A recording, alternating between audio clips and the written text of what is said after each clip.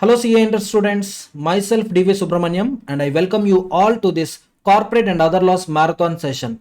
These marathon lectures are applicable to the students appearing in September 25 examinations and January 26 examinations also. Before you start watching marathon lectures, just listen to my instructions, which would be 4 to 5 minutes. Then only you will get maximum benefit from these revision lectures. Is it clear? First of all, coming to theory subjects like law and audit, understanding concept is one important challenge, and retaining and recalling the concept is another important challenge. To overcome this second challenge, retaining and recalling, these revision lectures are helpful. Is it clear? And if you look at past two attempt question papers, one third of the question paper is from exceptional topics. Like you think that this is a small topic, question will not come on this area, or you think that this is a very tricky concept, question won't come like that, like small areas, tricky areas, they are asking. For example, if you look at May 25 examinations, signing of MOA came from Incorporation chapter. In case of misstatements in prospectus, what is the right of rescission available to the affected parties? That is from prospectus. Next one, charges. If you observe carefully, if a property charged is intangible in nature and if it is located outside India, whether registration of charge with ROC required or not required. Next one, powers of ROC to register satisfaction of charge. If company fails to register satisfaction of charge, then what are the powers available to ROC? Next, if you look at accounts of companies, we had many important topics like CS or corporate social responsibility, financial statements, board report, filings with ROC, internal audit. But questions came from audit trail backup and functions and duties of NFRA. Clear? Next one, from LLP chapter, company versus LLP differences between company and LLP. Next, from FEMA, we got a question on capital account transaction exception. Suppose I'm a non-resident, I acquired some properties outside India. Later, I became a resident.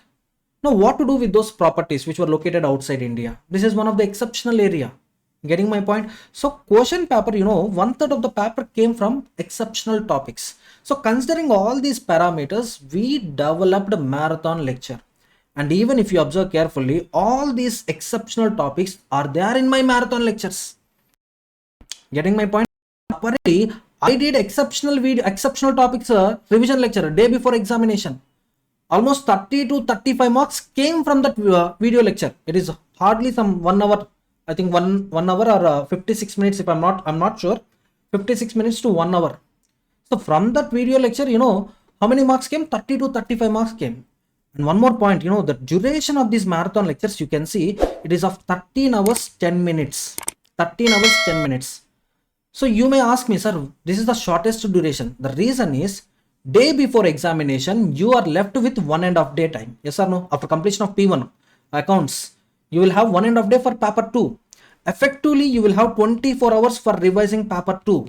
So during that period also, by watching these revision lectures, definitely you will revise all the concepts. Trust me. And if you observe carefully, in this marathon lectures, yes, I covered all the concepts, whether it is a small, trickier, difficult, unimportant, important. It's not like that. I covered maximum all 99% all the topics are there. And from marathon lecture only, previous attempt paper came. I'm not telling that, marathon, from marathon paper came. But what are the topics that are there in paper?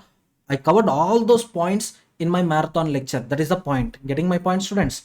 Next one, you can also see this one. Total 15 chapters we are having. Each chapter, how many marks came in May 24 attempt, September 24 attempt, Jan 25 attempt, May 25 attempt? Yes, this also, yes, I summarized. And based on this, last attempt, I told, if you prepare even these 7 chapters, you can easily attempt a 60 plus marks, I told. But after examination, when I gone through the paper, I came to know that 65 marks came from these 7 chapters. So focus these areas once again. For September examination also, yes, I'm telling you, prepare these 7 chapters first. Clear? Next one, in this marathon, I forgot to tell you, out of 15 chapters, I covered 14 chapters. Only one chapter I ignored is interpretation of statutes. All other 14 chapters are covered. Clear, everyone? Next, and throughout this marathon, I used my master notes. CA Interlaw master notes. See, this is of 220 pages. The highlight of this book is 220 pages. An entire study material was summarized, simplified into 220 pages without ignoring a single concept. And trust me, this is very, very helpful in revising the concepts. In shortest time, you can revise the concepts, ma. Let me show you just 2 points, ma. Just 2 points. In incorporation chapter, you see, for example, signing of MOA, AOA. This question came. First question, 1 year question is signing of MOA, AOA. If subscriber is illiterate, how he will subscribe MOA. If subscriber is foreign national, how he will subscribe to MOA and what are the formalities he need to complete.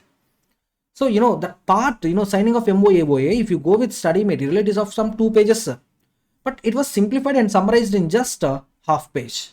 So like this, if you go with, for example, accounts of companies, this particular fourth point, filing of unadopted financial statements in Jan 25 attempt, this particular point, 8 marks came on this particular point, 8 marks. That means, 4 MCQs were tested on this particular point. So trust me, this will help you in quickly revising the concepts. Getting my point? Sir, where to get this material, sir? How can we get this material? This material, soft copy is free, 100% free only. So soft copy you can get from rest of our CA and CMA website. Here, free resources. Under free resources, you can see, select course CA Inter. Here you select P2. Just select P2, Corporate and Other Laws, DV Subramanyam Sir. Here you will get my master notes. After completion of, marathon lecture, go through this PDF. After completion of revision, go through question bank. In this question bank, all study material questions are there. Recent attempt RTPs, MTPs, question papers are also included. I'm telling you, after completion of, these marathon lectures and these 2 books, definitely you will get exemption. For sure, you will get exemption. First of all, you will come out of the fear of theory subject. That's for sure. Even today morning also, I received a message from one student. After looking at this master notes, a lot of fear, that student came out of fear, it seems. Getting it? So if you want this hard copy, if you want this book or hard copy, under books, CA Inter tab, you can select this book and you can order this book. And this book is available at just 429 rupees. Printing cost, including delivery charges, it is some 350 rupees around. So small margin is added. Just for 429 rupees, you will get a color concept book. And including a question bank, you will get it for 639 rupees. An important point, important disclaimer, sir, if you are a first time learner, this marathon will help you. This marathon will definitely help you in getting knowledge about the paper. But if you already completed, you know about the concepts, you already completed classes, then these marathon lectures will 100% help you in quickly revising the concepts, and whenever you want, you can easily recall those concepts. That's for sure. Is it clear? Now continue watching these lectures. I wish you very much for your coming examinations.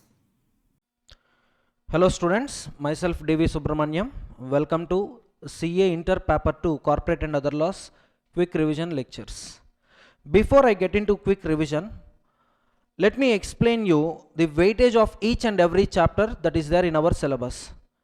Total in our paper we are having 15 chapters. 11 chapters Companies Act, 11 chapters from Companies Act, 1 LLP Act, and 3 chapters from other laws.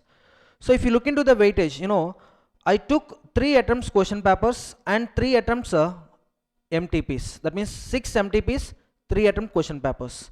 Particularly if you look at May 24, it is for 89 marks because multiple choice question paper, objective paper is not available. And all remaining papers you can see 119 marks. So on an average, if you observe carefully, the highest weightage chapters are FEMA 14 marks, General Clauses Act 12 to 14 marks, LLP 14 marks, next Management and Administration 15 marks, Accounts of Company some 10 to 12 marks. So based on the content, that means size of the chapter and weightage of the chapter, I classified these 15 chapters into 3 parts. So first priority chapters. Total 7 chapters are there in priority A chapters, priority A topics. You can see here deposits, charges, dividends, foreign company, LLP, General Clauses Act, FEMA. So from these 7 chapters, 7 out of 15 chapters, the average weightage in the last 3 attempts question papers as well as 6 MTPs is 62 marks. And if you observe carefully, sir, deposits, charges, dividends, they are having just 6 marks now, sir. But observe carefully, share capital, if you look at the share capital, the average weightage is 8 to 10 marks. But if you look at the size of share capital, it almost covers deposits, charges, dividends, foreign company. In share capital, we are having 30 sections. But if you look into deposits, some 4 to 5 sections, charges 11 sections, dividends 5 sections, foreign company some 10 plus sections. So total, when you total all these 4 topics, it's almost equal to share capital. So looking at the size of the chapter and weightage of the chapter, I classified 15 chapters into 3 parts. Part A chapters, don't ignore these chapters. And for covering these part A chapters, roughly 40 hours is sufficient. 40 hours of preparation is sufficient for covering all these 7 chapters. And when you complete, more number of chapters, having more weightage, psychologically you feel happy to read remaining chapters. So these are first priority chapters. Second priority chapters, management and administration, preliminary, incorporation, prospectus. Weightage point of view, moderate, and content point of view also moderate. If you look at incorporation, 20 sections are there. Prospectus, 20 sections. Preliminary, only 1 section. It's all about definitions. Management and administration, yes, we are having 35 sections, but looking at the weightage, yes, this would be a second priority chapter. You can take management and administration to part 1 also, but the point is, in part 1, content point of view small, weightage point of view either moderate or high. So here, weightage point of view moderate, content point of view also moderate. Next chapters, next priority chapters, interpretation of statutes, share capital, accounts of companies, audit and auditors. Content point of view somewhat, moderate to high. Weightage, average weightage. Are you getting my point? See, don't skip any chapter. If you are able to cover all the chapters. Or at least cover in this order, so that what happens, even if you complete first 2 priority chapters, first 2 priority chapters is 11 chapters. Even if you cover 11 out of 15 chapters, you can easily attempt some 62 plus 27, some 89 marks. That means approximately 90 marks you can easily attempt. If you have time, go with these chapters. And you had one more alternative. That alternative is, sir, I'll prepare all the chapters, sir, but some little things I want to ignore, sir. See, if you want to prepare one chapter, prepare it thoroughly. Don't take internal choice. Because if you take share capital and debentures from this chapter, in September 24 attempt, 5 marks question came on section 49, 50, 51. Actually, these are like miscellaneous topics, calls on shares, calls in advance, dividend, whether dividend is paid on face value or paid up value. These 3 sections are like miscellaneous concepts. No one expect question from this area, but 5 marks question came on this on these topics. So if you want to leave the chapter, leave it completely, or if you are preparing any chapter, prepare it thoroughly. Clear? So even if you prepare these first 2 parts, you can easily attempt 90 marks. Our question paper is for how many marks? 119 marks. So if you have time, go with these topics. First priority topics, read 3 times. Second priority topics, read 2 times. Third priority topics, at least cover 1 time, so that you are not going to miss any multiple choice question, objective question. And the second point is, if you look at our question paper, 90% of questions are practical questions. As you know, in practical questions, we need to write answer in 3 parts: provision, analysis, conclusion. So provision, and if you look at the weightage of each and every question, the maximum weightage of each and every question would be 5 marks. He's not asking 10 marks questions. He's not asking 8 marks questions. Yes or no? Maximum, a question can be asked for 5 marks. So in that, provision will have a weightage of some 2.5 to 3 marks. Analysis, conclusion, some 1 mark, analysis, some 1 mark, conclusion, some 1 mark. So provision, for writing provision, no need to read complete study material thoroughly. So here I came up with a exam oriented notes. So this is of 220 pages. Even if you read this book, it is sufficient to write provision in your own words. For example, if you are reading exact content in the study material, you cannot reproduce that exact content in the examination. Clear? So if you miss any keywords, definitely it leads to loss of marks.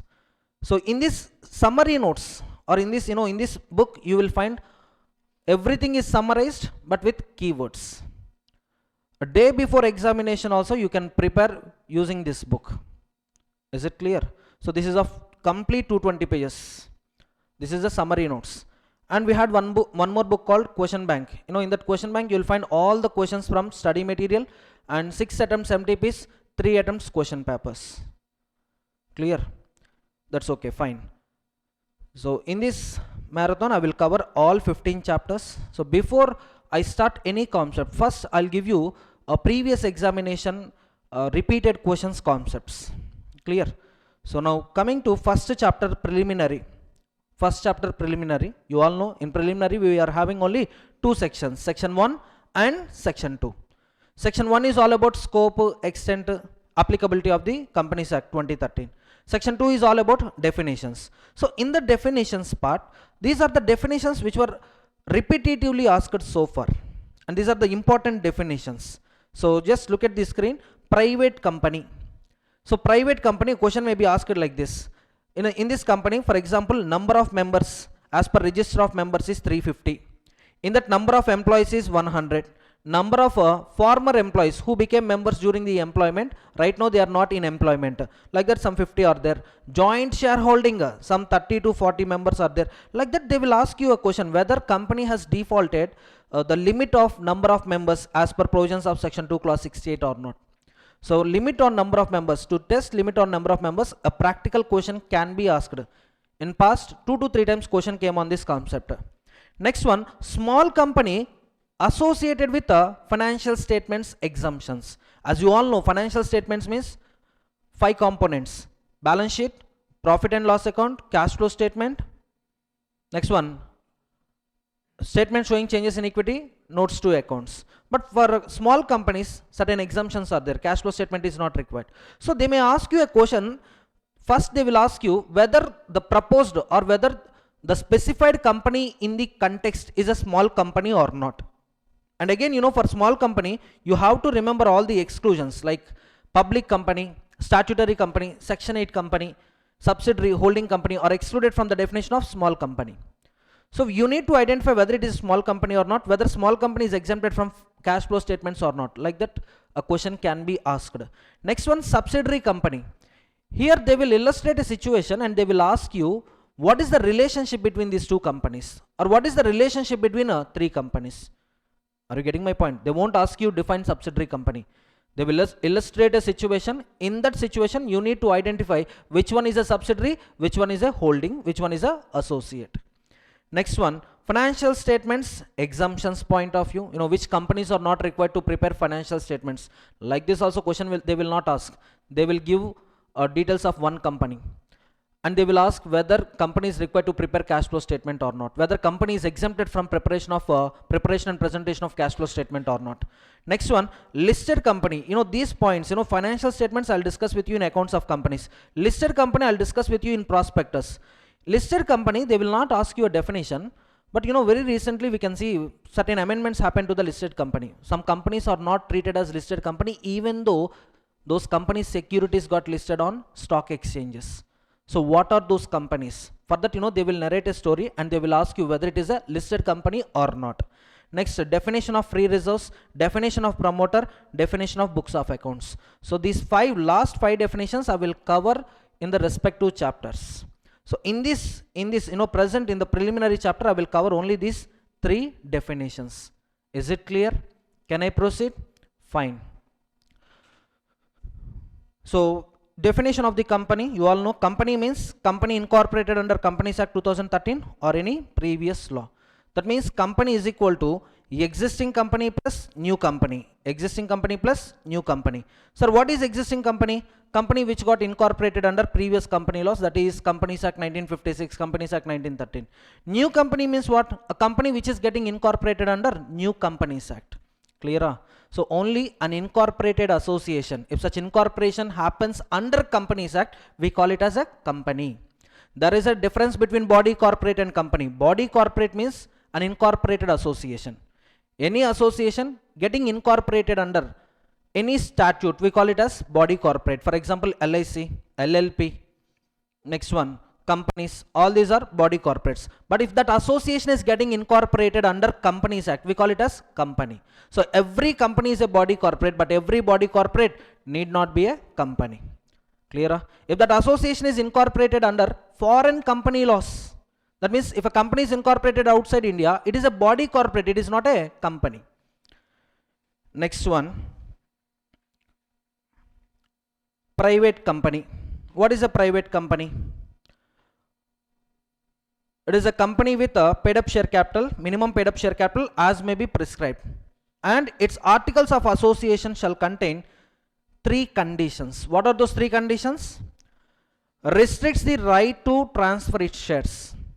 So in what manner, restrictions are placed on transfer of its shares? Prior to transfer, yes, transferor has to intimate board of directors. And such transfer shall be done in favor of existing members. If existing members are not willing to purchase shares, then transferor has to sell shares to the persons identified by the board. At what price? Price fixed by the company, certified by the company auditor. So who will fix the price? Board of directors fix the price. And who will certify the price? Auditor certify the price. In this way, right to transfer of shares is restricted. It's not prohibited, it is restricted. Next one, limits number of members to 200. And while counting 200, 2 precautions we have to take. One precaution is all present employees are excluded. All present employees who are members of the company are excluded while counting 200. And all past employees, former employees means past employees who became members during their employment and subsequently terminated from the employment. Yes, those people are also not counted for the purpose of 200. And next precaution is joint shareholders are not counted as 1, 2, 3, 4. All joint shareholders, that means 2 or more persons holding a single share certificate jointly, they are counted as 1. Suppose 5 couples are there. Each couple is holding a share certificate jointly. Actually, number of members means 5 into 2, that is 10. But for the purpose of count 200, it is not 5 into 2, it is 5 into 1, that is 5. That means how many persons are holding share certificate jointly? All those persons are counted as 1. Are you getting my point? Couple means how many people? 2 people. 2 people holding share certificate jointly means we need to consider them as 1. Okay, na? So in the recent examinations, if you look into the question papers since May 2018, so the question was asked on this particular point, how they asked, there is a company called C Limited, a public limited company. Number of members as per register of members, as per register is 340, imagine. While verifying the registers, we came to know that present employees who became members, some 120 are there. Past employees who became members during their employment, some 30 are there. And 5 couples are holding shares jointly. Now, for the purpose of 200, how we should count? 340 minus present employees shall be excluded, minus past employees who became members during employment shall be excluded, and 5 couples, that means, maybe 10 is included in this 340. We need to exclude 10, and in that place we need to add 5. So total, if you observe, 120 minus 120 minus 30 means minus 150, minus 150 plus 5. Yes or no? What is the calculation? Just wait. It's not minus of 10 minus 5 actually. It's actually minus of 10 minus 5. So that means total 155, right? 120 plus 30 plus 5. 155. So 340 minus 155, total it would be 285, correct? How much it is? Yeah, 185. So since the number of members is within the limit of 200, yes, company can be converted into private limited company. Getting my point, students? Forget about the calculations. Just I am telling you who are excluded and how joint shareholders are considered as 1. It is important. Next one, prohibits any invitation to the public to subscribe for its securities. Can private company make public offer of its securities? No, it is prohibited. So restricts transfer of shares, limits number of members to 200, prohibits invitation to public to subscribe its securities. And Section 8 company is exempted from minimum paid up share capital requirement provided it has not committed any default under Section 90 to 137. Can I proceed? Next, important definition, important part of public company definition. Important part of public company definition. See, what is a public company? A company which is not a private company and which has minimum paid up share capital as may be prescribed. This is okay. This is okay. But they can ask you a practical question on the second part of definition. The second part of public company definition is any private company by its articles of association, if it is subsidiary to public company,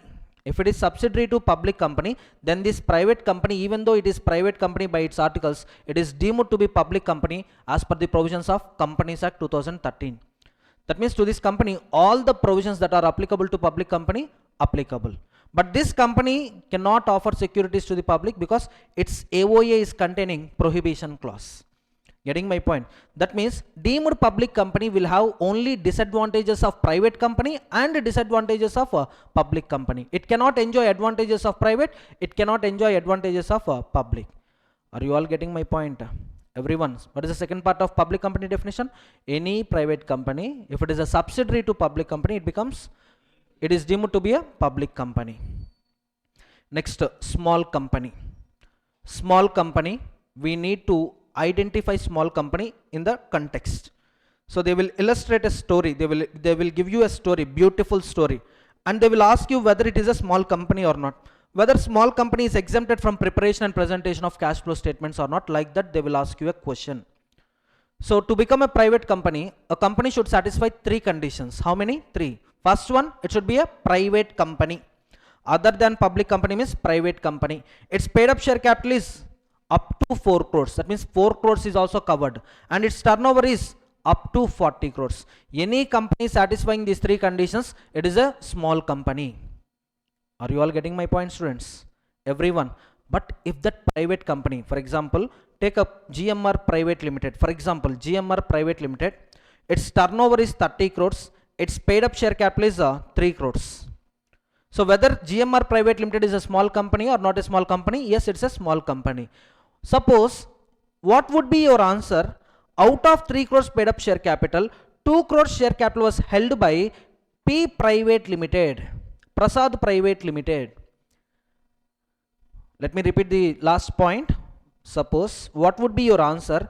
2 crores out of 3 crores paid up share capital held by Prasad Private Limited. Now the answer is different. Why? This is a subsidiary company. A subsidiary company is excluded from the definition of small company. Holding company is excluded. Subsidiary is excluded. Statutory company excluded. Section 8 company excluded. Public company is also excluded. Getting my point? Everyone. And what would be your answer if Prasad Private Limited paid up share capital is 1 lakh, turnover is 10 lakhs? Yes, Prasad Private Limited is also not a small company because it is holding company. Everyone. Another example, LIC, Life Insurance Corporation, which got incorporated under LIC Act 1956, for example. Its paid up share capital is 10 lakhs, its turnover is 30 lakhs. Whether it is a small company or not a small company? Not a small company because it is a statutory company. Statutory company means any company registered or incorporated or came through a statute. Can I proceed? Small company also over. Next, subsidiary company. Subsidiary company. In how many ways a company can become subsidiary? Primarily in 2 ways a company can become subsidiary. One is control over composition of directors. Other one is if one company is having more than half of the total voting power. Getting my point? If my company or my body corporate, because holding company the status is given to both company and body corporate. If my company or my body corporate is having control over composition of directors in your company, then your company becomes subsidiary. Suppose if my company is having more than half of the total voting power in your company, then also your company becomes a subsidiary. Sir, control over composition of directors means what? Appointment or removal. Appointment or removal of majority or all directors. Suppose in your company total 9 directors are there. 8 out of 9 directors can be appointed by my company. Then my company becomes holding company, your company becomes subsidiary. Question came like this only, 8 out of 9. This is one way. Second way, half of the total voting power. This voting power can be exercised in 3 ways. Directly, direct and indirect, totally indirect. Directly, direct and indirect, totally indirect. For example, C Limited is having 60% voting power in P Limited. Now P Limited is a directly subsidiary to C Limited. Suppose P Limited is having a 59% control in A Limited. Now A Limited is subsidiary to P Limited. A Limited is also subsidiary to C Limited. This is totally indirect. Deemed subsidiary. Are you all getting my point, students? Next one, direct plus indirect. Suppose C Limited is having 60% control in P Limited and C Limited is having 20% control in A Limited. And P Limited, in fact, it is also having some 40% control in A Limited. Now, if you observe, in A Limited, C Limited is able to control 60% of the voting power. How? C Limited directly 20 and indirectly 40. Getting my point? Now, in this way, A Limited becomes subsidiary to C Limited. And A Limited is an associate company to P Limited. Getting my point, everyone? So they may directly mention voting power, or they may mention, total paid up share capital of A Limited. For example, it is 60 lakhs. Out of 60 lakhs, 40 lakhs is held by P Limited, 20 lakhs is held by C Limited. Like that also they can ask you a question. Is it clear, everyone? So this is all about subsidiary company definition. An important point while finding out the relationship of subsidiary, you have to take care about this point. What is this point? Shares held as a trustee or in a fiduciary capacity do not make a company subsidiary. For example, two companies, let's take C Limited, A Limited. C Limited, A Limited paid up share capital. For example, A Limited paid up share capital is 1 crore.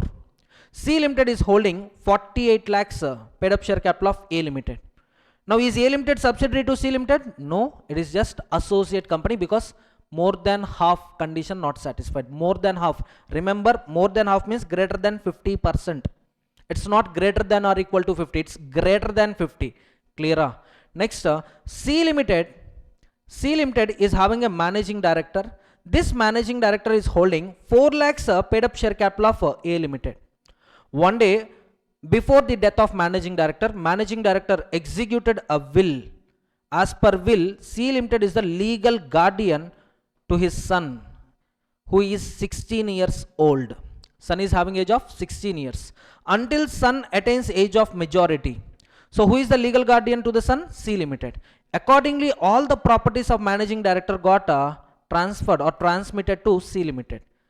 Now if you observe, C Limited is holding total how much paid up share capital? 48 lakhs individual capacity, 4 lakhs as a legal representative capacity. Sir, now can I add both and can I tell yes, 52% of the voting power is with C Limited. So C Limited is holding, A Limited is a subsidiary. No, you should not add shares held in a fiduciary capacity. You should not consider shares held in a fiduciary capacity. Is it clear? So in the subsidiary company definition, if you put, if voting power, more than 50% voting power is with another company becomes holding company, this company becomes subsidiary. Suppose if that control is of significant influence, that means at least to 20%, but should not exceed 50%. Simply 20 to 50% control if one company is exercising in another company, that another company becomes associate company. Associate company includes joint venture company. Clear? Everyone? And to whom holding company status is given? To all the persons, only to the company and body corporates, only to the company and body corporates holding company status is given. Can I proceed? Foreign company, we are having a separate chapter. There I will discuss. Government company.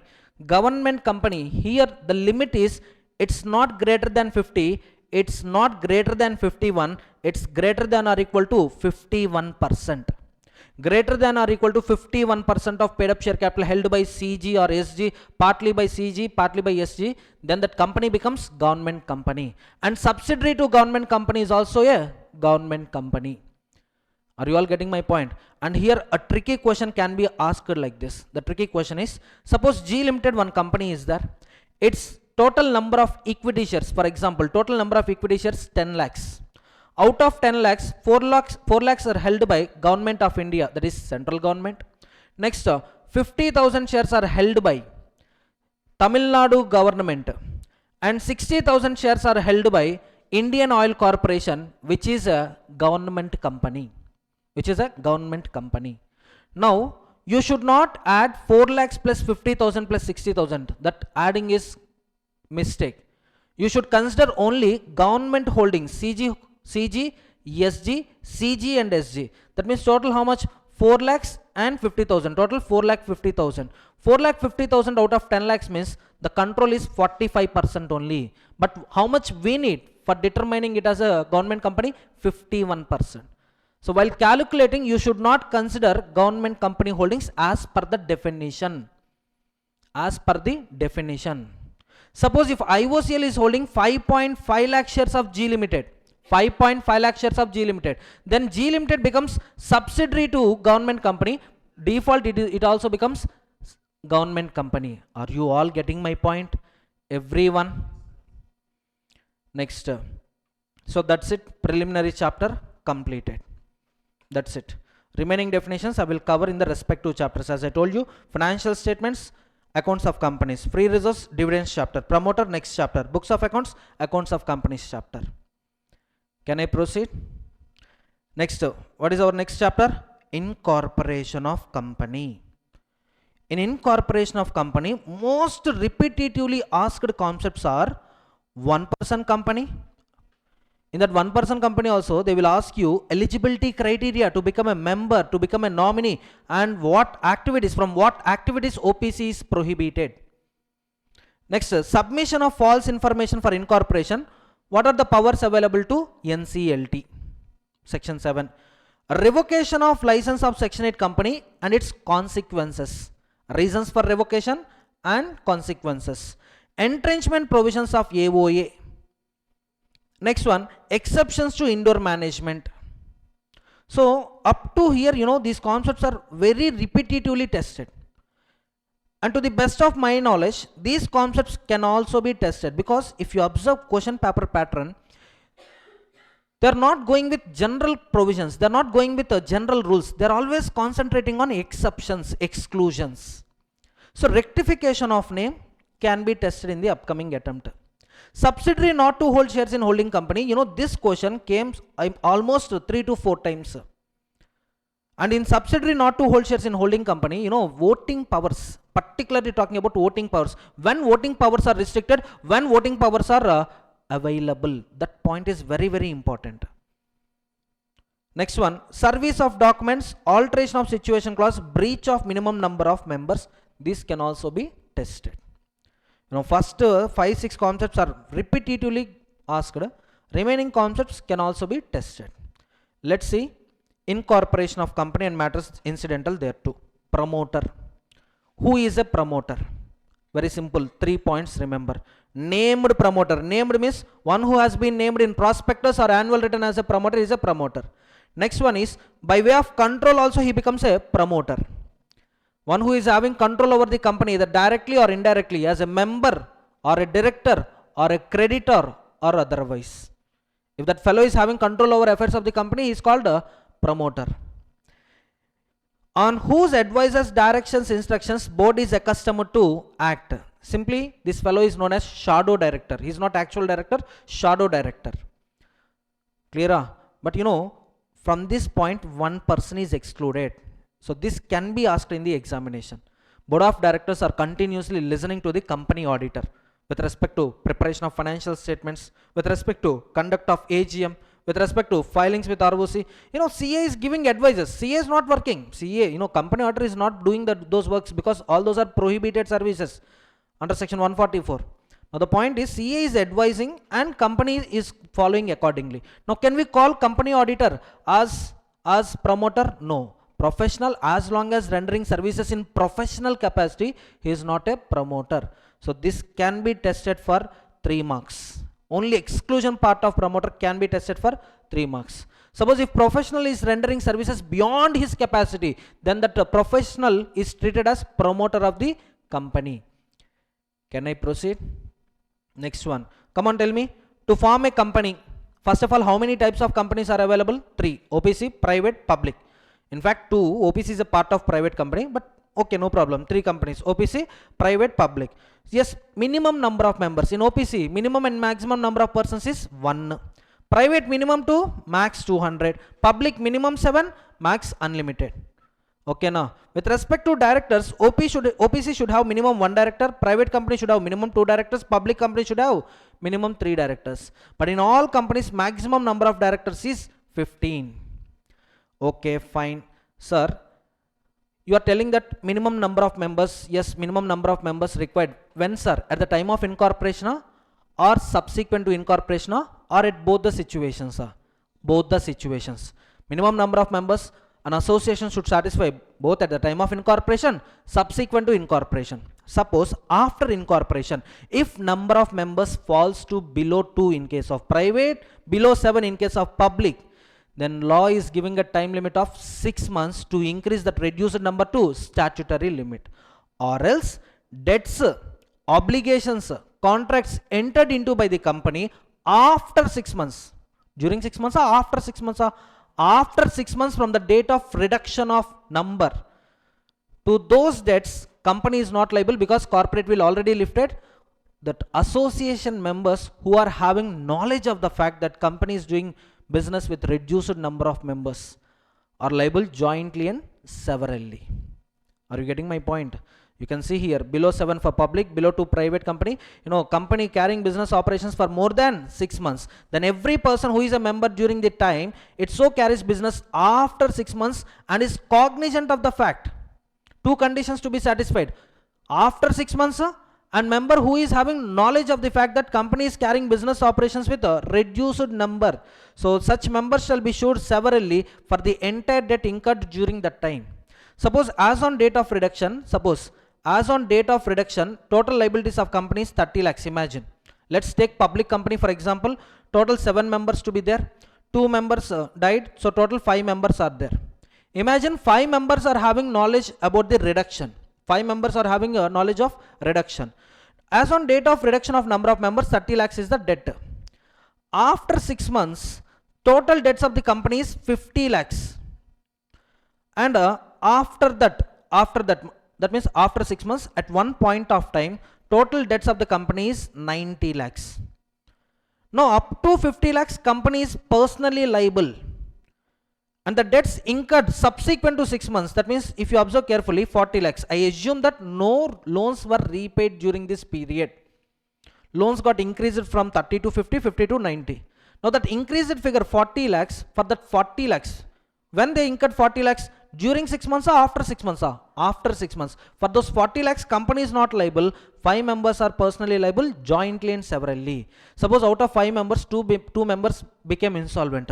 Now 3 members should contribute 40 lakhs. Suppose out of 3 members, 2 members ran away.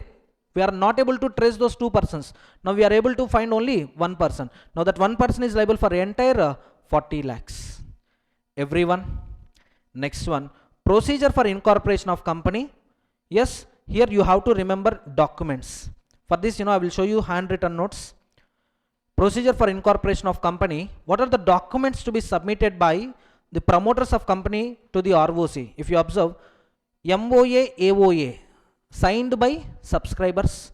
Declaration of compliance by professional as well as a director or manager or secretary included, involved in the incorporation. So this declaration is all about the proposed company incorporation is as per provisions of Companies Act and rules made thereunder.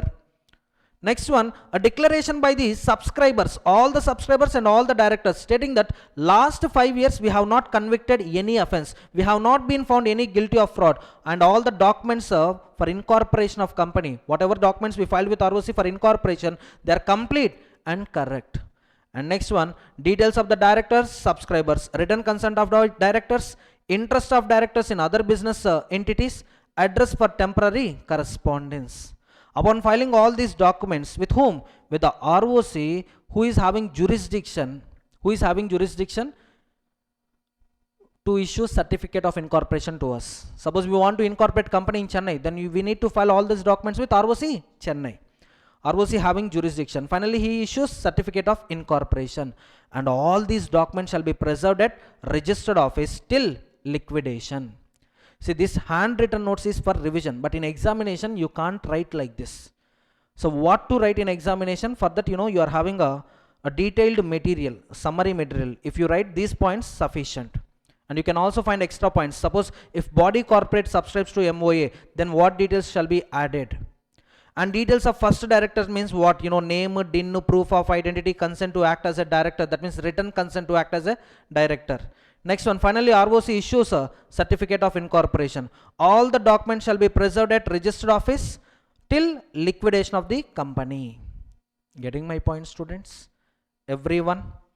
Post incorporation, company is bound to file one more declaration. This is the post incorporation point. This is also a document to be filed with ROC, but this is post incorporation document. What the document is telling? All subscribers have paid the value of shares agreed upon. Verification of register office has been filed, and this shall be done before commencement of business.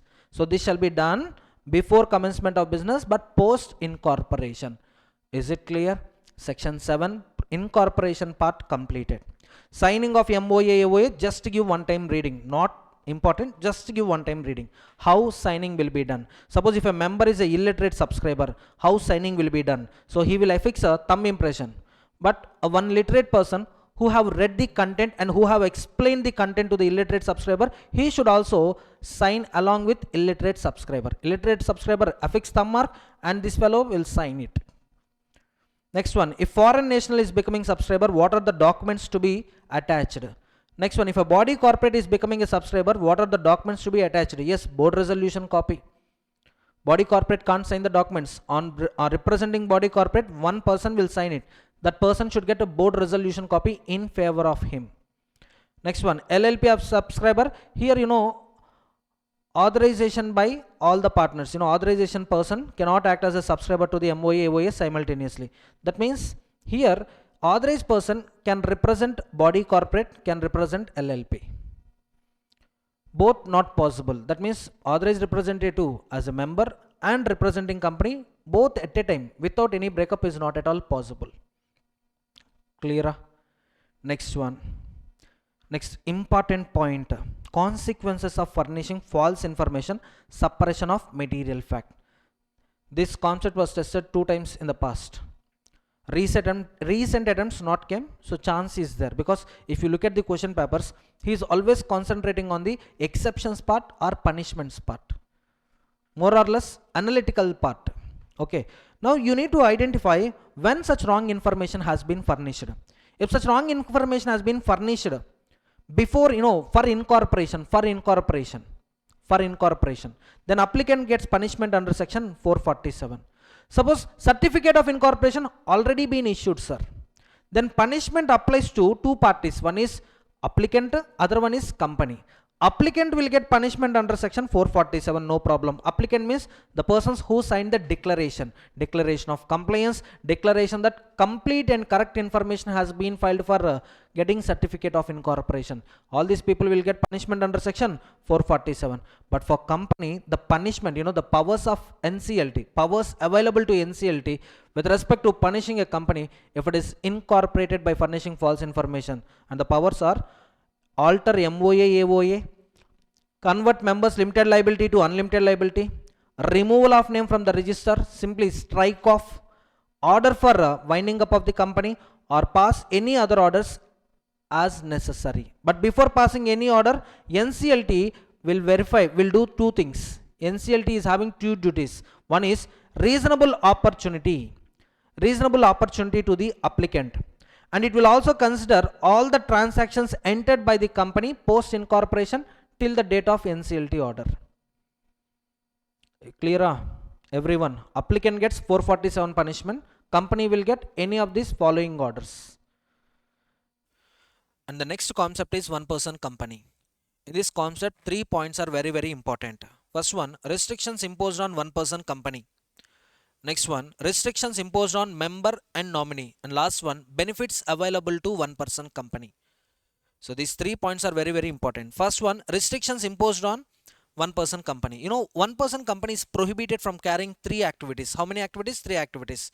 So what are those activities? Investment in body corporate, NBFC activities, Section 8 activities. So one person company is prohibited from carrying investment in body corporates, NBFC activities, Section 8 activities. So tomorrow in examination they may ask you question like this. One person wants to incorporate OPC with an intention to start charitable activities. Can he incorporate OPC for carrying charitable activities? The answer is no. Getting it? And the next point is, who can become member of OPC? Who can become nominee of OPC? Simply restrictions on member and nominee. Let's see, just look at the material. Only a natural person who is an Indian citizen, whether resident in India or otherwise, can incorporate an OPC, can be a nominee for the sole member in another OPC. So if you look at the conditions, how many conditions a person should satisfy to become a member, to become a nominee? Two conditions. What are those two conditions? Natural person and Indian citizen. Whether resident in India or otherwise means what? Even a non-resident can become a member of OPC. Even a non-resident can become a nominee of OPC. So technically, two conditions to be satisfied. One is natural person, other one is Indian citizen. So in examination, you may get a question like this. Infosys Limited want to incorporate one person company. Is it possible? Not possible. Why? Infosys Limited is not a natural person. It is a company. It is an artificial person. It cannot incorporate OPC.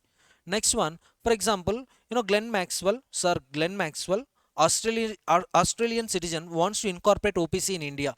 Is it possible or not possible? Answer is not possible because he is not Indian citizen. Getting it? So like this, you need to answer this kind of practical questions. Next one, if you want to check whether he is resident in India or not, you have to check his period of stay in the preceding financial year. If his period of stay in the preceding financial year is at least 120 days, then he is said to be resident in India. See, now this condition is no more relevant because even a non-resident can become member of OPC, can become nominee of OPC. Getting my point, students? And concept of nominee, concept of nominee.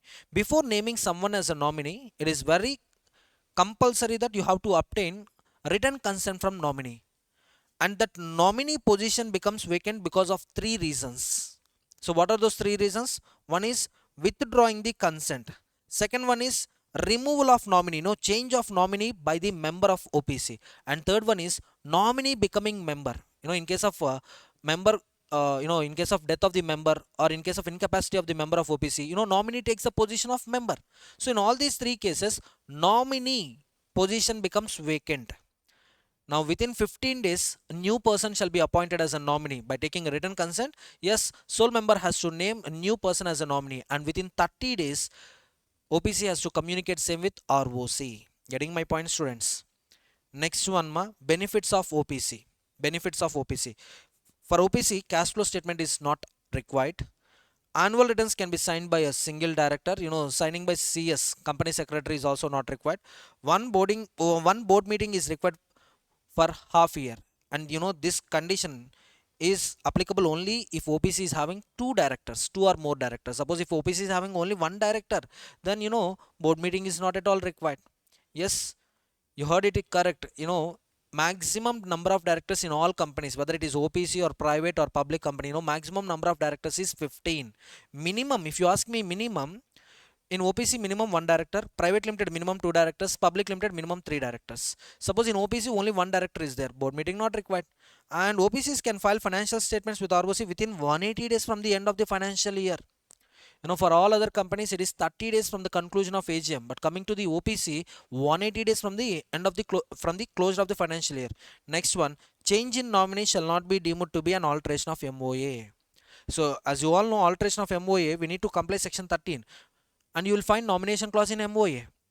And if there is any change in nominee, actually MOA should be altered, but here alteration of MOA provisions will not apply. Just look at the point one more time. Change in nominee shall not be deemed to be an alteration of MOA. So alteration of MOA section 13 will not apply even if you change nominee. That is also one advantage, because for alteration of MOA, you all know, so meeting is required, resolution is to be passed, filing with ROC is required. Getting it? But for OPC, all these provisions not applicable with respect to change of nominee. Change of object clause, change of capital clause again requires section 13 compliance, but change of nominee, section 13 compliance is not at all required. Clear? everyone. Next, section 8 company. Section 8 companies, important point, eligibility criteria. What kind of associations can get license from central government to become section 8 company? So that association should satisfy how many conditions? 3. One is objects SARC. Second one is prohibition on declaration and payment of dividends. Third one is invest surplus in promoting other objects of the company. Tell me, association should satisfy majority of conditions or all the conditions? All the conditions. They may ask you a question like this: 8 persons came together, incorporated one with a view to incorporate a company to carry charitable activities for 10 years. After 10 years, they want to close the company. Whatever surplus arising out of liquidation, that amount they want to distribute among themselves. Possible or not possible? Not possible. Not at all possible. Procedure for incorporation of section 8 company, just give one time reading. You know, what are the documents to be submitted, to whom we need to submit documents, just give one time reading. Generally procedural oriented questions will not come, practical questions only will come, generally majority of the cases. If procedure oriented question is coming, that means it's a shocking factor only. Now, you know, here revocation of license. You know, when license be revoked, it is important to know when license gets revoked. Tell me, in 3 ways license can be revoked. What are those 3 ways? Violation of section 8 conditions. Just now I told you 3 conditions. Suppose if any section 8 company is distributing surplus among its members, it's a violation, leads to revocation of license. Second one is violation of CG conditions. At the time of granting license, CG may levy additional conditions. Any additional condition getting violated leads to revocation of license. And last one is carrying objects in such a way creates negative impact on the public, prejudicial effect on the public. Then also section 8 company license may be revoked. And one of the important advantage in section 8 company you need to remember is notice calling for meeting 14 days sufficient. Even a partnership firm can become member in section 8 company. Another biggest privilege available to section 8 companies, no need to constitute committees, nomination, remuneration committee, minimum and maximum number of directors, all these are not applicable. Clear? Revocation of license, these 3 points you have to remember. And before revocation of license, you know, authority, central government gives one opportunity of being heard. Once license gets revoked, central government may either order for winding up of the company, that means liquidation of the company, or it may order for amalgamation of the section 8 company. But remember, amalgamation will not happen with all section 8 companies. Amalgamation happen with a section 8 company with similar objectives. Our company is a sports club. Now our company can be amalgamated with another sports club section 8 company, but not education clubs, or but not, you know, education foundation, but not, you know, other charitable activities. Only sports club. With sports club we can be amalgamated. Next one, in case of liquidation, if any surplus is arising out of liquidation, that surplus money can be transferred to either IBF, insolvency bankruptcy fund, or that amount can be transferred to similar section 8 company. Getting my point? Finally, punishment. You know what is the punishment? For company 10 lakhs to 1 crore, for directors 25,000 to 25 lakhs. In case affairs are conducted fraudulently, then punishment is 447. Next one, name clause in MOA. It can also be asked, you know, particularly rectification of name point of view, this concept can be asked. Section 16. I'll discuss section 16 later. But just give one time reading all these points. Just basic reading is required. Next one, in this name concept, this is the important point. This is important point. If you want to incorporate a company, the first step is reserving unique name. That means our name should not be identical with or resemble to the name of another body, corporate, or another company. So for that we need to check whether our proposed name is available or not. If available, it will be reserved for a period of 20 days normal time limit for new companies, proposed companies. 60 days for existing companies. But if you reserve that name by furnishing false information, if company not yet incorporated, then punishment is up to 1 lakh on the applicant. For reserving the name, if you furnish false information, if you furnish false declarations, then the name so reserved is cancelled and applicant is fined up to 1 lakh. Sir, false information, one example, sir. Suppose if my name is similar to existing trademark, I should produce NOC, no objection certificate, which was signed by owner of the registered trademark. Imagine that was forged. I didn't consult owner of registered trademark to give NOC, but I signed it. That means, is it containing false information or correct information? Of false information. If ROC comes to know before incorporation, he cancels the name and he will levy fine up to 1 lakh rupee on the applicant. Suppose company already incorporated, sir, then ROC will pass an order. It will order the company to change its name within 3 months. Operations not yet started, sir. It will remove the name from the register. Operation started and company is not listening to me, then it can file a petition with whom? With NCLT. Petition is with NCLT. NCLT is having NCLT is having a power to pass an order for winding up of the company. So petition with NCLT for winding up. Clear, everyone? Next one, situation clause. Situation clause. Importance of situation clause is CJI. Remember these 3 letters. CJI: communication, jurisdiction, inspection or investigation. All letters, notices are addressed to registered office address. All disputes are subject to the jurisdiction where company's registered office is situated. All inspection, investigation activities are carried at registered office. Okay na, everyone? Come on, tell me. In MOA, an application has been filed for incorporation of company. ROC rejected the application stating that MOA situation clause is not having complete address of the company. Do you agree with ROC or not? Yes or no? No. I will not agree with ROC. Why? Situation clause contains only the name of state. It will not contain complete address. Are you getting my point? So a 2 marks question can be tested in this way. Next one, within how many days company shall maintain registered office? Within how many days of incorporation company shall maintain registered office? 30 days, and subsequently for all the days. Object clause. Importance of object clause is doctrine of ultra vires, constructive notice, indoor management. Ultra vires means what? Ultra vires means beyond the powers. If it is beyond the powers of Companies Act, it is illegal. Companies Act is not allowing you to do activities. Suppose I'm OPC company, myself OPC company, I'm not allowed to invest in body corporate. But if I'm making investment in body corporate, this is ultra vires not to MOA, ultra vires as to Companies Act, and this is illegal as per Companies Act. Ultra vires as to MOA, it is void ab initio. Can ultra vires acts be ratified with the resolution of all the members? No.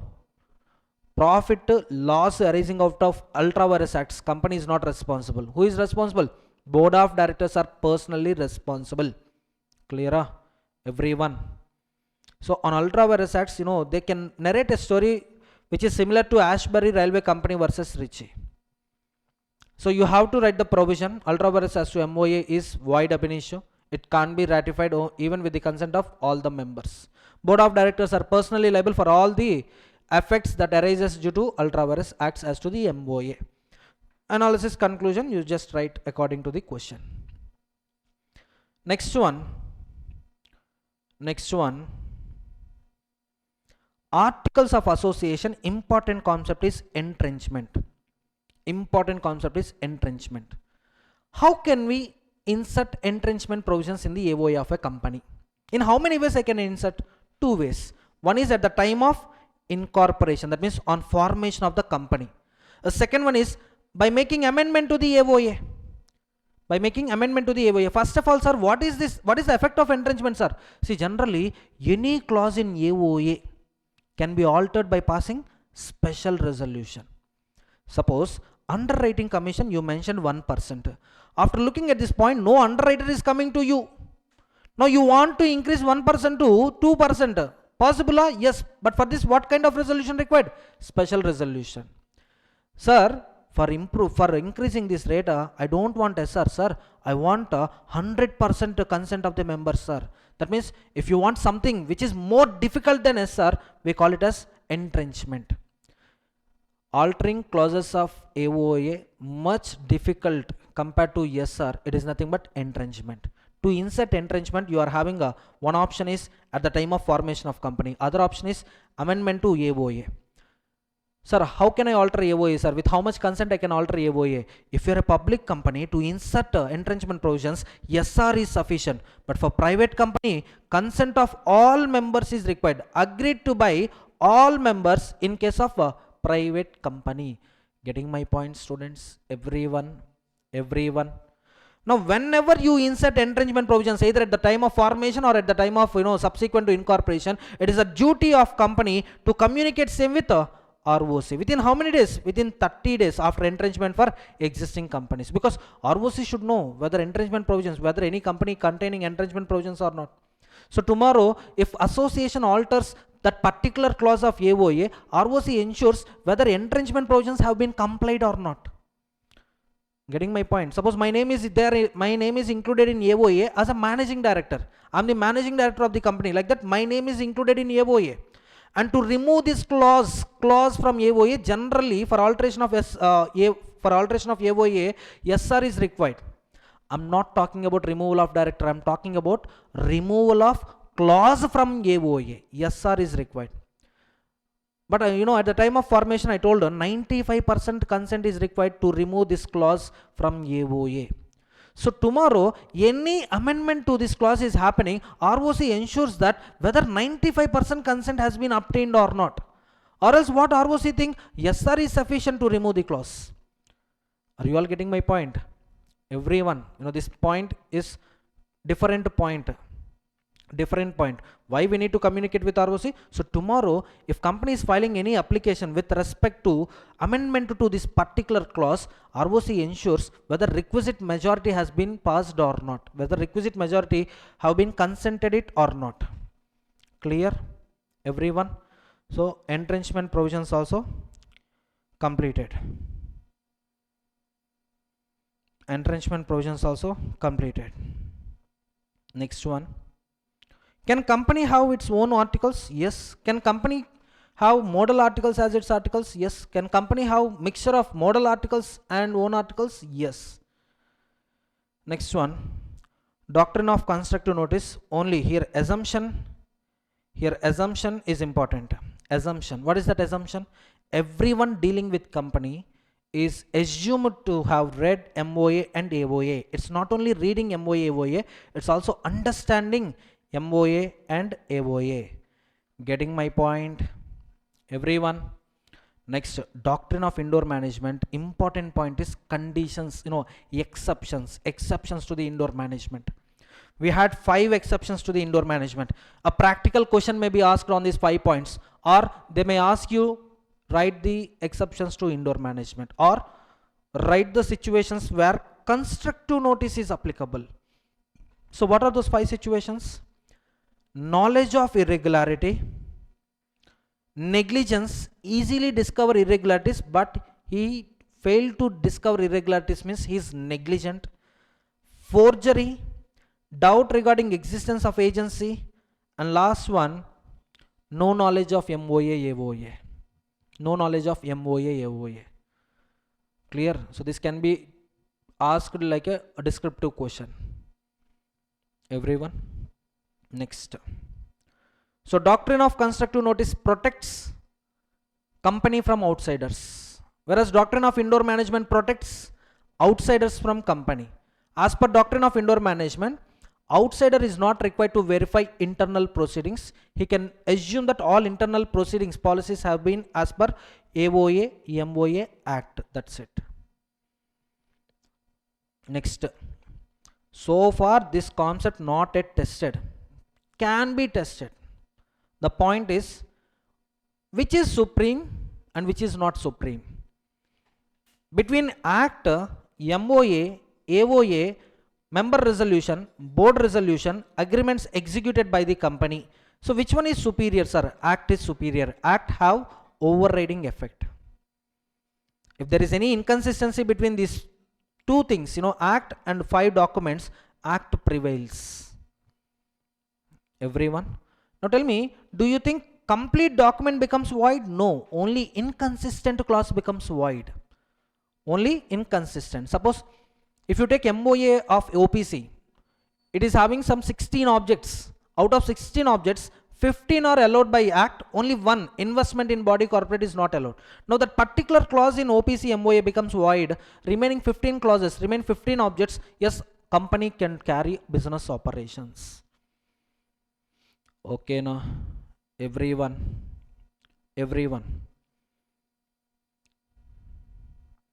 next one, effect of MOA AOA. Just go through these practical situations. Company is liable to members, members are liable to company, but members are not liable to each other directly. Members liable among themselves only with these documents MOA AOA. So for that you can refer this case scenario.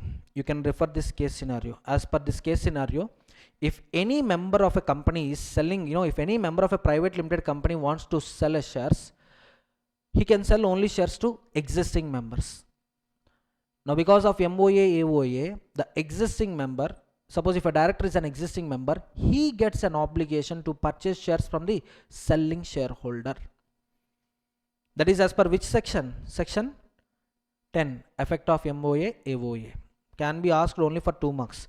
So yes, these questions, the examples, the practical scenarios have been mentioned in this material. So from these points you can expect a practical question.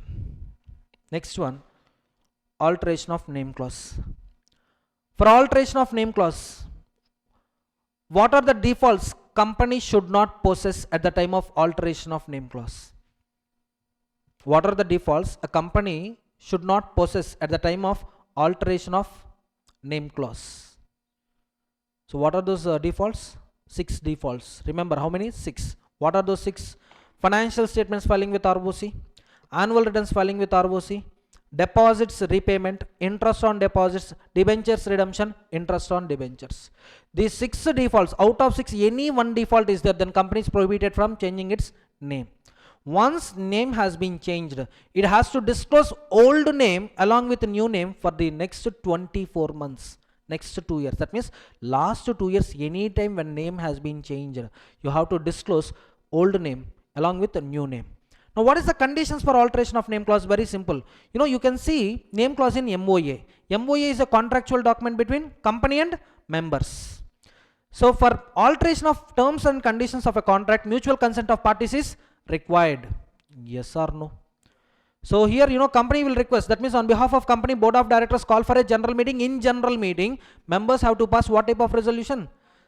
Special resolution. This is not rectification of name. Rectification of name, OR is sufficient.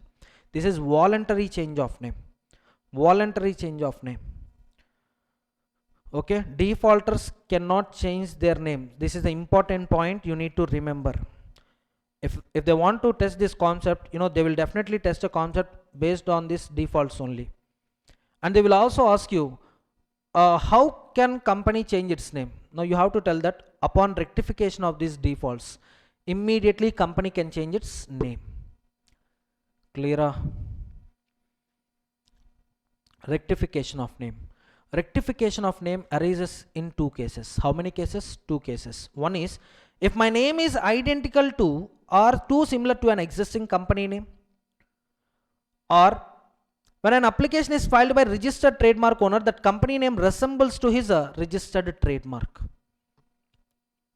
Let me repeat.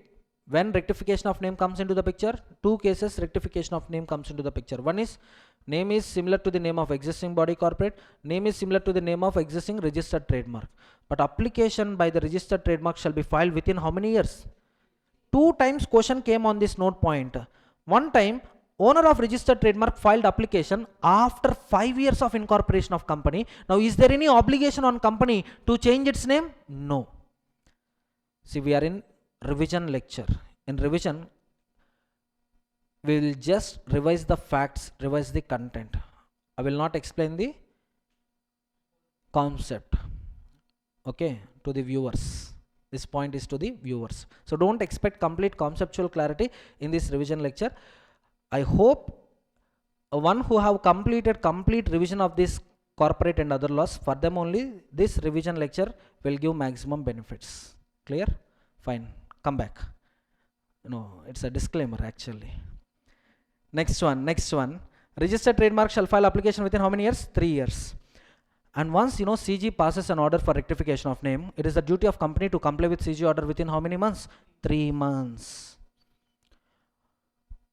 How we comply with the CG order? By passing ordinary resolution. And shall be filed with ROC within how many days? 15 days. So if you observe carefully, 3 years is for 3 years is a duty of registered trademark owner. 3 months is on company for rectification of name. 15 days is for filing documents with ROC for rectification of name. Everything should be done within 3 months.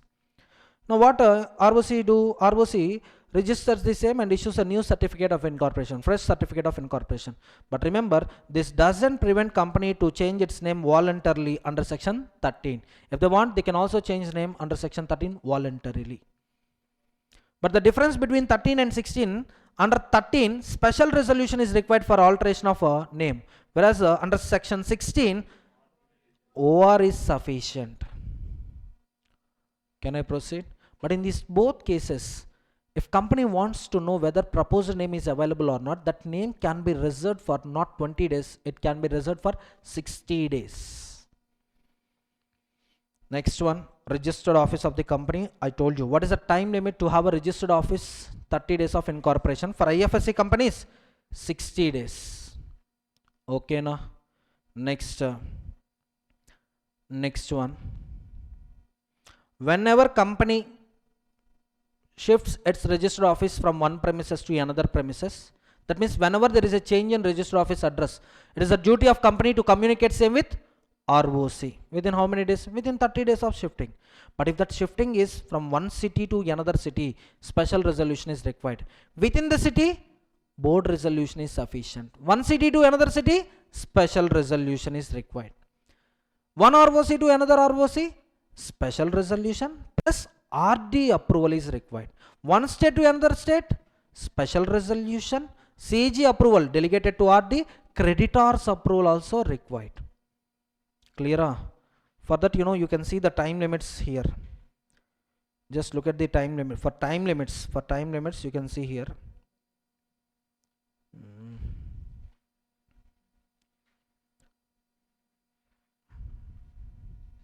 Yes.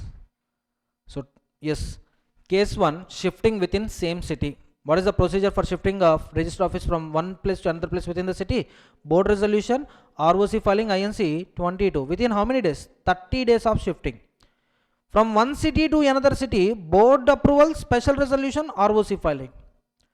From one ROC to another ROC within the same state, that is applicable only to the Tamil Nadu as well as Maharashtra. There, board resolution is required, special resolution, application with a regional director. Now, regional director shall pass an order within 30 days of receipt of complete documents along with application.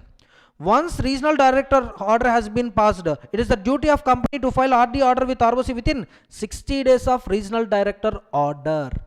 And within 30 days of filing with ROC, ROC issues a certificate. And once you shifted to new premises, within 30 days file INC 22 with a new ROC.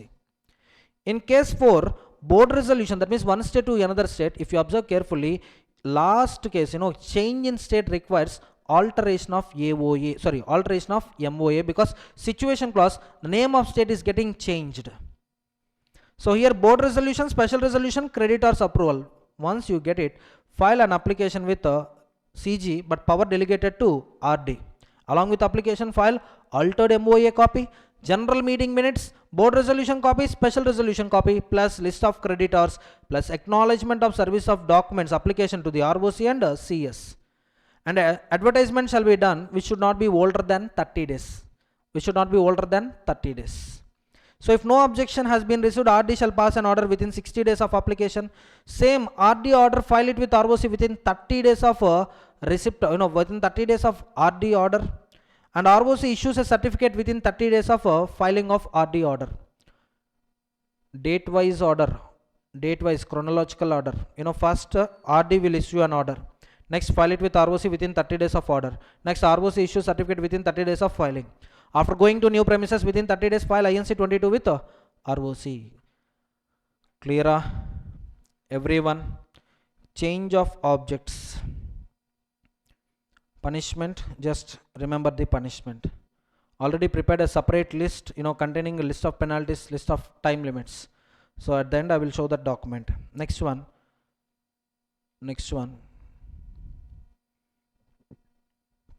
Alteration of object clause. This point we will see in prospectus. In prospectus also alteration of object clause we will see.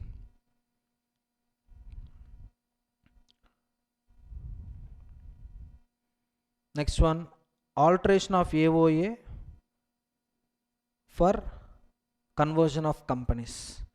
Alteration of AOA for conversion of companies. This procedure to be followed. So public to private requires CG approval, whereas private to public doesn't require a CG approval. Okay, now so alteration of AOA, important conditions. First you have to pass special resolution. Next, filing with ROC. ROC filing should be done within 15 days of alteration of AOA. And in alteration of MOA 13, alteration of AOA 14, one important point. After alteration, every copy of altered MOA, every copy of altered AOA shall be noted about the alterations, or else without such amendment, if you release MOA AOA, for each copy, what is the punishment? 1000 rupees to both company and its officers. Next one, distribution of MOA and AOA to the members. Distribution of MOA and AOA to the members. Here, if a person satisfied two conditions, then company will get a duty. How many conditions? Two. What are those two conditions? Requester plus payment of fees. Requester plus payment of fees. These two conditions members should satisfy. Then what is the duty of company? Company should send these documents within 7 days of written request. Only request there, sir, no payment of fees, then no duty to the company. No duty to the company. On satisfaction of two conditions, company get a duty to submit these documents, copies of these documents to the requested person, or else punishment 1000 for each day during such default continues up to 1 lakh rupee. Okay, now next, commencement of business. Commencement of business. One small addition to be done to here, a small addition. The addition is applicable to companies with share capital. Companies with share capital incorporated on or after 2nd November 2018. On or after 2nd November 2018. Right now these two conditions are not that much important because already 5 years completed from amendment. From amendment to condition, 5 years completed. But the point is, before commencement of business, two conditions to be satisfied. One is file INC 20A with ROC, that is subscribers have paid, subscribers have deposited the money that they promised at the time of incorporation. Of course, this condition will come in which company? Company with the share capital, without share capital? Without share capital, no need to contribute during the lifetime of the company. Contribution is required only at the time of liquidation if assets are not in a position to meet liabilities. So by default, these conditions are applicable to company with share capital. And next one, it should also comply with verification of registered office. That means file verification of registered office with ROC under section 12. Clear? Punishment for default, 50,000 penalty for non-compliance, 1,000 rupees per day for officers up to 1 lakh rupee. Okay, now if no declaration is being filed, sir, what is the difference between these two? Delay in filings, this punishment. Non-filing, forgot to file these documents, ROC verifies whether company is carrying business operations or not. And if ROC believes that company is not operating, then they may initiate removal of name from the register. Strike off, simply strike off. And who signs this document? Practicing professional plus director. Director shall file a declaration. And who will also sign this declaration? practicing professional. And for special entities like banking companies, insurance companies, for them approval from sectorial regulators also required. Approval from sectorial regulators also required. Next one, conversion of companies already incorporated. Yes, amend MOA, AOA, file it with ROC. ROC registers that application and ROC issues a fresh certificate of incorporation. And this point is very important. They can ask you a practical question on this point. Upon conversion, is there any change on the company obligations, company debts, company liabilities? No. There will be no effect on company existing debts, existing liabilities, just because of change in constitution. 2 marks question can be tested. Subsidiary company is prohibited to hold shares in its holding company. True or false? True. But it had 3 exceptions. In 3 exceptions, it can hold shares of holding company. What are those 3 cases? Legal guardian, legal representative, trustee, before becoming subsidiary. Out of 3, first 2 cases voting allowed. As a trustee, as a legal representative, voting by subsidiary in holding company AGM is allowed. But as a before becoming subsidiary, that means what? Today I am not subsidiary, I acquired 10% shares in your company. Next day you acquired 70% shares in my company, now I became subsidiary. So whatever holdings I am having, those holdings I had before becoming subsidiary, can I continue to hold such shares? Yes. Is company entitled to exercise voting power in the AGM of a holding company? Answer is no. Voting rights is strictly prohibited in case C. So they may ask you combination of BC or combination of AC, and they will ask you in what cases voting right is allowed. As a legal representative, suppose as a legal representative it is holding 4%, and for itself, that means before becoming subsidiary, it is holding a 7% shares. Now to what extent it can exercise voting rights? To the extent of 4%. To the extent of 4%.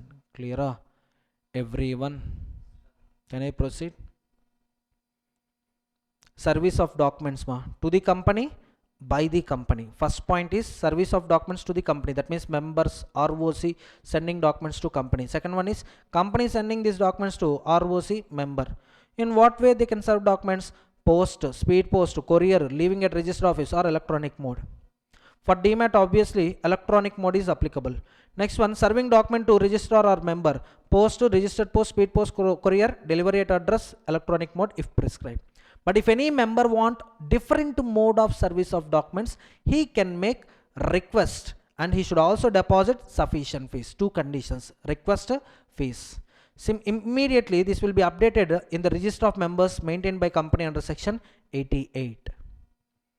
And for Nidhi companies, service of documents, to the members individually happens if the members are holding more than 1 lakh paid up share capital or 1% of the paid up share capital. For others, no need to serve individually, just publish on the company's notice board, not website, notice board. And same shall be communicated with members through advertisement in local newspapers. Clear? Everyone? Authentication of documents 21. Who authenticates documents on behalf of company? KMP or officer employee authorized by the board. Sir, how authorization is done, sir? How authorization is done? Authorization may be done under common seal of the company. Under common seal of the company. Or it can be signed by 2 directors. If company is having CS, 1 director and 1 CS. And same power, same structure is also required for execution of bills, execution of promissory notes. Suppose I'm a KMP, I can execute it. I can execute instruments on behalf of company, but I'm an employee. So can I execute negotiable instruments on behalf of company? Yes, if authorized. How authorization will be done in my favor? That letter of authority should be under common seal, if common seal is there, or else ignore common seal. That letter of authority should be signed by 2 directors or 1 director and 1 company secretary. Clear? Everyone? With this, incorporation of company chapter completed. Let's continue with the 3rd chapter, that is prospectus, which is having a weightage of minimum 6 marks. So if you look at the recent examination papers, recent MTPs, These are the concepts which are repeatedly asked, which were repeatedly tested. Let's see. First one, 27, section 27, variation of objects in the prospectus. 31, shelf prospectus. 32, red herring prospectus. 34, 35, punishment, criminal liability. 34, civil liability. 35, they will not ask you what is liability. They will ask you when persons are not liable under section 34, 35. That means exemption part we need to remember. Next one, conditions for allotment of securities, or else when refund, and what is the deadline for refund of application money.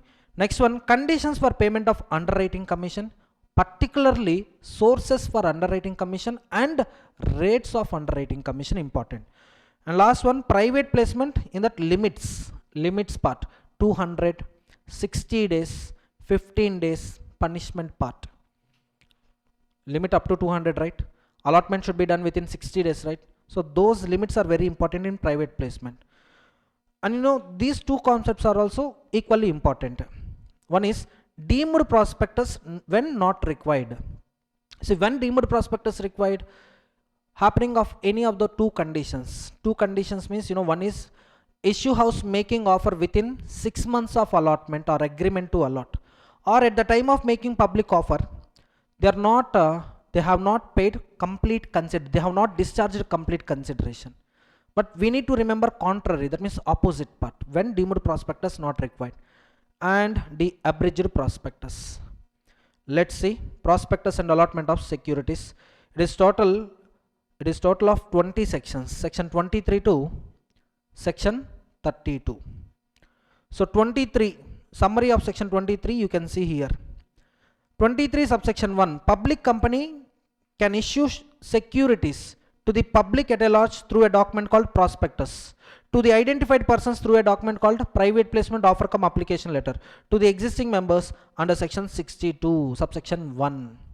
Private company can offer its securities to the identified persons under section 42 through private placement offer cum application letter, and to its existing members, that is through rights issue under section 62 subsection 1.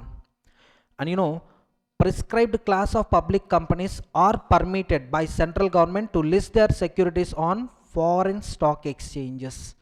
And finally, central government is having power to exempt certain public companies from complying with chapter 3, chapter 4, section 89, section 90, section 127. And you can see all these points in the material clearly. Okay, now, so section 23. Next, section 24. Section 24. 24 is all about powers of CG and SEBI. So particularly powers of SEBI. Two companies. How many companies? Two companies. In those two companies, two activities are regulated by SEBI. What are those two companies? Listed companies and companies in the process of listing. In these two companies, the two activities are issue and transfer of securities, non-payment of declared dividend. These two activities in these two companies are governed by or administered by SEBI, and all other activities in these two companies are managed by central government. For example, shifting of registered office from one state to another state, SEBI approval is not required. CG approval is sufficient. That is all about section 24. That is all about section 24. So briefly, listed company in the process of listing, issue of securities, transfer of securities, non-payment of dividend regulated by SEBI. All other matters and all matters in other companies are administered by CG through Companies Act and rules made thereunder. Next one, sir, when prospectus is required, sir? Whenever company is making public offer, prospectus is required. And what is a public offer, sir? No definition to the public offer, just public offer covers 3 items. Here we are not defining the word public offer. Here we are providing list of items covered by public offer. Public offer is equal to IPO, FPO, OFS. After incorporation, for the first time company is making public offer, IPO. Any public offer subsequent to IPO, we call it as FPO, further public offer or follow-on public offer.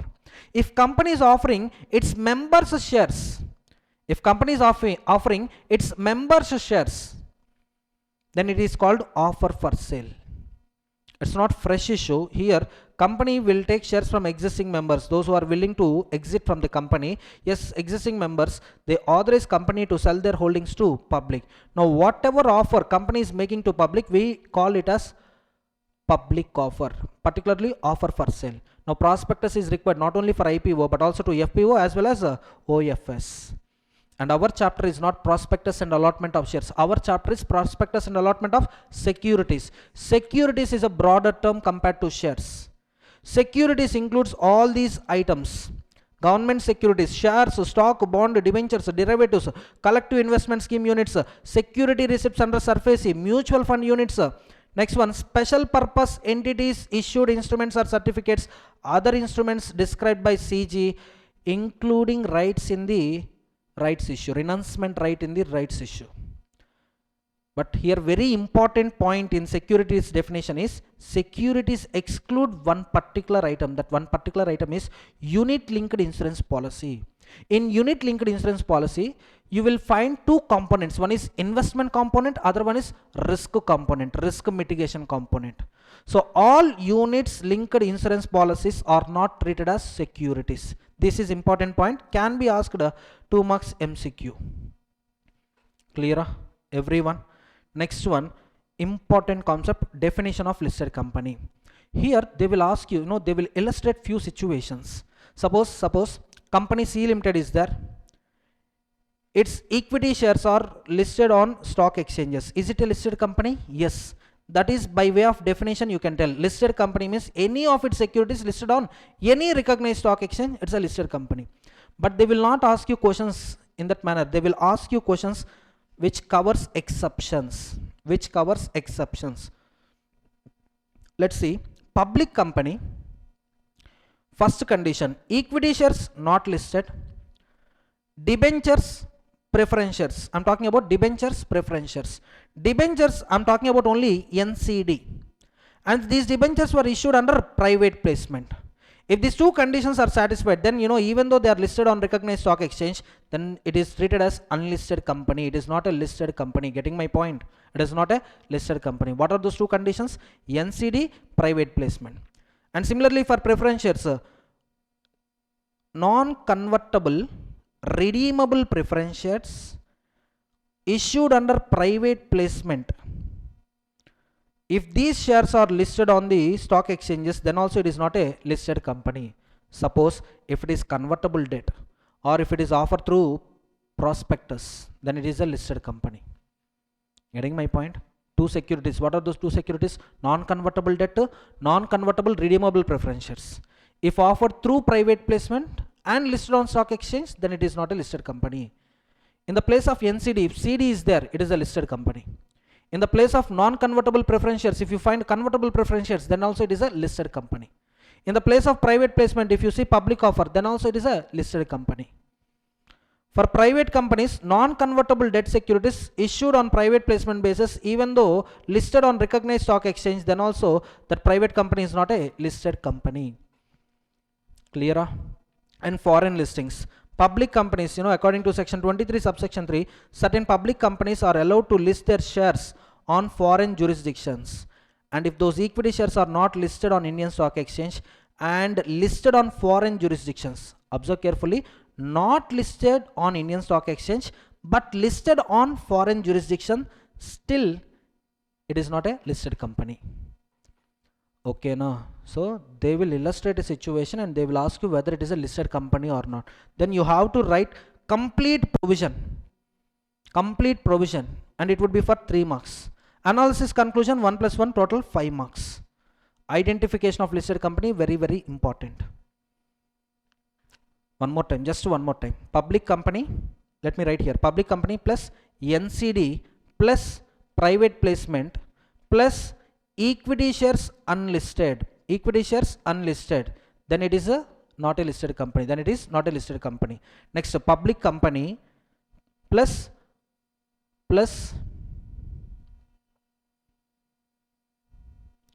public company plus non-convertible redeemable preference shares plus issued on private placement basis plus equity shares unlisted, then also not a listed company.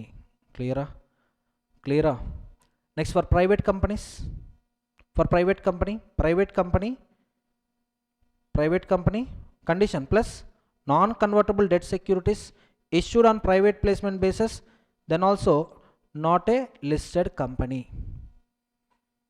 Everyone, foreign listings, as I told you, public companies that have not listed equity shares on Indian stock exchanges but whose equity shares are listed in foreign jurisdictions as specified under section 23 subsection 3, it is also not a listed company. Can I proceed? Can I proceed? Next one, section 24 already over. Prospectus. Prospectus is any document described or issued as a prospectus. Any document contains name of prospectus, it is a prospectus. Prospectus includes red herring, shelf, notice, circular, advertisement, or any other document if invites offer from public to subscribe or purchase securities of a body corporate. So any notice, circular, advertisement, or any other document that invites offer from public, you know, any document company is issuing, if the objective is inviting offers from public regarding what? Regarding securities subscription or purchase of any body corporate, then also it becomes a prospectus. So a document becomes prospectus if it satisfies three conditions. First one, inviting offers from public regarding subscription or purchase what? Securities of a body corporate. Can I proceed? Next, matters to be stated in the prospectus. So what are the matters to be stated in the prospectus? Very simple. It should contain information and reports on financial information as specified by SEBI in consultation with SEBI. 2 points you have to write here. Sorry, 3 points you have to write when a question is asked regarding matters to be stated in prospectus. First point is prospectus shall be dated and signed. Second point is it should contain information and reports on financial information as specified by SEBI in consultation with CG. Clear?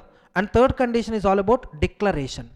Declaration about compliance with the 3 acts. Since Companies Act, and public involved, right? SEBI, securities are involved, Securities Contract Regulation Act 1956. So what are the 3 points that are to be there in the prospectus?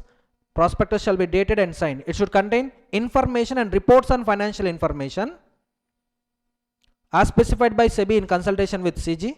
Next, it should also contain declaration signed by all the persons authorizing the issue of prospectus. Regarding what? Regarding compliance with Companies Act, SEBI Act, Securities Contract Regulation Act. Next one, prospectus is not required in 2 cases. What are those 2 cases? If an offer is made to the existing members, if an offer is made to the debenture holders, then prospectus is not required. If an offer is made with respect to shares or debentures which are similar to shares which are previously issued and quoted on recognized stock exchange. That means previously I issued prospectus. Out of 100 applications, you know, out of 100 securities, I got subscription for 96%. Imagine, I made allotment, balance 4% securities I'm offering right now. Right now, whenever I'm offering, prospectus required or not required or not required. So simple, prospectus is not required in how many cases? 2 cases. If offer is made to existing members or existing debenture holders. If offer is made with respect to securities which are previously issued and dealt on recognized stock exchanges. Because for that I already issued prospectus in past, you can refer it. Now the point is, if any new class I am offering along with existing class of shares, prospectus needed. If I am offering shares to outsiders along with the existing members, then also prospectus is required. Next one, date of publication. Whatever date published on the prospectus, it will be the date of prospectus. Filing with ROC before publication. Before you issue prospectus to the public, it should be filed with ROC. And it should also be signed by all the persons named in the prospectus, whether present directors or proposed directors or CEO, CFO, whose names are mentioned in the prospectus, all those people shall sign the prospectus. Only signed prospectus shall be filed with ROC. And what is the validity of prospectus? 90 days from the date of filing with ROC. After 90 days, prospectus valid or not valid? Not valid. Again need to prepare new prospectus, again need to file with ROC, now issue to public within 90 days. Sir, can I include expert statement in a prospectus? Yes, but you need to satisfy these conditions. There is no compulsion to include expert statement, but if you want to include expert statement in the prospectus, conditions to be satisfied are he should be independent person, that means not connected to company's promotion management, and he provides written consent to include his statement in the prospectus. Such written consent is not withdrawn before filing with a ROC. Finally, declaration by expert is included. Declaration about expert disclosure regarding written consent, submission of written consent, filing it with ROC, everything should be published on prospectus. Who is an expert? Expert includes engineer, valuer, CS, CMA, whoever authorized under the law to make statements, expert statements. Clear? Let me repeat, there is no compulsion to include expert statement, but if you want to include expert statement, he should not be an employee, promoter of the company. He should be an independent person. He should give written consent, and such written consent should not be withdrawn until a copy of prospectus has been filed with ROC. Disclosure about these conditions is required. Next one. Punishment for contravention for company 50,000 to 3 lakhs. For individual, that means officer who is in default, knowingly issuing prospectus with contravention, for him also same punishment, 50,000 to 3 lakhs. Next one, issue of securities in demat form. Issue of securities in demat form.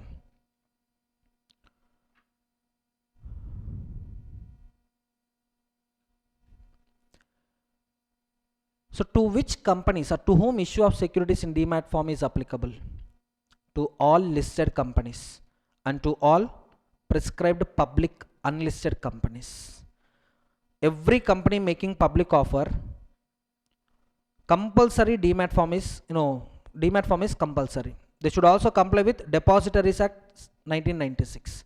Next one, subsection 1A, prescribed unlisted companies securities shall also be held transferred only in demat form. For them means who? Unlisted companies shall also comply with the Depositories Act 1996. Apart from listed companies and unlisted public companies, all other companies, simply private company, if they want, they can convert material form of securities into demat form of securities. Then also they need to comply with the Depositories Act 1996 provisions. Clear, everyone? So for the time being, section 29 is applicable to how many companies? Mandatory 2 companies, listed companies, companies in the process of listing. Next, prescribed unlisted public companies. Prescribed unlisted public companies. Next one, advertisement of prospectus. Tell me, advertisement of prospectus compulsory or optional? Optional. There is no provision that mandates advertisement, but if you decide to advertise prospectus, it shall contain following contents. That advertisement shall contain following contents. First one is object clause of MOA, object clause of the company, liability of the members, and the amount of share capital of the company. This is nothing but capital clause. Signatories to the memorandum, subscription clause. Number of shares subscribed by the signatories, subscription clause. Capital structure of the company, that means debt equity components. So that advertisement shall contain following contents. One is contents of MOA. Next one, simply capital structure of the company. Can I proceed? Next one, types of prospectus. In that, first one is shelf prospectus. Generally, what is the validity of the prospectus? 90 days from the date of filing with ROC. But certain prescribed companies can make more than one public offer using a prospectus called shelf prospectus. Here the validity period of shelf prospectus is 1 year, not from the date of filing with ROC. 1 year is from date of opening of first public offer under shelf prospectus. Let's see, validity period cannot exceed 1 year from the date of first offer. It's not date of filing with ROC. General prospectus validity 90 days from filing with ROC. Shelf prospectus validity is 1 year from the date of first offer under shelf prospectus. So here under shelf prospectus, company can make multiple offers in a year. That means the process can be repetitive. Shelf prospectus allows company to issue securities for subscription over a certain period without issuing a new prospectus each time.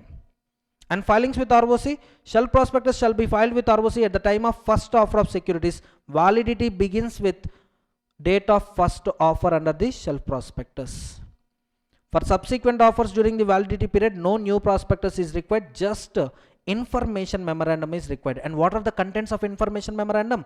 New charges created by the company, changes in the financial position of the company, and any other material facts. Important points are: when should I file information memorandum with ROC? Information memorandum shall be filed with ROC 1 month prior to the issue of second or subsequent offer. Are you getting my point? When should I file prospectus with ROC? Before making public offer. When should I make when should I file shelf prospectus with ROC? Before opening first public offer.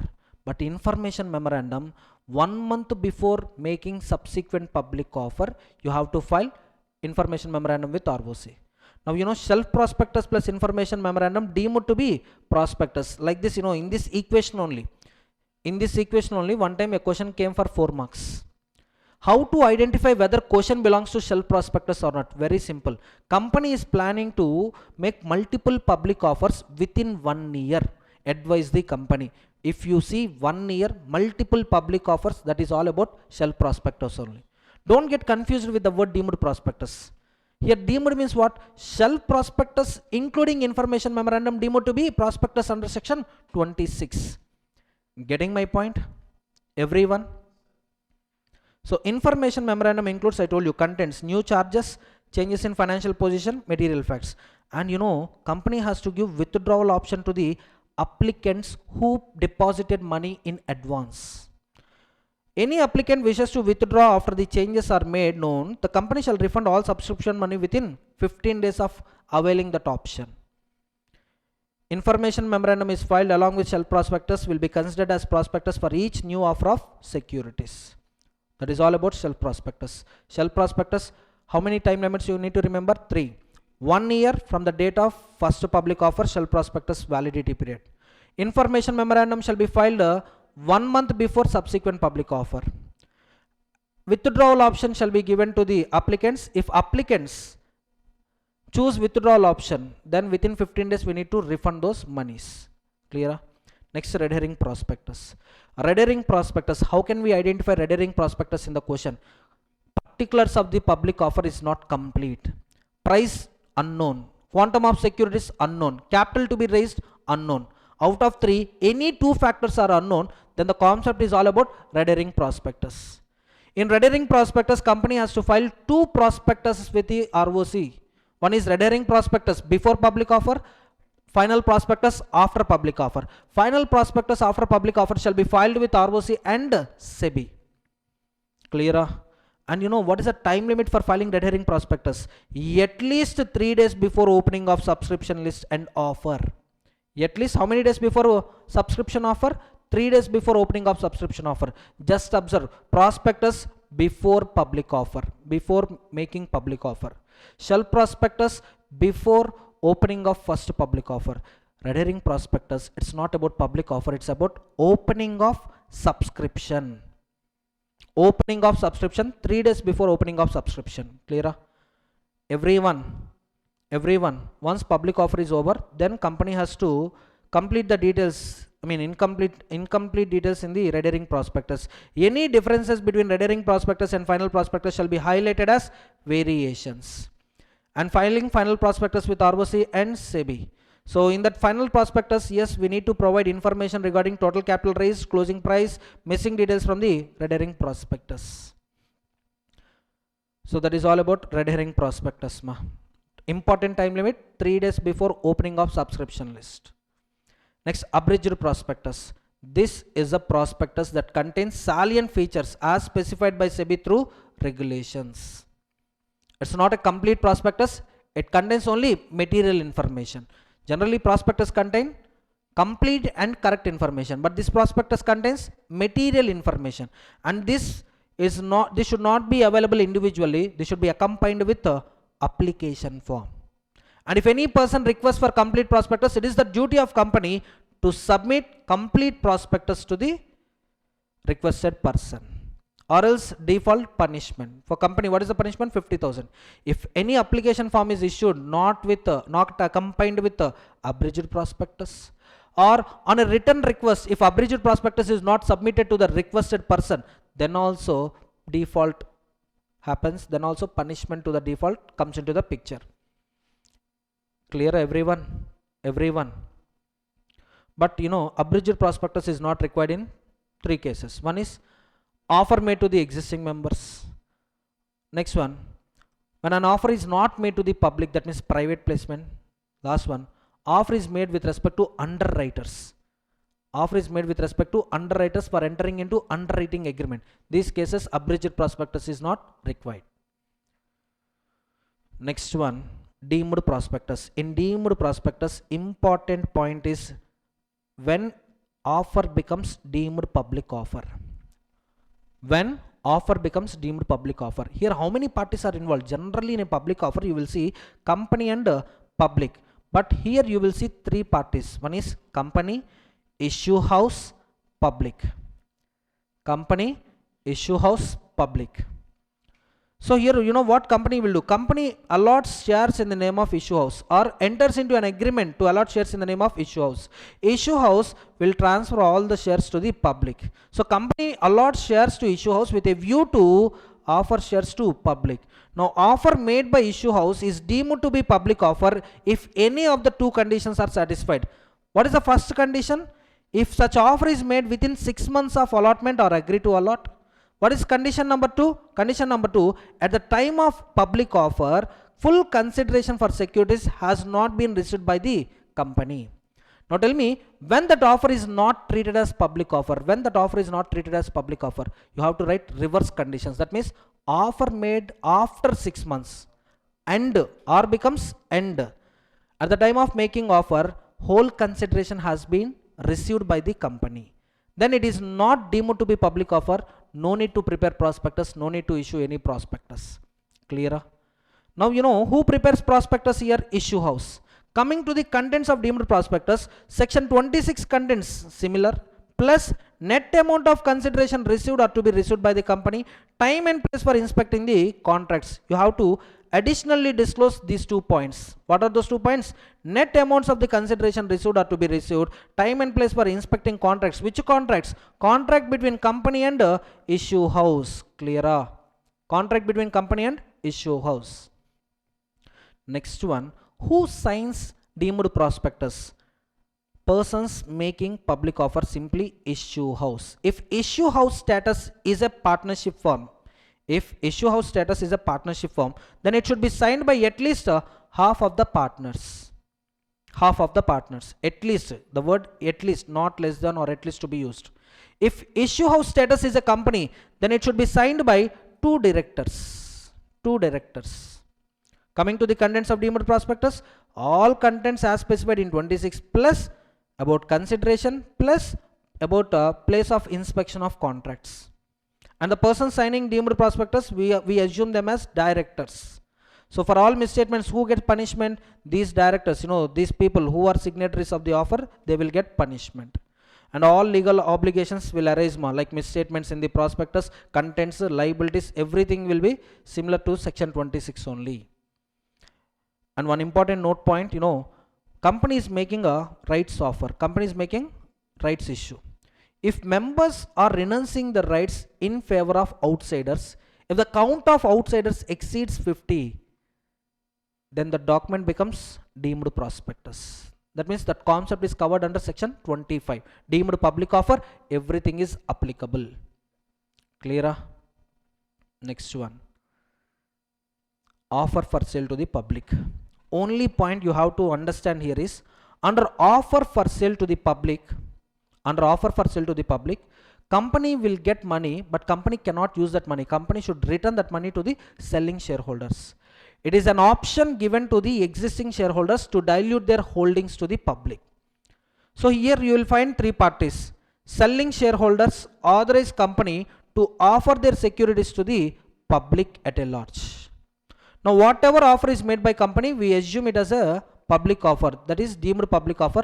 For this also company should prepare a document called prospectus. See, there is a difference between 25 and 28. 25, issue house is involved. 28, selling shareholders are involved. Selling shareholders authorize company to sell their shares to the public. Both are different. Both are different. Under section 28, offer for sale, who signs this prospectus? Company director signs this prospectus. Under 25, deemed prospectus, who signs deemed prospectus? Issue house authorized person signs the prospectus. Can I proceed? Everyone? Now you know, under offer for sale, conditions like minimum subscription, minimum application value will not arise, because here it is not allotment of shares, it is just a transfer of shares. Tell me, under offer for sale, subscription is happening, allotment is happening, or just a transfer? Just a transfer. Existing members with the help of company selling their shares to the public. So minimum subscription, minimum application money, statements by board of directors regarding utilization of funds will not apply. But you know, 34 misstatements in prospectus, 35 civil liability, 34 criminal liability, all these are applicable. Section 26 is also applicable. Filing of prospectus with ROC, everything is applicable. Only change, money will not, company will not receive money. Whatever money company receives, after deduction of legal expenses, all other expenses, balance amount company will return to the selling shareholders. Can I proceed? Next one, variation of terms of the contract or objects stated in the prospectus. So can a company change terms of the contract mentioned in the prospectus? General rule, no. But exception, yes. Yes, only if it is with special resolution. You can see here, company cannot change the terms or objects of the prospectus without special resolution at a general meeting. So special resolution should be passed via postal ballot in this case. And for getting resolution, yes, company has to issue notice calling for general meeting. Along with the notice, explanatory statement shall be attached. In that explanatory statement, company has to provide details like what are the original conditions, what are the altered conditions, how much money raised, how much money utilized, progress about original contracts, unutilized money, what variation we are seeking, why we need that variation, proposed time frame to complete varied objectives, clause wise details of original objects and altered objects, risk factors associated with new objects, and any other material information which can influence members from taking decisions. Next one, advertisement and website. Yes, prospectus reached public via advertisement. Now alteration to objects specified in the prospectus also requires advertisement. Here it is compulsory. Advertisement is compulsory. In how many newspapers? 2 newspapers, English vernacular newspaper, and same shall be published on company website. An important point, dissenting shareholders. So what is the treatment to the dissenting shareholders, sir? Can company offer buyback to the dissenting shareholders? No, company cannot offer buyback. Then who will offer buyback to the, who will offer exit option to the dissenting shareholders? Either promoters or controlling shareholders. Price, terms and conditions, SEBI will take care of. SEBI will take care of all the activities. And if they want to ask a question on section 27, they can frame an illustration on this point. Sir, with the special resolution, is company allowed to use that money for trading of listed company equity shares? That means listed equity shares of a company? Answer is no. Speculation is strictly prohibited. So everyone remember the provision except this point. This point is also equally important. What is that? What is this point, ma? Speculation about unutilized funds. Speculation activities allowed or not allowed? Not at all allowed. Can I proceed? Everyone. Next, misstatements in the prospectus. First of all, what is misstatement in the prospectus? What is meant by misstatement? Any misleading statement or any false statement. Any omission of fact, if it is misleading the prospectus, or inclusion of false particulars. Both the cases we call misstatement. What is the punishment? If misstatement comes, people authorizing issue of prospectus gets punishment under section 447. And they get exemption only if they prove that misstatement is immaterial, or they had reasonable grounds to believe that statement was true until filing a prospectus with a ROC. So on the basis of these 2 grounds only, they get exception to the liability, or else they get punishment under section 447. Civil liability. When civil liability comes into the picture, first condition there should be misstatement. Second condition, first condition there should be misstatement. Second condition, there is a loss to the subscribers. There is a loss to the subscribers. I'm using the word subscribers. I'm not using the word buyers. You know, buyers you will find in stock markets. Subscribers means those who file application based on the prospectus. So there should be a misstatement and there should be a loss to the subscribers, then only civil liability comes into the picture. Here 6 people, how many people? 6 people. Who are they? Company, promoters, present directors, proposed directors, expert. Next one, person authorizing issue of such prospectus, maybe CEO, CFO, etc. All these people will get punishment. What is the punishment? Compensate the losses of investors. Compensate the loss to the investors. Tell me, this remedy, is it available to subsequent acquirers from the stock markets? No.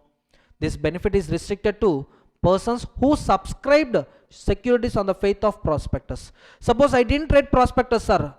I subscribed shares without reading prospectus. I am at loss. Can my loss be reimbursed? No, because you didn't study prospectus. Doctrine of constructive notice is applicable. Are you all getting my point? Everyone? So the conditions is prospectus, person should have read prospectus which contains misstatement, and finally he is at loss. Who? Subscriber or purchaser? Subscriber. Sir, any exemption, sir? Yes. If you withdraw consent before filing prospectus with ROC, you will be exempted. Or if you give public notice regarding inclusion of your name wrongly, mistakenly your name is included, at least if you give public notice, you will be exempted. Or, sir, I believed experts, sir. On the faith of expert statement only, I gave my consent to the prospectus, sir. So if you prove any of these grounds, if you fall under any of these 3 grounds, then you get exemption from civil liability, or else civil liability. What is the punishment? Loss suffered by the investors who subscribed securities on the faith of prospectus. Any limit on liability? No limit on liability. Next one. You know, there are few examples for misstatements. Just give one time reading, because these 3 cases can be tested individually in the examination. So these points, you know, on these points they can frame a question and they may ask you whether civil liability applicable or not applicable. Getting my point? Suppose substantial portion of securities has been subscribed by director and friends. In fact, it is a false. Now this is misleading in nature, so this is a misstatement. Next one, company is paying regular dividends. In fact, company is not at all paying dividends. Now this is a false information, inclusion of false information. What is happening? Misleading the public from subscribing. No, it is making people to subscribe securities. So this is also misstatement. Next one, statement about company's turnover was true only if considering production capacity. So if you increase that production capacity based on this, you know, turnover will be true, means that means your assumptions are misleading in nature. Again, it becomes a misstatement. Getting my point? Next one, remedies for the misstatements in the prospectus. What remedies are available for the misstatements in the prospectus? First one is they can cancel the contract because their consent is not free. Misstatement means, you know, it is similar to the effect of fraud. Contract becomes voidable at the option of a subscriber. If he want, he can cancel, or he can continue by claiming the damages. But you know, this claiming the damages or cancellation of contract is not available to the subscribers of MOA subsequent purchases from the market, because there is no direct contract between company and subsequent purchaser. There should be a contract on the basis of prospectus. Subsequent purchaser means what? Company allotted shares to me, I sold shares to you. So you didn't got shares through the prospectus, I got shares through the prospectus. I can cancel the contract, but now I can't cancel the contract because I already sold shares to you.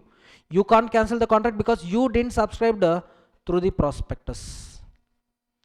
Next one, right of action for damages. Right of action for damages. If the misstatement amounts to the fraud, investor has a right to claim damages even if company is in liquidation. What are the prerequisites to claim damages? First of all, there should be a prospectus which contain material misstatements as to the facts, and finally I suffered some losses. Damages for deceit, that means damages for fraud. So can I claim damages for fraud? Yes. For that also same prerequisites. fraudulent misstatements in the prospectus, and this misstatement is about facts, not opinion. Fact means actual things. If you are providing wrongful things, that means misstatement as to the facts. Original allottee who saw the prospectus and finally who got deceived, only that person can claim damages for deceit. I can, either I can cancel the contract. If I cancel the contract, I get my money back. No, I can continue the contract by claiming my losses. Whatever losses I got due to misstatements in the prospectus, I can got those losses. I can also claim damages for the fraud. Because of these misstatements, I was upset. I was upset mentally. And every day I'm going to the court, all legal expenses, whatever losses to me, I can also claim. But I should be a original allottee. I should have read the prospectus which contain a material misstatements with respect to the facts. Finally, I suffered a loss. Clear? Next, section 36. Punishment for fraudulently inducing persons to invest money. See here, a person will make a statement. He may be connected with the company. That means he may be a director or employee, or he may be an outsider.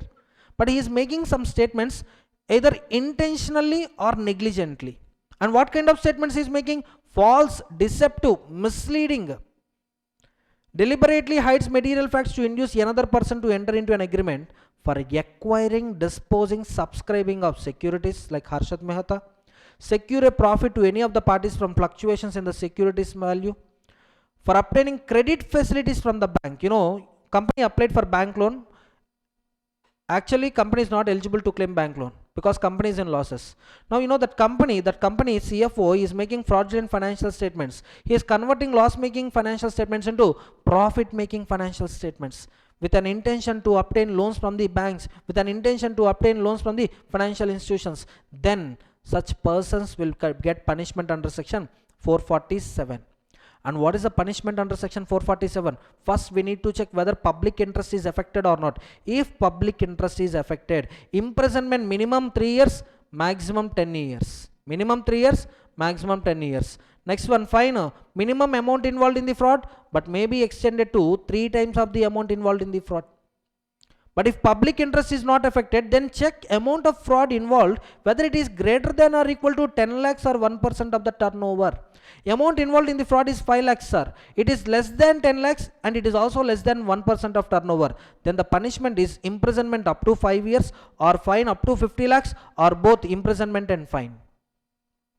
Suppose, sir, suppose amount involved in the fraud is 20 lakhs. Now 20 lakhs is greater than 10 lakhs, yes or no? So 20 lakhs is greater than 10 lakhs.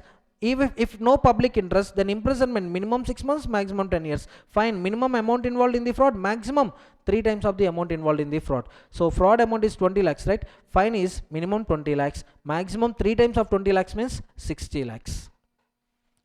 Are you all getting my point? Everyone? Next.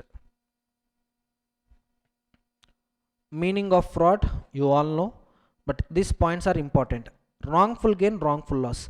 Actually, I'm not entitled to that profit, but I'm claiming it. It's a wrongful gain. Wrongful loss means I should incur that loss. Legally, I should bear that loss. But illegally, I'm transferring loss to some other party. That means it's a wrongful loss. Someone should get that gain. If I claim it illegally, it's a wrongful gain. I should incur loss, but I am spreading that loss over other members. It's a wrongful loss. One, I'm not entitled. Other, I'm entitled. Not entitled, I'm taking. Entitled, I'm giving away. Both are wrongful only. Punishment for personation, for acquisition, etc. of the securities. Personation means what? Changing the identity. Why? So that I can file multiple applications for securities. In that case, the person who is engaged in such kind of activities, he will get punishment under section what? 447. How he can make personation? Either he may file an application in fictitious name, that means a person is not in existence. I am filing application with a name who is not in existence, or I am filing an application with my name only but in different combinations. Different combinations. Suppose DVS, one application DVS, other application VS, other application S. Other applications are DS, other application DV. So multiple applications I am filing in my name in different combinations. or I'm inducing company to allot securities in a fictitious name, then I will get section 447 punishment. In addition to that, whatever gains I got, whatever profits I claimed, all those profits, all those gains shall be transferred to IEPF. Not only shares but also securities I am possessing. All those securities are subject to seizure and disposal. Seizure and disposal of securities found in my possession. All those amounts, all those securities will be credited to IEPF account. Clear, everyone? Next, 34, 35, 36, class action suit. Suppose I issued a prospectus, 1 million persons got affected because of misstatements in the prospectus. How many? 1 million. That means 10 lakhs. Now individually, if they file application, if they file cases on me, how many cases would be? 10 lakh cases. But matter is only one matter, misstatement in prospectus. So instead of filing 10 lakh cases, file just one case. All represent, one representing all, or all can file only one case on me. That's what class action suit. Can I proceed? Next one, minimum subscription and allotment of securities. What is meant by allotment? What is the meaning of allotment? Allotment refers to appropriation out of previously unappropriated capital of a company. Two conditions to be satisfied: appropriation, previously appropriated capital, unappropriated capital. Unappropriated capital. Appropriation out of previously unappropriated capital is called allotment. Who should make appropriation? Board of directors or a committee of directors. Only they can make appropriation. And shares comes into existence only through allotment. Without allotment, shares will not come. Now tell me, reissue of forfeited shares, offer for sale of securities. In these two cases, allotment term comes or not comes or not comes. Because reissue of forfeited shares, offer for sale, it's simply a transfer. It's simply a transfer. Whereas allotment, fresh shares are offered to the applicants. Fresh shares are allotted to the applicants. It is done by the board of directors. What is that activity? Appropriation. What? Previously unappropriated capital. So what are the conditions, for minimum subscription, for minimum application money? What are the conditions a company should satisfy? Minimum subscription. First of all, minimum subscription means it is an amount mentioned as minimum amount in the prospectus. It is the amount mentioned as minimum amount in the prospectus, and it should not be less than 90% of issue size. That means minimum subscription is equal to minimum subscription mentioned in prospectus or 90% of public offer, whichever is higher. So when a company should satisfy minimum subscription, minimum application conditions, company should satisfy these conditions within 30 days of issue of prospectus. If not, refund within 15 days from closure of public offer. So when offer closed, from that date onwards, yes, at that date everyone knows whether minimum subscription, minimum application money condition satisfied or not. So from that date onwards, 15 days, within 15 days, refund. Refund to whose account, sir? Refund to bank account from which subscription money was received. In case of default, officers in default, it's not company, officers in default will get punishment. What is the punishment? They need to add interest. How much? 15% per annum interest they should add. They should add 15% per annum interest for the delay period. And minimum application money condition is at least 5% of face value or as specified by the SEBI. Currently it is 25% of issue price.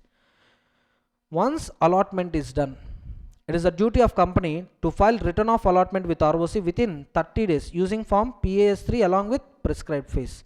And what are the documents to be attached with PAS3? For that, separate question is there. Just give one time reading. Not that much important. The attachments are like this. The attachment is copy of contract. Copy of contract. I'm talking about which type of allotment? Allotment for non-cash consideration. If it is for cash consideration, list of allottees, number of securities allotted, sufficient. If it is for non-cash consideration, copy of contract to be attached, or sale deed should be attached. If not available, then write it now, execute it now in writing, stamp it as per the Indian Stamp Act and attach the document. Along with that, registered value report is also required regarding valuation of consideration, valuation of issue price. And what is the time limit to file this form? 30 days. Any default, punishment. What is the punishment? 1000 per day for company as well as officer. 1000 per day maximum 1 lakh. Under section 39, default is of two types: failure to refund within due period, failure to submit return of allotment within due date. Failure to refund within due date, failure to file return of allotment with ROC within due date. In these two cases, punishment is 1000 per day during such contravention continues up to 1 lakh rupee. Can I proceed? 39 over 40. Tell me, until I make allotment, all the application money shall be kept in my account, separate bank account, and that money can be utilized for how many purposes? Two purposes. One is adjustment against allotment of securities, or repayment of money if company is unable to allot securities. If company allots securities, use that money. Who use that money? Company use the money. You can transfer that money to your own bank account, utilize as per the object specified in the prospectus. If not, refund it. Okay, no? But before making allotment, company has to file an application for listing approvals. And company should obtain listing approval from all the stock exchanges whose names are mentioned in the prospectus. Suppose one stock exchange rejected our application. Now, can I proceed with allotment? Should I refund that money? Question, you didn't get it. I filed application for listing with 3 stock exchanges. 2 gave approval, 1 rejected me. Now, can I proceed with allotment of securities, or should I refund application money? I should refund application money. Speed okay na? Everything okay. Next one. Next important point, any condition that attempts to make applicants waive compliance with any of the provisions of this section will be considered void. That means imposing any conditions in the prospectus stating that even though if I don't comply with provisions of Companies Act, I won't refund, I will make allotment. Such terms and conditions stands void. Punishment for company 5 to 50, for officer 50,000 to 3 lakhs. What is 5 to 50? 5 lakhs to 50 lakhs for company fine, officer 50,000 to 3 lakhs. And payment of underwriting commission. Here you need to remember conditions for payment of underwriting commission. What are the conditions? First condition, authorization of AOA. And commission can be paid out of issue proceeds or company profits or both. Either issue proceeds or company profits or both. Then what is the rate of commission? Maximum rate of commission. Rate mentioned in AOA or 5% in case of shares, 2.5% in case of debentures, whichever is lower. Sir, 5% or 2.5% on what? 5% on issue price, 2.5% on issue price. Clear, everyone? Next condition, disclosure in the prospectus. Yes, with whom you made underwriting agreement. What are the terms and conditions? Okay, but in the entire underwriting commission, important point is company should not pay commission on the securities which are not offered to the public. If promoters are subscribing any securities, company is prohibited from paying underwriting commission on the securities which are not offered to the public. Next, private placement. In the entire private placement, remember a limit. What is the limit? 200. Is it throughout the company? No, throughout the lifetime of the company, per financial year? Per financial year. And while counting 200, 2 people are excluded. Who are excluded? QIB, ESOP. And is this 200 limit only for all securities or for security, for one security, for each security? Let me repeat. 200 count is not lifetime, it is per financial year. It is not for all securities, it is per security. And while counting 200, QIB, qualified institutional buyer, employees under ESOP are excluded. And this count 200 is not applicable to NBFC housing finance companies. For them, specific regulatory limits are already made applicable. Next one, if company makes offer exceeding 200, it is deemed to be public offer. Next important point in private placement, authority. Whose approval is required for making private placement? Whose approval is required for making private placement? For that, we need to classify securities into 3 parts: equity, preference, debenture. Debenture again 2 parts: convertible debt, non-convertible debt. For equity preference convertible debt, one private placement, each private placement requires a special resolution.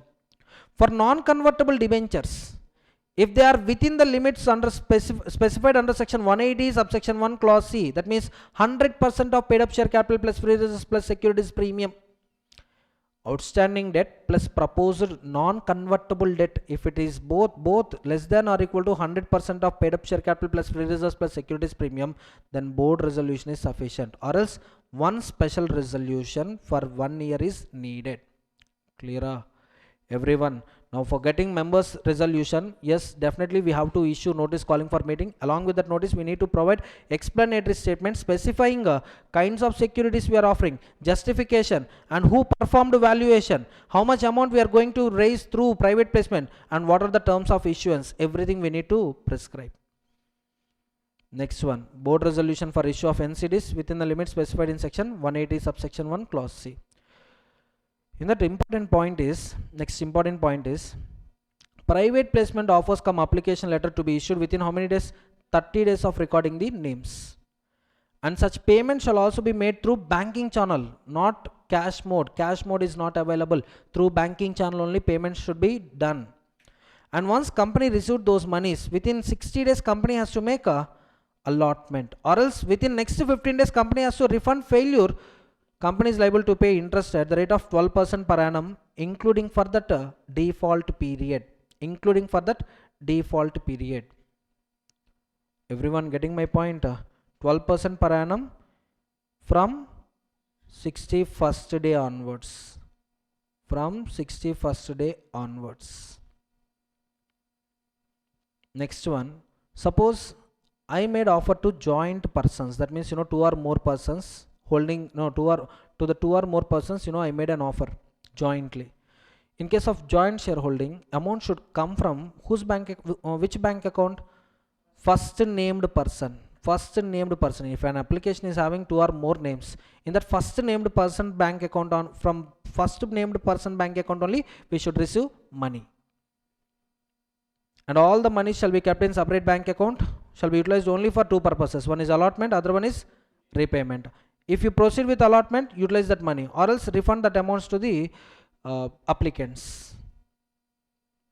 And filing resolutions, filing allotment letters with ROC is compulsory. But if you make any default in filing ROC returns, in filing written of allotment with ROC, punishment is 1000 per day up to such default continues, maximum 25 lakhs. 1000 per day during such default continues, maximum 25 lakhs. And if a company wants to make fresh private placement, it has to check whether previous private placement has been completed or cancelled. Either two things should be happened. That means keeping previous private placement pending, company is prohibited from making new private placement. So can company advertise private placement? No. In private placement, renunciation benefit is available or no? A question can be asked on these 2 points. If company advertises private placement offer come application letter, what would be the consequence? It is deemed to be public offer. And it is not a private placement offer come application letter, it is deemed to be prospectus. Renunciation available or not available? Not available. Advertisement not available, renunciation not available. Suppose section 30, can company follow section 30 for private placement? What is section 30? Advertisement. Can company follow advertisement provisions for private placement? No. Renouncement also? No. Non-compliance of section 2042, the punishment is up to 2 crores. How much? Up to 2 crores. And what is the minimum amount? Amount raised through private placement offer come application letter. Either amount raised or 2 crores, whichever is lower. And immediately you have to refund those monies within 30 days of imposition of penalty, or else offer will be treated as deemed public offer, and it is prospectus related conditions shall apply. Clear? Next one, irregular allotment. One time irregular allotment question came in the exam. So when allotment is treated as irregular, very simple. Without prospectus if you make public offer, without filing prospectus with ROC if you issue prospectus to public. Next one, prospectus containing material misstatements, Without minimum subscription, without minimum application value, if I make allotment of securities, without stock exchanges approval, if I make allotment of securities to the public at large, then also it is treated as irregular allotment. What is the consequence of irregular allotment?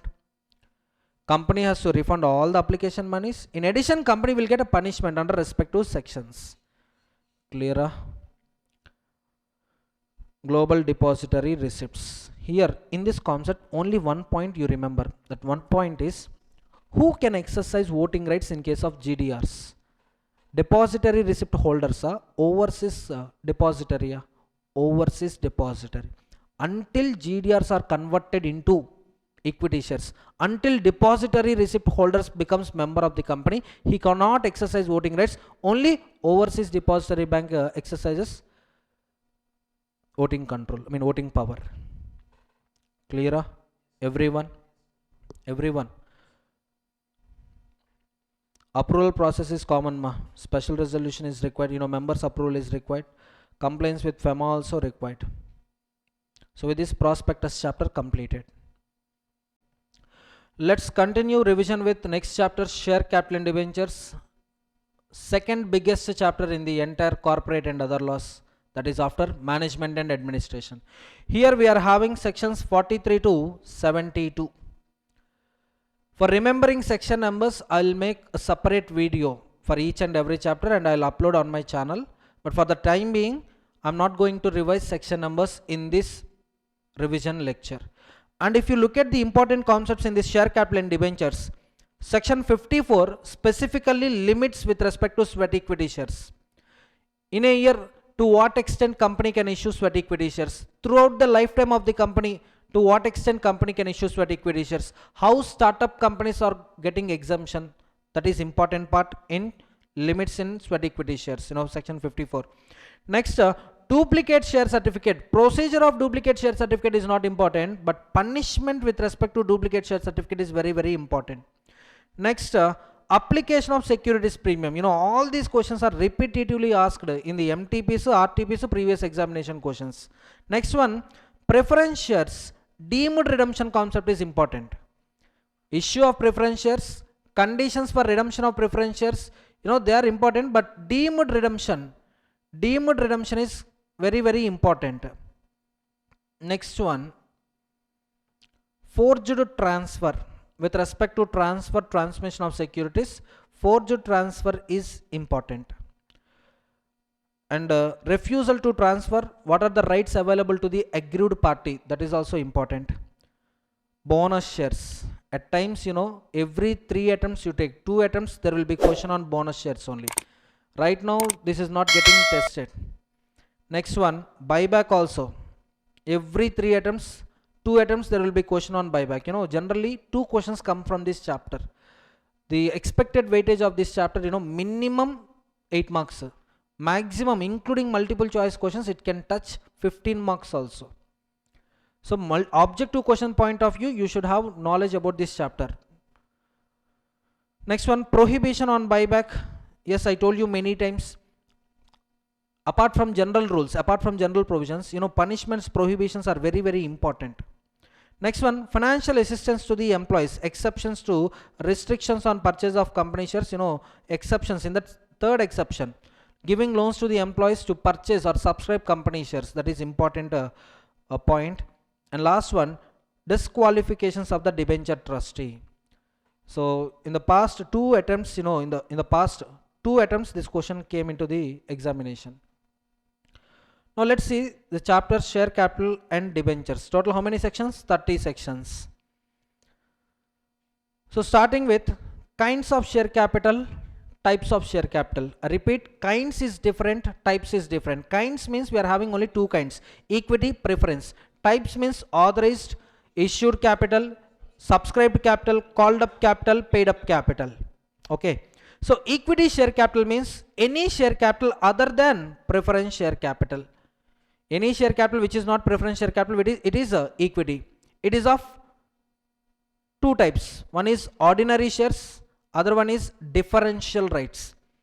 For issue of equity shares with the differential rights, company has to satisfy certain conditions I'll discuss with you. Just wait. Next one is preference share capital. Any share capital which carries priorities, preferences when compared to equity shareholders, we call it as preference share capital. What are those priorities or what are those preferences? One is dividend payment priority. Second one is redemption of capital. That means repayment of capital either with premium or without premium, subject to MOA, AOA issue terms. But that means dividend payment, repayment of capital, yes, preference shareholders get priority compared with equity shareholders. And preference shares can be participative preference shares. In case of participative preference shares, who will also get right to participate in profits available to equity shareholders? It is preference shareholders. Which profit? Profit remaining after payment of preference dividend, after payment of equity dividend, whatever profit left over in that equity pool. If preference shareholders are also getting participation rights, then those preference shareholders are called participatory preference shareholders. That capital is known as participatory preference share capital. Okay now, so preference share capital can have participatory rights or can have two preferences, or they can also have both. Sir, no preference rights, sir, or no participation rights, sir, then it is equity share capital. No preferences, no participation right, then it is equity share capital. Next one, equity shares with the differential rights. What are the conditions a company should satisfy for issuing equity shares with differential rights? Just remember default MOA. Just remember default MOA. Now reverse, default MOA reverse. First one, A stands for AOA authorization. O stands for ordinary resolution. If it is a listed company, then that ordinary resolution shall be passed through postal ballot. M stands for maximum limit. What is the maximum limit a company can issue equity shares with differential rights? So that voting power from differential rights shall not exceed 74% of total voting power. This condition we should check before issue, after issue. After issue of equity shares with the differential rights, all times. Post issue of equity shares with the differential rights, voting power from differential rights shall not exceed 74% of total voting power of the company. So you know default MOA, in default MOA we completed MOA. Now we need to talk about default. So here defaults are classified into how many parts? 3 parts. How many parts? 3 parts. You can see here in handwritten notes I will show that content. Defaults are of 2 types. Subsisting default, time default. Time default again 2 types. 3 years defaults, 5 years defaults. Subsisting default means at the time of issue of equity shares with the differential rights, company shall not possess these defaults. At the time of issue, company shall not possess these defaults. Time defaults means for the prescribed time period, company should not commit those defaults. Clear? So subsisting default, how to remember these defaults, sir? As you know, we are having 5 sources of finance: equity share capital, preference share capital, deposits, debentures, and then term loans from the banks of financial institutions. Now just observe what kind of defaults are possible in these 5 sources of finance. For equity share capital, we can do default in with respect to declared dividend. For preference share capital, we may do default of payment of dividend, we may do default of redemption of capital. In deposits also, payment of interest, redemption of principal. In debentures also, payment of interest, redemption of principal. Payment of interest, redemption of principal. Term loan also, payment of interest, redemption of repayment of principal. Now total 5 sources of finance are there, 9 defaults are there. Out of 9, preference dividend, term loans will fall under 5 years. All remaining defaults comes under subsisting. That means declared dividend, preference share capital redemption, debentures, interest on debentures, deposits, interest on deposits. If company is having these defaults, rectify and then proceed with issue of equity shares with the differential rights. Next defaults, last 3 financial years, company should not commit these 2 defaults. What are those 2 defaults? Non-filing of returns with ROC, penalized under sectorial regulators, that is RBI, FEMA, SEBI, SCRA. RBI, FEMA for money, SEBI, SCRA for securities. So last 3 financial years, any defaults are there? Wait. Until last 3 years, it proved that there is no default. Last 3 financial years, it is proved that no default. Then you can proceed with issue of equity shares with differential rights. Next one, 5 years is entirely different concept. Here, year of default is not required. Here year of rectification is important.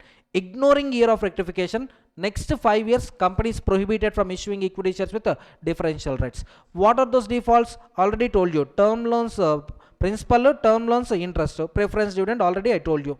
Extra 2 points you have to remember. Those extra 2 points are employee statutory dues, IEPF transfers. Clear? Everyone? Next one, ordinary resolution I need. That means members approval I required. For members approval I should issue notice, and along with the notice I should also attach explanatory statement. In that I should mention details about issue, kind of share cap, a type, how much capital you are going to raise, to whom you are offering those securities, everything I need to mention. Conversion allowed or not allowed? Conversion of existing equity into equity with the differential rights not allowed.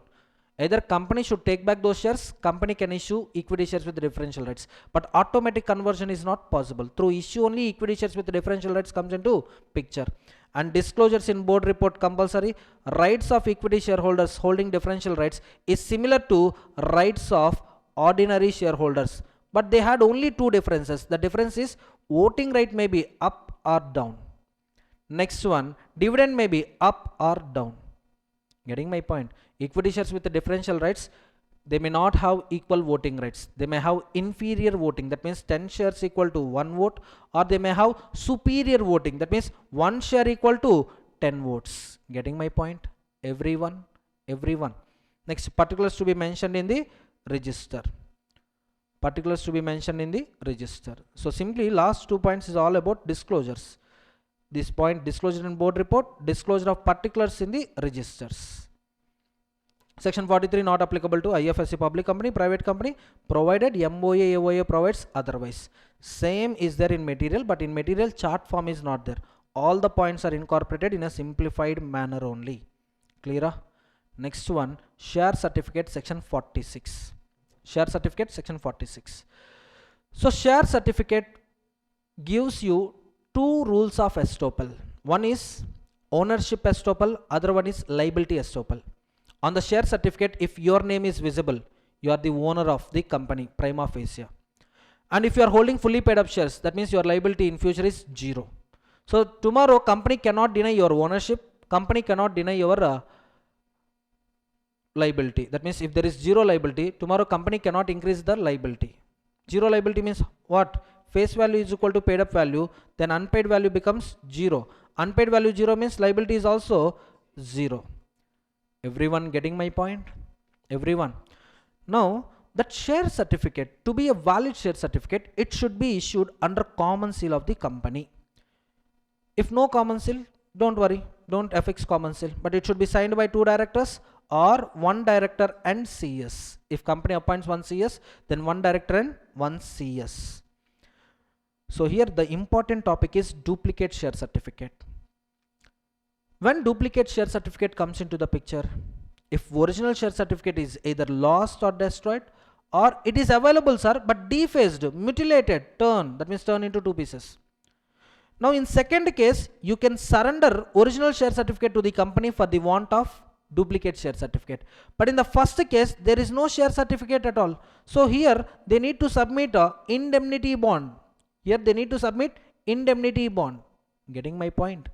Next one, how much fees they should pay at the time of application? Up to 50 per certificate. And disclosures important, 2 disclosures. One disclosure is in register of duplicate share certificate, other disclosure is on the share certificate itself. Duplicate issued in lieu of share certificate number and prominently print duplicate, so that easily can be identified, this is a duplicate share certificate. And what is the time limit for issuing duplicate share certificate? If your company is unlisted company, you should get duplicate share certificate within 3 months of application. If your company is listed company, duplicate share certificate should be issued within 45 days.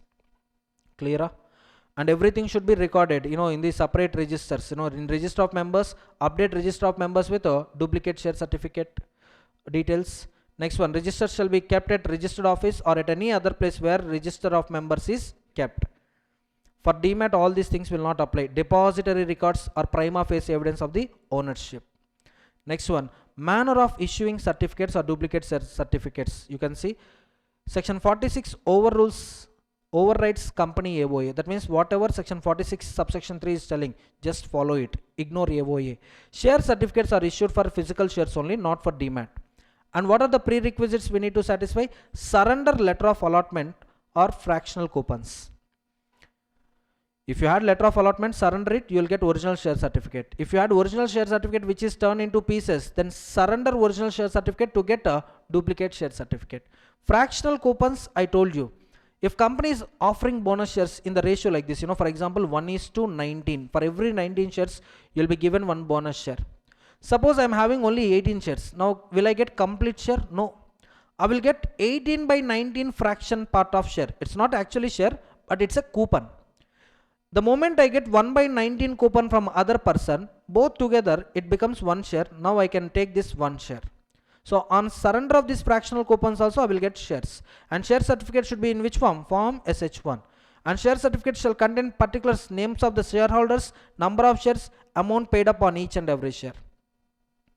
Next one, maintenance of share certificate records. I told you, these should be kept in the possession of CS or any authorized person. And all records shall be maintained at least how many years? 30 years. MCQ point of view important, or practical question point of view, true or false point of view also important. Share certificate records shall be maintained at least 30 years. And in case of disputed cases, dispute with respect to ownership, so those certificates, those records shall be maintained permanently till the liquidation of the company. Next one, surrendered certificates shall be defaced. That means shall be cancelled and can be destroyed after 3 years subject to board resolution and in the presence of a duly authorized person. So actually, why surrender of certificates happens, suppose at the time of allotment, I got partly paid up share. The moment I pay complete amount, what happens? I will surrender my present share certificate to the company. Company will issue new share certificate. You can see Infosys earlier issued partly paid up share certificate. If company makes calls on shares, if I make payment, along with that payment, I will also submit a original share certificate, so that I will get another certificate with a full paid up value will be mentioned. Punishment for fraudulent duplicate certificates, this punishment you have to remember.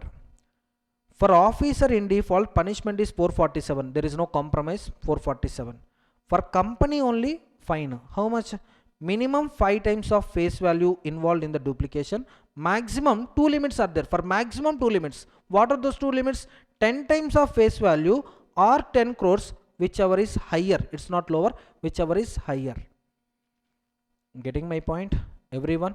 So, under this section, under section 46, a company may issue original share certificate upon surrender of letter of allotment.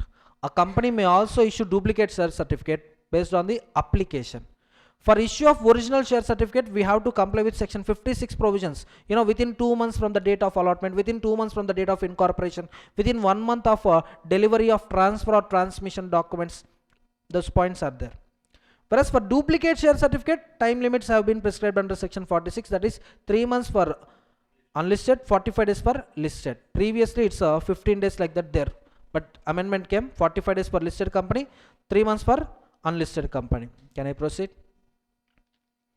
So remember all these limits. Next one, 47, voting rights of the shareholders.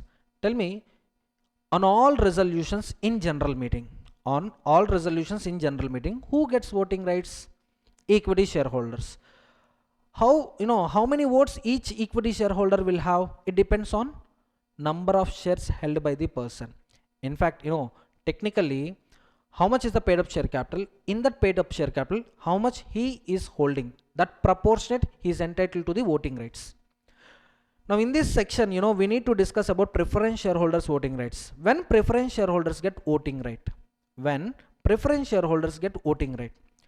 On 3 matters, specifically they get voting right. One is matters affecting their rights. Suppose originally we agreed to pay 10% dividend. Now we want to decrease it to 9%. So this is a matter affecting their rights. Preference shareholders will be given voting rights. Second one is winding up of the company. For winding up of company, along with equity shareholders, these people consent is also required. Third one is reduction of capital under section 66. Suppose their paid up value is 10 rupee, their face value is also 10 rupee. Company decided to reduce the paid up value to 8. whatever losses are there in the company decided to write off losses against paid up value. Now here also preference shareholders will get voting rights. So 3 cases preference shareholders will get voting rights. Another point, sir, when preference shareholders get equal voting rights along with equity shareholders in a general meeting. So do you think preference shareholders get voting rights similar to equity shareholders in general meeting? Generally no. But if their dividends are not paid, forget about whether they are cumulative or uncumulative, continuously, consecutively 2+ years, if they are not getting dividends, then they will also get voting rights equal to equity shareholders. That means equity shareholders, if they can exercise voting right on 10 resolution, preference shareholders can also exercise voting right on 10 resolutions. And what is the voting power of preference shareholders, sir? It depends on the total paid up share capital. Suppose preference share capital is 40 lakhs, equity share capital is 60 lakhs. What is the total paid up share capital? Total paid up share capital is 100 lakhs. Visible?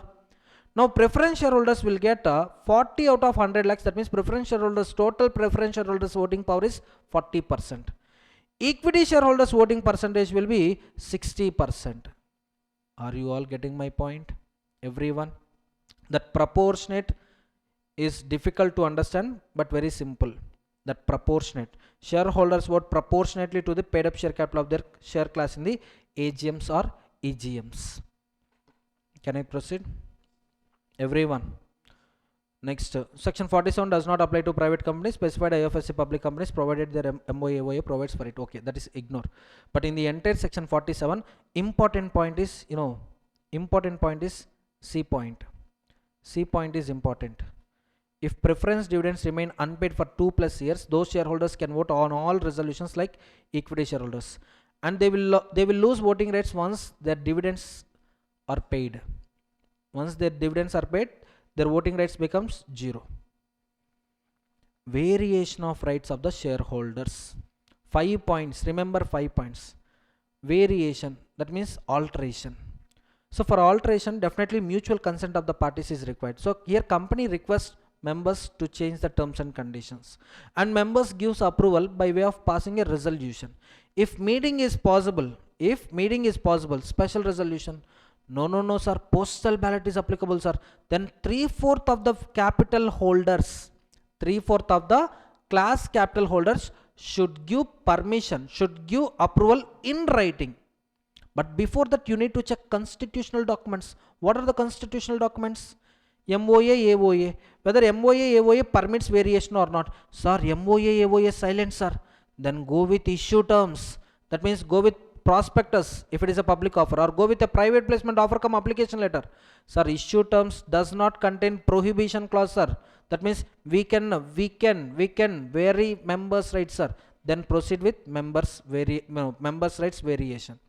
But variation of one class, if it is affecting the other class, if variation affects the rights of another class, similar consent we have to take from other class also. Similar consent we have to take from other class also. This particular section is applicable to a company with share capital with more than one class of share capital. More than one class of share capital. Suppose if you take equity shares, here we are having 2 classes of equity share capital, like ordinary shares, differential rights. Now I am changing differential rights, then call for a meeting of differential rights holders only. Variation of rights of differential rights holders, if it is affecting ordinary shareholders, then ordinary shareholders consent also required. Can I proceed? Dissenting shareholders. Who are the dissenting shareholders? Those who are opposing or against to the variation. If they want, they can go to NCLT. But they should satisfy 2 conditions. What are those 2 conditions? One is status. What is the status? 10% or more of the class capital. The other one is time limit. What is the time limit? Within 21 days from the special resolution or consent was given for variation. 10% class capital holders within 21 days of variation can file a petition with NCLT. Now ball is in the court of NCLT. NCLT decides whether to approve the variation or cancel the variation. Whatever NCLT passes an order, file a copy of NCLT order with ROC within 30 days. Clear? Last attempt only, I think. Last but one attempt, this question came for 5 marks. So chances of getting the same question in the next attempt is very less. But here you need to remember limits only. Limits. For approval, how much limit I need? 3/4. For filing a petition with NCLT, how much approval I should have? 10%. 10% of the class capital. Within how many days I should file a petition with NCLT? 21 days. Once NCLT passes order, within 30 days of NCLT order, file a copy with these are the 4 limits you have to remember. Next one, 49, 50, 51. What is 49? Calls should be on uniform basis. Uniform basis means what? Same for all. Suppose, sir, one group call money 1 rupee. For other group, call money is 2 rupees. Can I do like that? No, it should be on uniform basis. Who is having power to make calls on shares? Board of directors. Next one, calls in advance. For accepting calls in advance, one of the important condition company should satisfy is AOA authorization. Without AOA authorization, company cannot accept calls in advance. And calls in advance, is it a capital to the company or debt to the company? Debt to the company. That's why company is liable to pay interest if authorized by AOA. With respect to calls in advance, can a member exercise extra voting rights? No, because voting rights are proportionate to paid up share capital.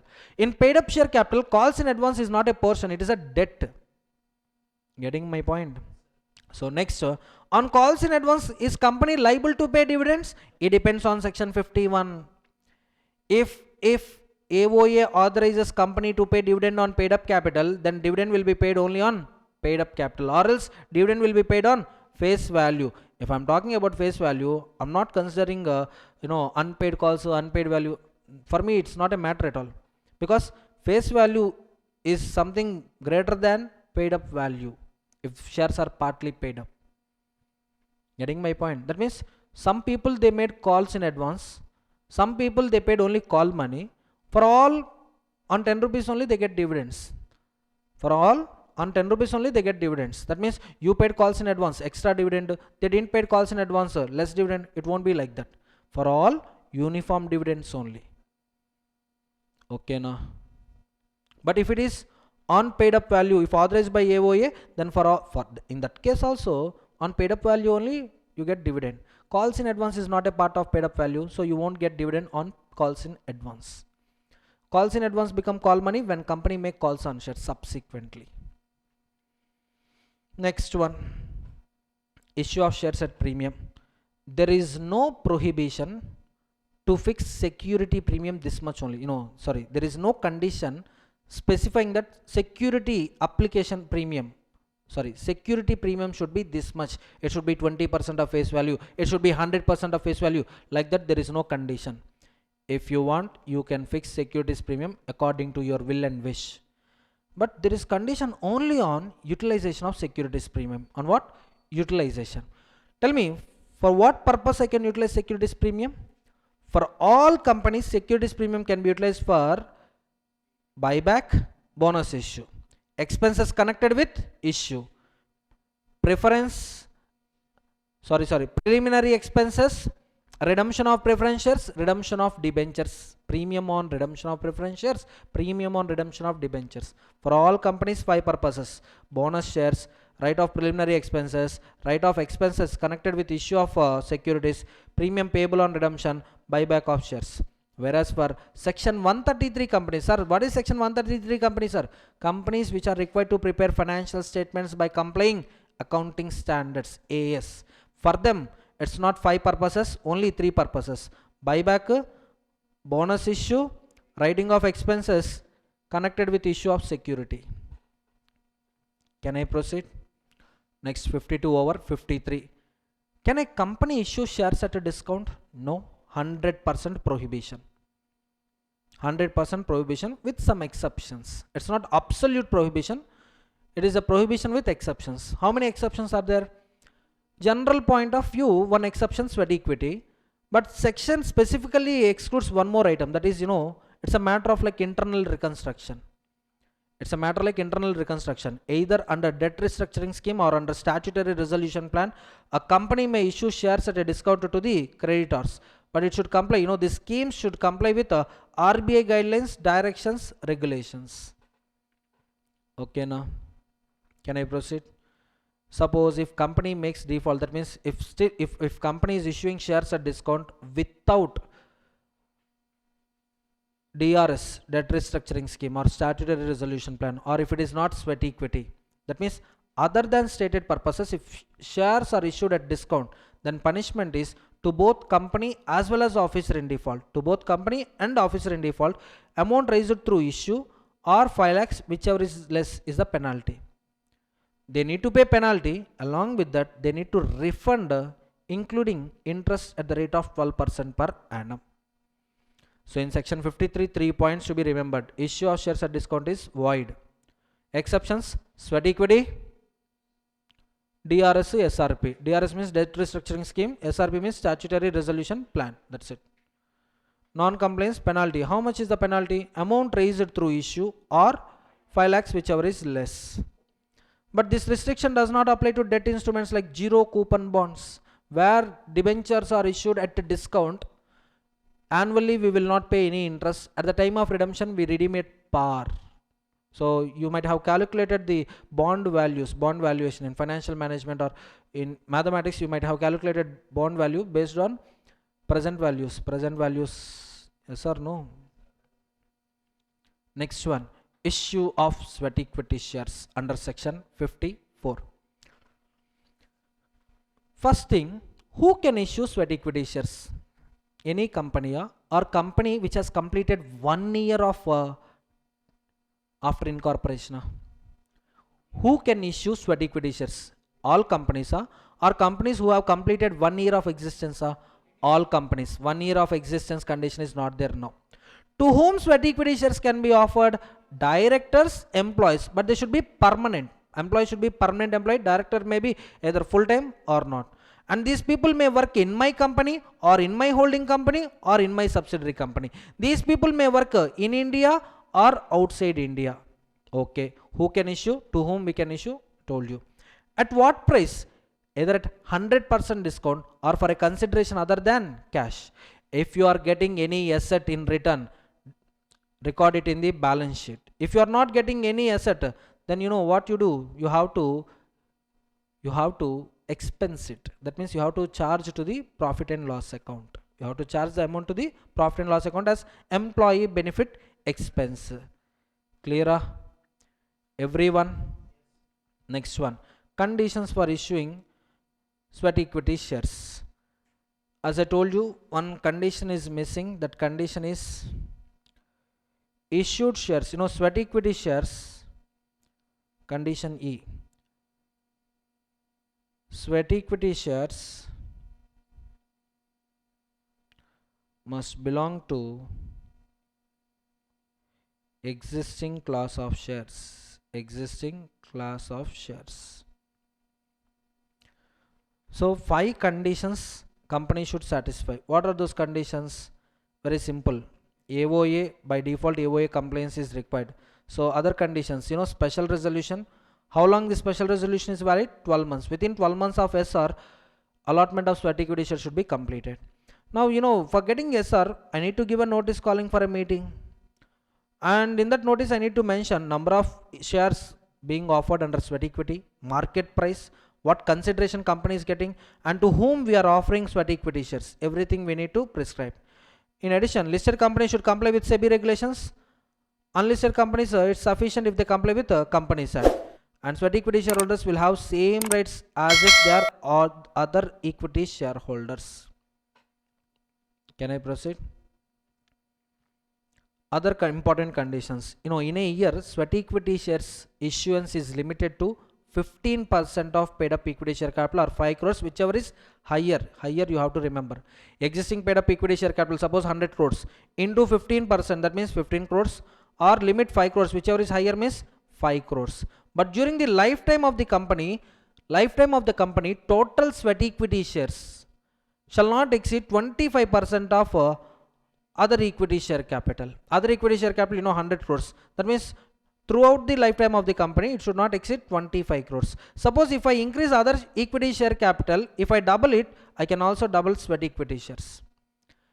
By offering 100 crores worth of securities to the public through prospectus or to the identified persons through private placement, here what I can do, here I can also increase sweat equity share issuance. I can increase issuance of sweat equity shares.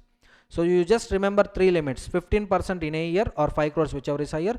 Lifetime of the company 25% or 25% only. But for startup companies up to 10 years. How many years? Up to 10 years. The limit is not 15, the limit is not 25, the limit is 50%. And one more important condition: once allotment completes 3 years from the date of allotment, sweat equity shareholders are not allowed to transfer them. 3 years lock-in period. Next one, the asset we are getting from employee or the shares we are giving to the employee, both should be valued by a registered valuer and based on accounting treatment shall be done. Disclosures in the board report. Next one, disclosures in the register. These are common things. Disclosures, common things. Disclosure in board report, disclosure in registers. Next one, treatment for non-cash consideration. If we are getting depreciable asset, amortizable asset, record the value in the balance sheet as per accounting standards and registered valuer report.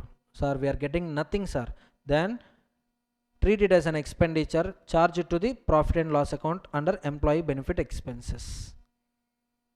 Next one, definition of employee. I told you, permanent employee, director, whether whole time or not, whether they are working in India or outside India, whether they may work in our company or our holding company or our subsidiary company.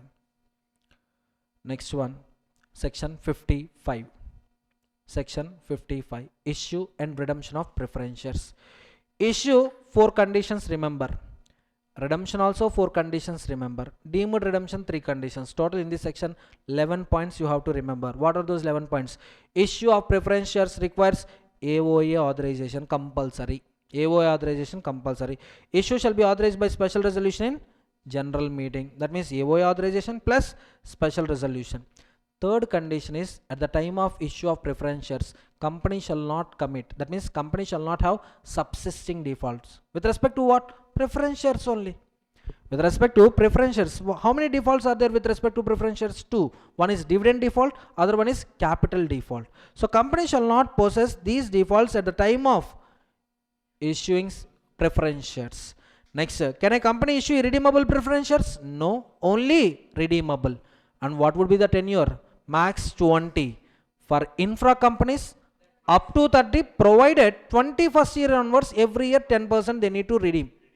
So 21st year onwards, every year 10% means by the end of 30th year it becomes 0. Clear? 4 conditions for issue. Come on, tell me, what are the 4 conditions for issue? AOA, special resolution, no subsisting default, max tenure 20 years. For infra 30 years, redemption from 21st year onwards 10% per year. 4 conditions. Next, for redemption also 4 conditions. One is, shares should be fully paid up. Before redemption, shares should be fully paid up. Next condition is about sources. So here redemption value will have 2 figures. One is face value or nominal value. Other one is a premium on redemption. I repeat, redemption value includes premium on redemption. So with respect to face value, you can utilize 2 sources. One is issue proceeds, or you can utilize company profits, free reserves. If you select free reserves, then CRR shall be created. How much amount I should transfer to CRR? The amount of the nominal value of shares so redeemed. Nominal value. I'm not talking about issue value, redemption value. I'm talking about nominal value of shares so redeemed shall be transferred to CRR account. Next one, sir, for premium on redemption, sir. For premium on redemption, you are having either one resource or 2 resources. It depends upon your company nature. Suppose if you are a section 133 company, for you only free reserves are allowed for premium on redemption. No sir, all other companies, sir, then for you free reserves or securities premium. So first I utilize securities premium for premium on utilization of first I utilize securities premium. First I utilize securities premium for premium on redemption. Getting my point? Order of utilization of free reserves. First priority shall be given to premium on redemption. Second priority I will give to nominal value. Unable to redeem, 3 conditions to be kept in mind. Unable to redeem, 3 conditions to be kept in mind. So first of all, let's see redemption. In redemption I told you 4 conditions, right? One is fully paid shares, second one is sources for nominal value, third one is sources for premium on redemption, and fourth one is CRR account, transferring to CRR account. And there is one more condition that is there in section 64. What is section 64? Communication with ROC. There or not there? There. Whenever company redeems preference shares, it has to communicate the same with ROC along with the altered MOA if required. Can I? Next one. Unable to redeem, 3 conditions. What are those 3 conditions? First, take approval from the existing preference shareholders. How much consent, sir? 3/4 in value consent. Sir, then can I redeem them, sir? No. Can I redeem them by issuing new shares in the place of old shares? No. Go to authority called NCLT. Take NCLT approval. NCLT gives approval only if company redeems dissenting shareholders. Only after redemption of dissenting shareholders, NCLT gives approval. So how many conditions? 3. One is 3/4 value consent. Dissenting shareholders shall be redeemed immediately, NCLT approval. Then what can I do? I can issue new preference shares in the place of old preference shares, covering not only capital amount but also outstanding dividends. Because of this, capital increase provisions, capital reduced provisions applicable or not applicable? Not applicable. Suppose if reduction of capital applies, section 66 comes into the picture. In section 66 you will find NCLT only. Here also NCLT is there. Why again applying 2 sections in the given situation? Unnecessary. Already NCLT is there, no? So do no need to apply section 66 here. Can I? We completed 55. Next 56. What is 56? Transfer, transmission. Let's see the difference. Transfer is a voluntary act between 2 persons. One is transferor, other is transferee. Transmission is an operation of law act. It's an act of operation of law where a member got deceased, so his legal heir is becoming a member. Or a member become insolvent, official assignee is getting all the shares from the insolvent person. So transmission comes under operation of law. Transfer is a voluntary act. For transfer, certain preconditions to be satisfied. What are those conditions? First one, instrument of transfer, that is transfer deed, is required. It should be dated and it should be signed. It should be duly stamped, dated and executed. Executed means signed by both transferor and transferee. Include complete details about transferee. Like the details you can see in MOA, same details you can see in a transfer deed regarding transferee. And this transfer deed shall be submitted, shall be delivered to the company within how many days? 60 days of execution. Or else they need to submit indemnity bond. They need to submit indemnity bond. Getting my point? So along with the transfer deed, original share certificate or letter of allotment shall be submitted to the company. Who submit these documents to the company? Either transferor or transferee in case of transfer. In case of transmission, person intimating transmission will file application with the company. Now this transfer deed is not required in 2 cases. One is government company security is not required. Second one is depository security is also not required. Third case, transmission case also not required.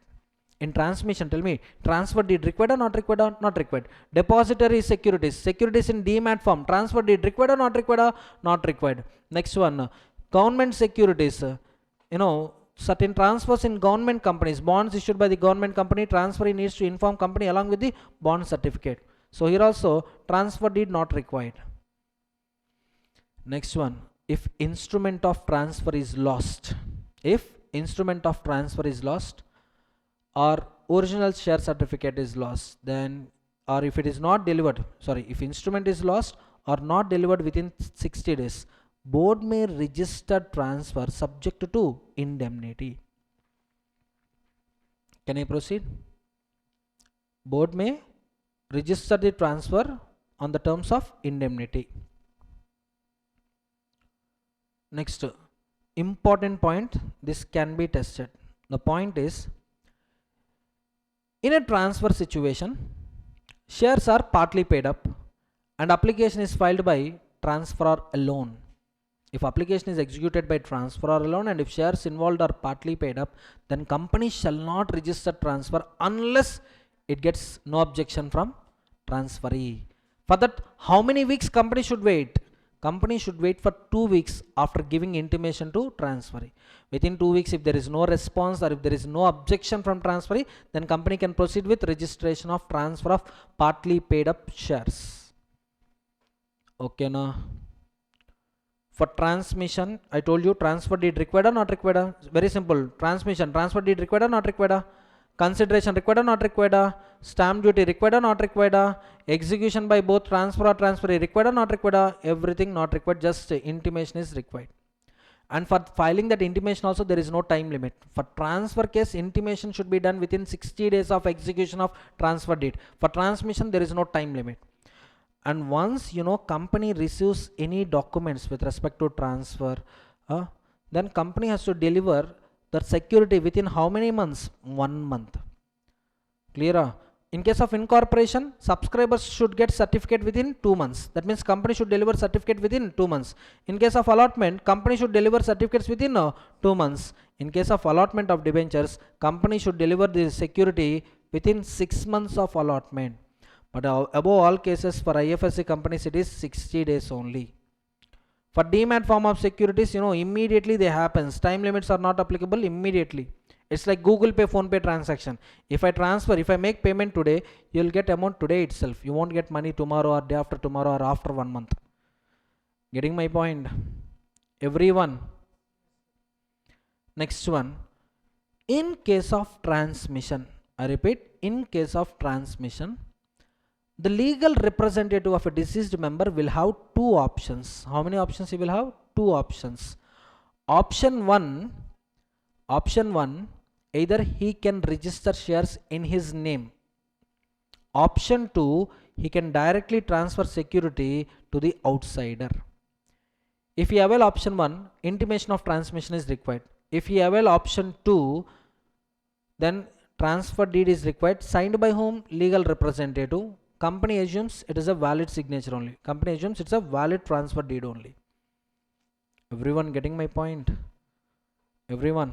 So a legal representative can transfer a deceased person's securities or interest without being holder of those securities as long as transfer is properly executed. Default in compliance, penalty. What is the penalty? 50,000 rupees. These penalties when companies, when comes, failure to deliver within 2 months of incorporation, within 2 months of allotment, within 1 month of delivery of documents for registration of transfer or transmission, within 6 months of allotment of debenture. This is one case. Suppose transfer deed is improperly executed. It was not dated, it was not stamped, or company didn't receive that instrument of transfer within 60 days of execution, but still company negligently registering the transfer, then company and officer in default will get a punishment of 50,000. Everyone. In case of fraud, 447 comes into the picture. Money in bank account is also not safe. If you observe, if someone hack your account, if someone easily utilize money balance without your permission, also money in your account gets lost. Similarly, demat form also, if the depository is not providing services in a secured manner, someone can easily steal those securities. How? They will make count 0 in your account. They will make enter count in their personal account. Cyber hacking. So if depository is negligent, depository gets punishment under section 447.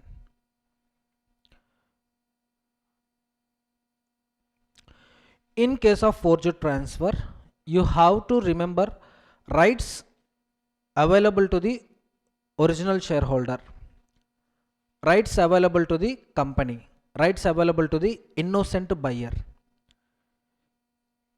Simply remedies. Observe carefully. Forged transfer means it's a transfer where transfer signature got forged. If shares are still lying with forged transferee, then shares will be restored to transferor. Membership details are updated to transferor. Membership details are updated with transferor details. And what are all the benefits company paid to the forged transferee? Company has to pay those benefits to transferor, and company will claim those benefits from transferee. To avoid confusion, let's take 3 parties.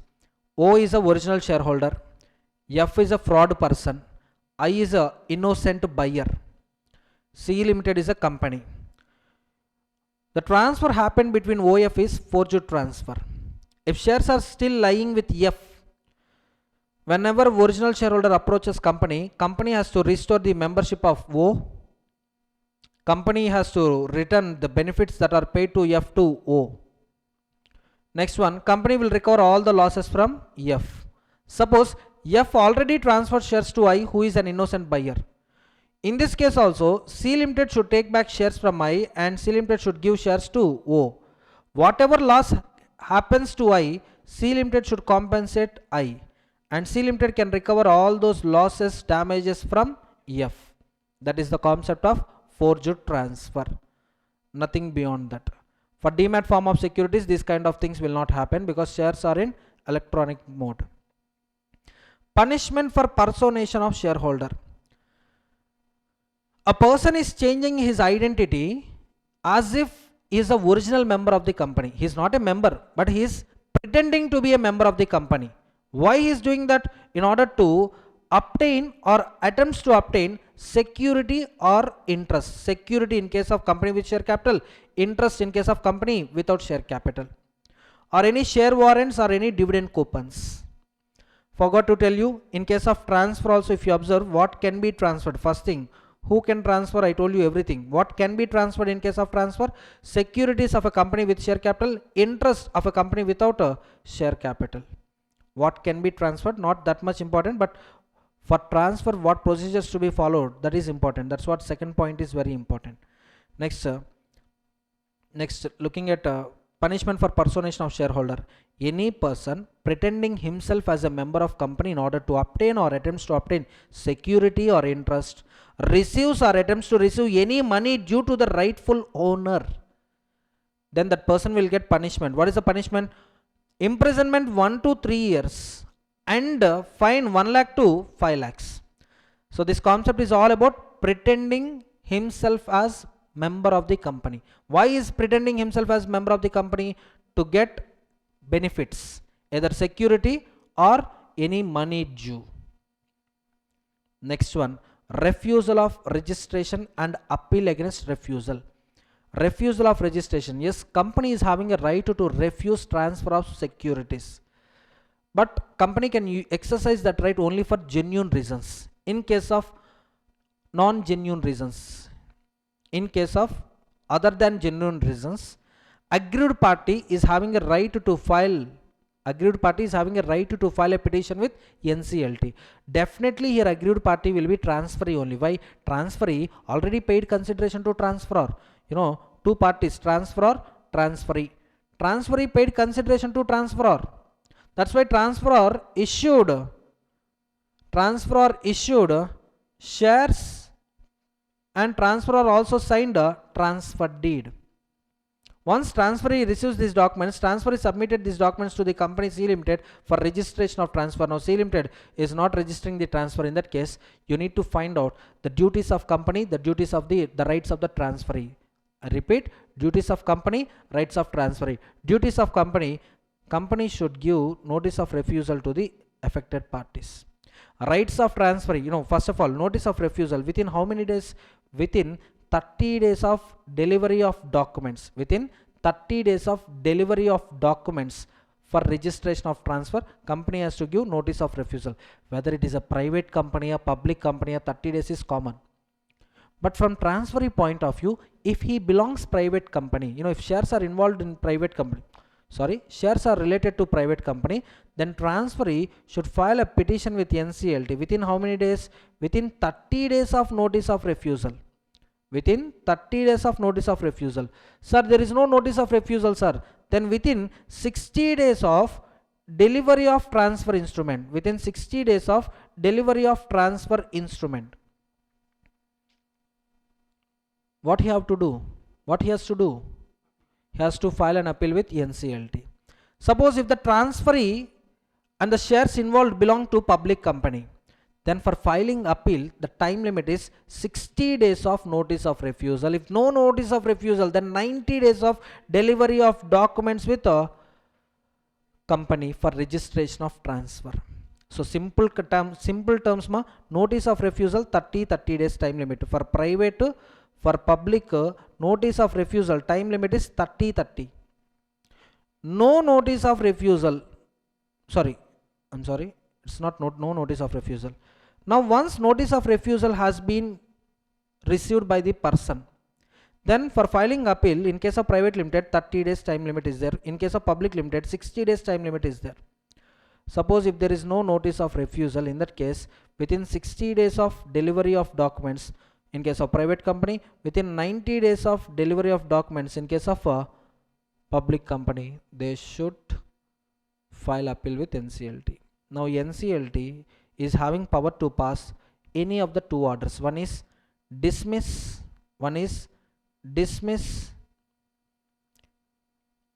other one is order. Order transfer transmission to be registered in 10 days.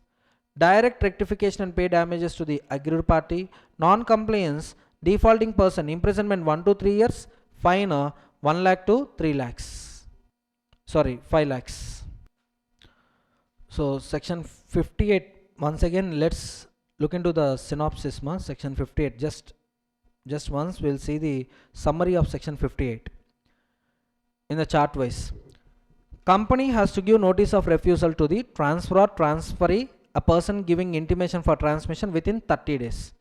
Now transferee or a person intimating transmission can file appeal with NCLT within prescribed time limits. What are those time limits? If he receive notice of refusal within 30 days in case of private company, within 60 days in case of a public company. If no notice of refusal, within 60 days of delivery of documents for registration of transmission in case of private company, within 90 days of delivery of documents for registration of transfer in case of public company. NCLT either dismiss or order for registration of transfer. Now company shall comply with NCLT order within how many days? 10 days. Contravention, imprisonment 1 to 3 years, fine 1 to 5 lakhs. Next one, section 59 also small section in handwritten notes. Let's see here. Aggrieved person, member company. First of all, section 59, what is the main theme of section 59? I'm not the member of a company but my name is wrongly entered in the register, or I'm the member but my name is omitted from the register, or company is making unnecessary delay in recording my name in the register of members. If I'm an Indian member, then I can go to NCLT. If I'm a foreign member, then I'll go to competent court specified by authority. So in this case, NCLT will have a power to either dismiss the appeal or order for rectification of register of members. So if NCLT passes an order for rectification of registers, yes, immediately the register shall be rectified. Next one, NCLT can also pass an order restricting the rights of transferee. Unless NCLT passes an order with respect to restriction of transferee rights, transferee can exercise all voting rights in the general meetings, in the members meetings. That is all about section 59. Clear everyone? 58, 59 are interconnected. 58 is all about refusal to register. 59 is all about rectification in the register. Both cases aggrieved party will go to NCLT. NCLT is having power to either pass, either order for rectification or dismiss the appeal. That's it. Next one, authorized capital, called up capital, not that much important. Alteration of share capital. Alteration of share capital. 3 conditions to be satisfied for alteration of capital. What are those 3 conditions? AOA, ordinary resolution in general meeting, filing with ROC. I repeat, how many conditions a company should satisfy for alteration of share capital? AOA authorization required, ordinary resolution at general meeting is required. Once alteration is done, file copy of altered MOA with ordinary resolution with ROC. File altered copy of MOA and ordinary resolution with ROC. Now in how many ways I can alter capital clause? In 5 ways. First one is increase capital, last one is reduce capital. That means cancellation of what type of shares? Unsubscribed shares. Second one is consolidate and divide share capital into the shares of larger amount or subdivide the shares into smaller amounts. In second case, 10 rupee face value shares may be converted into 100 rupee face value by consolidating 10 shares. in case D, you can see 10 rupee face value shares can be split into 5 shares with face value of 2 rupees each. But in case 2, because of consolidation, if there is a change in voting powers, it requires prior permission of NCLT. And case D, in case of split, in which proportion you are reducing, in which ratio you are splitting face value, in the same ratio you need to split paid up value also. 1 share into 2 shares, then paid up value also 2 parts, 2 equal parts. And last one is conversion of shares into stock, reconversion of stock into shares. Here a question can be asked like this: can a company issue stock directly? No, company can issue only shares first, and a member can request company to convert shares into stock, but that request is with respect to only fully paid up shares, not partly paid up, fully paid up shares. Stock is bundle of shares. Stock is transferable even in fractions, whereas shares are transferable only in number 1, 2, 3, like this only. So tell me, alteration of capital, how many conditions company should satisfy? 3. What are those 3 conditions? AOA authorization, members approval. What kind of approval? OR. Last one, intimation with ROC. Clear, everyone? So next section is section 62, that is further issue of share capital and preferential allotment. Section 62. Just remember the order. Whenever company is making issue of shares, obviously it comes under further issue only. Why? Initial issue happens at the time of incorporation. This is further issue. First priority shall be always given to the existing members. That's why we call it as rights issue. It's a right of a member to subscribe additional share whenever company is planning to offer securities. Whenever company is planning to offer shares, it is the right of existing member to subscribe additional share. So this will be on proportionate basis. Like for every 5 shares you are holding, you will be given additional share of 1. Next one, before making rights offer, company should satisfy certain conditions. What are those conditions? Letter of offer. They should prepare a document called letter of offer. It contains details. And for issuing letter of offer, board resolution is sufficient. Ordinary resolution, special resolution, not at all required. Let me repeat. For making offer to the existing members, board resolution is sufficient. Members' approval is not required. And that letter of offer shall be dispatched at least 3 days before opening of subscription list. And that subscription period should be minimum 7 days, maximum 30 days. That subscription period, that offer period should be minimum 7 days, maximum 30 days. During this period only, an interested person will file an application for additional share. And of course, this 3 days time limit for dispatch of notices, this 7 days offer period can be reduced only in private companies with a 90% consent of the members. With 90% members consent only, it can be reduced in case of private companies and IFSC companies, IFSC public companies. Clear? Unless AOA prohibits, renunciation default option is available. By default, they can renounce these rights in favor of their neighbors, their friends. Next one, yes, company can also offer shares to the employees, but for this special resolution is required.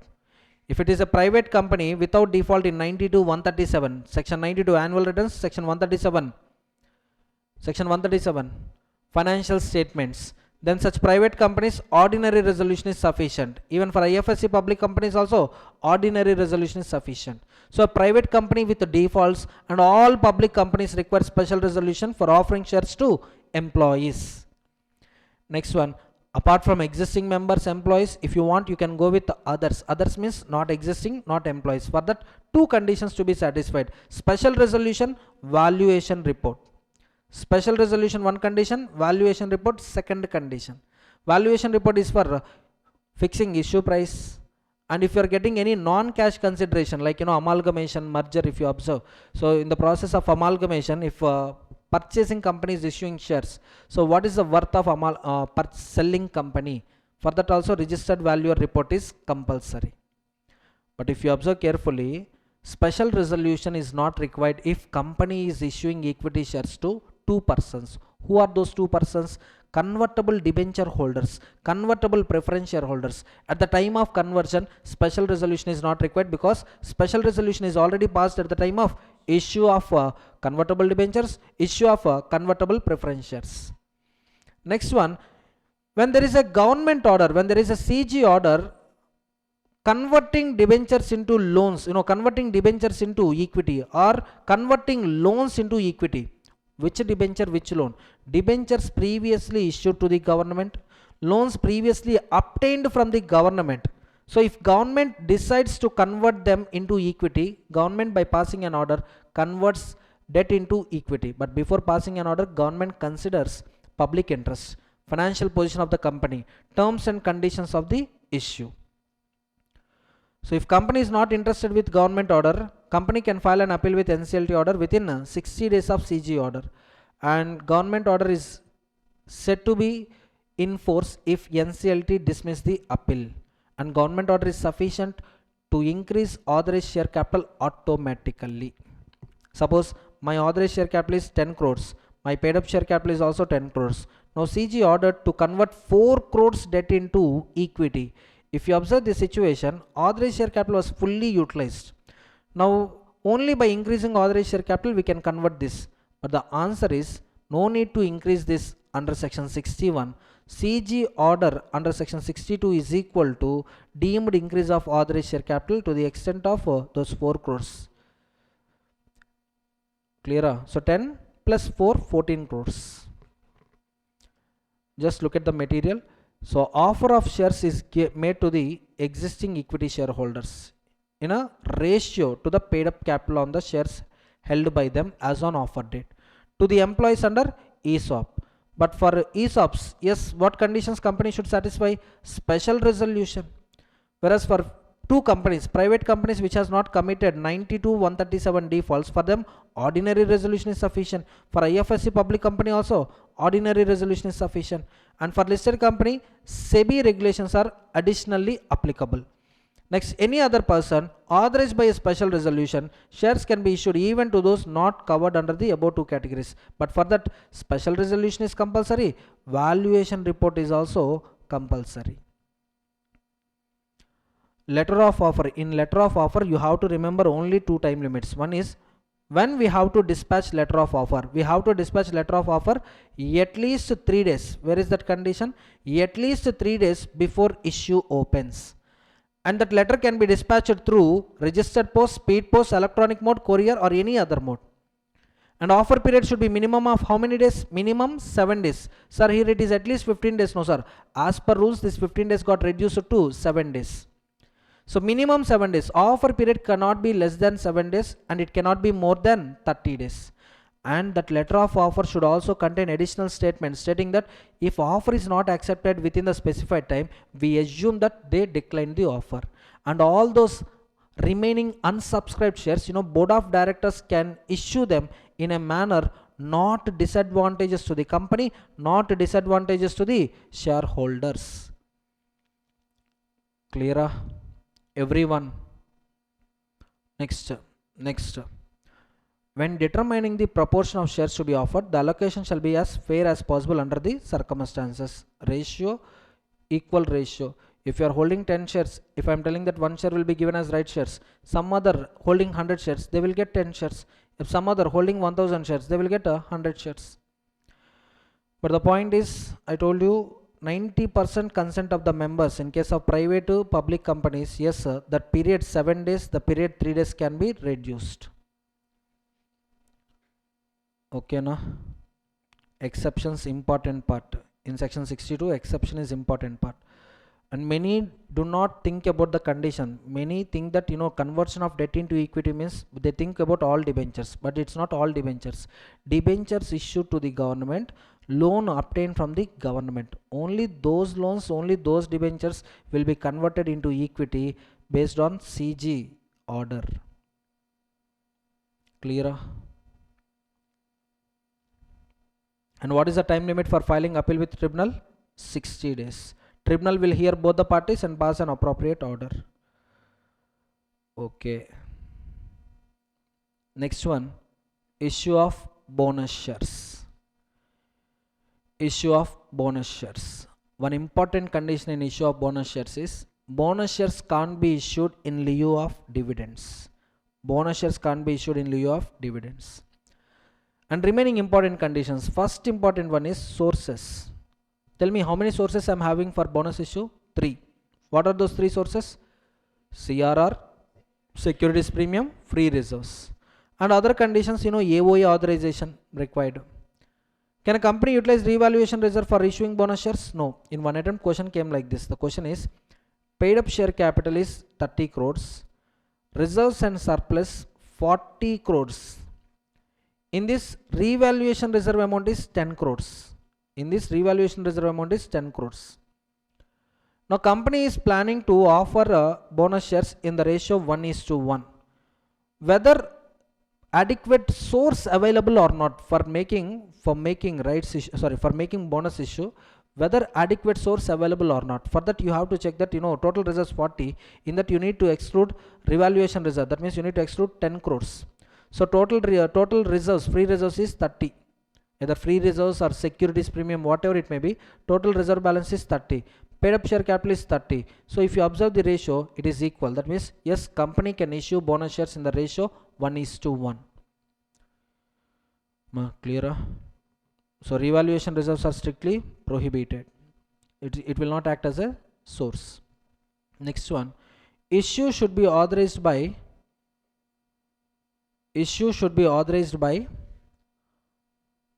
ordinary resolution in the general meeting. AOA condition. Second condition, what is the second condition? Ordinary resolution at general meeting. And third condition, company must not have defaulted on deposits, debentures. Deposits, debentures means 2, including interest on deposits, interest on debentures. Next one, employee statutory dues.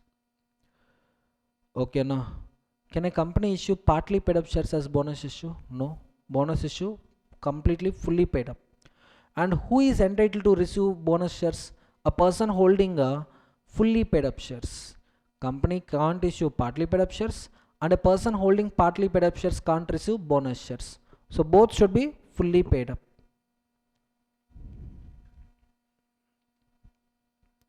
Okay, na? So question will be tested only based on sources of funds. So far 3 times question came on source of funds. So they will ask you which sources are eligible, which sources are not eligible, and they will also ask you to fix the ratio, like 1:2 possible or 1:1 possible or 2:3 possible, or like that they can ask you. Next one, and if they want to make a question tough, what they will do, they will tell like this: C Limited is a company which has defaulted payment of interest on deposits. It made a default of interest on deposits payment last month, and the default is still continuing on. Current month, member asked board of directors about bonus issue. Board of directors passed board resolution to issue shares at free of cost, that means bonus issue, and members also passed ordinary resolution for bonus issue. So is company eligible to offer bonus shares? Answer is no. Why? Keeping interest on deposits default, how a company can issue bonus shares? Like that you need to write an answer. So defaults also important. What are the defaults? Interest on deposits, deposits. Interest on debentures, debentures. Next one, employee statutory dues. Next one, 64. On happening of any one of these 3 events, on happening of any one of those 3 events, company has to communicate the matter with ROC. Sir, what are those events, sir? Alteration of capital 61, redemption of preference shares 55, central government order to convert debt into equity. In these 3 cases, company has to communicate with ROC in which form? SH7. Within how many days? Within 30 days. Within 30 days of event, company has to communicate with ROC. Or else punishment. What is the punishment? For company, 500 per day during such default continues up to 5 lakhs. For officer in default, 500 per day, but maximum limit is 1 lakh. Clear? Everyone? 64 completed. So next section is section 66, reduction of share capital. In how many ways reduction of share capital happens? In three ways. One is cancellation of uncalled capital. One way is cancellation of uncalled capital. Here, face value is 10 rupee, paid up value is 8 rupee. If I am cancelling this uncalled, that means if I am reducing face value to 8, paid up value already 8, member liability gets extinguished. This is one way of reduction of capital. So here compulsory I should alter MOA. Second way of alteration of capital is cancellation of unrepresented capital. Suppose if you look at the balance sheet, yes, paid up share capital is 10 crores, outstanding liabilities 20 crores, fixed assets are 10 crores, current assets 12 crores, and profit and loss account debit balance 8 crores.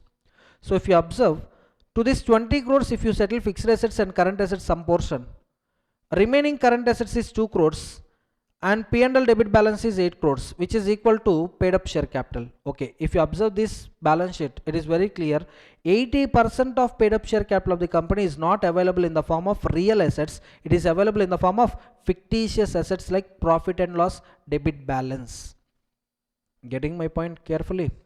Now, whatever capital is lost because of accumulated losses, if I cancel that lost capital, it is also called reduction of share capital. And the last way is pay off any excess paid up capital. Suppose face value is 10 rupee, paid up value is also 10 rupee, and company is having a 2 rupee per share extra. Company doesn't want these funds. Now if company wants, company can return this 2 rupee per share to the member. In that case, face value, imagine face value is 10, paid up value is becoming 8. There would be no reduction of members liability. But if company is reducing face value to 8, revised paid up value 8, revised face value 8, revised paid up value 8, now member liability is getting extinguished. Getting my point? First you need to understand in how many ways reduction of capital comes into the picture. One way is cancellation of uncalled capital. Second way is cancellation of unrepresented capital. Third way is return of excess paid up capital, and next cancellation of that portion. In these three ways reduction of capital comes into the picture. But the point is, in this case, creditors, outsiders, debenture holders, creditors' interest gets affected because of reduction of capital. Yes or no? How? Just look into the balance sheet of a company. Suppose paid up share capital is 20 crores, outstanding liabilities is 20 crores, fixed assets 15 crores, current assets 25 crores, balance sheet tallied, no problem. In this situation there is no problem at all. Outstanding creditors, there is no problem. For them assets are available. For them equity shareholders are also there. So their interest is not getting affected. Imagine face value per share is 10, paid up value is 8. That means paid up share capital is 16 crores. 16 crores, 2 crore shares into 8 rupees, paid up capital is 16 crores. Outstanding liabilities 20 crores. Fixed assets, for example, 10 crores. Current assets, for example, 20 crores.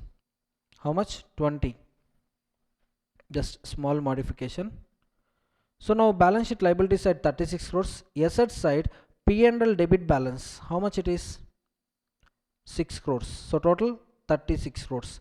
Here also there is no problem to the outstanding liabilities. There is no problem to the outstanding creditors because assets are sufficient to discharge their liabilities. Let us take one more situation to understand the real sense. Balance sheet of a company, paid up share capital 8 crores, 1 crore shares into paid up value 8 rupee, whereas face value is 10 rupee. Outstanding liabilities 10 crores. Fixed assets realizable value, current assets realizable value 8 crores. P&L debit balance 10 crores. So total it would be 18 crores. Clear?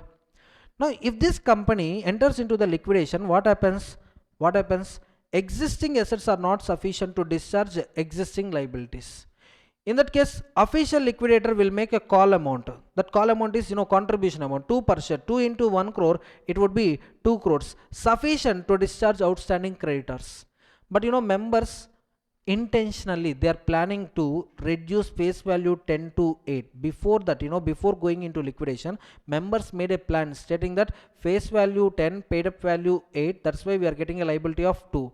Let's reduce face value to 8. So 8 minus 8, it would be 0. So tomorrow no one can call for 2 rupees. No one can ask us to contribute 2 rupees. So in this way, we can protect our 2 crores losses, excess losses. But if this thing happens, what happens? 8 crores not sufficient to settle 10 crores. Finally, creditors will be at loss of 2 crores. So to protect the creditors and to check whether reduction is genuine or not, whether it is fair or not, an independent authority comes into the picture, and an independent authority verifies completely, thoroughly. That independent authority is nothing but NCLT, none other than NCLT. So here, company limited by shares, company limited by guarantee with share capital have to file an application with NCLT. Along with application, they need to submit the documents, special resolution, minutes of the meeting, list of the creditors, including nature of the creditors, secured, unsecured, contingent, actual liability, everything they need to mention. Next one, auditor certificate for accounting treatment. With respect to reduction of capital, whatever treatment happened into the books of accounts, is it as per accounting standards or not? Who should check? Auditor. And auditor should give a certificate. Now NCLT, after getting this application, NCLT forwards that application to 4 departments. One is regional director, ROC, SEBI in case of listed companies, and creditors. And NCLT wait for 3 months. NCLT wait for 3 months. Within 3 months, if these people make any representations, if these people make any objections, then NCLT will ask company to clear all those objections. Suppose within 3 months there is no objection from this fellow sir. Now NCLT observes whether creditor dues have been discharged or determined, secured, and finally consented or not. If these 2 conditions are satisfied, creditors consent is there, auditor certificate is there, then NCLT passes an order regarding reduction of capital. But in this entire process, this company should be free from one default. That one default is interest on deposits plus deposits. If there is any default with respect to interest on deposits or deposits, then company is prohibited from reduction of share capital under section 66. So once company receives the order, company has to publish that order in 2 newspapers, and company shall also file it with ROC within 30 days. What are the documents company should file with ROC? Certified copy of NCLT, minutes approved by the NCLT, share capital clause getting altered, right? So for that, altered MOA, file altered MOA. But in that capital clause, you have to mention revised number of total number of shares, revised face value, revised paid up value. And a member is liable to the extent of difference between revised face value and revised paid up value, nothing beyond that. Next one, suppose creditor who is entitled to object reduction, if his name is excluded from the list of creditors, now that creditor can file a petition with NCLT. Clear? Now the officer who is responsible for such defaults, like officer who is misrepresenting the nature of creditor, amount of the creditor, or if he is a party to such a above concealment, then that officer will get punishment of 447. And members also get punishment, but not all members. Persons who are members at the time of registration of reduction of share capital, only those people will get the liability. What liability? Original liability. That means before reduction of capital, what is the original liability of the members? That liability gets attracted. Just look at the material ones, the points. Let's see. Ways of reduction. How many ways I can reduce the capital? In 3 ways. One is cancellation of unpaid capital, that means uncalled only. Second one is cancellation of unrepresented capital. Third one is pay off excess capital and cancelling that excess, return of capital. So for this, what approval is required? From whom we need to take approval? First from members, special resolution. Next from NCLT. Next one, for this, should I alter MOA? Yes, you are playing games with face value, you are playing games with paid up value. So if you are playing games with face value, you need to alter MOA. And I told you 61 is different from 66. Under section 61, that is alteration of capital, I will decrease share capital. Whereas under section 66, I will reduce share capital. Sir, what is the difference? Decrease is subject to unsubscribed shares. No impact on balance sheet. No impact on balance sheet. But here reduction is all about share capital which is getting visible in the balance sheet. That means either paid up share capital or unpaid value or uncalled value. Getting my point? Next one. Reduction is not allowed in one company. Which company? If company has defaulted in deposits, interest on deposits. So reduction is possible only with NCLT approval. For that, application has been filed with NCLT. NCLT forwards application to CG, ROC, SEBI, company creditors. If any of these creditors raise objection within 3 months, tribunal will consider them. If no objections, then within 3 months it is assumed that there is no objection to the reduction of the capital. Next one, order of tribunal. Once tribunal, before passing order, tribunal check 2 things. What are those 2 things? Auditor certificate with respect to accounting treatment, creditors approval. Once NCLT passes an order, it is the duty of company to file a copy of NCLT order with ROC. Along with NCLT order, you have to attach minutes stating that revised share capital, revised number of shares, revised face value, revised paid up value. And beyond that, member is not liable at all. Member's liability is revised face value minus revised paid up value. But in this entire question, this concept, this point can be tested. This point can be tested for 3 to 4 marks. What happens if creditor's name is not included in the list which company filed with NCLT? In that case, creditor can file a petition with NCLT. What NCLT can do? It will simply lift. It simply lifts reduction of capital. That means persons who are members at the time of reduction of capital will get original liability. Every person who was a member of the company at the time of registration of tribunal order shall be liable to contribute towards the debt. To what extent? To the original liability. It shall not exceed amount that would have been liable if company has been wound up immediately before the order date. Already company wound ups are no problem, even though company is not there, but we'll still find out the persons and will make them liable as if they are liable if company is in existence. And liability to the officers is 447, but this section is not applicable to buyback. This section is not applicable to this section is not applicable to 61 as well as 68. 61 I'm talking about unsubscribed shares. 68, here buyback, after completion of buyback, I will cancel the shares, and whatever amounts I used from the free reserves, I will create CRR. Since I am creating CRR in section 55 redemption of preference shares, in section 68 buyback of shares, 66 is not applicable to both the cases. Next one, 67, restrictions on purchase of its own shares. Restrictions on purchase of its own shares. No company can purchase its own shares to be held as investment in its balance sheet. Okay, na?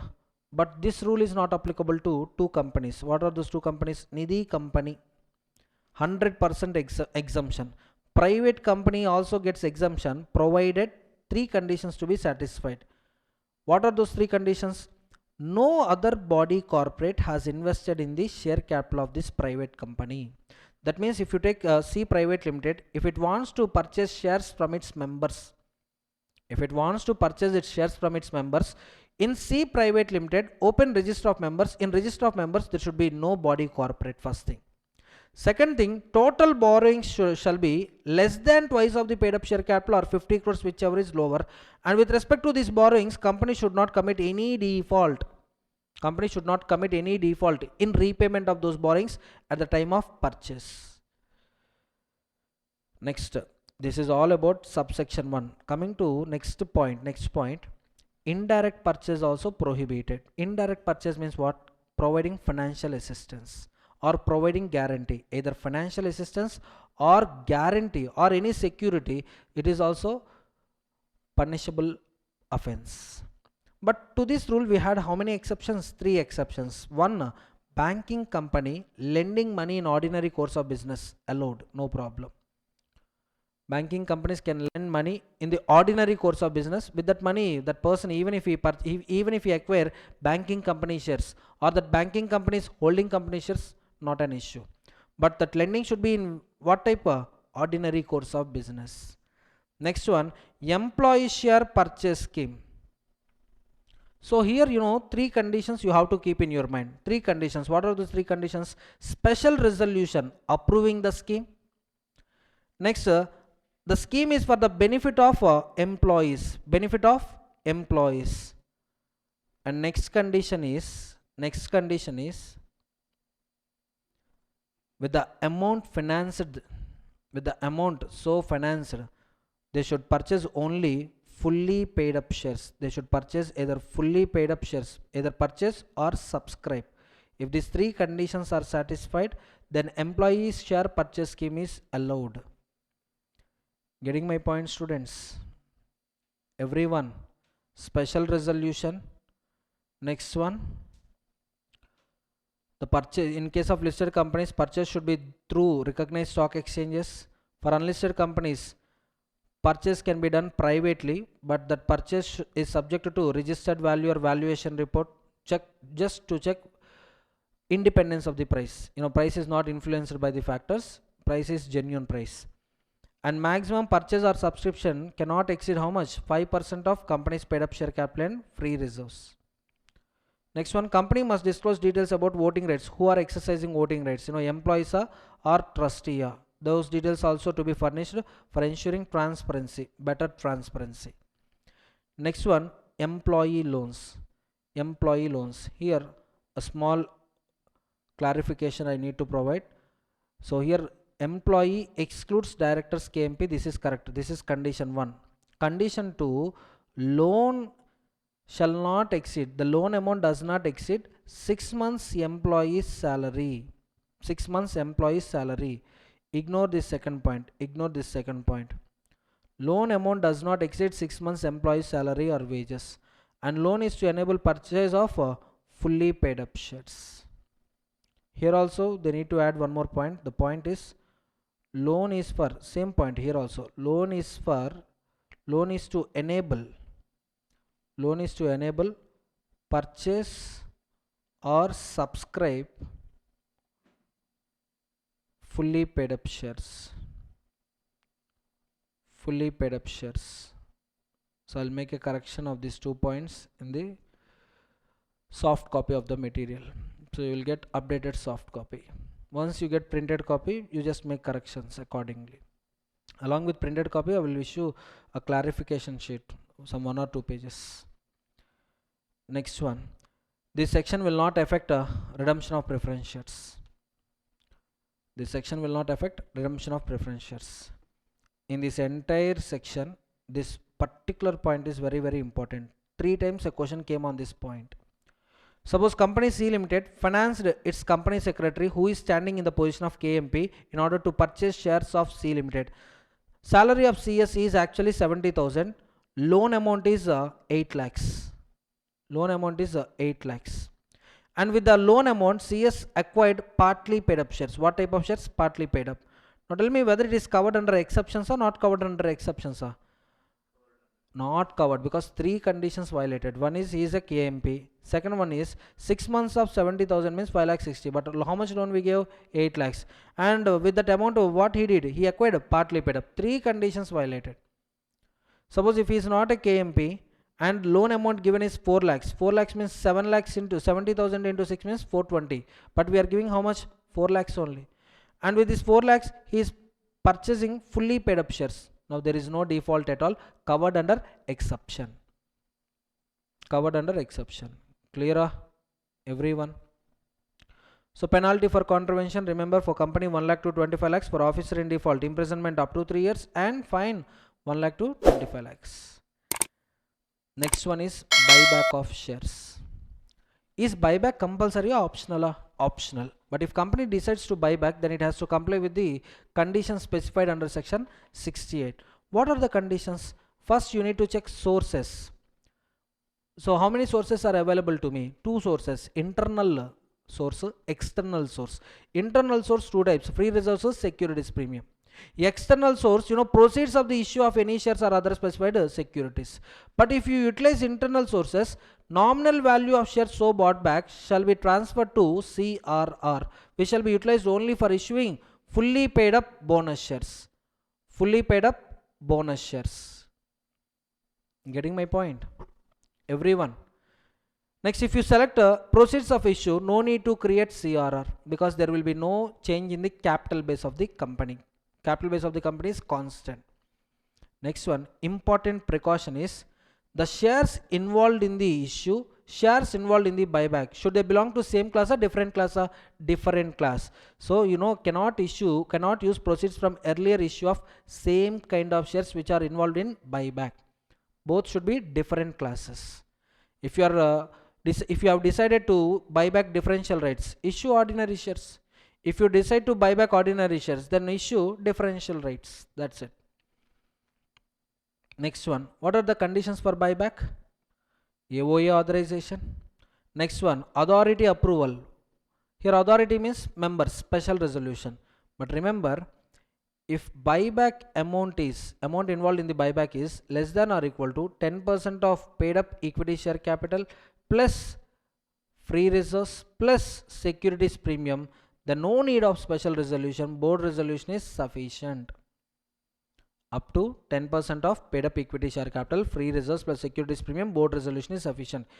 Any extra amount, special resolution is required. But with special resolution also, a company can make buyback of 25% of aggregate of paid up share capital plus free reserves plus securities premium. Getting my point, everyone? So these 2 points are talking about amount to be invested in buyback. Next one, post buyback, the ratio of debt to the equity must not exceed 2:1. Debt equity ratio when pre buyback or post buyback? Or post buyback. After completion of buyback, debt to equity shall not exceed 2:1. Next one, what kind of shares I can make buyback? Fully paid up shares. Fully paid up shares can be bought back. And for listed companies, follow SEBI regulations. Unlisted companies, Companies Act is sufficient. Lock-in period. Once buyback is completed, the next buyback can start only after completion of 1 year from the closure of previous buyback. So time gap between 2 buybacks should be minimum 1 year. So procedure for buyback, yes, if you want to take resolution from the members, you need to issue a notice calling for general meeting. Along with the notice, you need to attach an explanatory statement. In explanatory statement, you need to mention reasons for buyback, necessity of buyback, amount required for buyback, time frame to complete buyback. Getting my point? And shares involved in the buyback. All these points I need to mention. Next one, maximum 12 months time limit. Once board resolution or special resolution has been passed for buyback, within 12 months buyback should be completed.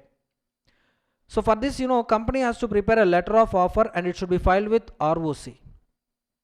It should file with ROC and issue letter of offer to members within how many days? 30 days. First, file letter of offer with ROC. This is one point. Second one, issue letter of offer to the members within 30 days of filing with ROC. Getting my point? One point, you need to split into 2 points. One is first file it with ROC. Second, within 20 days of filing with ROC, issue letter of offer to the members. Which one comes first? ROC filing or issue to the members? ROC filing first, immediately issue to the members. Next, offer open for how many days minimum? 15, max 30. Within 15 days of closure, verification should be done. Within 7 days of verification, payment should be released. Or else within 21 days of closure, communicate about rejection. Your application has not been accepted. For you, take back your shares. So return unaccepted shares within how many days? 21 days of closure.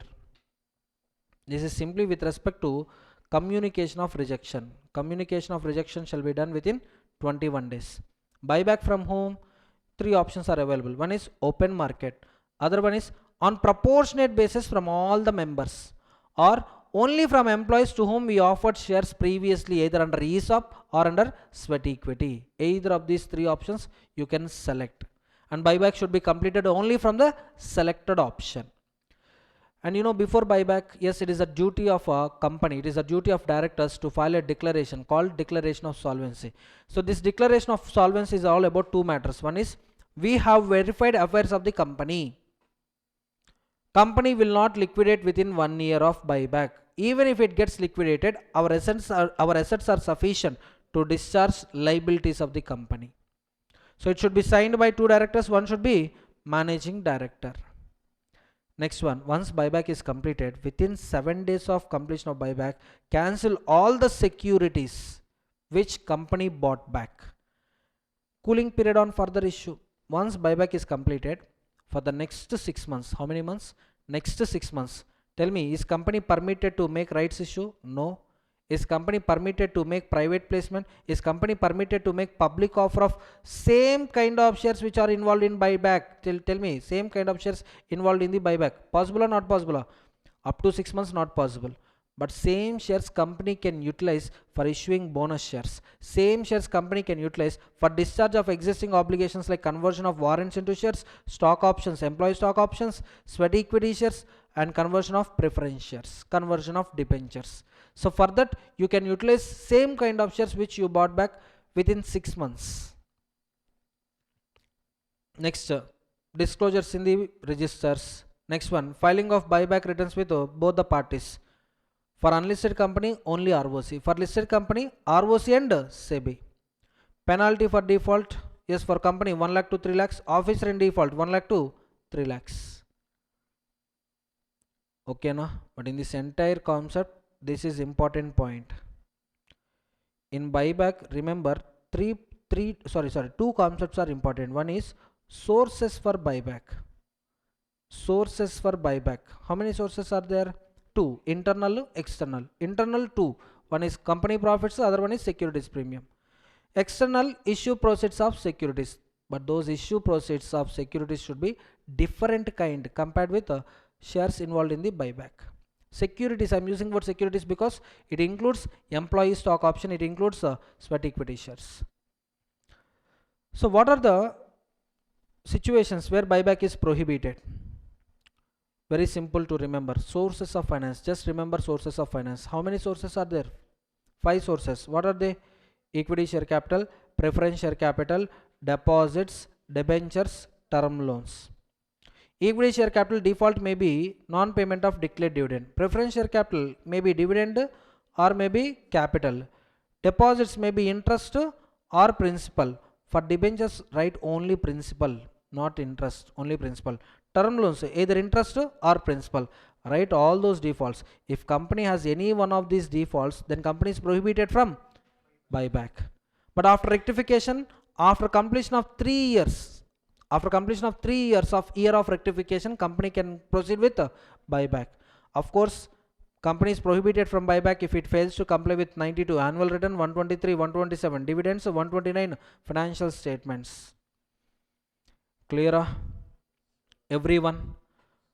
Last concept of share capital and debentures, that is debentures. In debentures, you have to remember some key points. Can a company issue debentures with voting rights? No. Can a company issue convertible debentures? Yes, with a special resolution. Are you getting my point? For issue of convertible debentures, special resolution is compulsory. Next one, how long company can use debenture funds? That means, what is the maximum redemption period? 10 years. For all companies, 10 years. Whereas for infra companies, infra debt fund companies, infra finance companies, 30 years. And there is no partial payment like 21st year onwards pay 10%. There is no such condition, which is similar to preference shares. Next one, debenture trustee appointment. But before that, limits on borrowings from debentures. Let me make this point very clear. Existing debt plus proposed NCD, non-convertible debt, less than or equal to 100% of paid up share capital plus free reserves plus securities premium, then issue of this proposed NCD means what? Non-convertible debentures. Issue of non-convertible debentures requires board resolution. Suppose if it is exceeding the limit, special resolution.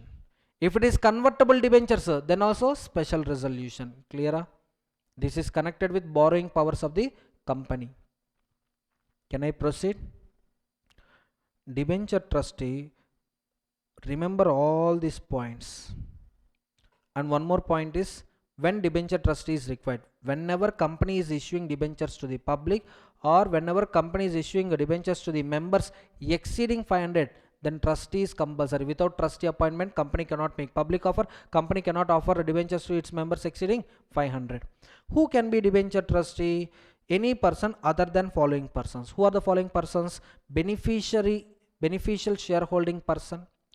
Beneficiary with respect to shares, beneficiaries are disqualified. Next one, officers of the company, simply promoter, director, KMP, officer, employee of a group companies, that means company, associate, subsidiary, holding. Next one, relative of these above people are also disqualified. Relative of above people with respect to our company, disqualified. Next one, beneficially entitled to receive payments, he is none other than creditor. Creditor is disqualified. But if he is entitled to remuneration as a debenture trustee, no problem. So he should receive only remuneration from company. Apart from remuneration, any other any other receivable is there to that person is disqualified. Next one, anyone indebted to the group companies, that means debtor is disqualified. Anyone who has furnished a guarantee for the principal debt secured by the debentures, that means surety, is also disqualified, because independence gets affected. Next, a person having financial relationship with company.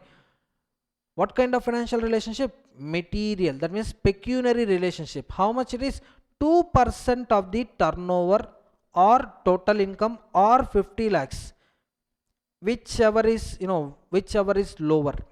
Any condition is satisfied, that means any of this, suppose 2% of the turnover satisfied or 50 lakhs satisfied, that's it, disqualified. So that kind of relationship he should not possess, not only in the current financial year but also 2 immediately preceding financial years. He should not have such kind of relationship. So in case of casual vacancy, of what, debenture trustee, who appoints casual vacancy of debenture trustee? Board of directors.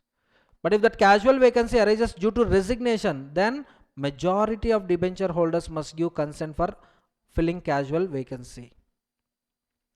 Next one, a trustee can be removed with the consent of how many debenture holders? 3/4 of the debenture capital holders.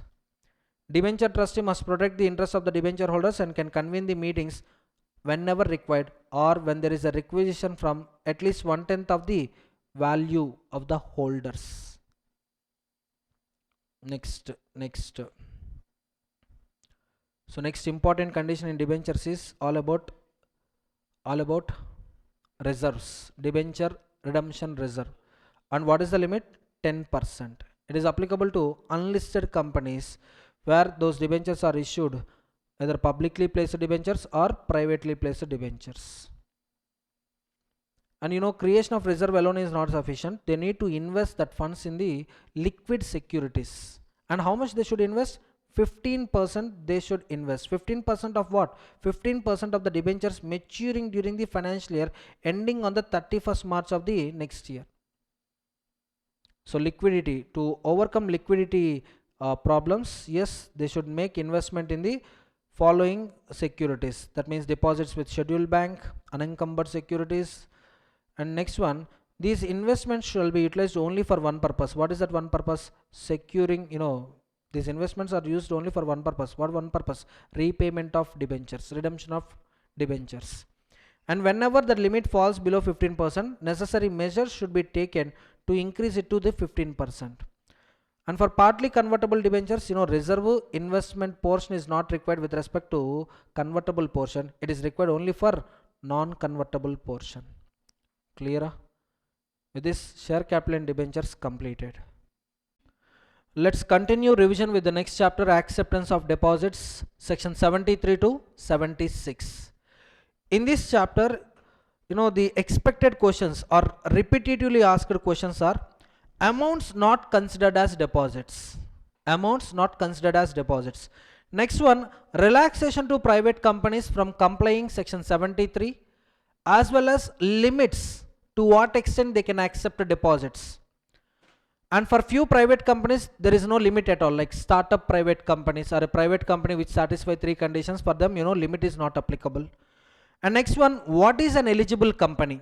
To what extent it can accept deposits from public, from members. And last, punishment for default.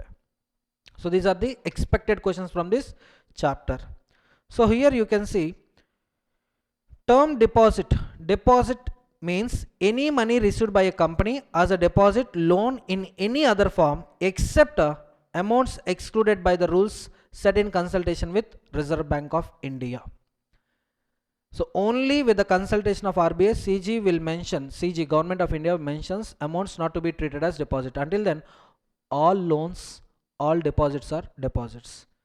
First of all, what are the exempted deposits, or what are the amounts not considered as deposits? Let's see. So to remember this, I had one chart. So just I'll go through the chart. Following amounts are not considered as deposits even though company receive in the form of loans, in the form of deposits. First one, if you are receiving amounts from these parties, it is not a deposit. Who are the parties? Government, CG, SG, local authority. Foreign sources, foreign government, foreign banks, foreign multilateral financial institutions, foreign credit agencies, etc. from foreign. Next, financial institutions like LIC, public financial institutions, banks, SBI, S Bank, Canara Bank, Bank of Baroda, all these from banks. If you are getting money, it is also not treated as deposit. Intercompany deposits.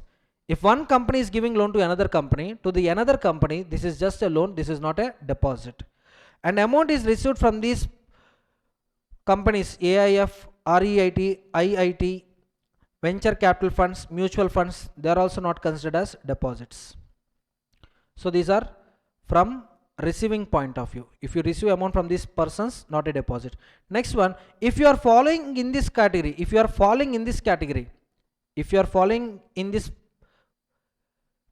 then also it is not a deposit. So here I'm talking about recipient point of view. Nidhi company, any advances received from members, any deposit received from members, it is not a deposit. Chit fund company, trust, collective investment scheme. But coming to trust, the amount they received, it should be non-interest bearing deposit. Non-interest bearing, that means company should not pay any interest on the amount which it is holding as a trustee. Next one, by issuing these securities, if company is getting loan amount, then that loan amount is not treated as deposit. First one, commercial papers, security application money pending for allotment. Up to 60 days is not a deposit. After 60 days, if you refund within 15 days, then also not a deposit. But if you fail to refund within 15 days, after expiry of 60 days, it becomes a deposit. Sir, I'm not refunding that amount, I'll make adjustment against some other due, sir. Adjustment is not treated as refund, therefore it becomes deposit. You have to refund them. Next one, secured debentures not a deposit, convertible debentures not a deposit, listed debentures also not a deposit. Amount raised by issuing these 3 types of securities, not a deposit. Amount raised through issue of convertible note, which will be converted within 10 years of issue, and through issue of this note, if company is receiving 25 lakhs or more under a single transaction. Next, if that company is a startup company, if all these conditions are satisfied, then also it is not a deposit. First of all, I am talking about startup. Security, convertible note. When it should be converted? Within 10 years. How much amount to be received? In excess or equal to. That means at least 25 lakhs under single tranche. Next one, if amount is received from these 3 persons, then also not a deposit. Who are the 3 persons? Employees not exceeding annual salary. Employees not exceeding annual salary as a deposit, plus company should not pay any interest on the deposit. Suppose if company is paying interest, or if company is accepting 12 months instead of 12 months, if company is accepting 14 months salary as a deposit, then it becomes deposit as per this chapter.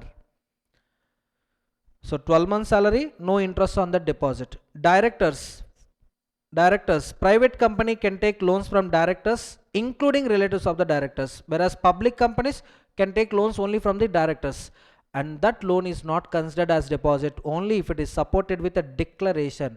This declaration is stating that, no, in the declaration, the lender has to state that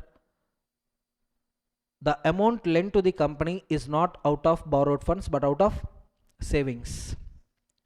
Promoter is giving loan to the company if that loan is unsecured loan, and if that loan is given because of stipulation imposed by financial institution, then also promoter loan is not treated as deposit. Until when promoter loan is not treated as deposit? Until lending financial institution loan gets repaid. Once loan gets repaid, then promoter loan becomes deposit. Next, business advances. All trade advances which should be adjusted within 365 days, not a deposit. Advance for immovable property, not a deposit. Security deposit for services, for goods, not a deposit. Next one, long-term project advances, not a deposit. Advances against annual maintenance contracts, not a deposit. Advances with the sectoral regulators. For sectoral regulator companies, it is also not a deposit. Advances for subscription for publication in media, that is also not a deposit. So very important, first three they will not ask. They will particularly ask the seventh point. Particularly they will ask seventh point. When share application money is treated as deposit, if not refunded within 15 days after expiry of 60 days. Even if it is adjusted with some other lawful use, it is also treated as a deposit. Loan from director, when it is not a deposit, that loan should be taken from director in case of companies, or from relatives in case of private companies, supported with a declaration, then only not a deposit. Next one, this can be tested for 2 marks. Secure debenture, not a deposit. Convertible debenture, not a deposit. Non-convertible securities listed on recognized stock exchange, not a deposit. Next one, this one also can be tested. This one also can be tested. Maximum amount shall not exceed annual salary. If it exceeds, what happens? It becomes a deposit. Next one, non-interest bearing security deposit. So far, these points never tested. Chance is there. Chance is there. These points can also be tested. Simply, they will illustrate a situation and they will ask you, write the definition of deposit and identify out of the following which are deposits, which are not treated as deposits. Each point 2 marks, that's it. Next one, if any amount becomes refund, refund should be done within how many days? 15 days of becoming due. If not refunded within 15 days, it becomes a deposit. And this also, recent exams, this point also tested for 2 marks. Amounts brought in by promoters or his relatives as unsecured loans due to stipulations of lending institutions. This is not a deposit until financial institution loans are repaid. That's it. Startup company is also important. Out of 18 points, 1, 2, 3, 4, 5, 6, 7. 7 points are very important for short practical questions. Startup companies, how much amount? 25 lakhs or more as a convertible note, and it should be repayable within 10 years. Either convertible or repayable. Convert it into equity or return that money within how many years? 10 years. Then also it is not a deposit. Next one. Yes, this point. This chapter is not applicable to 4 companies. What are those 4 companies? Banking, NBFC, HFC, prescribed other companies. So to these 4 companies, acceptance of deposits, this chapter applicable or not applicable? Not applicable. Next one, yes. What are the conditions a company should satisfy for acceptance of deposits from members? What are the conditions? First thing, ordinary resolution. For accepting deposits from members, ordinary resolution is required. If a company is accepting deposits from public, then special resolution. For that, section 76 is applicable. Here we are discussing only 73. 73 companies. Section 73 companies can accept deposits only from members. Next one, preparation of circular, issuing circular to the members. But before you issue circular to the members, file a copy of circular with ROC. Clear? So looking at the contents of the circular, very easy to remember: financial position, credit rating, total outstanding number of depositors, amount due to the depositors, and other prescribed details. And how can I send circular? Through post or electronic mode, and publish it in two newspapers: English newspaper, vernacular newspaper. Auditor's certificate. When auditor certificate is required? Every time, whenever company is issuing circular, every time auditor certificate is required. With respect to what? Last 5 years company have not committed a default, or if default has been if there is a default, company has rectified it. Last 5 years there is no default at all. First of all, company has not committed a default. If committed, the default was rectified and 5 years have been passed since rectification. Next one, validity of the circular. How long circular is valid? It is valid up to 30th September of every year, or due date of AGM if AGM is not conducted, or AGM conducted, sir, then actual date of AGM. Actual date of AGM where financial statements has been placed, whichever is earlier. Once financial statements are adopted in the general meeting, the financial position of the company gets changed, yes or no? So that means you need to prepare a fresh circular containing latest audited financial information of the company. Next one, a company must file a copy of circular with ROC within 30 days before issuance to the members. DRR, how much amount I should create for DRR? 20% of the deposits maturing the year following year. Certificate of no default, just now I told you. Next, yes, this can be tested for 3 marks. Relaxation for private company. Above mentioned points like preparation of circular, filing of a circular, depositing certain amount in a reserve, certifying no default do not apply to how many private companies? 3 private companies. One is a private company which is accepting up to 100% of the paid up share capital plus free reserves plus securities premium as a deposit. That means outstanding deposit plus proposed deposit less than or equal to 100% of paid up share capital plus free reserves plus securities premium. Yes, for them above 4 conditions are not applicable. Second company, startup, up to 5 years from incorporation for startup, even without any limit, above conditions are not applicable. Next one, a private company which can satisfy these 3 conditions. What are those 3 conditions?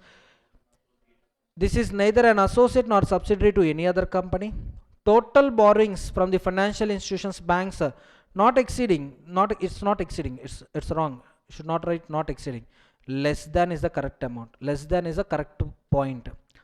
Total borrowings less than twice of the paid up share capital or 50 crores, whichever is less.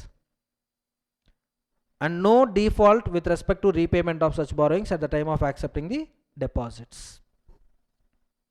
Clear? So how many private companies are exempted from above mentioned conditions? 3 private companies. One is accepting up to 100% of the capital plus free reserves plus securities premium. Second one is startup up to 5 years. Third one is neither associate nor subsidiary.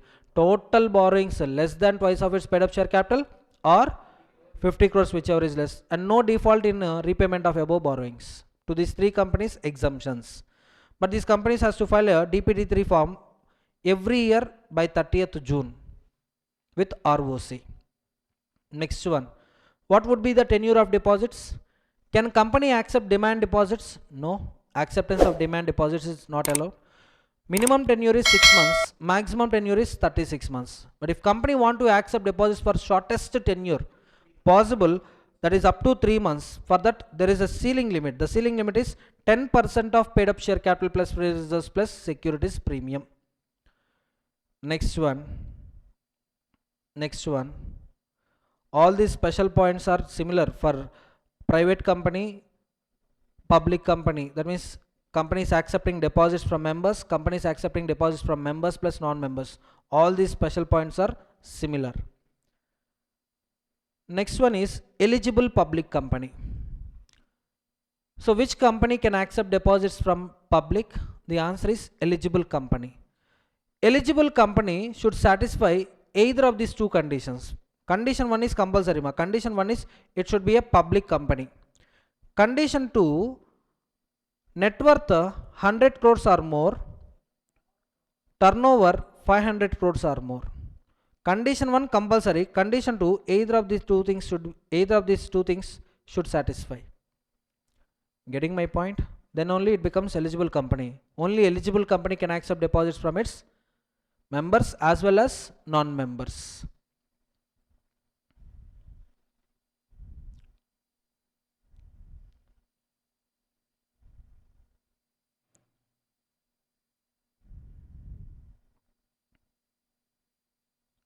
See, what is the maximum limit a company can accept deposits? What is the maximum limit?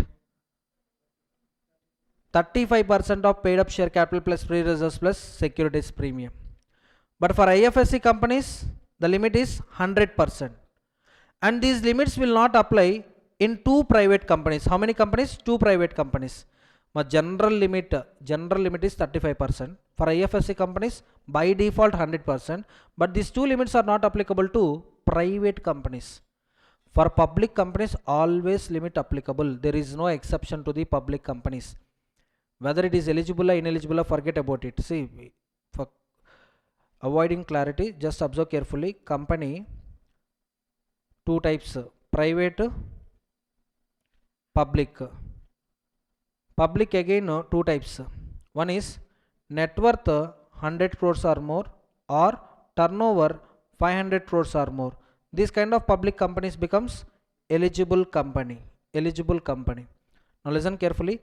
Private company, ineligible public company. Ineligible public company.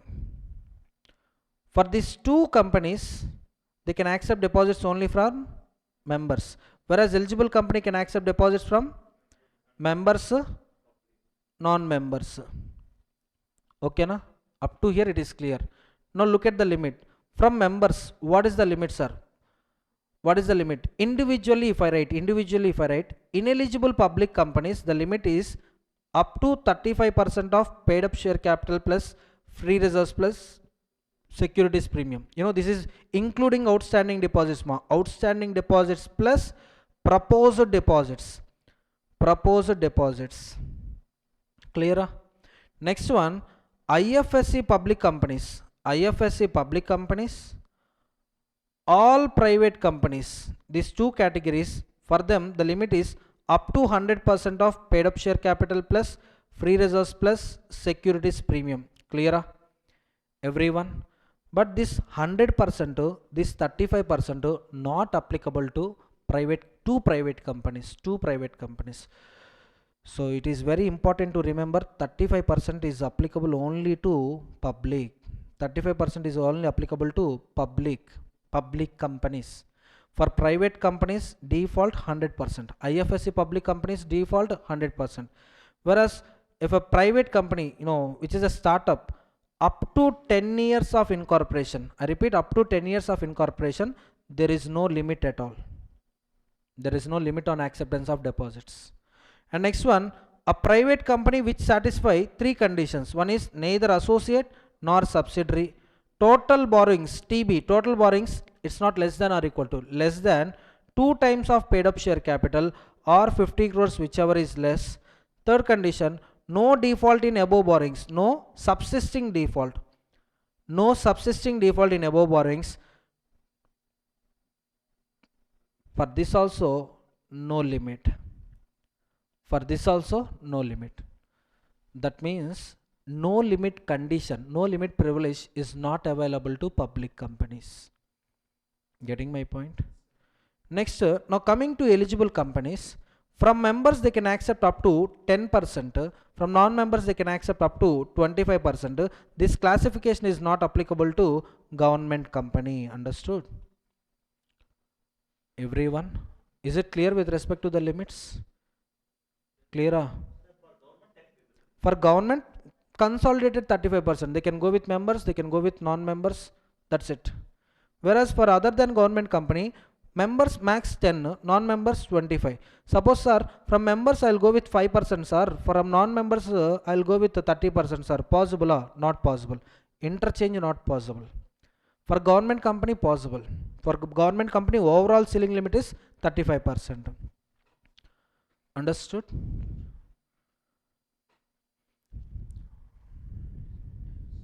Next, special points. If you look at special points, ceiling on interest rates, brokerage rates is prescribed by RBI.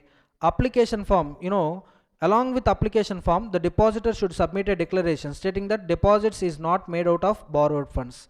Joint names possible are possible but not exceeding 3. Deposit receipt. What is the time limit for issuing deposit receipt? 21 days from the receipt of money. Within 21 days from receipt of money, company should issue deposit receipt. And what is the penal interest rate for overdue period? 18% per annum.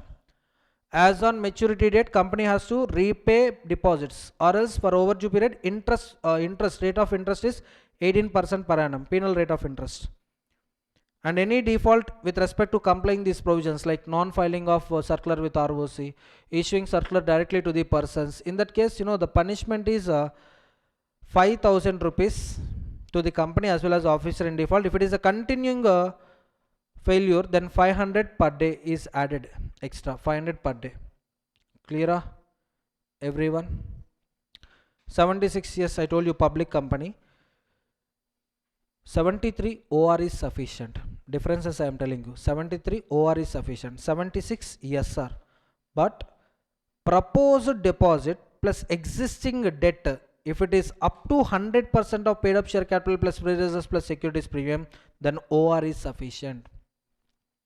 Credit rating is compulsory. Every year company has to obtain credit rating. And if company fails to disclose anything about secured or unsecured, by default it becomes secured. If company is planning for unsecured deposits, it has to specifically disclose the point. These deposits are unsecured deposits. Next one, depositor trustee, you can say disqualifications. Disqualifications important. Director, KMP, officer, employee of cash company, relatives of this company, disqualified. Depositor of a company, disqualified. Debtor, disqualified. Material pecuniary relationship with company, disqualified. Surety also disqualified. All these people are disqualified to act as depositor trustee. For removal of depositor trustee, all the directors present at meeting, whoever present at the meeting, all the directors should pass should be in favor of removal. Then only that removal is valid, or else removal is invalid. Suppose 15 directors are there, 9 directors attended the meeting. Now 9 should pass votes in favor for removal, then only removal is valid.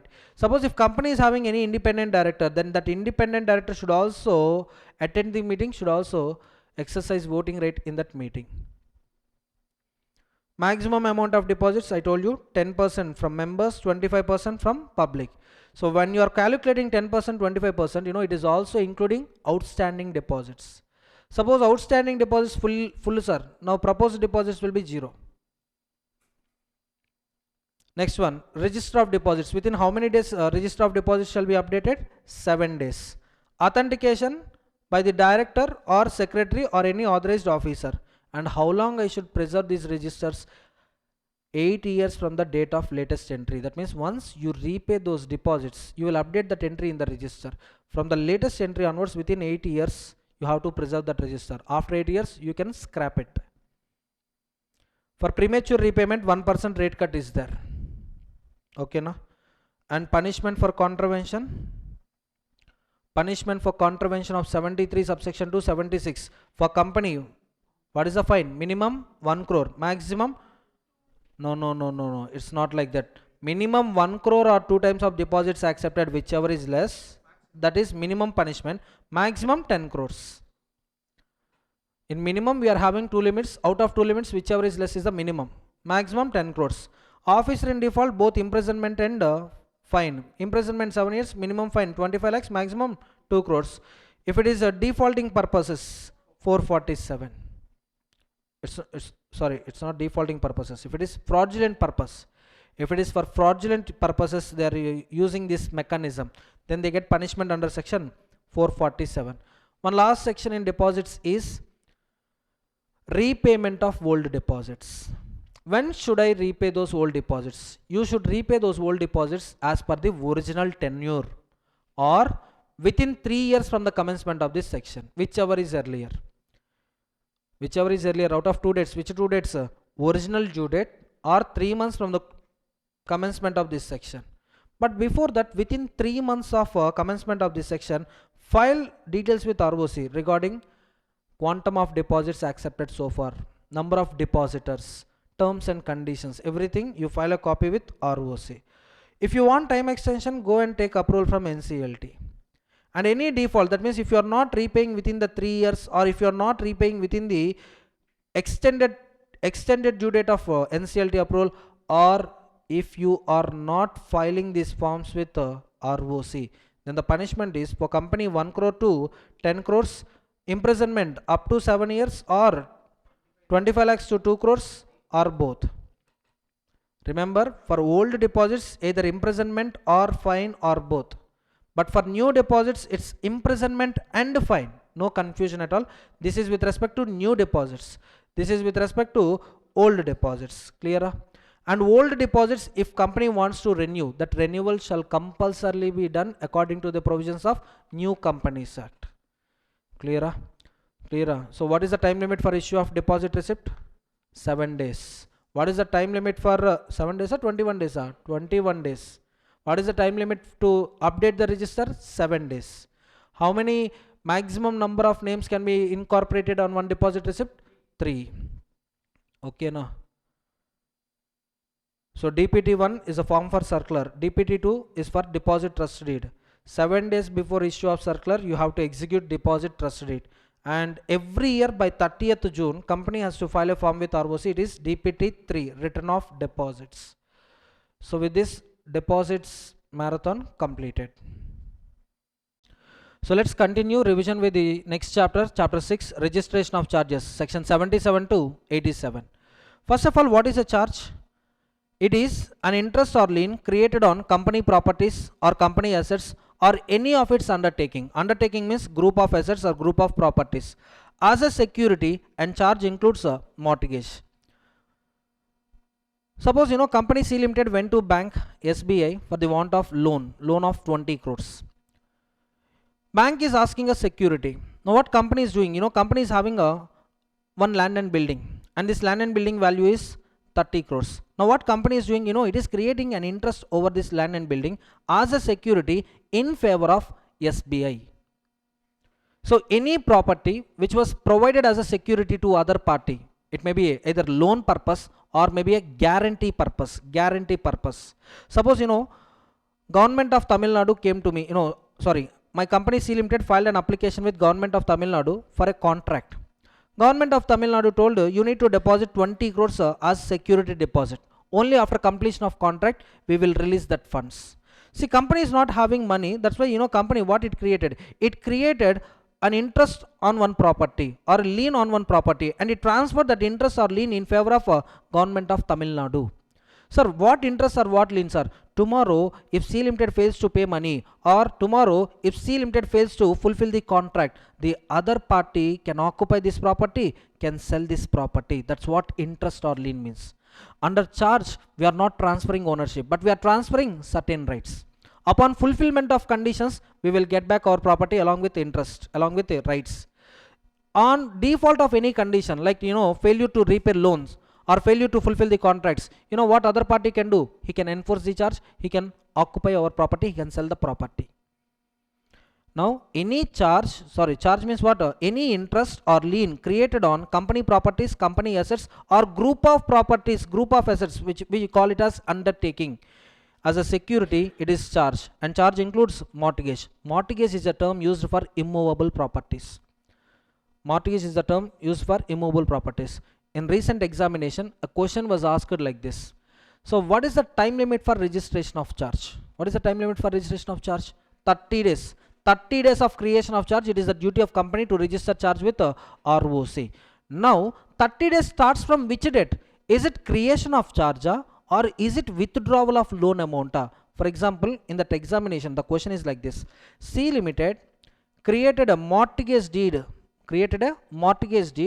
in favor of State Bank of India on 1st April 2025. What is this mortgage deed? Mortgage deed, the term charge includes mortgage. That means it is also a charge. And SBI sanctioned loan as on 1st April 2025, but C Limited started using the funds from 1st October 2025 onwards. Now the point is 30 days time limit will start from 1st April 1st October. That means date of utilization of funds or date of mortgage deed. Answer is date of mortgage deed. So when you created charge, the material point is when you created charge. It's not when you started utilizing the funds. So what is the time limit for registration of charges? 30 days from the date of creation. And this charge is of two types: fixed charge, floating charge. Fixed charge is a charge created on identified specific fixed assets like land and building, plant and machinery. If charge is created on assets which are fluctuating in nature, we call it as floating charge. For example, stock, book debts. Under fixed charge, we can use the property, but we cannot sell the property. If you want to sell the property, you have to take consent of charge holder. Who is charge holder? In favor of whom we are creating charge, he is known as charge holder, money lender, for example. Whereas under floating charge, we can use the assets, we can sell it, we can make it money. With the money, we can also acquire new raw materials, we can also produce them into new finished goods. Fixed charge is restricted to identified asset, whereas floating charge is extended to future assets. Okay, na? Who will get first priority? Creditor under fixed charge. But creditor under floating charge can convert floating charge into fixed charge upon happening of certain events, certain conditions, like companies stopped paying installments, companies stopped carrying business operations, or on happening of certain event like debt equity ratio exceeded 2:1. On happening of any such things which were already recorded in the charge document, on happening of those things, charge holder can convert floating charge into fixed charge. We call it as crystallization. What is the effect of crystallization? Floating charge gets converted into fixed charge. Once it gets converted into fixed charge, company cannot use that property, company cannot sell that property without consent of charge holder. So terms, conditions violated, company stops its operation, company goes into liquidation, or creditor enforce security covered by floating charge. Next one. So in this chapter we are having how many sections? 11 sections. 77, it is the duty of company to register charge. But if company makes default, charge holder can register charge under section 78. Registration of charge provisions applicable not only at the time of creation but also at the time of modification, 79. Once charge is registered, it becomes constructive notice, it becomes public notice, section 80. Let's see. So whose duty to register charge ma? It's the duty of company to register the charge with ROC. And who can also register the charge? Charge can also be registered by charge holder, charge and then purchaser of a charged asset. Suppose Reliance Industries Limited created charge on one of its factory, and my company V Industries Limited acquired the charged property. Now V Limited is bound to register charge with ROC. Okay, now so who can also register charge apart from company? Company, charge holder, purchaser of the charged property. If purchaser is a company and the property is already charged property. Next one, applicable form CHG1. And what is the time limit for registration of charge? 30 days of creation of charge along with the prescribed fees. And this document shall be duly signed by the company. Company means representative of the company as well as charge holder. So CHG1 shall be signed by both company and charge holder. Verification of instrument of charge. Instrument of charge. I'm not talking about form. I'm not talking about application form for registration. I'm talking about instrument of charge. That means mortgage deed or agreement, loan agreement. So how that verification part will happen? If a property is located outside India, sir, if I create charge on a property outside India, is there any obligation on me to register charge in India? Yes. Whether property is located outside India, in India, whether property is a tangible or intangible, whether property is a immovable, once you create charge, it's your duty to register charge with ROC. But if the property is located outside India, that instrument of charge can be signed under company's common seal. No common seal, no problem. Directors, CS or authorized officer will also sign. Next one, charge holder authorized officer will also sign. Next one, any person interested in the mortgage or charge, who might be the owner of the charged property which was located outside India, that person can also sign instrument of charge. Simply mortgage deed can be signed by, if company common seal is there, fix it, or else director CS is sufficient. Director CS not there, sir, outside India, then person whose interest is involved in the, or whose interest is included in the charge, that person can sign it. Suppose if property is located in India, then director CS charge holder signature are sufficient. If you look at the sanction document, sanction letter, company, banking company official stamp and manager signature you will find on a sanction letter. That sanction letter is valid. That means, unsigned sanction letter, is it an instrument of charge? No. Unsigned, unregistered mortgage deed, is it a valid? No. Verification should be done. How it will be done? Someone should sign it. Someone means authorized person, CES, director, or any person whose interest is included in the, whose interest is involved in the charge. Next one, registration time limit for charges before 2nd November 2018. That means new charges or old charges are old charges. What is the time limit?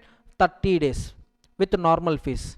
30 days completed, sir, then 300 days. Within 300 days of creation of charge, normal fees plus additional fees. Sir, 300 days also over, sir. By 2nd November 2018, 300 days also over, sir.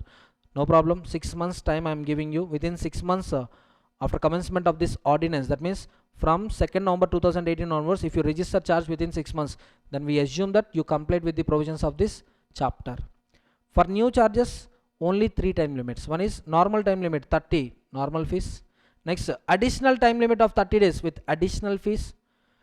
Further 60 days with ad valorem fees. Ad valorem fees. In all cases, normal fees is applicable. Okay, now, so what is the total duration, ma? What is the total time limit? Maximum time limit for registration of charge, 120 days.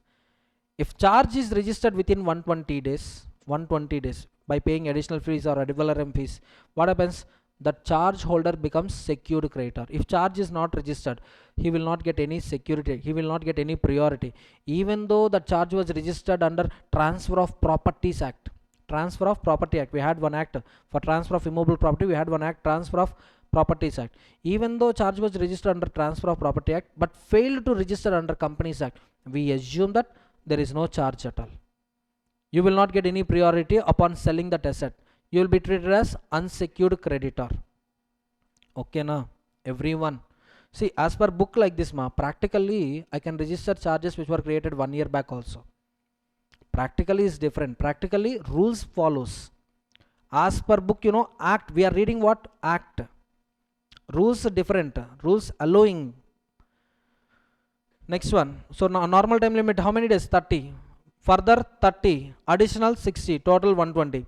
Procedure for extension. So if you want any extension, if you are not able to register within 30 or next 30 or additional 60, then just file an application with ROC. Application shall be signed by CS or director, stating that belated filing will not affect the rights of intervening creditor. Suppose, before registration of charge with ROC, same property, I created mortgage in favor of another banker and this charge was already registered. That means first charge registered later, second charge registered earlier. Now who gets priority? First charge holder gets priority. Second charge holder gets priority. Second charge holder. That means whose charge registered first, that person gets priority over the property. Suppose property value 3 crores. First charge holder 2 crores outstanding. Second charge holder 2 crores outstanding. Upon selling this asset, 3 crores first I will pay to second charge holder. Balance amount I will pay to first charge holder. Intervening creditor's interest will not be affected, first of all. Next one, ROC grant extension only if it is satisfied that company had a valid reasons for belated filing. Next one, further additional fine or ad valorem fees as applicable shall be paid. So once filing completed, ROC registers the charge document and ROC issues a certificate of registration in form CHG2, and this certificate of registration is a conclusive evidence that you have complied with all applicable provisions and rules made thereunder. That's it. Subsequent registration, any charge registered within extended period, that is beyond original 30 days, will not affect any rights acquired over the property before charge was actually registered. So intervening creditors' rights are protected.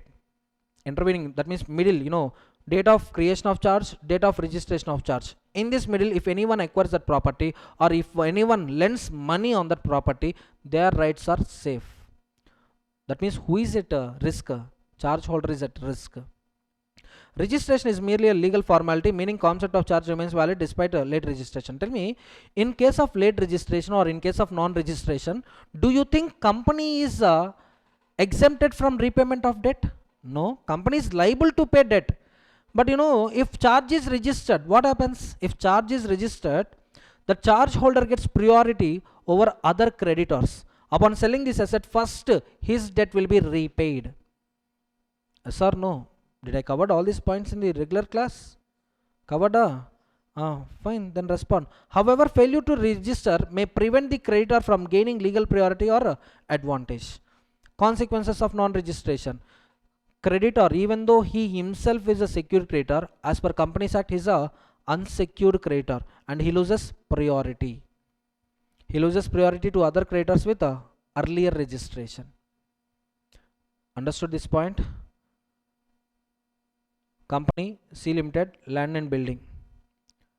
First time it took loan from SBI. Date 1st April 2025. So date of creation of charge. Date of creation of charge is 1st April. C Limited, again showing same property. It took loan from Axis Bank. And date of creation of charge is 1st May 2025. But date of registration of charge is 1st June 2025. Example. Whereas charge in favor of SBI, date of registration is 10th June 2025. Now tell me, who gets priority? Who gets priority? Axis Bank or State Bank of India? Na? Tell me, who gets priority? Who gets priority, ma? First creation is in favor of SBI on 1st April. Second creation in favor of Axis on 1st May. Axis charge registered on 1st June. SBI charge is registered on 10th June. Now who gets priority? Axis Bank. That means it's not date of creation, it's date of registration. It's date of registration. Following next one. Exemptions. Yes, CG is having power to grant exemptions.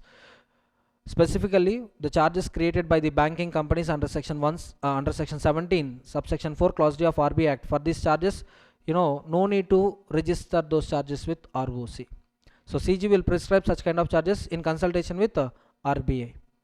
77 over. Next one, 78. What is section 78? What is section 78? Charges registration by charge holder. So first, whose duty to register the charge? Company. If company fails, then charge holder can register the charge. So first, charge holder, he will file an application for registration with ROC. ROC will not grant certificate of registration immediately. First, ROC intimates a company. Either if company files form for registration of charge on its own, or if company shows sufficient reason why not to register the charge, only in these two cases, ROC rejects this application. Suppose if there is no response from a company within 14 days, of intimation, if there is no response, then ROC allows that application, he issues certificate of registration in favor of charge holder, in favor of company. And whatever fees paid by the charge holder for registration of the charge, who need to reimburse that amount? Company need to reimburse that amount. Okay, na? Everyone. So if company fails to register charge within 30 days, then charge holder may apply to ROC. But ROC will give one intimation to whom? Company. ROC wait for 14 days. Within 14 days, either company should register the charge or company should intimate why not to register the charge. So ROC will not permit registration if company registers the charge or provides sufficient cause why charge should not be registered. Recovery of fees. Whatever fees paid by the charge holder for registration of charge, he can recover that amount from company. Company acquiring a property already subject to the charge. That means one company is acquiring what property? Charged property or free from charge property? Charged property. Charged property means company already created charge in favor of a banker, and that property another company is acquiring it. Now we assume that the acquirer is having knowledge of the charge, because registration of charge means filing a documents with ROC for registration. Any document you file it with ROC, it becomes public document. Anyone dealing with company, we assume that they had a knowledge of public documents. So now yes, acquirer should register a new charge with a ROC. The earlier charge should be vacated and new charge shall be registered by acquiring company. Next one, modification of charge. So yes, terms and conditions are subject to mutual consent. They can be modified. Terms and conditions can be modified through the mutual consent of the parties. For example, loan enhancement, increase in rate of interest, increase in tenure, change in securities. Previously, I gave one land and building. Right now, instead of land and building, I provided factory. Or change in parties. Suppose, SBI is not giving good treatment to me. Imagine, suppose I want to shift my loan profile to Union Bank. Now, what happened? Charge holder is getting changed. Previously, who is charge holder? SBI. Now, who is charge holder? Union Bank. All these are examples for modification of charge. In case of modification, section 77 shall apply. That means what? Within 30 days of modification, company has to register modification of charge with ROC. If not 30, then additional 30. If not additional 30, then additional 60. And modification will come into force only after completion of registration. Until registration, modification will not have any effect. Demood notice of charge. Any person dealing with company properties, whether it is charged or charge free, we assume that he is having a knowledge of charge. So subsequently he cannot claim, or rule of estoppel, he cannot claim protection under rule of estoppel. Sir, I don't know about creation of charges, sir. So that means he is subsequently liable to the charge holder. Understood? Everyone? Reporting of satisfaction of charge, section 82. Section 82 is all about intimation for satisfaction. Satisfaction means what? When the purpose of creation is satisfied, we call it as satisfaction of charge. Within how many days company should file satisfaction of charge with ROC? Same time limit, 30 days. If not, additional 270 days. That means total 300 days extended time. For extended time, of course, additional fees is applicable. But here, declaration, why late, why belated, all these are not applicable. Just pay normal fees and additional fees. First, upon receiving this application, ROC will not issue certificate of registration of satisfaction of charge. First, he asks charge holder, is it true? And ROC wait for 14 days. If there is no response from charge holder, or if charge holder already filed NOC with ROC, then ROC enters satisfaction of charge in the register and issues certificate of registration of satisfaction of charge. So ROC enters memorandum of satisfaction in the register and ROC issues a certificate of satisfaction of charge to the company. From that date onwards, the property is the property is free from charges. Subsequently, if company want to make fresh loan on the same property, yes, it can make fresh loans. Everyone getting my point? But section 82 will not affect section 83. Section 82 will not affect section 83. But before section 83, important time limits, 14 days. What is this 14 days? ROC intimates charge holder and ROC waits for 14 days. Within 14 days, if there is any show cause from charge holder, ROC stops registration. If there is no response, or if there is a positive response, yes, loan already discharged, then ROC enters memorandum of satisfaction of charge and issues certificate of registration of satisfaction of charge. 82 is not getting affected by 83. What is section 83? Let's see 83 first. What is 83? Powers of ROC to make entries of satisfaction. Suppose company created charge on land and building. Company repaid that loan. Registration of charge happened, repayment of loan also happened. So if I take property documents, if I take encumbrance certificate, the property is free from charges. I don't know about Companies Act. I'm a natural person. I don't know about Companies Act. Under Transfer of Properties Act, loan was repaid, mortgage deed also cancelled. So what I did, later I acquired property. After acquisition, I came to know that company previously registered charge on that property. Now already satisfied, that is satisfied, but company forgot to file form with ROC. Now when I file application with ROC, what ROC do? ROC conducts a reasonable inquiry. If ROC comes to a conclusion that yes, debt has been wholly or partially repaid, or part of the property or undertaking or has been already released from the charge, or property has ceased to be form part of company assets, Yes, company already sold property to me. That property is not part of company properties. In that case, tell me what ROC will do. ROC enters memorandum of satisfaction of charge and issues certificate of registration of satisfaction of charge to all the affected parties within 30 days of making entry in the register. Okay na? So difference between 82 83. 82, when you file application, ROC will respond. 83, suo motu basis, on its own motion it will respond, but the ultimate effect is satisfaction of charge only. Next one, 81 85. What is 81 85? Registers. One is maintained by company, other one is maintained by ROC. What is the specialty of company register? Company maintains details of all charges, whether it is a fixed, floating, whether it is inactive, modified, satisfied, everything will be recorded in one register, maintained at registered office of the company or at any other place as decided by the board. Kept at the registered office. See, every company shall maintain register of charges at its registered office. The register shall include all charges, including floating charges, affecting any company properties, assets, undertakings, along with the prescribed particulars. Now, very important point. Instrument of charge different to register of charges different. Instrument of charge, you know how long company should preserve? It should preserve 8 years till from the satisfaction. Register permanent till liquidation. It's similar to the incorporation documents. Once you file incorporation documents with ROC, so you need to preserve them at registered office till liquidation. Here also register shall be preserved only at registered office till liquidation, but instruments creating charge, they should be preserved till 8 years. 8 years from creation, 8 years from satisfaction. Satisfaction. Okay. And who will record entries in the register? Company register. Who will record entries? Either CS, if CS is there, CS, or director, or any person authorized by the board. Entries shall be recorded immediately after creation, modification, satisfaction of a charge. Okay na?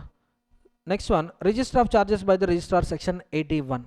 In this register you will find charges of all companies falling in the jurisdiction of that ROC, whether it is fixed or floating, everything is available.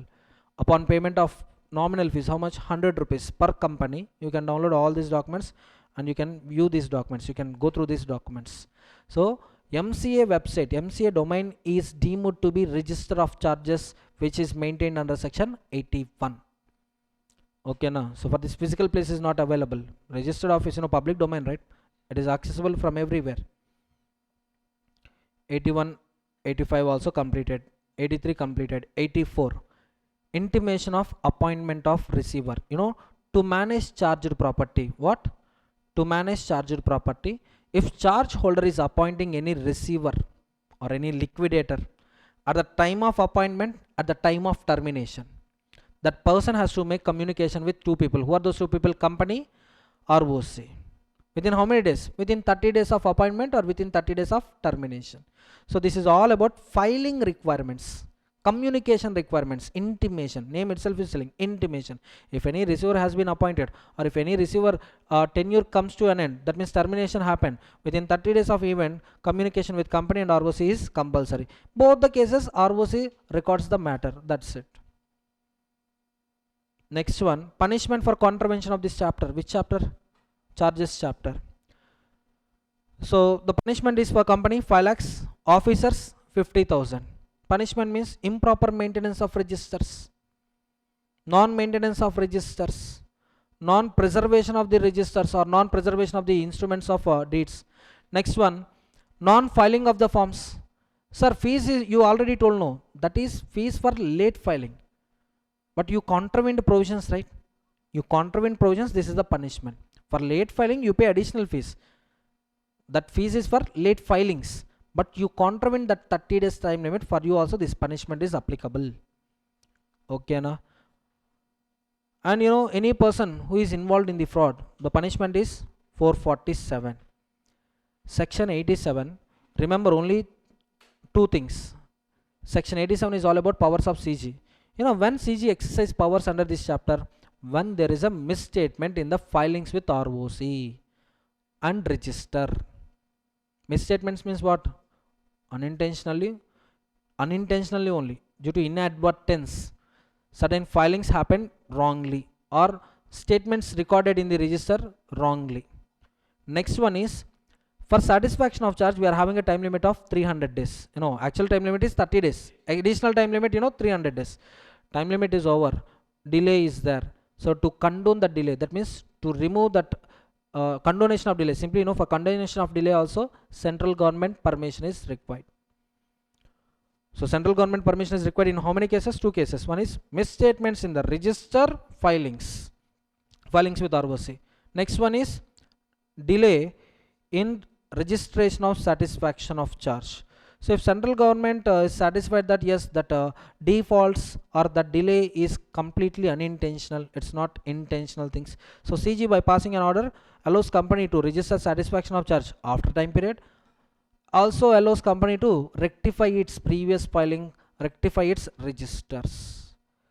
Clear? With this, registration of charges completed. Let's continue revision with the next chapter, that is chapter 7, management and administration, section 88 to section 122. The expected weightage of this chapter in your examination is 10 marks. Last 3 attempts, if you observe, on an average 10 marks coming from this chapter.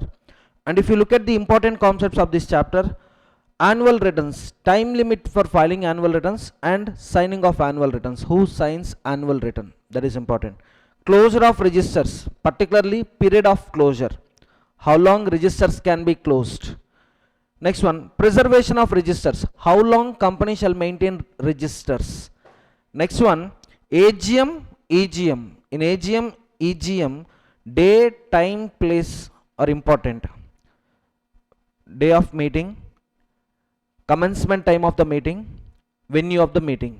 These 3 factors are very important with respect to AGM and EGM. Next one, notice calling for general meeting. In notice, about omission, if it is accidental omission, what would be the effect? If it is intentional omission, what would be the effect is important. Next one, quorum. So what is the effect of lack of quorum? Meeting stands adjourned. But there, we had one type of meeting which is called because of requisitionist. If EGM is called because of requisitionist, if there is no quorum, meeting stands cancelled. It's not adjourned, meeting stands cancelled. That particular point is very important. Next one, limitations in proxy. Proxy cannot represent 100% of the members. He can represent maximum 50, or he can represent maximum 10% of the paid up share capital. Okay, so those factors are very important. Proxy, limitation factors are very important. And then minutes, contents of the minutes, particularly appointments happened at the general meeting, are deemed to be valid, whatever names are recorded in the minutes, and what type of contents, what contents can be excluded from the minutes. So all about, minutes contents is important. And next one, so far not tested, but chance is there, a probability is there, significant beneficial owner, limits and timelines for complying those provisions. So these are few important concepts in management and administration chapter. Now let's continue revision. Yes, management and administration, you can see this chapter I divided into 2 parts: registers and returns, general meetings. Registers and returns 88 to 95, general meetings 96 to 122. Now registers and returns once again classified into 2 parts, or categorized into 2 categories: registers, returns. Yes, company has to maintain registers with respect to all its members. For beneficial owners also separate register, for significant beneficial owner also separate register. For remembering section numbers, I am telling you, actual section reference is different. Section 90 means declaration of significant beneficial ownership interest, but for remembering section numbers, I am telling you, registers for members 88, beneficial owners 89, significant beneficial owners 90, and these registers can be closed under section 91. Annual returns to be filed with ROC 92. Changes in promoter stake, yes, that is also one return 93, but in our syllabus 93 is not there. Next one, these registers and returns are available for inspection, and these registers and returns will act as an evidence 94, 95. Next one, coming to the general meeting, again 2 parts, types of prerequisites. Yes, we are having how many types of general meeting? AGM, other than AGM we call it as EGM. AGM by company, NCLT, EGM by NCLT, these 3 are mandatory. No one can escape from these meetings. If NCLT calls for EGM, if NCLT calls for AGM, and company, AGM by company, this is also mandatory. So any default happens in these 3 meetings, punishment is under section 99. And company, if it wants voluntarily, it can have a EGM under section 100. Now coming to prerequisites, yes, 4 prerequisites we need to satisfy: properly convened, constituted, conducted, concluded. Properly convened, under properly convened, we have to check 2 conditions. One is notice calling for meeting, and second one is if in that notice any special business is mentioned, then explanatory statement is mandatory. Without explanatory statement, if you issue notice calling for meeting and in that notice if there is any special business, then that special business item becomes void. That means discussion of special business at general meeting becomes void. Even you got unanimous approval, even you got unanimous resolution, but that proposal can't be implemented. So for calling a meeting, notice explanatory statement compulsory. Now constitution of meeting. For constitution we check quorum. Who check quorum? Chairman. While checking quorum, chairman has to exclude proxy, chairman has to include a representative of a president or governor, representative of a body corporate. So quorum 103, chairman 104, proxy 105, and president, governor 2 parties. President 1, governor 1, total 2 parties, 112. Representative of a body corporate 113. Next one, in meeting, the proceedings shall be properly conducted. So for that, we need to check voting, and the result of voting is resolution. So voting, yes, on members voting we can impose restrictions. Yes or no? What are the restrictions we can place on members voting? We restrict him from casting his vote in case calls are in arrears. His calls are in arrears, or he is having some lawful dues to the company. So with AOA authorization, we can impose restrictions on those members. Types of voting, yes, we are having 4 types of voting. Yes, E, P square. Yes, show of hands, e-voting, poll, postal ballot. 107, 108, 109, 110.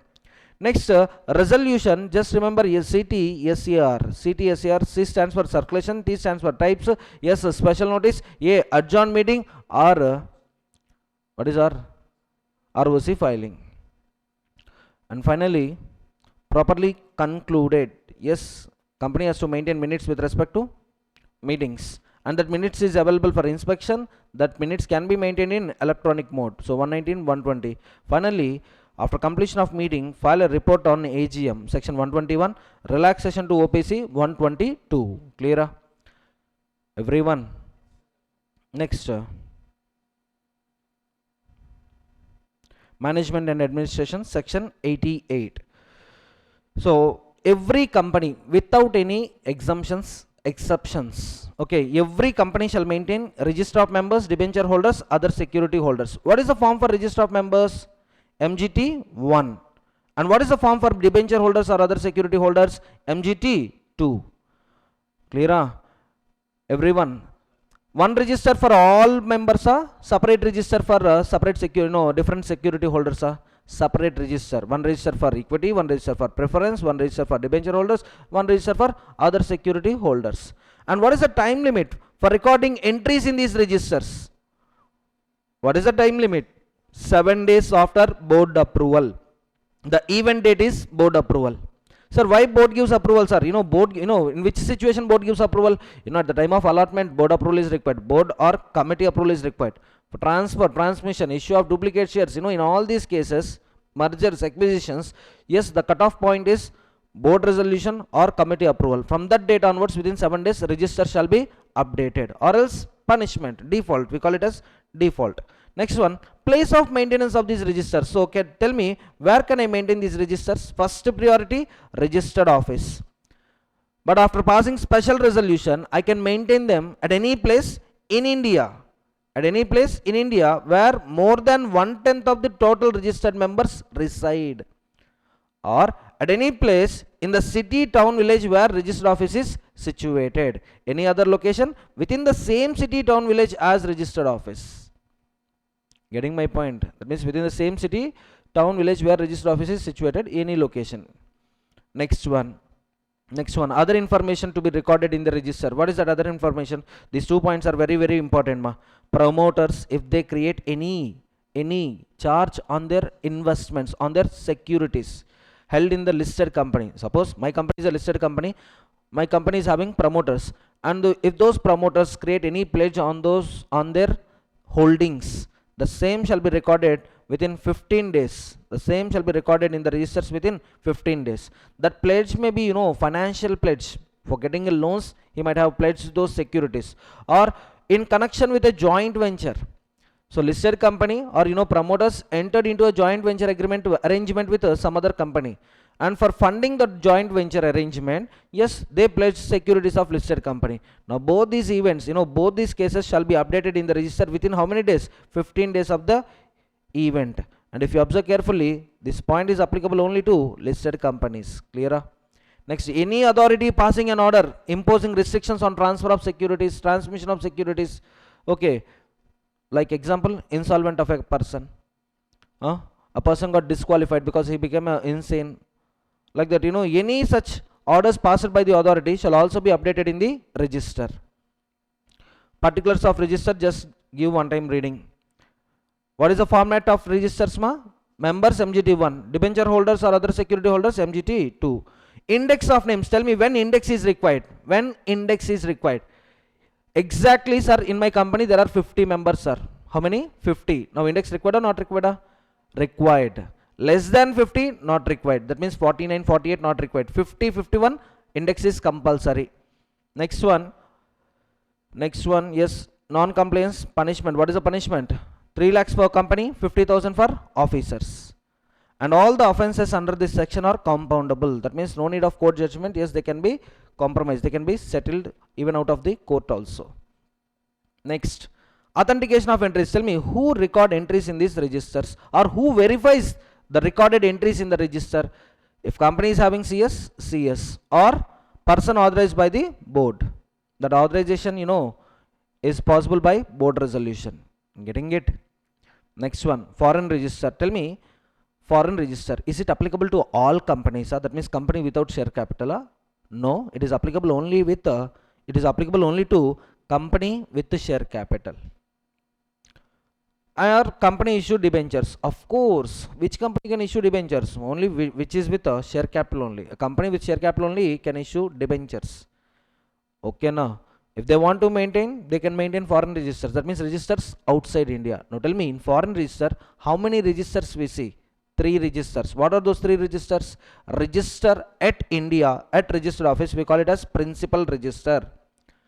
Register outside India, it is a foreign register, and exact same copy of foreign register we need to maintain at registered office, we call it as a duplicate register. And what is the format for foreign register? That is similar to principal register. If the foreign register is for members, MGT1, foreign register is for debenture holders, MGT2. Okay, na? But whenever you open foreign register, or whenever you modify, that means change the address where foreign register is placed, or whenever you close foreign register, 3 cases. What are those 3 cases? Opening, change, close. In these 3 cases, within 30 days of event, company has to communicate with the ROC. Okay, na? Form number MGT3.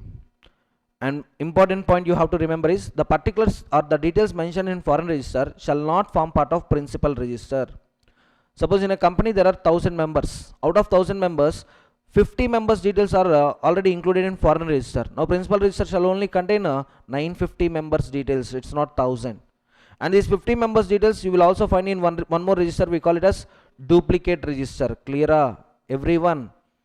Next one. Within 15 days of making entry in the foreign register, the same shall be updated with a company. That means that regarding the transaction or the entry happened in the foreign register shall be updated with the company within how many days? 15 days. Now company immediately records the same in its duplicate register. Now inspection of foreign register, rectification of foreign register, okay, closure of foreign register. What are all the provisions applicable to Indian register? Same provisions are also applicable to foreign register. If there is any mistake in foreign register, who files application with whom? Aggrieved party files application with the tribunal or competent court? Competent court, because they are outside India. If there is any error in Indian registers, aggrieved party can file application with NCLT. But right now here, competent court is sufficient. Next one.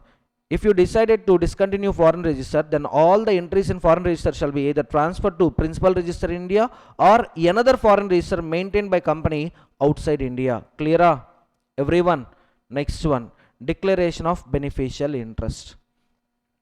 Declaration of beneficial interest. Simple point. Just observe this chart. A registered holder, beneficial owner.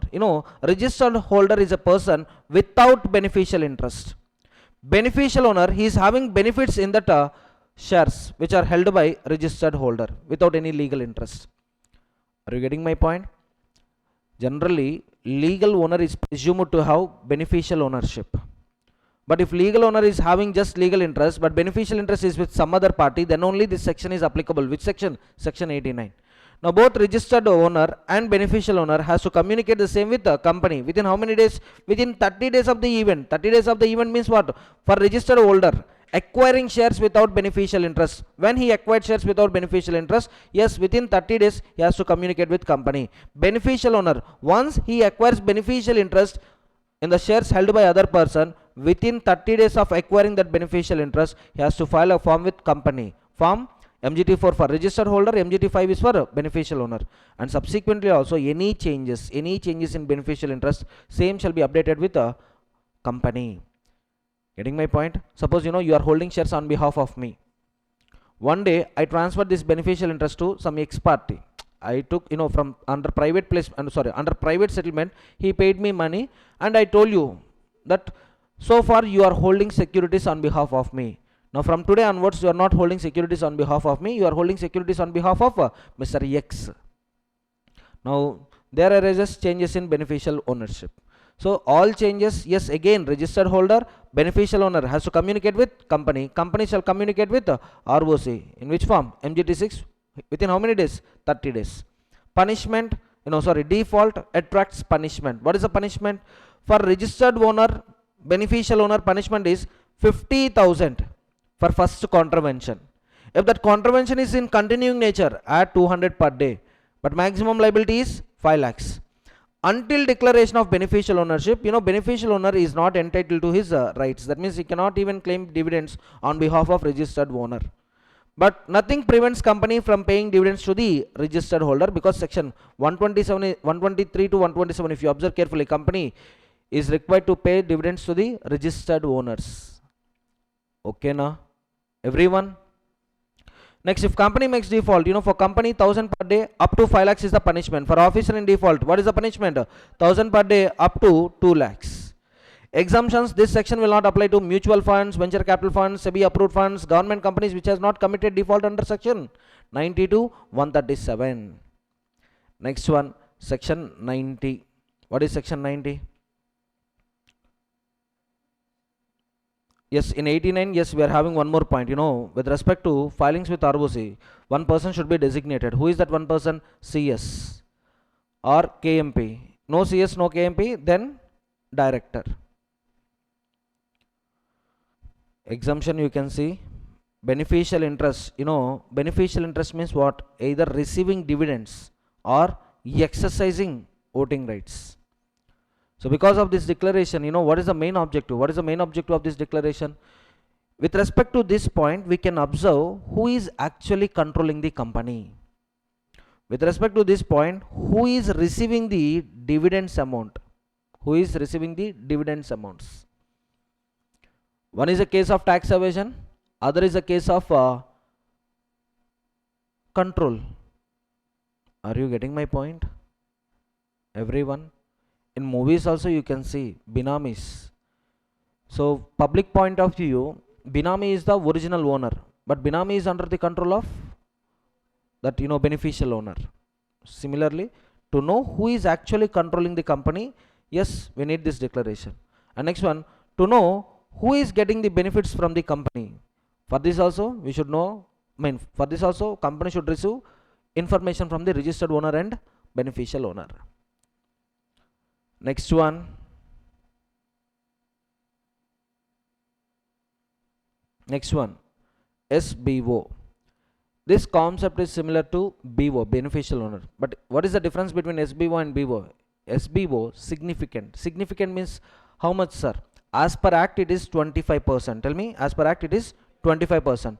But in act it gave powers to CG to prescribe any other percentage or any other prescribed percentage. As per rules, central government fixed that amount as 10% of the shares, 10% of the voting rights, or 10% of the distributable dividends, or has significant influence or control. So observe carefully, SBO can exercise, significant beneficial owner can be exercised, SBO can be exercised in 4 ways. One is 10% of the shares, second one is 10% of the voting rights, third one is 10% share in the distributable dividends, and fourth one, it's not 10%, significant influence or control either directly, indirectly. And remember, if any person is directly holding 10%, it's not SBO, direct owner only. Legal owner is equal to beneficial owner. Here 10% holding means what? Either totally indirect or partly direct and partly indirect. Okay now, direct holding means I will hold the shares. Indirect holding means my relatives, my nominees, my interested entities. Suppose I'm a partner in one firm and that LLP, no, I'm a partner in LLP and that LLP is holding some 6% share capital in the company. I'm holding 5% share capital in the company. Now total aggregate, if you aggregate it, how much it is? 5 plus 6, 11% is. 10% condition satisfied or not? Not satisfied or satisfied. So what is the main objective of this section? Same, to know who is actually controlling the company. But somewhat this is a material concept compared to beneficial owner.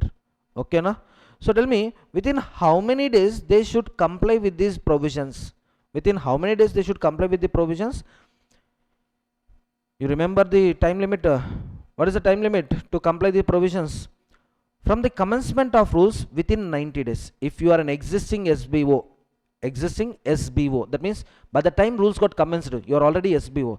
Within 90 days of commencement of rules, file forms with SBO file form with company files forms with ROC. No sir, I became SBO after commencement of the rules, sir. Then within 30 days of acquiring significant beneficial ownership.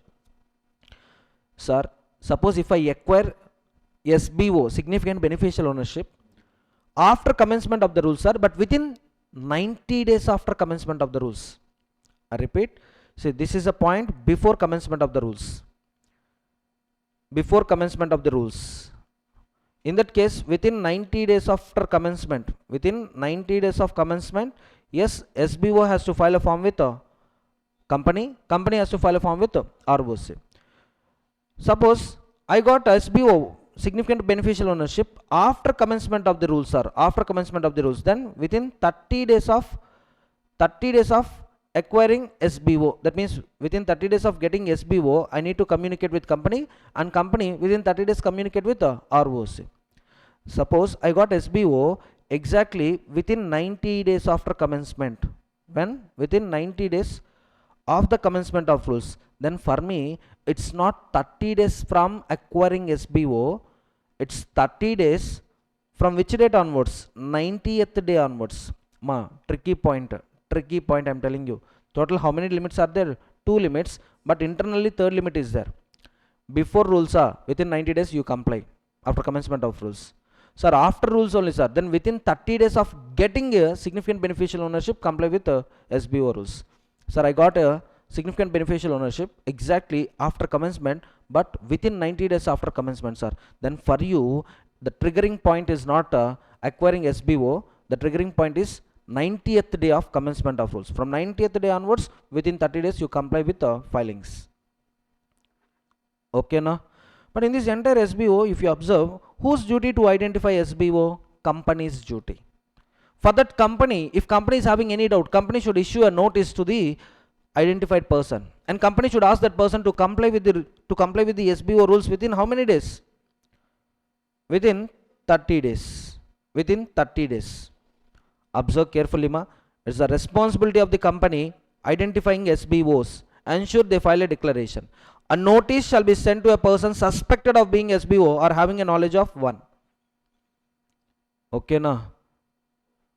Okay, na? Now that person should respond within how many days? 30 days. If that individual fails to provide information within 30 days of the notice, or information is filed but it is unsatisfactory, then company shall file the tribunal within how many days? 15 days after expiry of 30 days of sending notice. Next, why company is filing application with tribunal?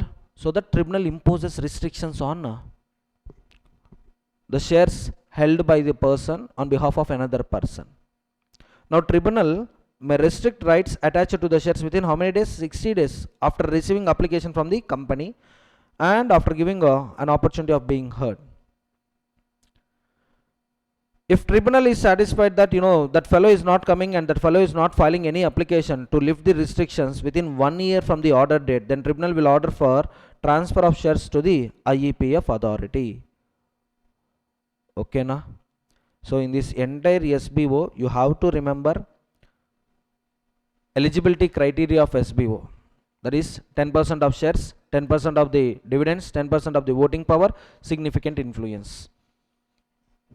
And time limit for commencement, time limit for complying these rules, 90 days for existing SBO, 30 days for new SBO. Next one, this SBO concept is not applicable to IEPF authority, holding companies, companies held by CGSG local authorities, entities body corporates controlled by CGSG. Next one, investment vehicles regulated by SEBI, investment vehicles regulated by RBI. Punishment part, just give one time reading, that's it. And all the offenses under section 90 are also compoundable in nature. That means by compromise you can settle these disputes. Next one. So section 90 is not applicable to government companies. Which government companies? Which is regular under section 92 as well as 137. That means no default under section 92, no default under section 137. Can I proceed? Next one, power to close register of members or debenture holders or other security holders. Why company close registers? The reason may be for payment of dividend, who are the eligible members.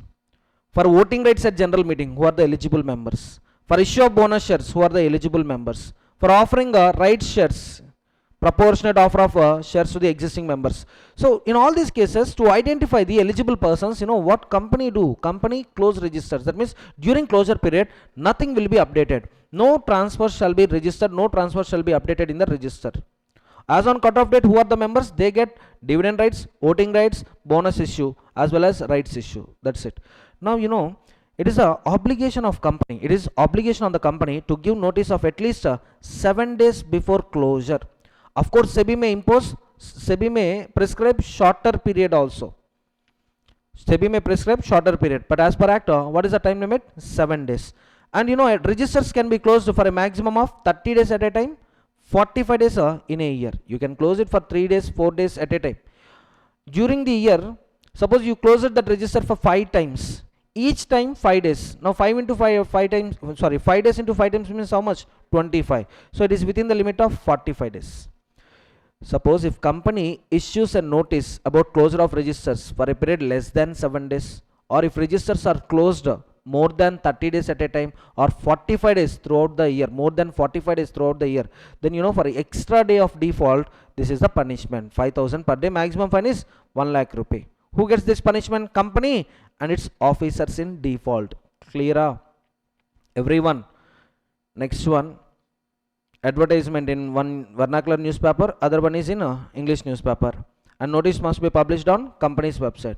But this advertisement concept is not applicable to private companies because it is having only 200 members and all transfers are subject to board approval. So board knows about it. Board knows about the transfers, and communication with 200 persons is comparatively easy when compared to public company. So advertisement not required. Next one, annual return. Remember the form of annual return. What is the form of annual return? MGT 7 for all companies and MGT 7A for OPC and small companies. Okay now. Contents, just give one time reading. Contents, just give one time reading. Here important task is signing of annual return. Who signs annual return? Director and CS. If company is not having CS, then director and practicing CS, practicing professional available in market, so you can take his signature.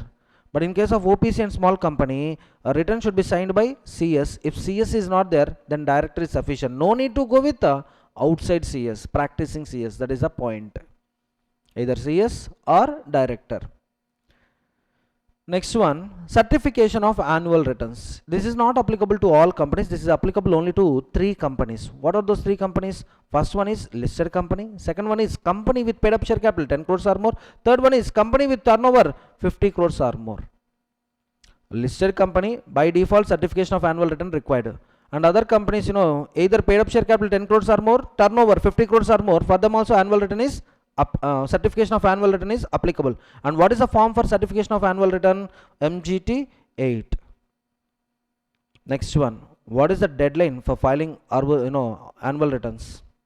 What is the deadline for filing annual returns with ROC? Whether it is a OPC, small, private, listed, public, ignore.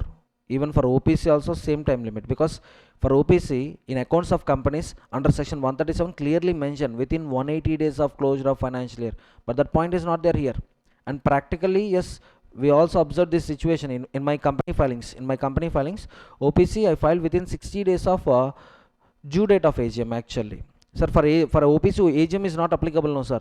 AGM not applicable. But when member communicated with a company, with respect to resolutions, that itself is sufficient for,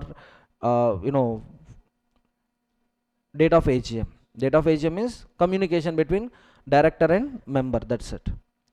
Okay, fine. So for whether it is a OPC, a small company, a private, a public, a listed, unlisted, for all companies, the deadline of filing annual returns with ROC is 60 days from AGM. Okay, na. Here adoption of annual return concept is not there. For financial statements, we had a concept of adoption of financial statements. Here adoption is not there. So whether adopted or unadopted, immaterial. Within 60 days of AGM, file it. Sir, AGM not conducted, sir. Then within 60 days of due date of AGM, also file reasons why AGM not held. Okay, now everyone. And also remember the penalties. Penalties for CS is important. What is the penalty for CS? If he incorrectly certifies annual return, for him the penalty is 2 lakhs. And whereas delay in filing observed, then penalty for company and officer, contravention, first contravention 10,000. If it is continuing in nature, 100 per day, maximum 2 lakhs for company, 50,000 for officer in default. Can I proceed? Next, place of keeping and inspection of registers, returns, etc. Registers, returns can be maintained either at register office or at any place in India where 1/10 of the members reside. More than 1/10 of the members reside.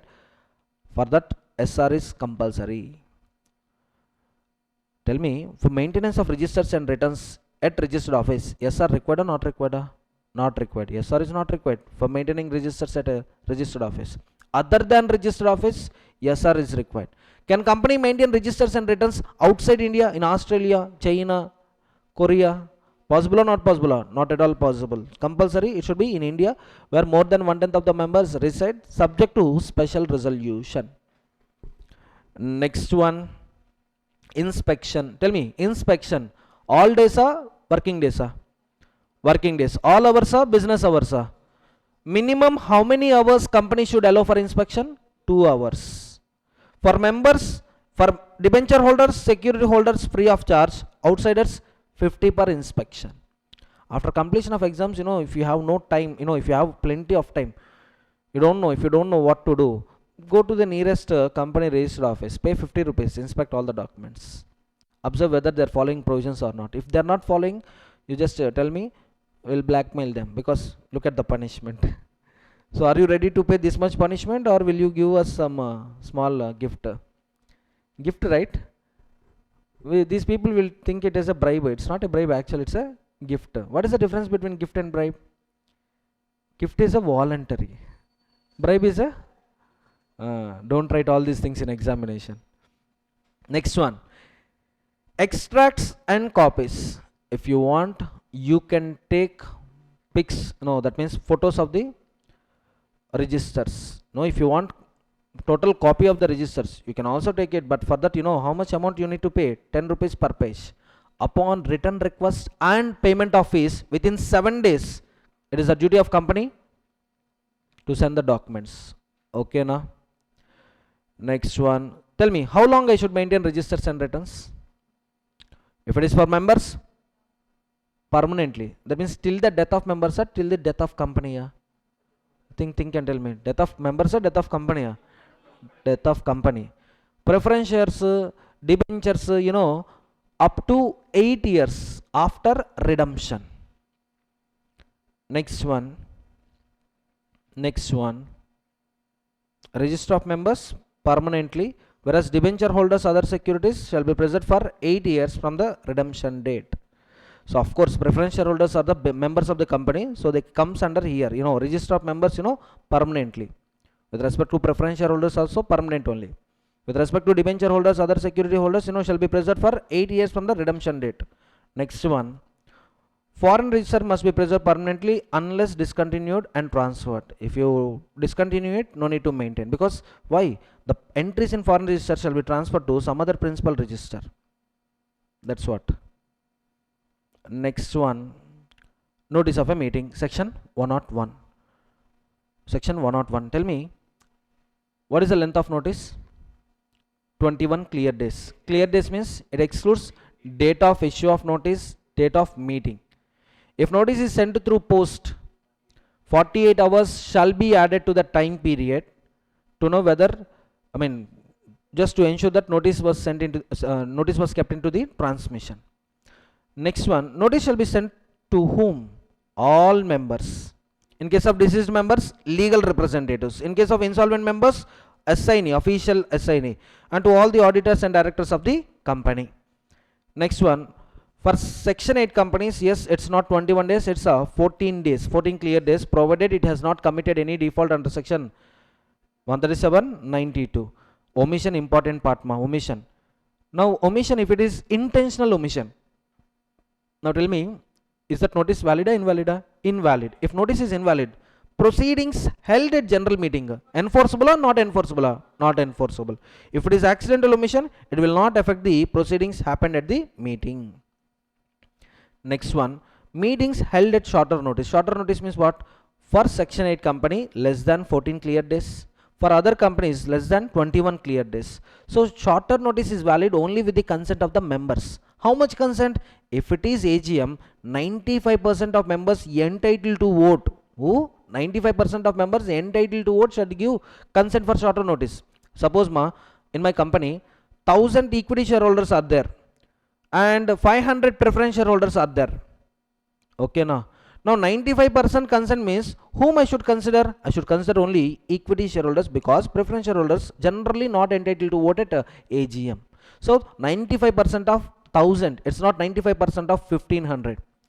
It would be 95% of 1500 when preference dividends not paid for 2 years or more consecutively. Clear? Next one, other than AGM, that is EGM. EGM with respect to companies with share capital, two conditions to be satisfied. One is majority of members holding at least 95% of paid up share capital shall give right to vote, shall give consent for shorter notice. Whereas it is a company without share capital, and if it is a EGM, then members having at least 95% of the voting power. Other than AGM, the general meeting is known as AGM. The other name for EGM is, it's a meeting between two AGMs, or it is a meeting where only special business items will be transacted. Okay, na everyone? Next point, for AGM, whether it is a company with share capital, without share capital, immaterial. All members will get equal rights. 95% of members entitled to vote should give consent for shorter notice. Next one, authority to call general meeting. Okay, contents you all know: day, date, time, place, and agenda. Authority, who is having authority to call for general meeting? Board of directors. Board resolution is compulsory. Suppose without board resolution, company secretary fixed day, time, place, and agenda of general meeting, and company secretary issued notice calling for general meeting. Now tell me whether this notice valid or invalid? Invalid. But if it is ratified, by the board, then it becomes valid. Mode of sending notice, you all know, it can be manual or it can be registered. It can be electronic mode. In case of electronic mode, comply with these conditions. Subject matter, what should be the subject line? Company name, meeting type, date, place. Next one, notice shall also be placed on company website. Ensure that emails are sent via secured programs. Email failure beyond company's control absolves liability. That means what? Is this an accidental omission or intentional omission? Tell me, is this accidental omission or intentional omission? Accidental omission, because beyond the company's control. Next one, email shall be sent to the persons entitled to receive it as per the company records provided by the depository. The company must also give members an opportunity of at least once in a financial year. What is the frequency for updation of mails? What is the frequency for updation of email IDs? Once in a year. One attempt, this question asked for 2 marks. I think 1 mark MCQ or maybe 2 marks. Not sure. But the point is, frequency of updation of mails, it is given to the members whose mail ID is not yet registered. And what is the frequency? Once in a financial year. Next one. Notice is sent by post. It will be considered served 48 hours after the letter is posted. Explanatory statement. Tell me, when explanatory statement is required? For all ordinary business items, only for special business items, special business items. First of all, what is a special business item? It is an item other than ordinary business. What is ordinary business? 4 matters. Adoption of financial statements, CFS, board report, audit report. Declaration of dividends. Appointment of directors in the place of those retiring one. Next one. Appointment of auditor and fixation of the remuneration. In these 4 cases, explanatory statement not required as per Companies Act 2013. Remaining cases, explanatory statement is required. In that explanatory statement, along with justification, you need to disclose the interest of directors, manager, KMP and their relatives in the proposals. In the proposals, you have to disclose the interest of simply KMP, directors, managers or their relatives. Non-disclosure, if they get any benefit, can they enjoy with the benefit? No. For that benefit, they will be called as trustee. Trustee can see the property, but trustee can't enjoy with the property. What trustee should do? Trustee should return that property to the company. Along with that, these people will get punishment. What is the punishment? Penalty or fine. How much? 50,000 rupees or 5 times of the benefit accrued, whichever is higher or lower. Higher or lower? Tell me, whichever is higher. 50,000 or 5 times of the benefit, whichever is higher. And if a company is entering into a contract with another company which requires members' approval, in that another company, if our promoters, directors, managers, if they had any holding less than 2% of paid up share capital of the second company, disclosure is not required. Tell me, when disclosure is not required? Less than 2%. If it is 2% or more, extent of shareholding shall also be disclosed.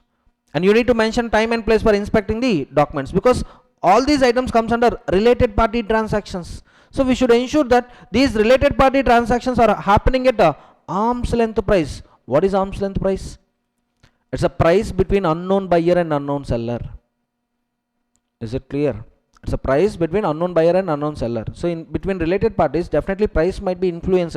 But in company, who are the beneficiaries?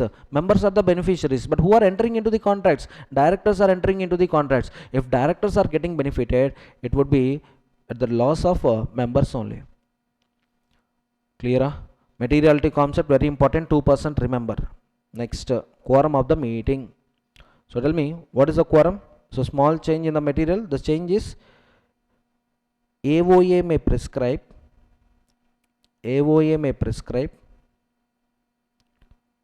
higher number for quorum. Higher number for quorum. Okay na? Everyone? Now tell me, what is the applicable quorum for the companies? For private companies, minimum 2 members personally present. For public company, 5, 15, 30. When 5? Up to 1000 members. When 15? 1001 to 5000. When 30? Above 5000. That means 5001 and above. Okay now, half tickets not possible. In bus, half tickets possible. But in company, half tickets not possible. Why? Minor cannot hold shares directly in his name. Through guardian, minor can hold shares. That too fully paid up shares, not partly. Why? Minor is not liable under any agreement. Minor is not liable. Minor's liability is not enforceable, first of all. That means minor can acquire shares through guardianship, provided those shares are fully paid up. Example, suppose I am holding 10 shares of Reliance Industries Limited. I want to transfer these shares to my daughter, who had not yet got contractual capacity. Now, who holds those shares on behalf of my daughter? I, as a legal guardian. Okay, what is the time limit for checking quorum? Within what time quorum should be present? 30 minutes of commencement of the meeting, schedule from the schedule time 30 minutes, half an hour. Who check quorum? Chairman. If there is no quorum, then what would be the effect? You have to observe whether it is a general meeting called because of requisitionista or others. General meeting called because of requisitionist, sir. EGM called because of requisitionist. Then meeting stands cancelled. Then meeting stands cancelled. Other meeting stands adjourned to the same day, same time, same place in the next week. Clear? Next one. If quorum is not present at adjourned meeting, then whoever present shall form the quorum. Tell me, one member quorum allowed or not allowed? Not allowed. But in one case allowed. In which case? If no. If meeting is called because of NCLT order under 97 or 98, NCLT is ordering for a meeting. In that meeting, whether member personally presents or member presents in proxy capacity, so both the cases, one member quorum would be valid.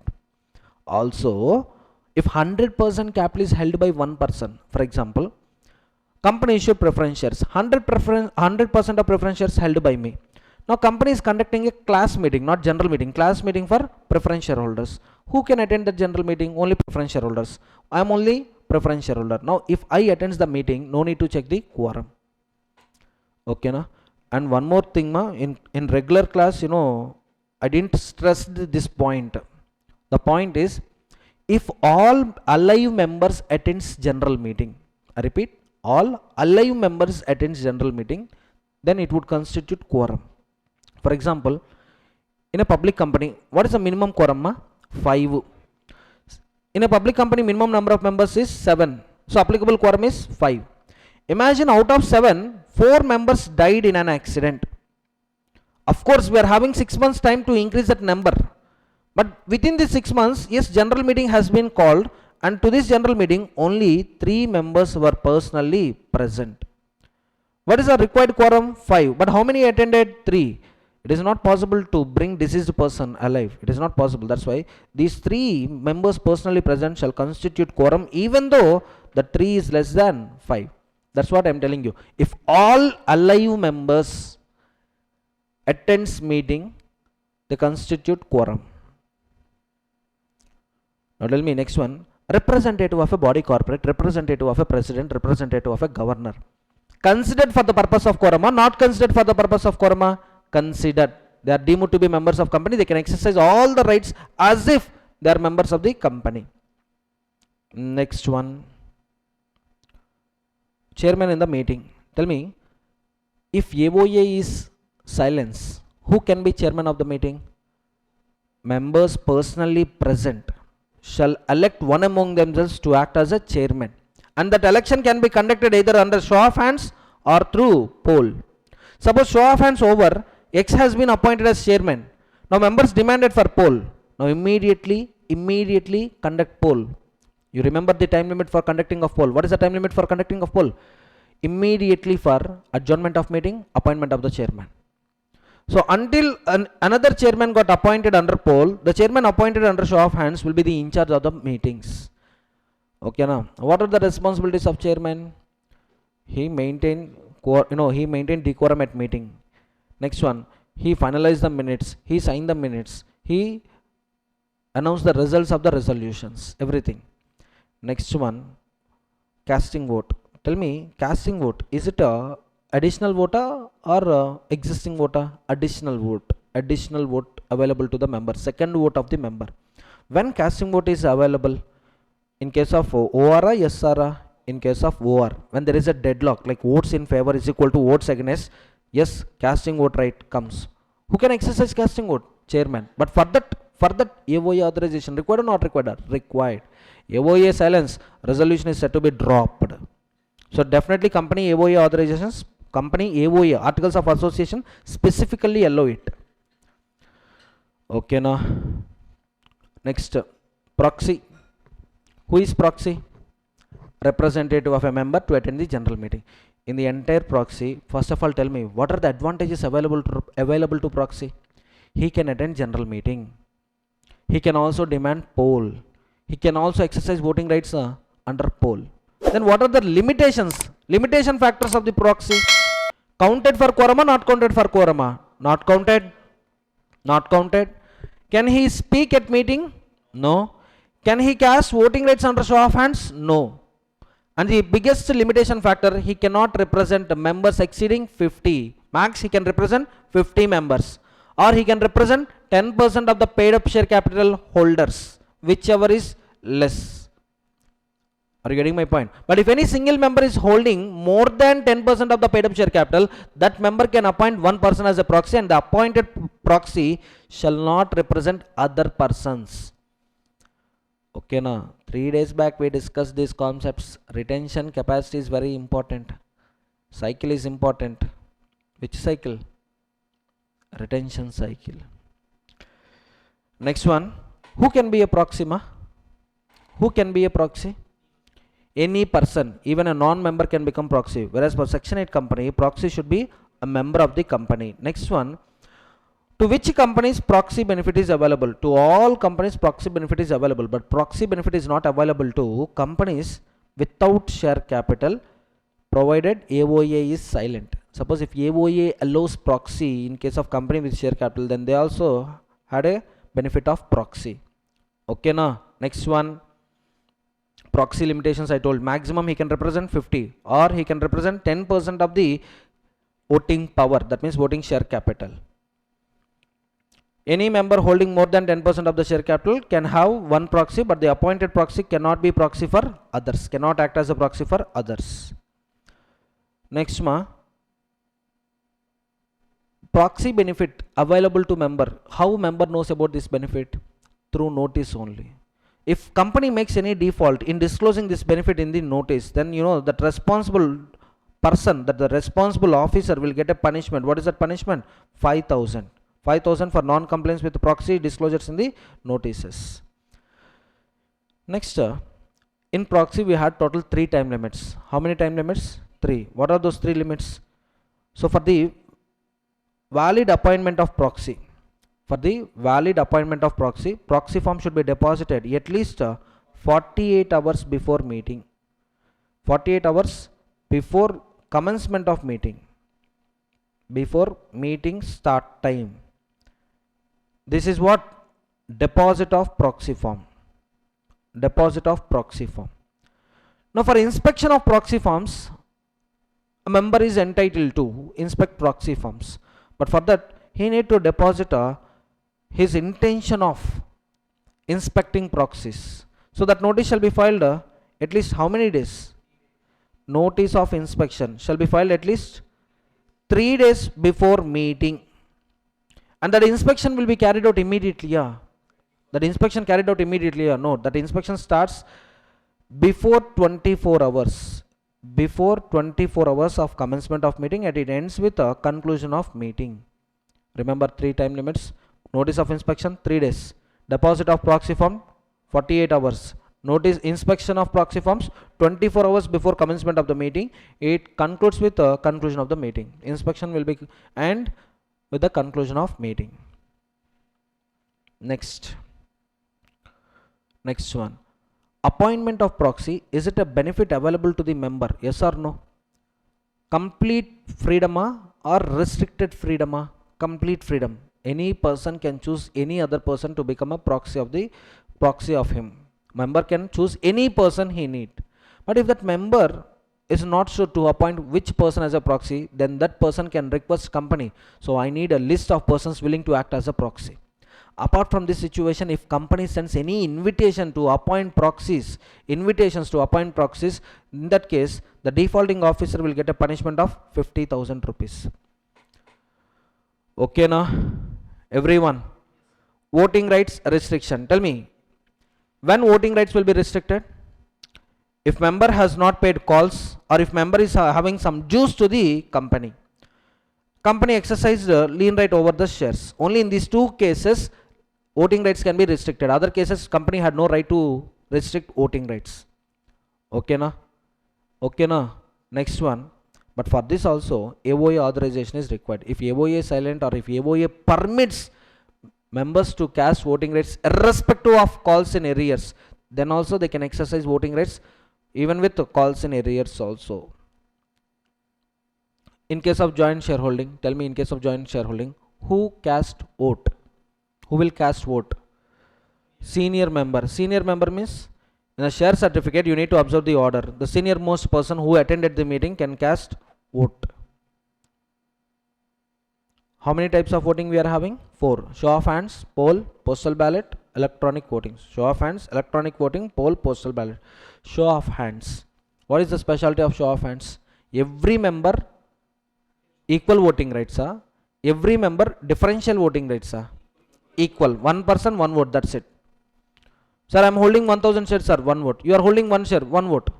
So under show of hands, which one will act as an evidence whether resolution is passed or not? Declaration in minutes. Whose declaration in minutes? Chairman's declaration in minutes is a conclusive evidence whether resolution is passed or not.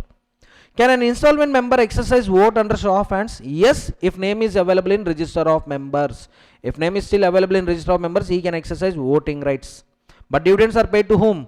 Official assignee or trustee. Any person, in case of insolvency, court appoints in official assignee who can also be a trustee. So that person receives dividends and that person utilizes dividends for repayment of loans. In e-voting only 2 points important. E-voting 2 points important. Applicability exempted. Applicability exempted. Tell me, e-voting is applicable to which companies? All listed companies or companies whose equity shares are listed on recognized stock exchanges. Second one is companies having 1000 or more, greater than 1000. 1000 members or more. That means even if a company is having exact 1000 members, e-voting is mandatory. If e-voting is mandatory, then show of hands can't be applied. Show of hands is not applicable if e-voting is applicable. Okay, fine. Next, exempted. Who are exempted from e-voting?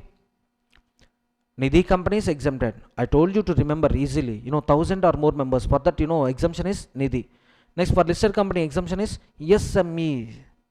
Companies whose securities listed on SME trading platforms, institutional trading platforms. Okay, na? Everyone. An important point in e-voting is cutoff date. Cutoff date should not be older than 7 days before event.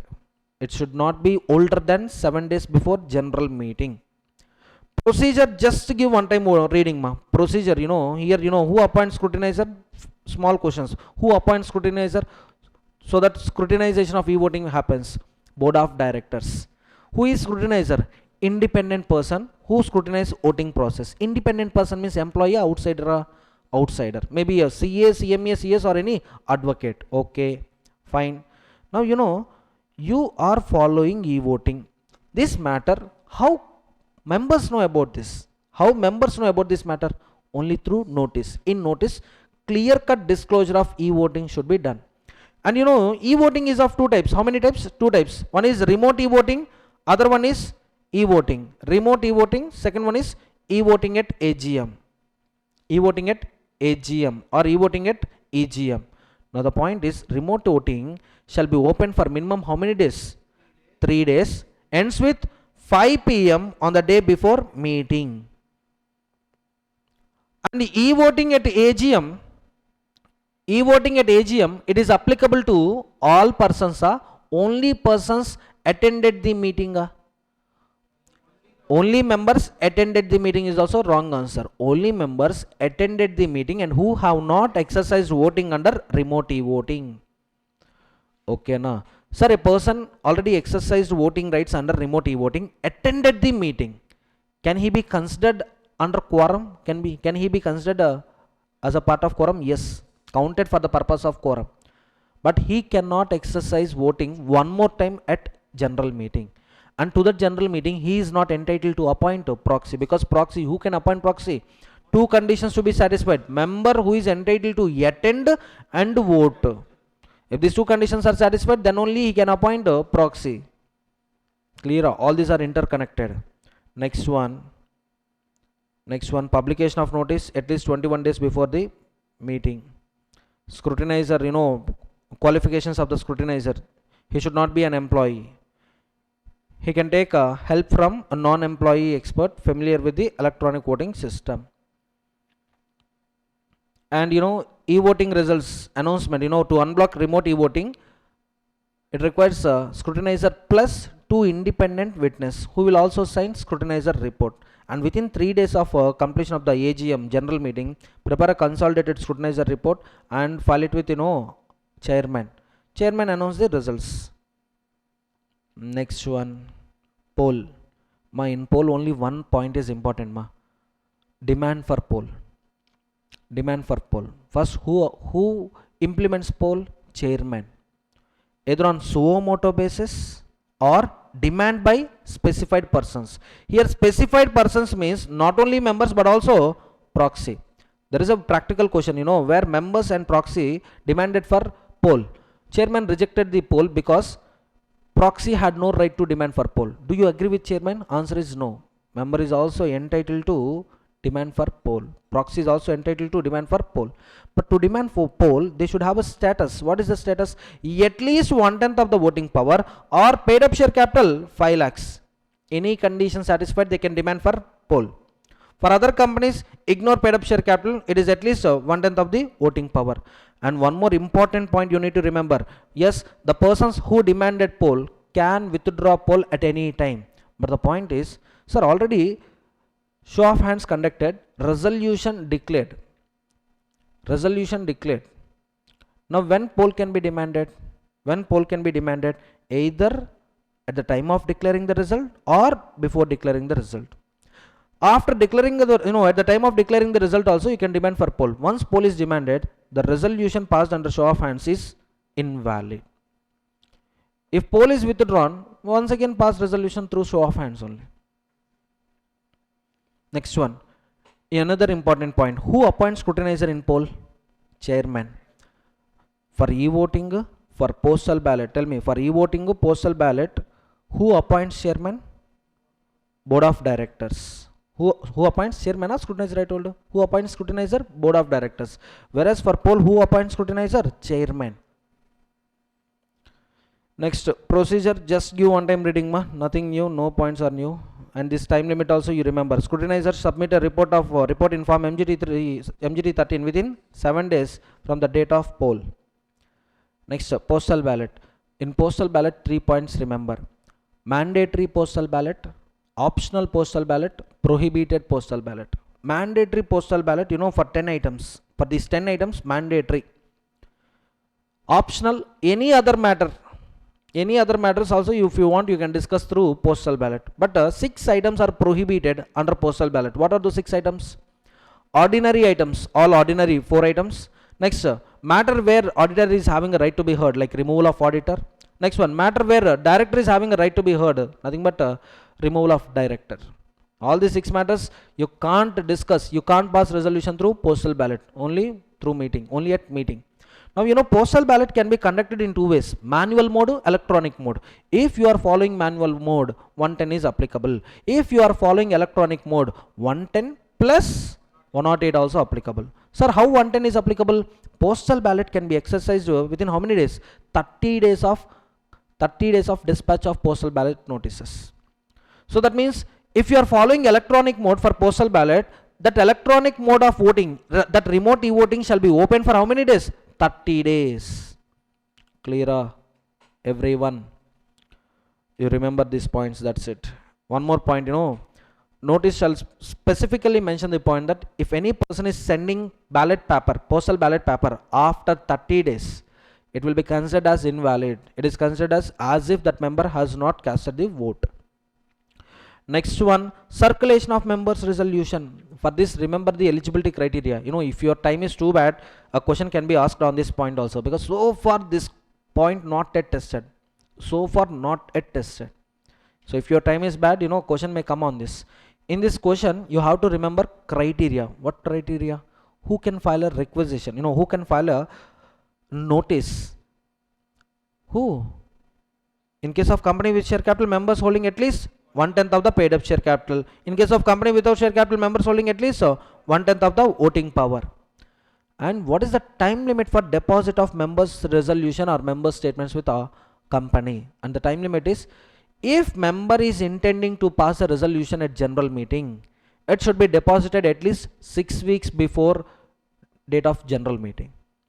No sir, just a statement to discuss sir. At least 2 weeks before date of general meeting. Okay na? Okay, fine. Good. Next point. Suppose after deposit of members resolution copy, company issued notice calling for general meeting.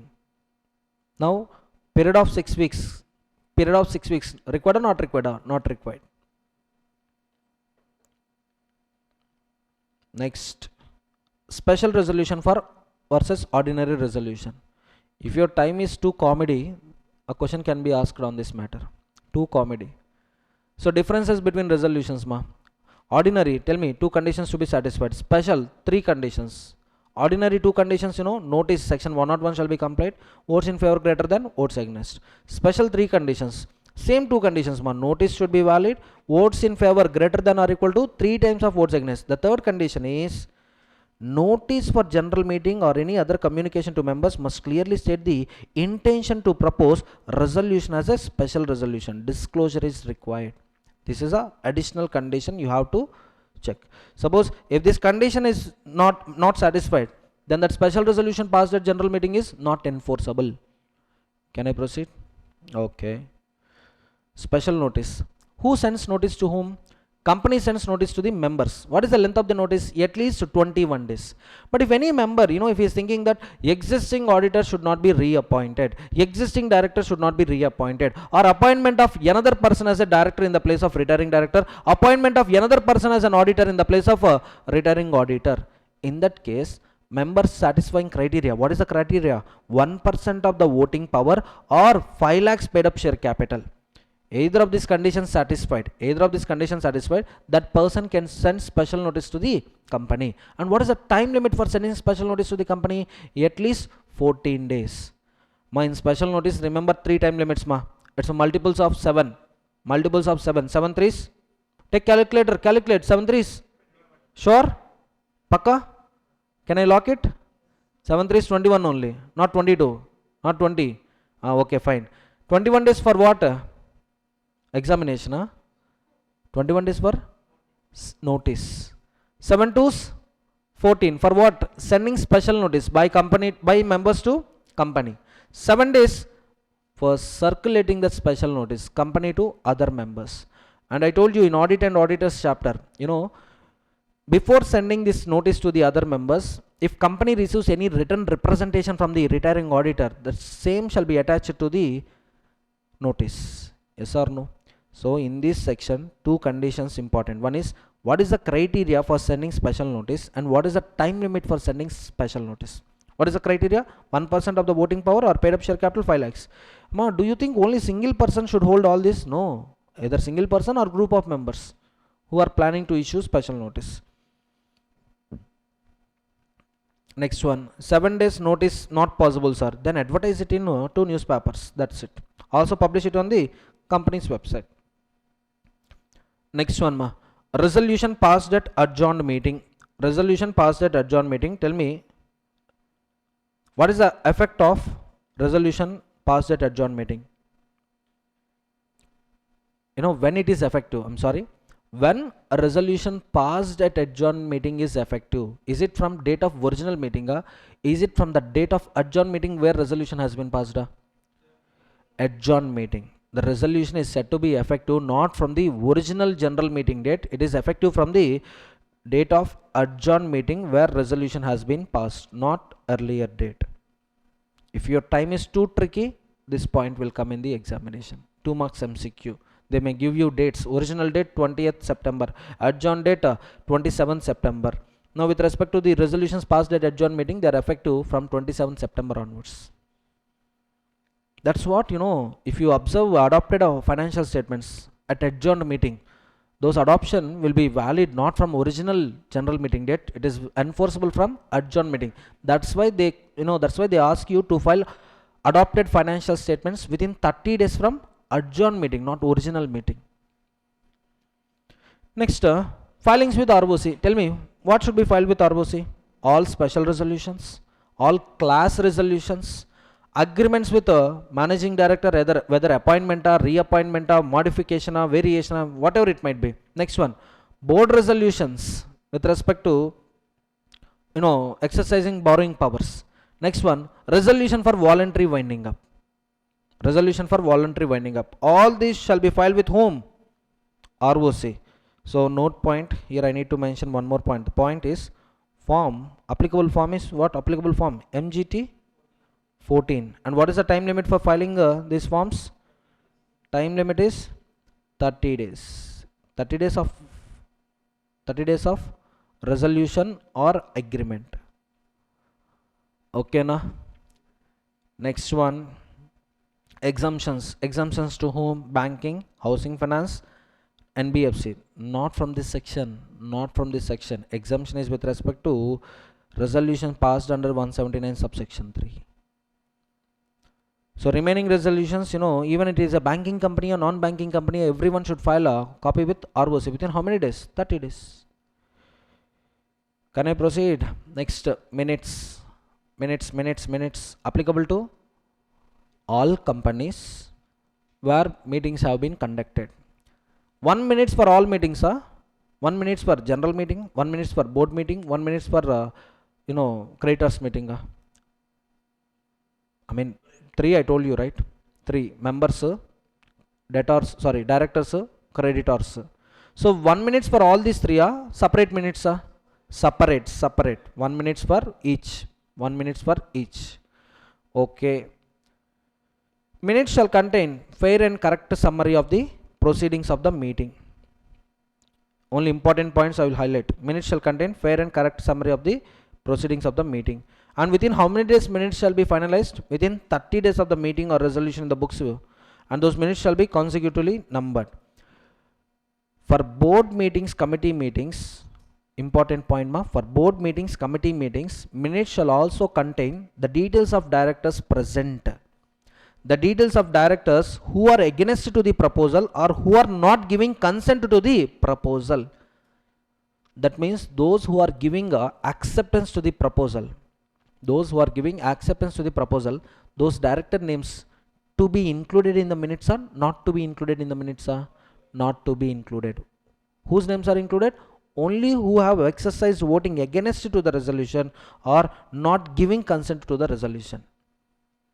Next one, all the appointments made at the meeting, yes, you have to incorporate that information in the minutes. So minutes shall contain fair and correct summary of the proceedings happened at the meeting. All appointments happened at the meeting. And exclusion from minutes. What can be excluded? Defamatory content, irrelevant immaterial content, detrimental to the company interest. But this is absolutely at the discretion of chairman. Chairman has absolute discretion in deciding what to include, what to exclude from the minutes with respect to above matters. Legal presumptions, yes, minutes is an evidence of the proceedings. Valid meeting and resolutions are presumed unless proven otherwise. All appointments are valid unless proved otherwise. So can a company circulate minutes? Not required, but any person requests for minutes, send a copy of it by charging a nominal fees. Soft copy, it is available up to 3 years. Last 3 years minutes can be sent upon written request. Any charge? No charge, because soft copy.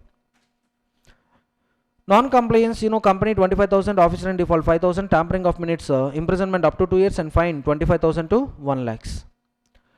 Now where minutes can be kept, minutes of members meeting should be kept at registered office and preserved up to 8 years or permanently.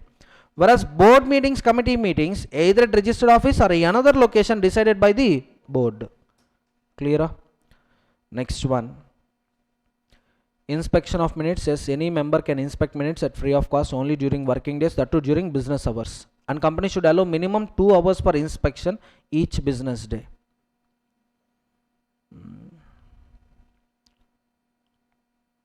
Responsibilities, if your time is too bad, a question can be asked on this point. Responsibility for maintenance and security of electronic records.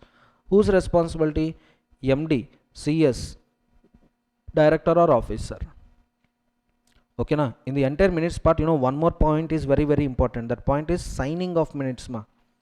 Signing of minutes. Board meeting minutes signed by the chairman of the present board meeting or next board meeting. General meeting minutes signed by the chairman of the meeting or director authorized by the board within 30 days of general meeting or resolution passed through postal ballot. That means this point is applicable to next one also. Signed by the chairman of the board or authorized by the director within 30 days of the resolution passed through the postal ballot. Clear? Signing, generally signing, when it should be done? Within 30 days.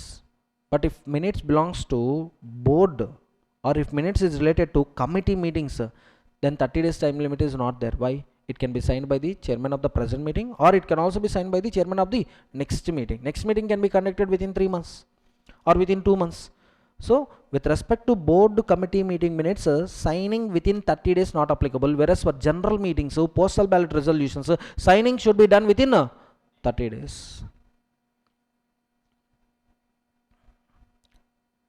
So I told you, right, whose responsibility to maintain electronic records? MD, CS or any other director or officer designated by the board, and he should observe all these conditions are satisfied or not, like protecting records from unauthorized access, preventing data loss, ensuring backup is there or not, ensure that only signatory, ensuring that signatory cannot deny the validity of the signed electronic records. Authenticity means validity.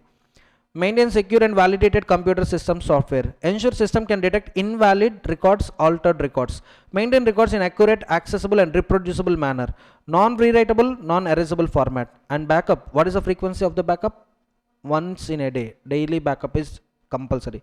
Access should be restricted. Access is restricted to only authorized person. Access is not given to all the persons. Here access is limited to the authorized persons. Physical, ensure that conversion from physical into electronic records and organize and index records. Take necessary security measures to ensure integrity and confidentiality of the records. Okay, last concept, types of general meeting. How many general meetings we are having? 2 types, AGM. What is the time limit for AGM? So first we need to observe which AGM, first AGM or subsequent AGM. First AGM shall be held within 9 months from the closure of first financial year. Is it compulsory to conduct AGM in the year of incorporation? No, not required. Next, subsequent AGM shall be held within 6 months from the closure of financial year, and the maximum gap between 2 AGMs are 15 months. The gap between 2 AGMs shall not exceed 15 months. Tell me, which AGM can be extended? First AGM or subsequent AGM? Subsequent AGM. For that, whose approval is required? ROC. Up to how many months ROC can grant extension? So board of directors filed an application for extension of first AGM. Whether ROC had power to extend first AGM? No. Time and place of AGM. Tell me, time and place of AGM. Time. Commencement time should be during business hours, 9 to 6. And place, either at registered office or at any place in the city, town, village where registered office is situated. But yes, they had exemptions, unlisted company with the consent of all members or 95% members are all members. With the consent of all members, AGM can be conducted at any place in India. For section 8 companies, yes, time of meeting, last attempt, January attempt, question came on this point. AGM of a section 8 company can be pre-decided, that is at previous AGM itself. Time, date, place, everything can be decided by the members in the AGM, and board of directors will also fix it. Government company, for government company, place of AGM relaxation is there. Central government can fix any other place for AGM of government company, provided government company has complied section 137 or section 92.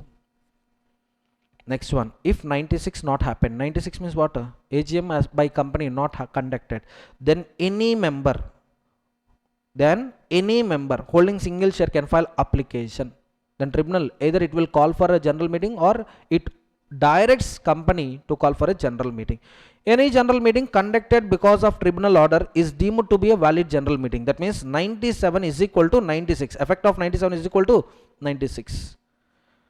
An AGM under tribunal direction as per section 97 subsection 1 shall be deemed to be an AGM of the company subject to the directions of the tribunal. I told you. Next one, 98 is also equal to 96. What is 98? EGM by NCLT. So if it is impracticable to call for a general meeting because board of directors are not there, or there is a deadlock, I told you to fix date, time, place and agenda of general meeting, board resolution is compulsory. Board resolution means votes in favor greater than votes against. Votes in favor greater than votes against. Suppose votes in favor is equal to votes against. This is the situation. 5 directors want meeting, 5 directors don't want meeting. There is a deadlock. Now any director can file an application to the tribunal. Sir, please call for a meeting. Or a member can file an application for calling for general meeting other than AGM. Or tribunal on suo moto call for AGM. Now any AGM conducted as per tribunal orders, it is valid general meeting. Even a single person attends the general meeting. Okay, now punishment for default 1 lakh rupees plus 5,000 per day. For each day such default continues. Both company and office are in default, same punishment. Next, EGM. EGM, if it is called by board of directors, I repeat, EGM if it is called by board of directors, it can be conducted on any day including national holiday. AGM, no on national holiday. EGM, any day on national holiday also. Any time, need not be 9 to 6. Any place in India. But if you are a company which is subsidiary to company incorporated outside India and not normal subsidiary, wholly owned subsidiary, that means 100% of capital is held by outside person, then in that case EGM can also be conducted outside India. Getting my point? EGM can be conducted at any place in India, but for a company which is wholly owned subsidiary to another company which got incorporated outside India, this company can conduct EGM at any place outside India. In one attempt, the question is like this, the question is like this. A Limited is an Indian company. A Limited registered in Delhi. Registered office is at Delhi. It is having a subsidiary B Limited. B Limited is registered in Singapore. Now can A Limited conduct EGM in Singapore? B Limited, 100% paid up share capital is held by A Limited. 100% capital is held by A Limited. Now can A Limited conduct general meeting in Singapore? No, because we need to check reverse. That means what? Suppose if B Limited is an Indian company which is subsidiary to A Limited and A Limited is outside India, 100% of capital is held by A Limited, then B Limited EGM can be conducted outside India. Exactly reverse they asked for 3 marks. Reverse they asked for 3 marks, so don't get confused. Even IFSC companies also, they can conduct meeting at any place either in India or outside India with the consent of all members. Now next one, EGM by directors based on requisition. Now tell me who can file requisition? Members holding at least 1/10 of the paid up share capital with voting rights. If it is a company without share capital, then members holding at least 1/10 of the voting power. That's it. Now once company receives requisition, company should make all arrangements in calling general meeting within 21 days from the receipt of valid requisition, and EGM shall be held within 45 days. How many days? 45 days. Suppose if board fails to call meeting within 21 days, or if board fails to conduct meeting within 45 days, failure to call within 21 days, failure to conduct within 45 days, then who can conduct EGM? Members can conduct EGM. Within how many months? Within 3 months of requisition. Of course, for that, they are entitled to receive register of members and they are entitled to send notice to the members at least 21 days before meeting. Only one important point you have to remember, whether explanatory statement required or not required here. Explanatory statement generally required for special business items. But if it is a EGM because of requisitionist, tell me, explanatory statement mandatory or not mandatory? Not mandatory. And what are all the expenses incurred for conducting this EGM by requisitionist? Company will reimburse reasonable expenses, and company will deduct that expenses from the remuneration of the directors. Clear? Next one, report of EGM applicable to all companies or listed companies? Listed companies. Within how many days they should file report on EGM? 30 days. And that contents, if you look at the contents of the report of AGM, it's all about a day of meeting, time of meeting, place of meeting, everything. quorum present or not. Postponement, regarding postponement. Next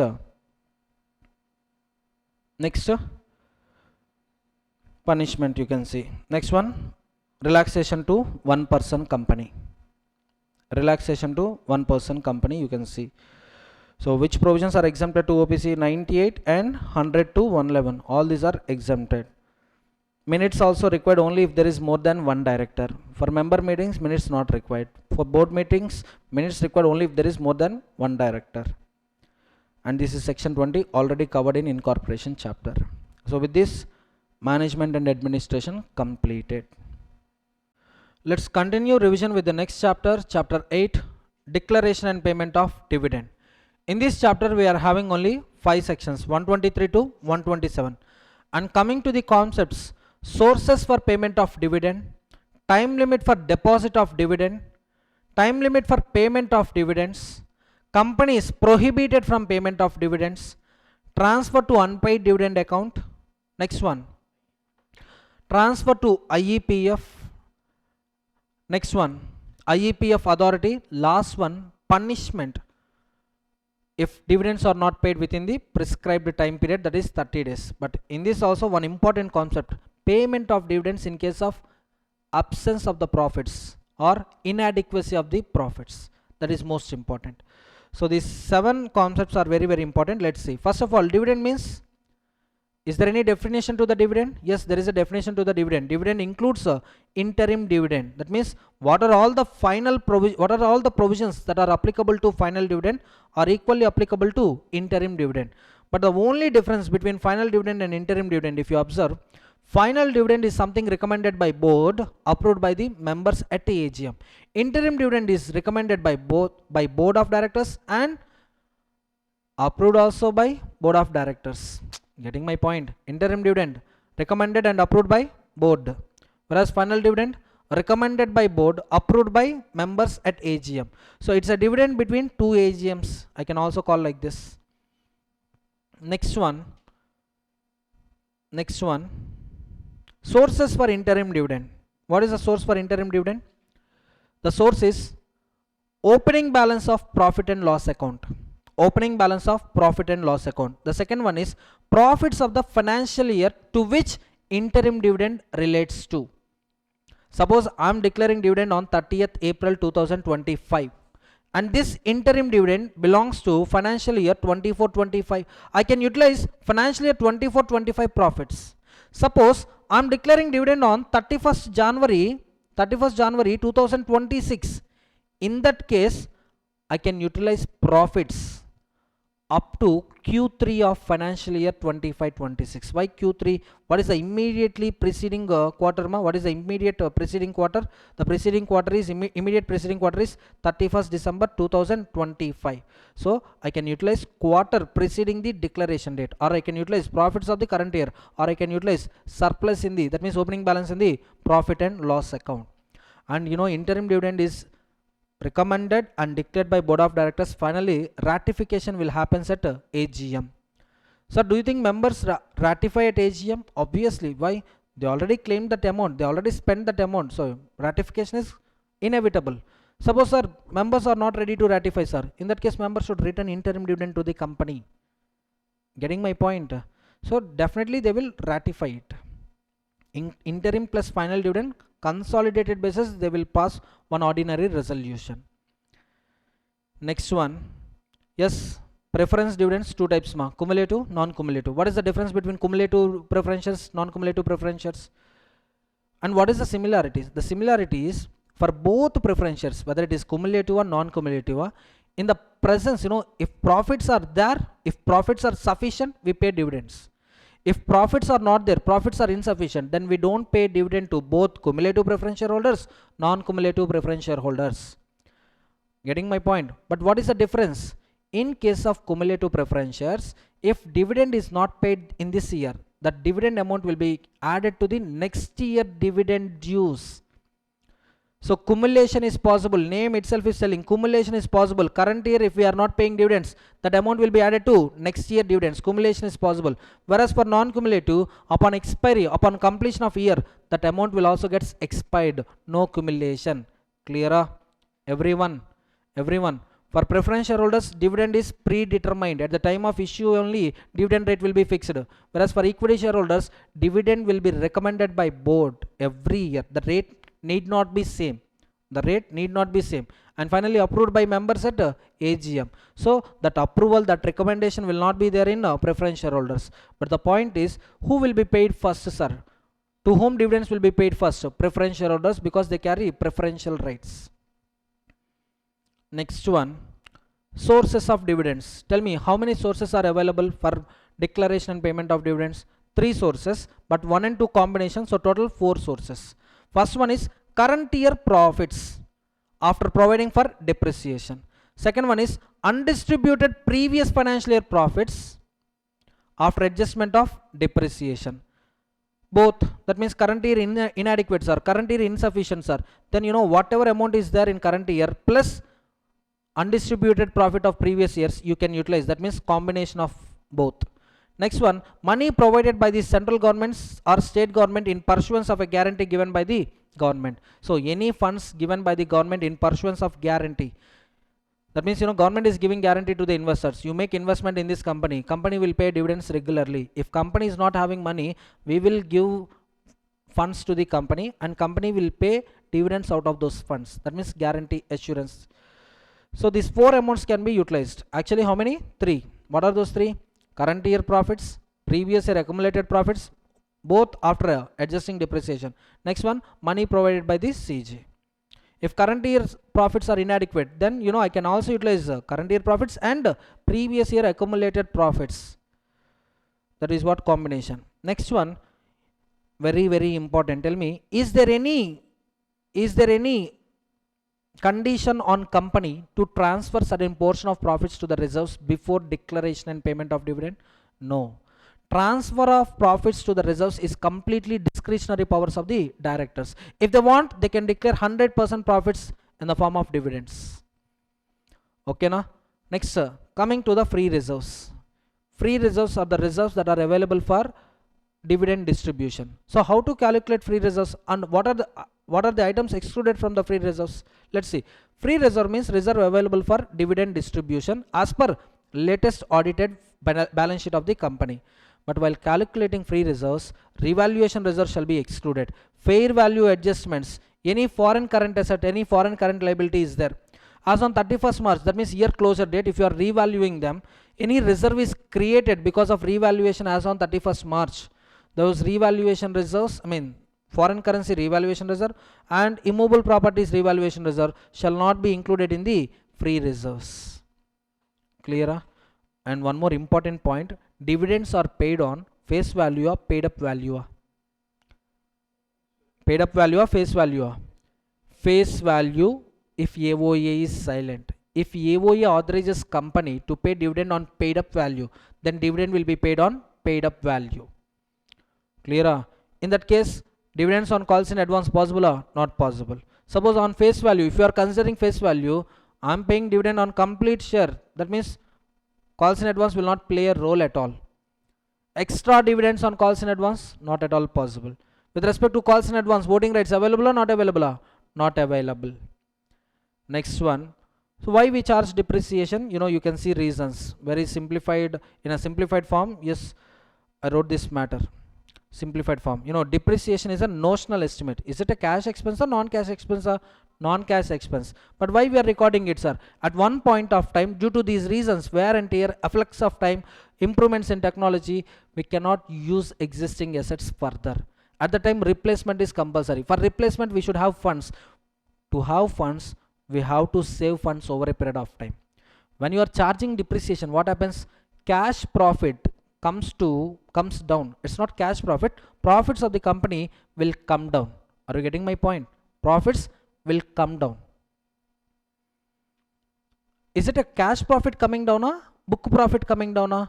Book profit coming down. That means that portion which was reduced, we are maintaining in the form of cash, in the form of assets.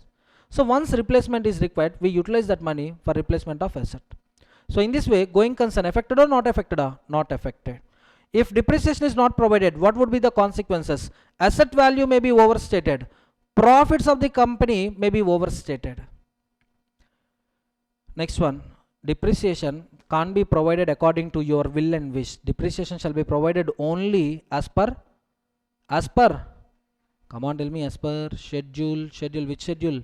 Schedule 2. Depreciation shall be calculated, shall be provided as per schedule 2. Next, important, very, very important concept, declaration of dividends in case of inadequacy of profits. Simple 4 conditions you remember. In fact, you know, 2 conditions only, but internally 2 conditions come. Condition number 1, average rate of dividend. How many years average rate of dividend? Last 3 years. If company not paid last 3 years dividends, rule not applicable. Period of existence, suppose 2 years, average of 2 years only. Okay. Condition number 2, withdrawal limit. How much amount I can withdraw? It's 15% of paid up share capital plus free reserves. Next, condition 3, post withdrawal. Post withdrawal, free reserves should be greater than or equal to 15% of paid up share capital. That means I consider this as A. Next one, oh, just wait. It's not 15 actually, it's 10%. Maximum withdrawal is 10%, correct. Maximum withdrawal is 10%. I consider it as amount A. And post withdrawal free reserves balance shall be at least, that means it shall not fall below 15% of paid up share capital. So in equation form it would be like this, free reserves minus 15% of paid up share capital. This is B. Out of A or B, whichever is lower I have to take. Out of A or B, whichever lower I have to take. And from this, you know, A or B, whichever is lower, from this first I need to adjust current year losses, including depreciation. Balance leftover or rate of dividend, average rate of dividend. Out of these two, whichever is less, only that amount I can pay as a dividend. One example, paid up share capital 100 crores, free reserves 25 crores. Average rate of dividend, for example, last 3 years, you know, in examination, to kill your patience, they will give like this. For example, 2021 6%, 2022 8%, 2023 9%, 2024 10%, 2025 11%. Now which 3 years you have to take? First 3 years or last 3 years? You have to take this. In one attempt what they did, you know, reverse they gave 25, 24, 23, 22, 21 like that. In that case first you have to take, you should not have to take last. Getting my point? So simply to kill you psychologically, not physically, to kill you psychologically, like these points they will ask you. So you know, latest 3 years average means how much it is? 10%. Next one, based on this, let's see average rate of dividend. What is condition number 1? 10%. Condition 2, 10% of 100 plus 25, that is 12.5 CR. What is 100? Paid up share capital. What is 25? Free reserves. Condition 3, free reserves balance should not fall below 15% of the paid up share capital. That's why 15% of paid up share capital, just insert figures. What is free reserve? 25 crores minus 15% of paid up share capital, that is 100 crores. So it would be 10 crores, right? 25 minus 15, 10. Now you observe 12.5 or 10, whichever is less means 10. Suppose, you know, current year losses, some 6 crores is there. Current year losses how much? 6 crores. So from this 10 you deduct 6 crores, balance would be 4 CR. So amount point of view you are having a 4, but rate point of view 10%. 10% on 100 means how much? Of 10 crores. Either 10 or 4, whichever is less. That means 4 crores is final. So that year how much dividend company can declare? 4% only. Understood? Now look at the point. Dividend rate less than or equal to latest 3 years average rate of dividend. Amount of profit shall not exceed, you know, amount of withdrawal shall not exceed 10% of paid up share capital and free reserves. Set off losses from the current year, and after withdrawal balance of reserves shall not fall below 15% of paid up share capital. Exemption, yes, this is also very important part. to kill you second time psychologically, they may ask you this question. So this is a company in which 100% of capital was held by central government, and that company is not in profits, company is in losses. Company wants to declare dividends out of accumulated profits. So tell me the conditions for declaration of dividend, like that they may ask you. In that case, write conditions. Last you write the above conditions are not applicable to 100% government company. 100% government company means 100% of the capital held by CG or SG, partly by CG or partly by one or more ESG. Clear? Everyone. Next one, deposit and payment of dividend. What is the time limit for deposit of dividend? 5 days of declaration. And what is the time limit for payment? 30 days. 5 days from declaration, 30 days is also from declaration. Suppose this is the declaration date. Within 5 days, transfer amount to separate bank account. And within 30 days, payment of dividend should be done.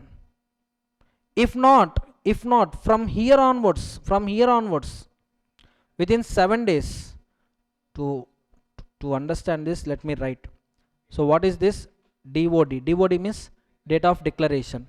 From here onwards, within 5 days, transfer to separate bank account. That means deposit of dividend. Deposit of dividend should be done. And from here onwards, within 30 days, payment to shareholders, members or bankers of the shareholders should be done. Now this will be the center point. This will be the center point. From here onwards, within 7 days, this is the center point means what? 30 days is the center point.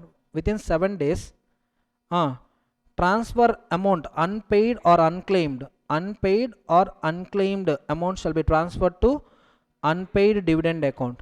And when you transfer that amount, from that date onwards, you will have 90 days time limit. Why this 90 days? Statement, preparation of statement containing latest known address. Address is also important. Address, amount of dividend, unclaimed or unpaid. Next one, first of all, members details of the members. Latest, last known address is also important. That statement shall contain members details, those whose dividends are unclaimed or unpaid. Next one, latest known address. Next one, amount of dividend pending. And from this date onwards, wait for 7 years. How many years? This date onwards means what? When you transferred amount to unpaid dividend account, from that date onwards, within 7 years, if no one is coming and claiming those amounts, after expiry of 7 years, transfer amount to IEPF account. If dividends are not claimed 7 consecutive years, along with the dividends, shares shall also be transferred to IEPF account. Getting my point? Suppose if company makes any default in transferring the amount within 7 days, within how many days? Within 7 days. Interest shall be added. How much? 12%. And that interest shall be distributed among the eligible members, claimants. Clearer? Limits clearer? I'm just pointing out the limits. 5 days deposit, 30 days payment. But these deposit rules are not applicable to 100% government companies. Dividend shall be paid only to the registered shareholders, orders, bankers. Dividend can't be paid by a purchaser. Dividend can't be claimed by a transferee. Simply, purchaser means transferee until his name is registered. Correct. Next one, dividend on partly paid shares. Yes, proportionate dividend company can pay subject to AOA. Next one, dividends payable in cash, not in kind. Correct. Can I pay dividends in kind? No, only in cash and through banking channel only. Within how many days? 30 days from declaration. Of course, I can utilize profits for capitalization purpose. That means bonus issue also permitted. For Nidhi companies, if not claimed within 30 days of declaration, transfer that amount to member account. That means in book, record that entry. That amount, make member as a creditor. Whenever member comes, pay that amount. Prohibition on dividends. 2 companies are prohibited from declaration and payment of dividends. Which 2 companies? Section 8 companies, Section 73, 74, 76 default companies. Section 73, 74 default companies. Company defaulted in repayment of deposits, prohibited from payment of dividends. Section 8 companies are prohibited from payment of dividends. They will not ask you, write this answer. They may narrate a story. A company which committed default has passed a resolution to distribute certain portion of profits in the form of dividends. Whether the action of company valid or invalid. Now you have to write invalid. Okay, now next one, unpaid dividend account. Yes, within how many days? Within 7 days from expiry of 30 days, transfer to unpaid. Fails, interest shall be added. How much? 12% per annum. Company shall add this interest. Next one, statement to be prepared within how many days? 90 days of transferring to unpaid dividend account. Names, last known address is also important, ma. Without this matter, if they prepare statement, it is not a valid statement. This matter is also important. Next one, unpaid dividend. Statement must be published on company website as well as website approved by the government. And finally, 7 years if the dividend is not claimed or unclaimed, transfer that unclaimed dividend or unpaid dividend to unpaid dividend account. Okay, na everyone. If dividends are not claimed for 7 consecutive years, then shares shall also be transferred. But within these 7 consecutive years, any year if he claims dividend, then shares shall not be transferred. During this period, when as long as amount is in unpaid dividend account, you can claim that amount by filing application with the company. Suppose amounts transferred to IEPF. Now by filing application with IEPF, you can also claim those amounts. Punishment for contravention, any delay happened in transferring amounts, any default happens in preparation of the statement, filing of the statement with publishing statement on CG website or company website. The punishment would be, for company the penalty is 1 lakh rupee and 500 per day during continuing failure during contravention continues up to 10 lakhs. For officer in default, 25,000 plus 100 per day up to 2 lakhs. Next one, ma, IEPF credits, debits, just give one time reading. Credits, common credits are from repayment date or from refund date. Next 7 years if not claimed, transfer to IEPF.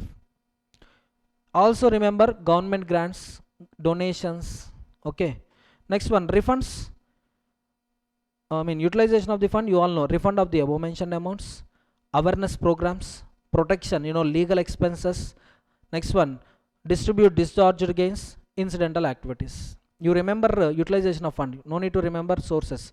Sources, deposits, debentures, preference shares, security application money pending for allotment or pending for refund. All these monies, if it is, if company is having these monies for the 7 years, company shall transfer all these monies to the IEPF. Next one, IEPF authority, ma. Who appoints authority? Central government. And who is the chairperson of authority? Secretary of MCA. Other members not exceeding 7. Okay, na. Now who maintains books of accounts? IEPF authority. But form of maintenance, preservation of books of accounts, authority shall take care of it, but all this authority will do in consultation with C&AG. At the end, C&AG prepares annual report and audit report. All these C&AG will not prepare annual report. C&AG will issue audit report. Who prepares annual report? IEPF authority prepares annual report. So this annual report, audit report shall be placed in both the houses of the parliament. Okay, na. Next one, section 126. This is all about shares held in abeyance, rights, bonus, dividends held in abeyance. When company announced a cutoff date, at that point, company received application for registration of transfer, but that registration didn't happen due to some reasons, like shares involved are partly paid up, intimation not yet received. Now in that case, intimation from a transfer is pending. In that case, don't pay dividend to either transferor or transferee. Keep it hold. Directly transfer amount to unpaid dividend account. But if there is a declaration, if there is an authorization from the transferor, pay dividend only to the transferee, then pay dividends to the purchaser. Until then, everything will be hold. Next one, punishment for failure to distribute the dividends. So what is the time limit for distribution of dividends? 30 days. 30 days completed, but company didn't pay dividends to the members. Then what is the punishment? Company should add interest 18% per annum. Okay, in entire dividends, 2 rates of interest, ma. For unpaid dividends, 12%. For non-payment of dividend within the due date of 30 days, 18% interest. And officer in default, what is the punishment? Imprisonment up to 2 years and fine 1,000 per day during such default continues. Punishment, okay, but you need to remember exemptions. What are those exemptions? 5 exemptions are there. That means under these exemptions, even if company is not paying dividend within 30 days, no default. No default, no punishment. What are those 5 exemptions? Operation of law, dispute of ownership, some failure beyond the control of company. That means last point, external factors. Next one, adjusted against lawful dues. Shareholder direction important. Shareholder direction, unable to comply, not sufficient. Communication with shareholder is also required. Okay na? Out of these 5 points, shareholder directions, adjustment against dues, these 2 points were tested 3 times. So can company adjust dividends against lawful dues? Yes. No punishment under section 127. Finally, for Nidhi companies, instead of following this procedure, if the dividend amount is 100 rupees or less, advertise in one newspaper, local newspaper, publish it on the notice board for 3 months. So person going through notice board or person going through the newspaper will come to the company, Nidhi company, and they will claim dividends, or else that amount will be shown as a loan from the member. That means creditor. For that amount, member becomes creditor. Whenever he comes, we will pay the amount. With this, dividends completed. So let's continue our revision with the next chapter, chapter 9, accounts of companies, section 128 to section 138. The average expected weightage of this chapter is 6 to 8 marks. But if any multiple choice question, case scenario based multiple choice question comes from this chapter, then the weightage will go up to 12 marks. Clear? So the expected weightage of this chapter, minimum 6 marks. If any case scenario based multiple choice question comes from this chapter, then weightage will go up to 12 marks. So in this chapter total we are having 11 sections, including section 129A, 12 sections, periodical financial statements. In this chapter, the expected areas of questions, corporate social responsibility with respect to the limits. Next one, NFRA governed entities, which are the entities governed by NFRA. Next one, filing of financial statements with ROC. Last attempt, they asked this question only, filing of financial statements with ROC. Internal audit limits also equally important. Clear? Let's see. Key definitions in this chapter, books of accounts. Books of accounts includes 4 items. What are those 4 items? Receipts, payments, sales, purchases, assets, liabilities, cost records.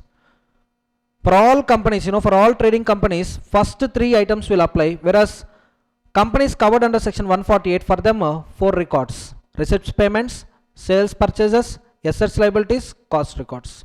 Next one, financial statements. Financial statement includes 5 components: balance sheet, profit and loss account, cash flow statement, statement of changes in equity, explanatory statement, explanatory notes.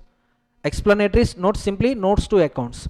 But cash flow statement is not required to these companies. Remember this point. Every time when they ask a small company or when they ask about OPC, they will also they will consolidate question, or they will ask 2 questions like this: define OPC, or whether company is falling under small company category or not, whether company is exempted from preparation and presentation of cash flow statements in their financial statements or not. So cash flow statement is not applicable to OPC, small company, dormant company, and private company which is a startup without default under section 92, section 137. Clear? Remember these 4 companies: OPC, small company, dormant company, private company which is a startup with no defaults under section 92, that is filing of annual returns. Section 137, that is filing of financial statements with ROC. Next one, financial year. Financial year with respect to company is different. Financial year with respect to LLP is different. How it is different? With respect to company and with respect to LLP, the similarity is financial year start date is 1st April, ends with 31st March. But first financial year part is different. First financial year closure date is different for LLP and for company. What is the difference? In case of company, if company is incorporated on or after 1st January, then financial year closure date shall be 31st March of not relevant year, 31st March of following year. So if a company is incorporated on 1st January 2025, then financial year closure date shall be 31st March 2026. And for LLP, the cutoff date is not 1st January, the cutoff date is after 30th September. If LLP is incorporated after 30th September, financial year closure date shall be 31st March of following financial year. Clear? Okay, LLP we will see in LLP chapter, but in company, as per Companies Act, first financial year closure date shall be 31st March of following year in case company is incorporated on or after 1st January. Clear? Everyone? So if any body corporate, any company which is having a holding company or subsidiary company or associate company outside India, for the purpose of preparation and presentation of consolidated financial statements, if such holding companies or subsidiary company or associate company following different period as a financial year, then our Indian company can also follow different period as financial year. For that, whose approval is required? CG approval is required. CG approval is required. Suppose our company C Limited, it is having a holding company in Singapore. Singapore based company, they are following January to December as a financial year. Now C Limited, Indian company, can file an application with central government. Once they get permission, C Limited will also prepare financial statements for financial year, that is Jan to December. Your reporting year will be Jan to December. Clear? Everyone? Next, startup company. Yes, a startup. Which one is a startup company? Only a private company recognized as startup by Department of Commerce and Industry under Companies Act 2013 or Companies Act 1956. A company which is working for innovation or improvement in the existing products or existing services, they can apply and they can make an application with this department. Once they get recognition of startup, then the private company becomes a startup company as per Companies Act 2013. Next one. Company's financial statements must comply with, tell me, company financial statements shall comply with FAT. FAT stands for F, Form Schedule 3, A, Accounting Standards, T, True and Fair View. So coming to the accounting standards, coming to the Schedule 3 requirements, in Schedule 3 we are having two divisions. One division is for companies following accounting standards, another division is for companies following Ind AS. What is the difference between Schedule 3? Schedule 3 and AS. When we use Schedule 3, when we use AS, AS we use in preparation of financial statements. And presentment of financial statements is in Form Schedule 3. The format is Schedule 3. But while preparing financial statements, one company has to comply with accounting standards. IFSC companies, yes, they can align their financial year along with their holding company even without tribunal approval or central government approval. So IFSC companies, they can follow different period as a financial year even without CG approval. Other entities, other body corporates, they need to make an application with CG for following different period as financial year. Next, section 128, books of accounts. Applicable to all company. Section 128 is applicable to all companies, and that books of accounts shall be prepared in such a way that they should express true and fair view as to the state of affairs of the company, as to the state of affairs of the branch office. That means transactions both at registered office as well as branches shall be recorded, and books shall be maintained on accrual basis, shall be maintained in a double entry system only. So can a company maintain books of accounts on cash basis? No. Can a company maintain books of accounts in single entry system? No.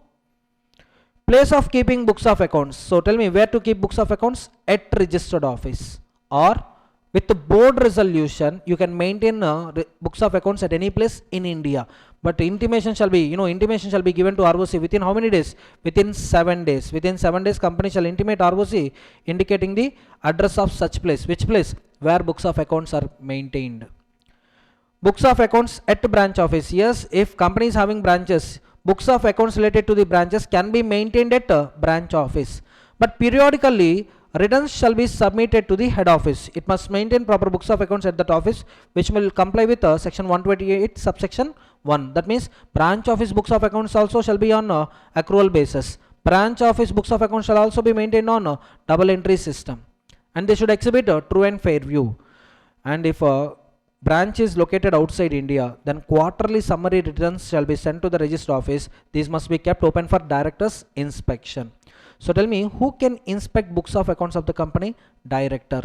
Any director, or is there any restriction on director? Any director, whether executive or non-executive, anyone can inspect books of accounts. Can he delegate this power to someone else? No. Only he can inspect books of accounts.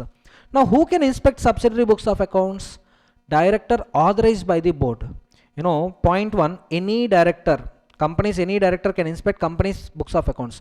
But subsidiary books of accounts, coming to subsidiary books of accounts, holding company must pass a board resolution authorizing particular director to inspect subsidiary books of accounts. Next one, in that case, officers and employees must provide reasonable assistance. Whatever help they can do, they should provide that assistance during the inspection of books and papers. Next one, financial information maintained outside India.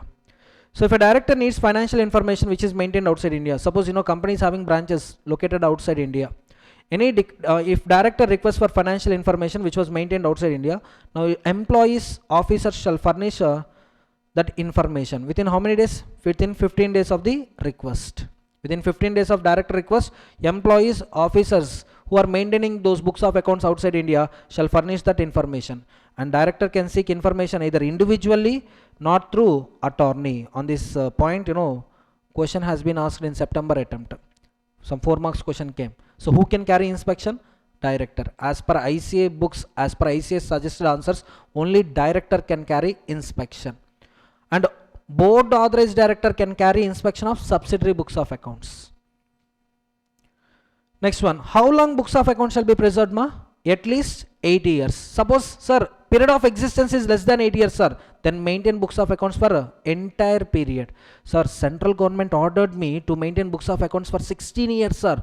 Now I should maintain books of accounts for 16 years. Ma, books of accounts means simply, registers, registers supported with vouchers, register supported with vouchers. So simply 8 years I need to maintain books of accounts means it's not a assets and liabilities register. It's not only assets and liability register but also assets related invoices. Getting my point? Next, sales and purchases registers. Not only sales and purchase register but also supported by purchase invoices, sales invoices. Everything I should maintain for 8 years. But if period of existence is less than 8 years, then maintain books of accounts for entire period. Next one. Who is responsible for maintenance of books of accounts? Managing director, whole-time director in charge of finance, CFO, or any person charged by the board to comply with section 128. In one attempt, these 2 points were tested for 4 marks. These 2 points, who are responsible for maintenance of books of accounts and what are the consequences if they violate applicable provisions of Companies Act 2013. Now you have to write 4 person names: MD, whole-time director finance, next CFO, any person authorized by the board, charged by the board. And punishment, what is the punishment? Non-compliance, that means accrual basis not followed, double entry system not followed, or periodical updation is not happening, regular updation is not happening. Company officers are not allowing for inspection. Suppose non-executive director came for inspection of books of accounts, MD is not allowing. In that case, all these defaulting persons will get a punishment. How much is the punishment? Minimum 50, maximum 5 lakhs. And if you observe this first point, all these are executive body only. All these are part of executive part only. Executive directors only.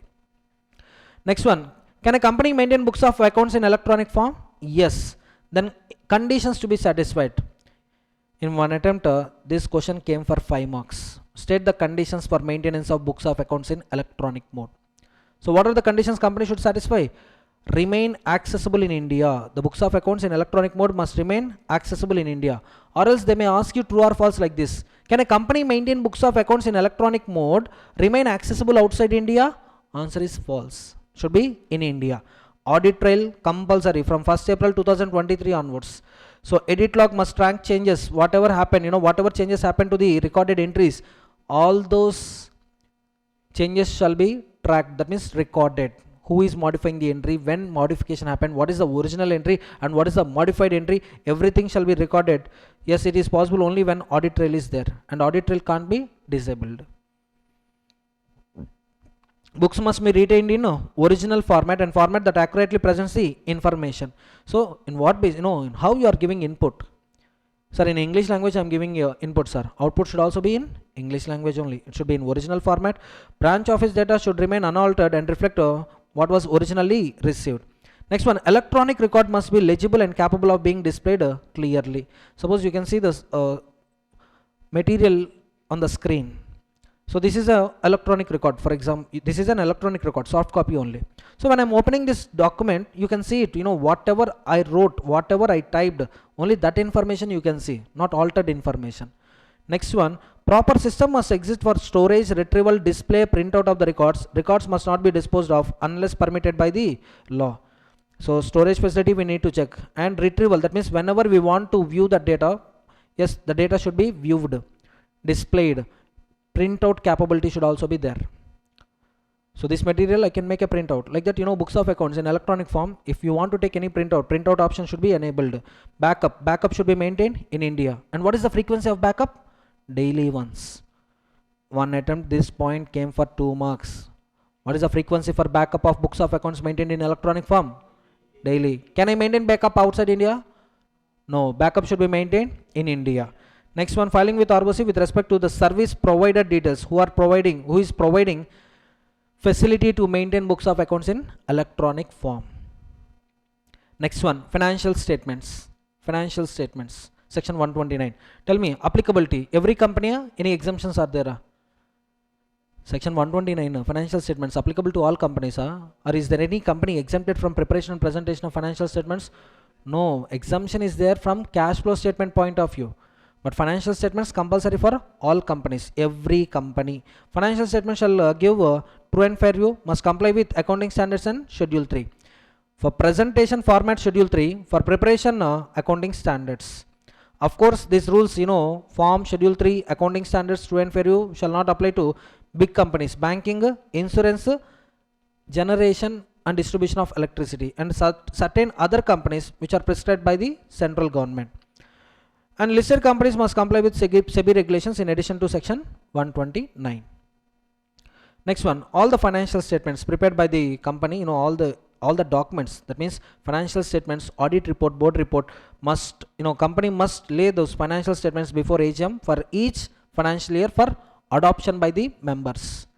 Next one, CFS. Tell me, CFS is applicable to all companies, companies having subsidiaries and associates. Companies having subsidiaries and associates must prepare CFS, consolidated financial statements. Why? To give true and correct picture about the investment of the public. Suppose you observe, suppose company, for example, TCS company is there. In TCS, paid up share capital of the company is 390 crores. And out of these 300 crores, it made investment in one subsidiary. Investment in subsidiary, for example, 100 crores.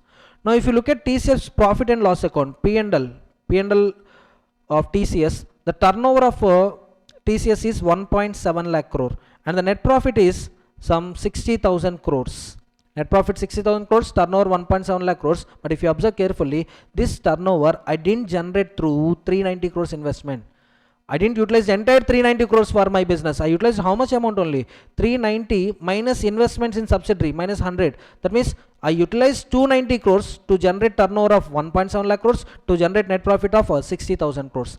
Then what about the position of these 100 crores? Where this, what is the financial position of these 100 crores? Or what is the financial performance with respect to these 100 crores? That's why you add subsidiary company figures to holding company figures. Adding subsidiary figures to holding figures is nothing but consolidated financial statements. Applicable to which entity? All companies having subsidiaries. But a few companies are exempted from CFS preparation. What are those companies, sir? Any company satisfying these 3 conditions are exempted from preparation of CFS. First one, it should be neither listed nor in the process of listing. Next one, take approval from the members in writing that they had no objection, even if company didn't prepare CFS. And the ultimate holding company or intermediate holding company files consolidated financial statements with ROC. Suppose C Limited is our company. C Limited is having a holding company. C Limited is also having a subsidiary company. Generally, every holding company is required to prepare CFS. But C Limited may get exemption when C Limited gets exemption, if C Limited is an unlisted company, first of all. Next one, C Limited members. Who are the members of C Limited? H Limited and all other members. If they give NOC to the companies, or even if you don't prepare CFS, no problem to us, no problem, no objection. And third condition is H Limited shall prepare CFS considering the figures of H Limited plus C Limited plus S Limited. If H Limited prepares CFS considering the figures of C Limited, S Limited, then that company is exempted from preparation and presentation of CFS. Suppose if C Limited is in the process of listing or C Limited is a listed company, then this exemption available or not available? Not available. Even one member objects, even if one member gives objection, even if one member files objection, company should prepare CFS, then also company should prepare CFS. Next one, manner of consolidation. Manner of consolidation. It should be as per Schedule 3 and applicable accounting standards. Simply, Schedule 3 accounting standards are applicable to standalone financial statements. Similarly, they are also applicable to CFS. A company without subsidiary but only having the associate or joint venture is exempt from consolidating the financial statements. Are you getting my point? Sir, no subsidiaries, sir, only associate, only joint ventures, sir. No need to prepare consolidated financial statements. Consolidated financial statements comes into the picture only when you had subsidiary and associate. Either subsidiary or subsidiary with associate. In case of no subsidiaries, no need to prepare consolidated financial statements. Just value the investments as per applicable accounting standards. Investment in other company, like that. Next one,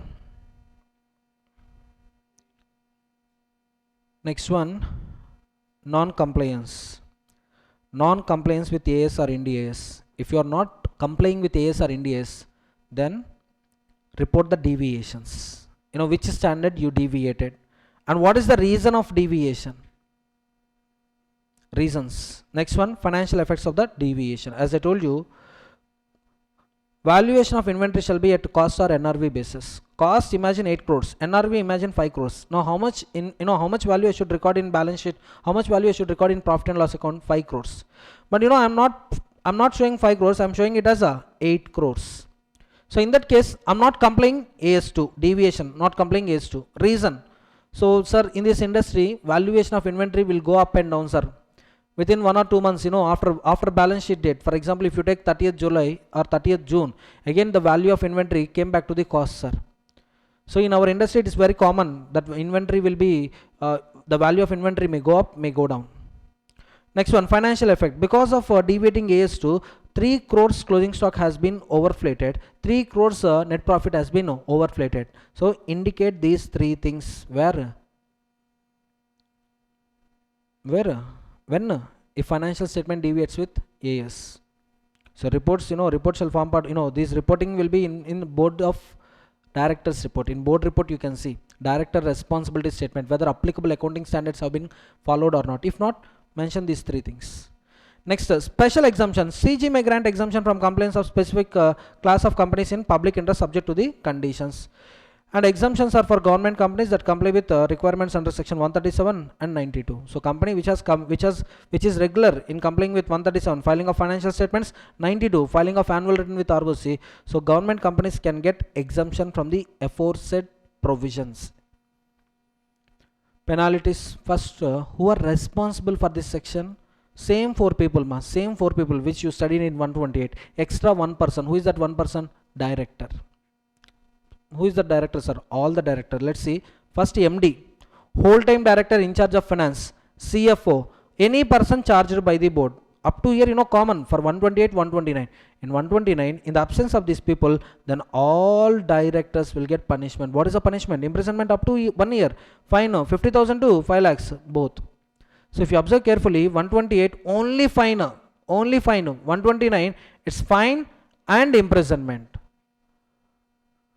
Okay, now next, periodical financial results. Periodical financial results. It is applicable to all unlisted companies. Who prescribe this section? Who prescribe the company's list? CG. CG is having power that to frame that, to decide that unlisted companies to prepare periodical financial results. So what is the frequency, sir? No, for how many months we should prepare periodical financial results? Is it quarterly or is it half-yearly or is it monthly? Who will decide? CG decides.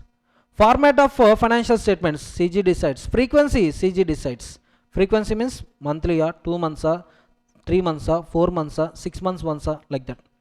The board of directors must approve the periodical results. Yes. Even financial statements also approved by the board only. Later adopted at AGM. And these periodical results, periodical financial statements must undergo either a full audit or limited review. Sir, full audit or limited review? It will be decided by CG. CG in future it may prescribe whether full audit required or limited review required. If full audit required, which entities required full audit? Which entities require limited review? All these things CG may prescribe. CG. Filing with registrar. A copy of periodical results must be filed with ROC within how many days? 30 days. In which form? Prescribed form. How much fees? Prescribed fees. If it is annual financial statements, AOC 4. Yes or no? Yes or no? And AOC 4, financial statements are prepared for complete financial year. Now, frequency of periodical results, form for presenting, filing periodical results. Who prescribe? CG prescribes. Clear? Everyone? So next section, section 130, reopening of accounts on court order or tribunal order. Is it a voluntary revision or compulsory reopening? Compulsory reopening, you can see there is a court order, there is a tribunal order. First of all, who can file application with court or tribunal? Either CG or income tax authorities or SEBI, any statutory body or any concerned person, maybe a member or maybe an independent director, So they can file application with whom? Court or tribunal. If court or tribunal is satisfied that earlier accounts were prepared fraudulently or company's affairs are mismanaged, that means directors using company funds for their personal purposes. Directors using company funds for their personal purposes, or some money laundering activities are happening, or company is receiving money from the debtors but they are showing it as a deposits in such a way that tax evasion will happen. For example, sale 10 crores and we received that amount from debtor. As a result, what happens? Suppose in a balance sheet, if you observe turnover 100 crores, expenses 70 crores, what would be the net profit? 30 crores is the net profit. On this, if you apply 30% rate of taxation, for example, so tax would be 9 crores. Now to avoid taxes, what management is doing? One particular sale, for example 10 crore sale, they are cancelling this sale. Sale invoice they can cancel, but the point is bank receipt they cannot cancel. In bank statement that receipt is there, 10 crores receipt is there. So that's why what they are doing, they are showing it as a deposit receipts. Deposit is not a turnover, deposit is not an income, deposit is a loan. On loans no need to pay tax. Taxes should be paid only on incomes. So they are showing it as a deposit. Is it an actual deposit? No, it's a turnover. So to avoid taxes, simply on 10 crores, 30% if you apply, to avoid 3 crores tax, what they are doing? They are showing a receipt from debtor as a deposit receipts. So that means accounts were prepared fraudulently or affairs were mismanaged. In these two cases, or in either of these two cases, court, after considering the representations from the applicant, will order for opening the books of accounts. But that opening of books of accounts is limited to how many years? Earlier 8 financial years. Why? As per section 128, company maintain books of accounts only for 8 financial years. Yes or no? Yes. Only for 8 financial years they maintain books of accounts. Suppose if that company is maintaining books of accounts for a period longer than 8 years, then court may order for reopening of books of accounts for a period exceeding 8 years. On this point, 2-3 times question came. Remember this time period of 8 years. Excluding this year, right now we are in the financial year 25-26, right? Financial year 25-26. Excluding this year, last 8 years, that means 24-25, 23-24, like that, last 8 years books of accounts we need to maintain. Can I proceed? Next one, voluntary revision of financial statements or board's report. Voluntary revision of financial statements or board's report. Name itself is clear, voluntary. That means there is no order from authority. We are revising. Why? We are revising financial statements. Why? My company financial statements not complying section 129. Or my company board report is not complying 134. Why? Suppose wrong classification of an expenditure. Wrong classification of expenditure. I should charge that expenditure. For example, you take research and development, for example. Expenditure incurred during research phase shall be charged to P&L account. Expenditure incurred in the development phase shall be capitalized. Yes or no? Wrongly, research expenditure, I created asset in the balance sheet. Instead of charging to profit and loss account, I created as an asset. Now because of this, what is the financial effect? Profit increased, assets increased. So next year, I found that yes, incorrect classification of expenditure I observed. Now what I did, what I can do, I can revise these financial statements, but before revision I need to take approval from independent authority. Why? Transparency, disclosures.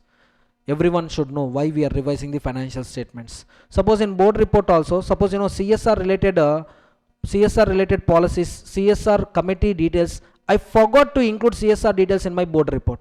Now I want to revise my board report. Can I revise it? Yes. But before that, prior approval of NCLT is required. Prior approval of NCLT is required. In this entire section, important point, revision is limited to how many times? Can I revise one company 1 year financial statements for more than one time? 2 times, 3 times, possible or not possible? Revision is permitted only up to 1 year. And revision is limited to last 3 years financial statements, last 3 years board report. Suppose now we are in the financial year 25-26. Last 3 years means 24-25, 23-24, 22-23. Correct? So can I change financial statements of 22-23? Can I revise financial statements of 22-23? Yes, only once. Once again, can I revise financial statements, sir? No. Another instance, can I revise board report of financial year 22-23? Yes. Can I revise it once again, sir? No. Revisions are limited to last 3 financial years and only once in a financial year. Once you revised, subsequent revision allowed with respect to that company financial statements? Not. Sir, one instance I revise financial statements, sir. Another instance I want to revise board reports, sir. Possible? Yes, possible. Yes, possible. That means only one time revision is happening to financial statements, one time revision is happening to the board report. Clear? Next one. For getting approval from NCLT, file NCLT 1 with NCLT within 14 days and file tribunal order with ROC within 30 days of the receipt of NCLT order. But before NCLT give approval, tribunal will notify CG, SEBI, tax authorities, any other relevant party. That means party having interest in that company financials. Suppose if you take tax authorities, yes, because of wrong classification, a profit will change. If profit changes, tax impact will also be there. So income tax authority interest is there. Public interest is there. That's why CG, SEBI will also come. So prior intimation is given to these parties. Who will give intimation to these parties? NCLT. And NCLT will also consider representations from these parties before issuing an order.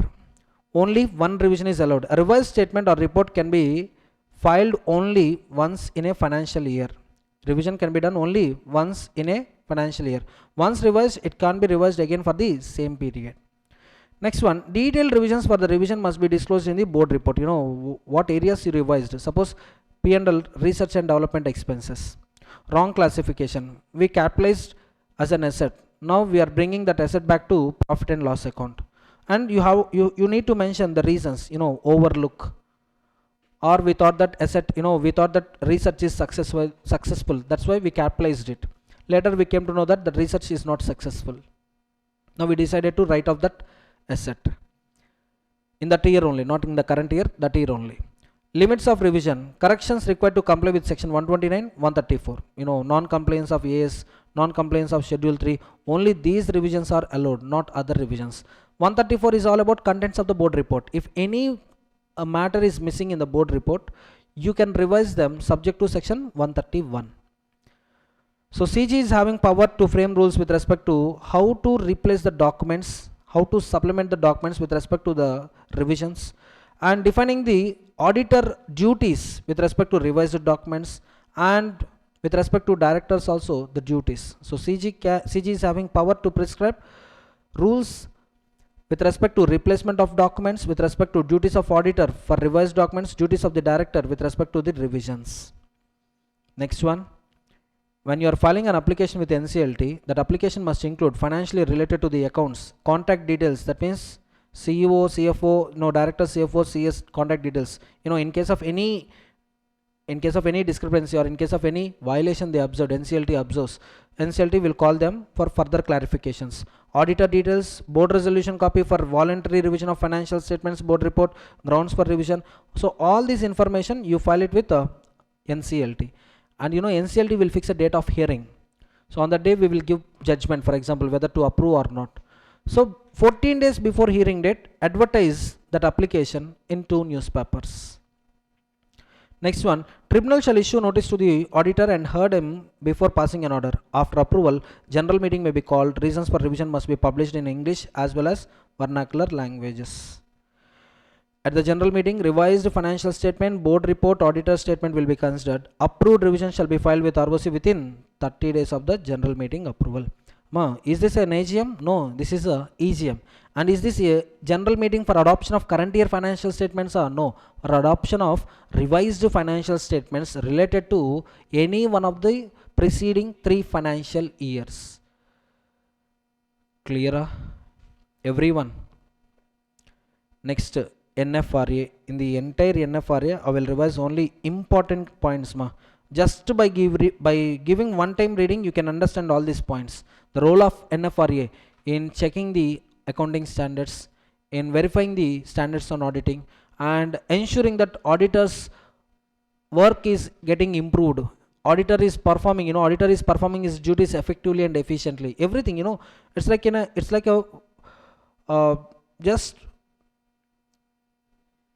so the role of NFRA is to ensure that auditors are complying with sufficient, NFRA observes that whether auditor is complying applicable standards on auditing or not. If any auditor is negligent, NFRA will immediately question that auditor, will immediately remove that auditor from the audit office. Why? Because in a company, public interest will be there, employees, next debtors, creditors, investors, government, all these people are connected to the company. So any fraud happens in the company, and if auditor is negligent, definitely all these people interest is getting affected. So simply NFRA is like a similar to auditor. NFRA is not an auditor, but similar to auditor, like it's a watchdog. It observes that whether all the auditors are complying with applicable SAs or not. That's it. So composition of NFRA. So who is having power to appoint members to the NFRA? CG. The head of the NFRA is chairperson, and other members not exceeding 15. That means total 15 members, including part-timer, full-timer. But in executive body, you will find only full-time members. Next one, part-time members include following people. Just give one time reading. CG may also appoint a secretary and other employees as needed for efficient functioning of the NFRA. So meetings of NFRA, books of accounts of NFRA, everything, who will prescribe? CG prescribes. Headquarters of the NFRA is at New Delhi. So in this entire section 132, this point you have to remember. So which are the companies governed by NFRA? What are the companies governed by NFRA? Let's see. First one is listed company. Whether that listing happened in India or outside India, listed companies. Second one is unlisted public company, fulfilling any one of these 3 criteria, satisfying any one of these criteria. What is that criteria? Paid up capital 500 crores or more, annual turnover 1000 crores or more, outstanding loans, debentures, deposits 500 crores or more. When these limits are as of 31st March immediately preceding financial year. Any one criteria satisfied, then that unlisted public company is governed by NFRA. Special entities, simply big companies as well as statutory companies, banking, insurance, generation and distribution of electricity. Next one, special acts, statutory companies, body corporate incorporated by an act. Next one, entities referred by CG. Next one, material subsidiary companies, material associate companies. Material means how much, sir?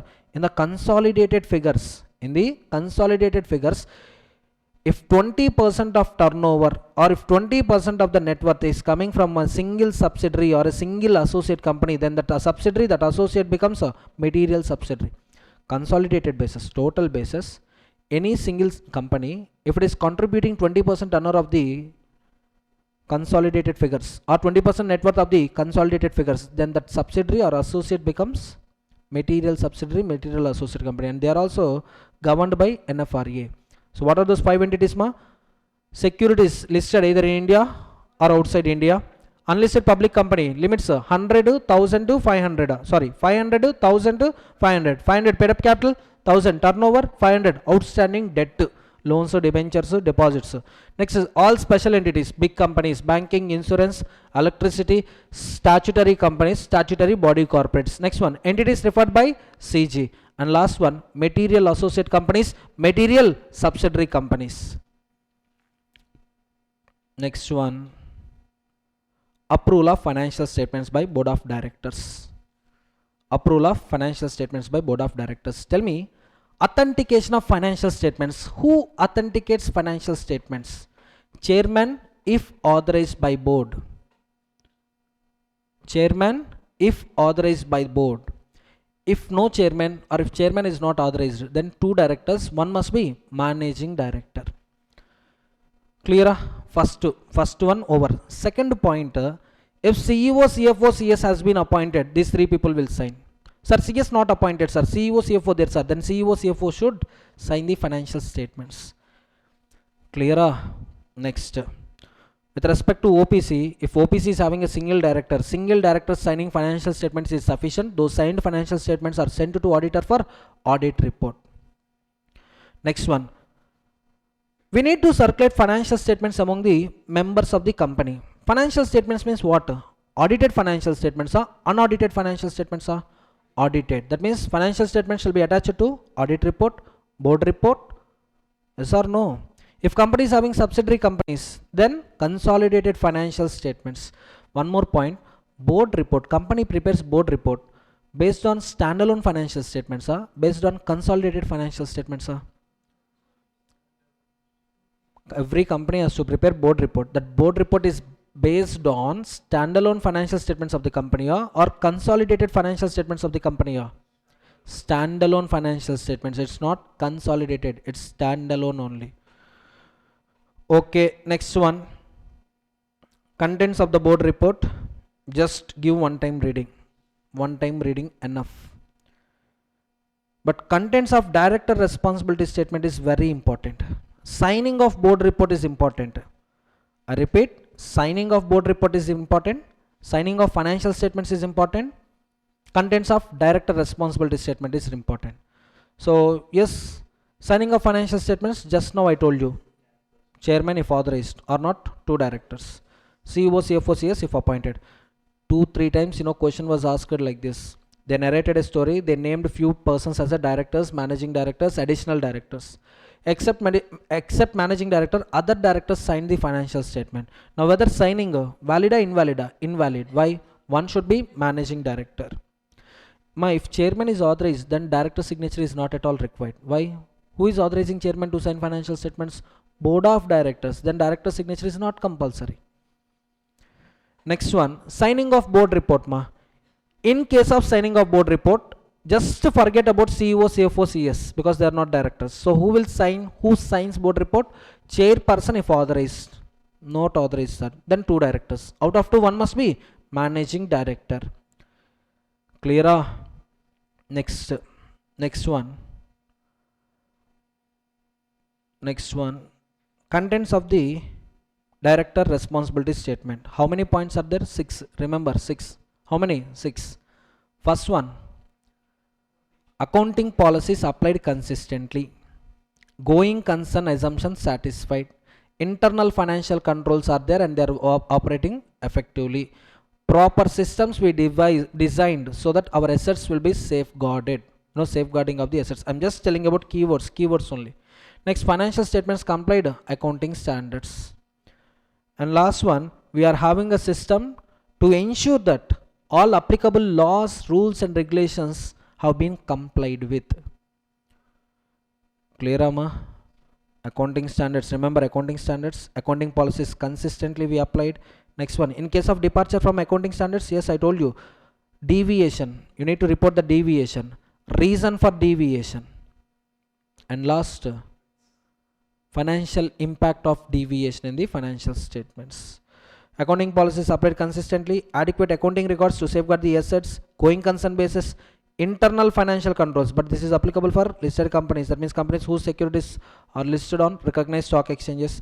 Proper systems are devised to ensure compliance with the applicable laws and they found adequate and effectively.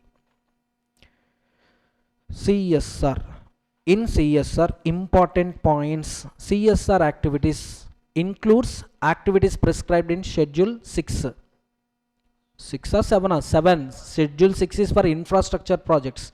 Schedule 7. CSR activity includes all the activities specified in Schedule 7. But CSR excludes 6 activities. How many? 6. R&D included or excluded? Research and development included or excluded? Excluded. But only for laboratory companies. With respect to COVID, R&D from 2020 to 2023, these 4 years included. Next one, sponsorship excluded.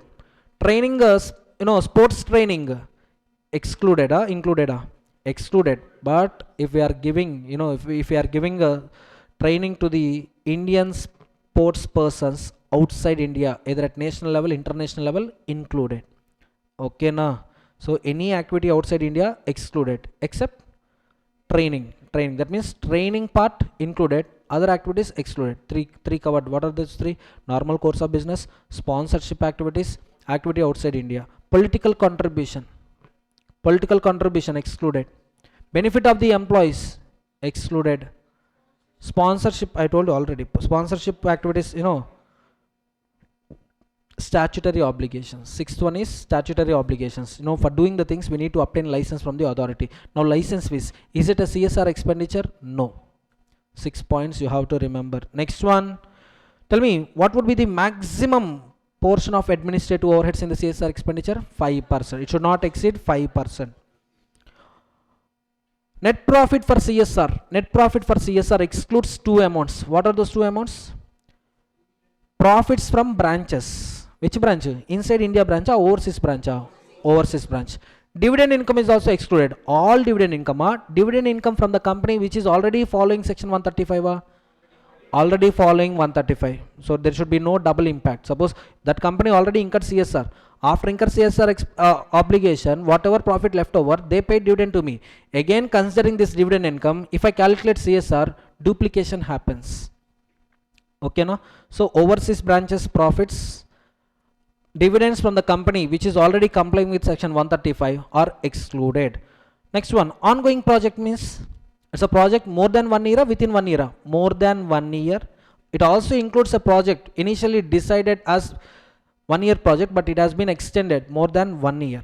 But the maximum duration of this project is 3 years, excluding the year of commencement or including year of commencement? Excluding. When you commenced it, exclude it, max 3 years. And for IFSC companies up to 5 years from commencement of their business, CSR is not applicable. So if company is getting any surplus from the CSR activities, what? If company is getting any surplus from CSR activity, can company use it for business purposes? No, it should be plowed back into the same CSR project, or unspent amount shall be transferred to fund specified in Schedule 7 within 6 months of the closure of the financial year. CSR applicability. 3 figures. Before that, tell me NFRA governance. Figures, unlisted public company, 3 figures I told. 500, 1000, 500. Here 500,000, 5. 500,000, 5. 500 net worth, 1000 turnover, 5 net profit. Okay, na?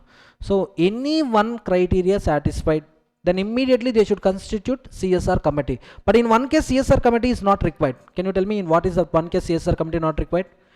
If CSR expenditure not less than 50 lakhs, if does not exceed 50 lakhs, does not exceed 50 lakhs. That means exactly 50 lakhs, sir. Exactly 50 lakhs, committee not required. 50 lakh 1 rupee, sir, committee required. And in that committee you will find 3 directors. One should be independent director. Okay, now no independent directors, sir. Normal directors. For private company, 2 directors. Next one, for foreign company, 2 persons. One is authorized person. Other one is person nominated by the foreign company. Okay. Now with respect to foreign companies, we consider only branch operations. India branch operations net worth, turnover, net profit. CSR committee responsibilities, FRM. What is F stands for? Formulate. R stands for recommend. M stands for monitor. Formulate, recommend, monitor. Formulate policy, recommend policies to the board of directors. Once policies are approved, once policies are, once we are implementing the policy, monitor those policies carefully. FRM. And what are the duties of the board of directors? Approve CSR policy, supervise CSR implementation. That means ensure CSR implementation. Mandatory CSR disclosures on website. CSR committee composition, CSR policy, CSR projects approved by the board. So this shall be disclosed on website of the company. Next one. Tell me how much amount company should spend on CSR. 2% of last 3 years average profits. Last 3 years in losses only, sir. No need to spend CSR. First of all, no need to have CSR committee also, because CSR expenditure is less than or equal to 50 lakhs. Next one. For new companies, period of existence, average it. That's it. 2 years it is in existence, sir. Average by 2 only. Okay, no. Next one. Next important point. What about unspent CSR amount, sir? Unspent CSR amount. What about unspent CSR amount? If it is not ongoing project within 6 months of closed of financial year, what should I do? Can I eat that profit? Can I eat that unspent CSR? I should transfer it to fund specified under schedule 7. If it is ongoing project, I am giving you 30 days. Why? Transfer it to separate account called unspent CSR account. And then I am giving you 3 years time to complete that amount, to utilize that amount, or else after completion of 3 years, within 30 days, next 30 days, that amount shall be transferred to unspent CSR account. Any default you do, schedule 7, fund specified in schedule 7. Any default, any non-compliance, non-transferring amounts to unspent CSR account or not transferring to a fund specified under schedule 7, the punishment is for companies 2 times of unspent CSR amount or 1 crore, whichever is lower. Officer, 1/10 of CSR amount or 2 lakhs, whichever is lower.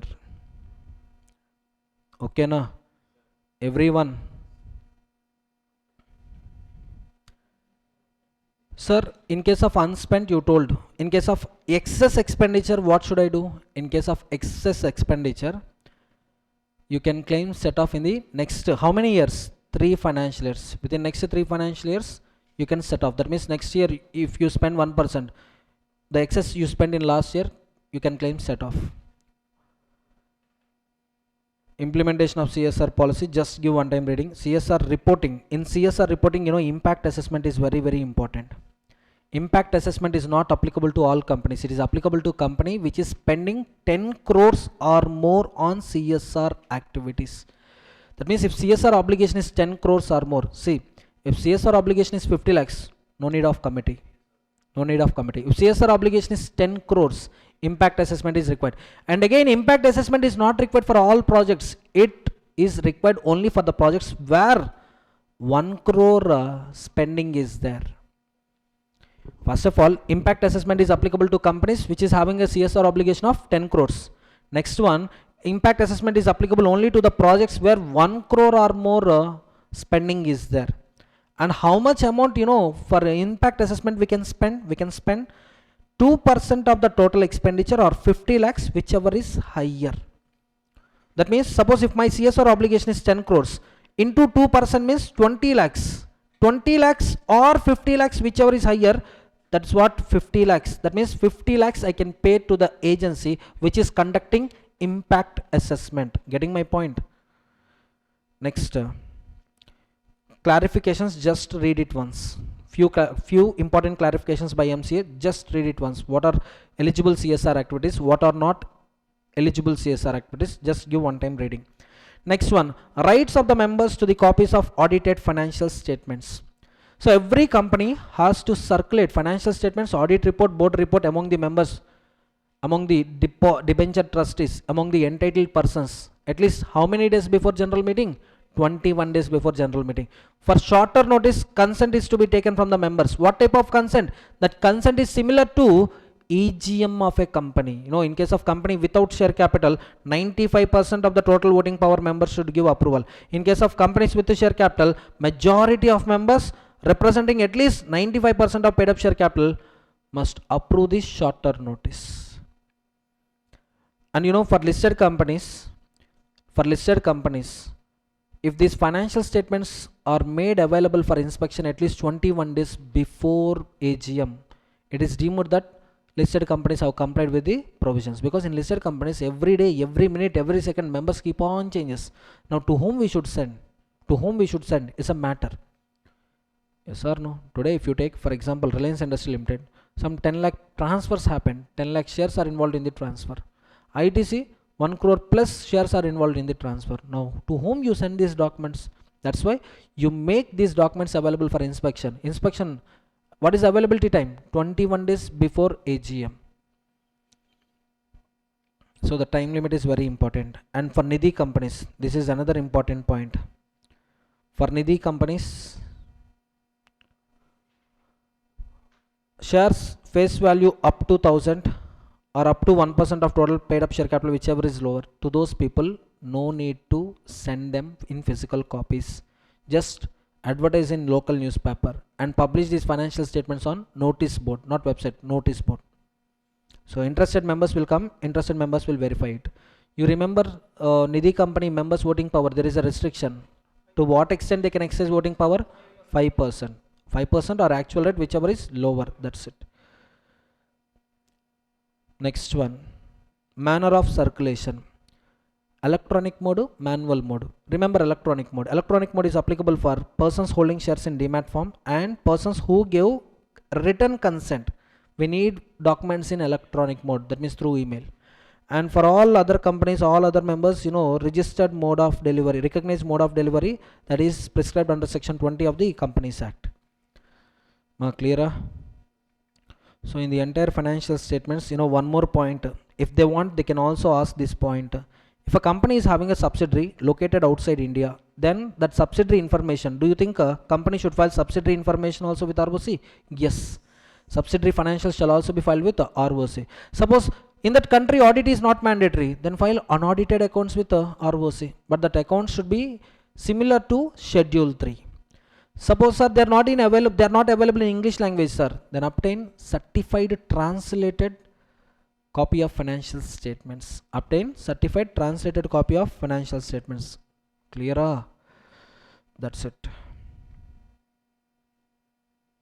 Next, filing of financial statements with ROC. What is the time limit for filing financial statements with ROC? 30 days of AGM if adopted. If not adopted, file provisional financial statements. For file unadopted financial statements with ROC, ROC consider them as provisional. Once they are adopted in adjourned AGM, file adopted financial statements within 30 days of AGM. Suppose if AGM is not conducted, then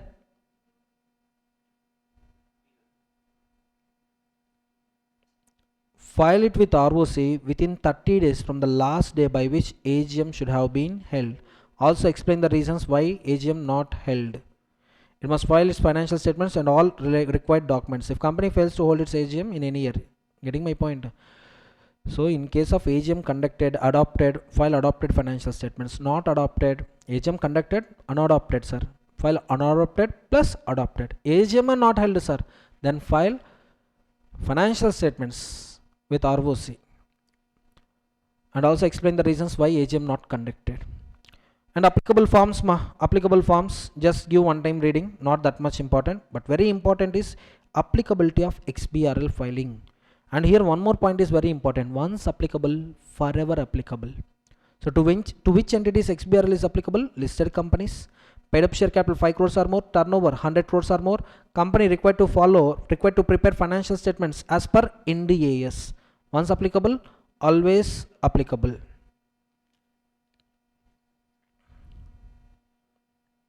Internal audit. Applicability of internal audit. Tell me, applicable in internal audit, applicability is very important. Listed company, mandatory.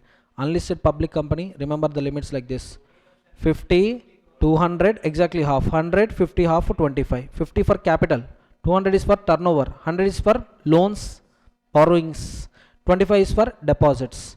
For private company only these two limits apply. But if you observe this 100 to this 25, it's not on year ending date. It's on any day during the preceding financial year. If any limit has been exceeded, that's it. Just one small question. C Private Limited, a company, paid up share capital is 2 crores. Paid up share capital is 2 crores. C Private Limited, paid up share capital 2 crores. For private limited, paid up share capital is not a matter. Turnover 90 crores. But what is the limit as per internal audit section 138? 200 crores. That means not applicable. Next one, borrowings 85 crores. But as on 30th November 2024, total borrowings is 101 crores. Whereas borrowings as on 31st March is 85 crores. Now tell me whether internal audit applicable for financial year 25-26? Yes. Why? Borrowings exceeded the limit of 100 crores. Clear? And very important to remember, or more. So who can be the internal auditor? CA or CMA, any professional, as decided by the board. Maybe an employee, maybe a practicing person. Who decides scope of internal audit? Audit committee or board of directors in consultation with internal auditor defines the scope of the internal audit. Clear? Everyone? With this, accounts of companies completed. Let's continue revision with the next chapter. Chapter 10, Audit and Auditors, section 139 to 148. Average expected weightage of this chapter is 6 marks. And if your time is good, and if a case scenario based question comes from this chapter, then weightage will go up to 10 marks. In this chapter, important part is disqualifications. First important category, disqualifications. Next one, powers and duties of the auditor. Clear? Can I proceed? Appointment of auditor, applicability of audit committee, all these are secondary concepts. Time limit for appointment of auditor, first auditor, subsequent auditor, in government company, other than government company, everything secondary. So let's see, audit and auditors. Who can become a company auditor, ma? Either individual or firm of auditors can be appointed as company auditor, but that individual should be a chartered accountant. And if you look at the definition of CA as per Companies Act, CA means CA holding certificate of practice. In case of firm or in case of LLP, majority of partners are chartered accountants and practicing in India. Majority of partners are chartered accountants. Chartered accountant means CA with COP, and they should practice in India. Suppose 9 partners are there. In 9 partners, 6 are chartered accountants, 2 cost accountants, 1 company secretary. And if the 6 chartered accountants, out of 6, 5 chartered accountants are practicing in India. 5 chartered accountants are practicing in India. 1 practicing outside India. Now if you observe carefully, majority of partners, out of 9, majority means 5. Majority, out of 9, majority means 5 only. So 5 partners should be chartered accountants and they should practice in India. Satisfied? Yes, satisfied. So is this firm eligible to act as a company auditor? Yes, eligible. Getting my point? Next one, signing authority. Yes, chartered accountant who is in practice can sign audit report on behalf of the firm or LLP. Next, disqualifications. Body corporate other than LLP. That means LLP qualified or disqualified? LLP qualified, body corporate disqualified. An officer or employee of the company. Company officer, company employee disqualified because no independency. Next one, partner of officer, partner of employee, employee of officer, employee of employee. These 4 persons also disqualified. Next one, person, relative, partner. How many persons? 3 persons. Person, that means CA, relative, and as well as partner. If these 3 people are having any disqualification under these 3, in these 3 disqualifications, any disqualification attracted, then also disqualified. That person is disqualified, firm is also disqualified, LLP is also disqualified. Let's see, what are those disqualifications? Holding security or interest. If it is a company with share capital, security. If it is a company without share capital, interest. in the company or subsidiary or holding associate subsidiary of such holding, you know, CASH plus SH group companies. In group companies, if they are making any, if they are holding any security, one security, disqualification. But for relative, there is an exception. Exception is up to 1 lakh. After appointment, if this investment exceeds 1 lakh, 1 lakh means what? Face value or market value? Face value. If investment exceeds 1 lakh face value, then 60 days time limit is given for corrective action. Okay, no? Again, these three people, you know, person, relative, partner, if they are indebted to group companies in excess of 5 lakhs, disqualification. That means up to 5 lakhs, no disqualification. 5 lakh 1 rupee, disqualification. Again, person, relative, partner, if these three people are giving guarantee, or any person giving guarantee to any of these group companies in excess of 1 lakh, that means up to 1 lakh, no disqualification. In excess of 1 lakh, disqualification.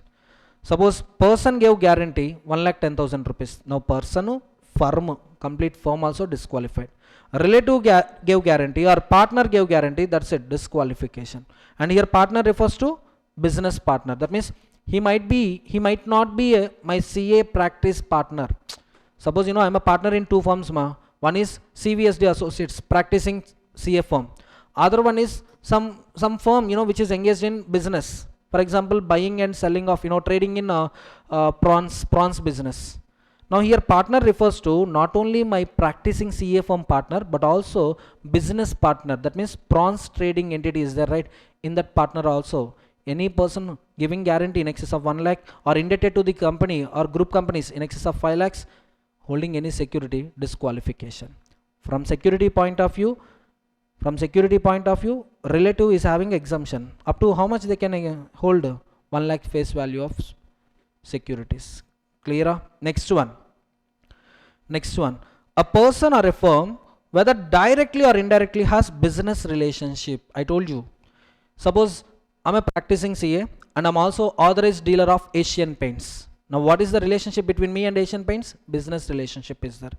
So can I be appointed, you know, am I entitled to act as a company auditor of Asian Paints? No, because there is a business relationship. But if this business is happening at arm's length price, not dealership, any other transaction, if you and in that company, you know, group companies, if you observe cash plus SH plus associate of holding company, with these 6 companies, if you had any financial relationship, and if that relationship is in ordinary course of business, or you are providing permitted professional services permitted by ICA, then also no disqualification. So dealership, disqualification. Ordinary course of business, sir, you know, like Geo recharges, airways, I'm using airway services, but you know, whatever price applicable to other passengers, same price I'm also paying, sir. Then it is said to be ordinary course of business at arm's length price. Next one, services, you know, professional services permitted to be rendered by auditor or audit firm, then also no disqualification. Every time remember, general rule is important, but exceptions are very important than general rule. Practical question comes on only on exceptions. Okay. Next one, a person whose relative is a director of the company or whose relative is in employment of the company as a director or KMP. If my relative, here relative means what? I will tell you. Relative definition I will tell you. But my relative is a director of the company or my relative is a KMP, that means CS, CFO, CEO, then also I gets disqualification. A person who is in full-time employment elsewhere, or a person or a partner of the firm holding appointment for more than 20 company audits as on date of proposed appointment.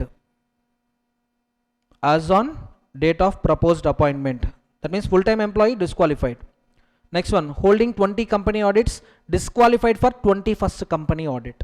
While calculating this 20 company audits, yes, few companies are to be excluded. What are those companies? OPC, small, dormant, private company with paid up share capital.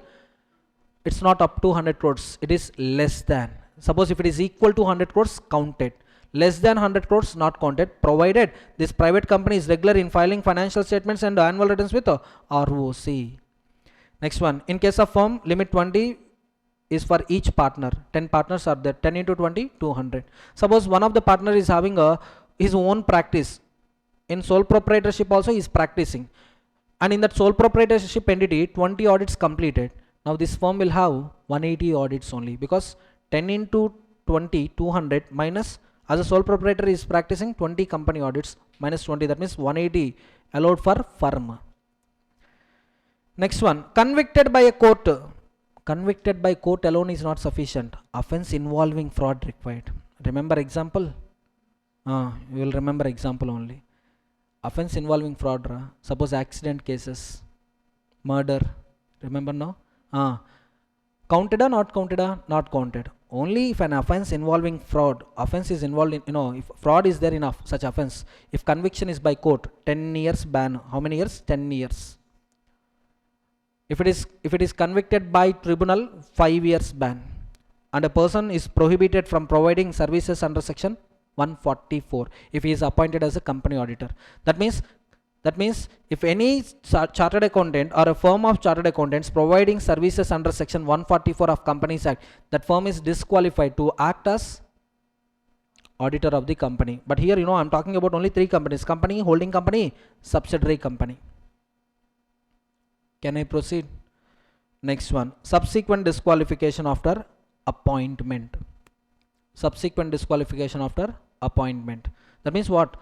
These qualifications I should possess not only at the time of at the time of appointment, but also after appointment during audit tenure.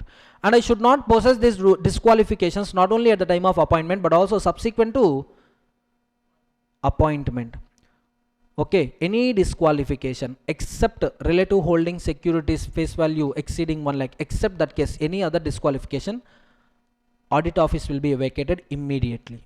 Whereas relative case, investment of securities, up to 60 days time is there. Why 60 days? To take corrective action. Can I proceed?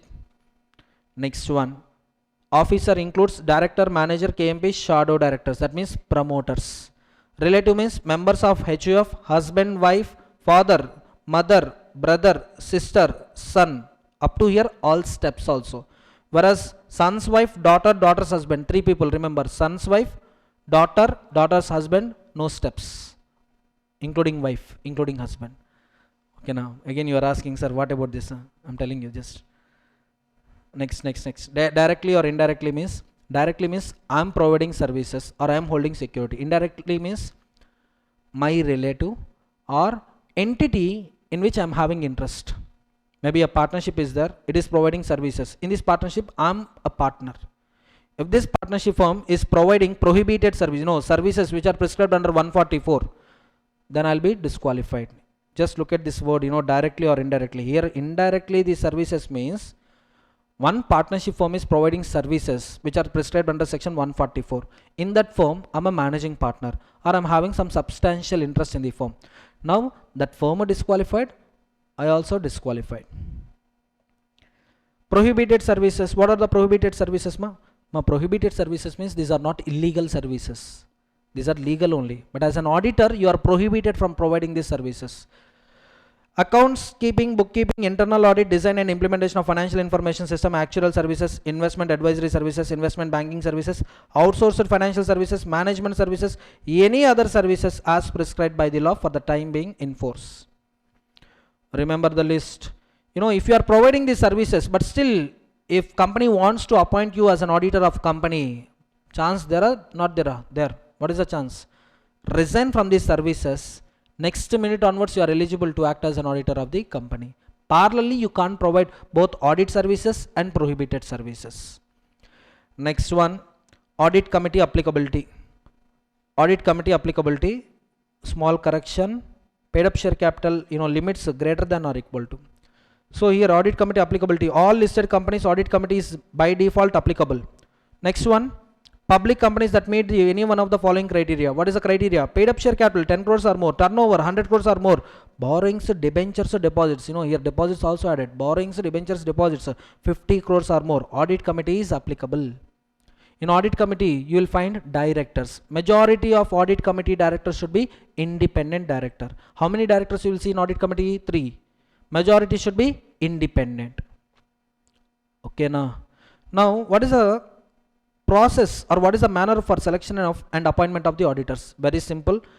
Audit committee selects auditor and recommends to board of director. Board of director further recommends to members. Suppose if board of directors are not in agreement with audit committee, they will return back that recommendation for reconsideration. If audit committee make reconsideration, no problem. If audit committee is making same recommendation, then board of directors may further, they're having an option to recommend another person as an auditor. Along with that, they need to mention reasons for disagreement with audit committee. Now finally, members will make a choice whom should be appointed as an auditor. Audit committee, in the entire story, forget about audit committee. Board of director will make a recommendation to members. Members appoint by passing resolution. Which resolution? Ordinary resolution. And before appointment, company shall obtain from proposed auditor written consent of such auditor, declaration that auditor is eligible, confirmation that auditor's total company audits does not exceed legal limit.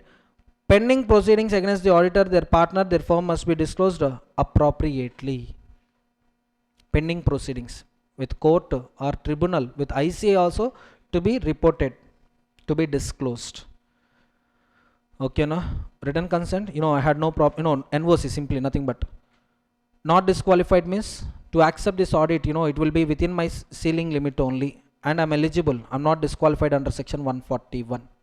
And any pending proceedings, you report. No pending proceedings, simply tell that no pending proceedings against my company or my firm or on me, like that you mention the point. Next one, appointment of the auditor. Time limits. In this entire time limits are important. Companies, how many types? Government to non-government. Auditor, how many types? 2 types. First auditor, subsequent auditor.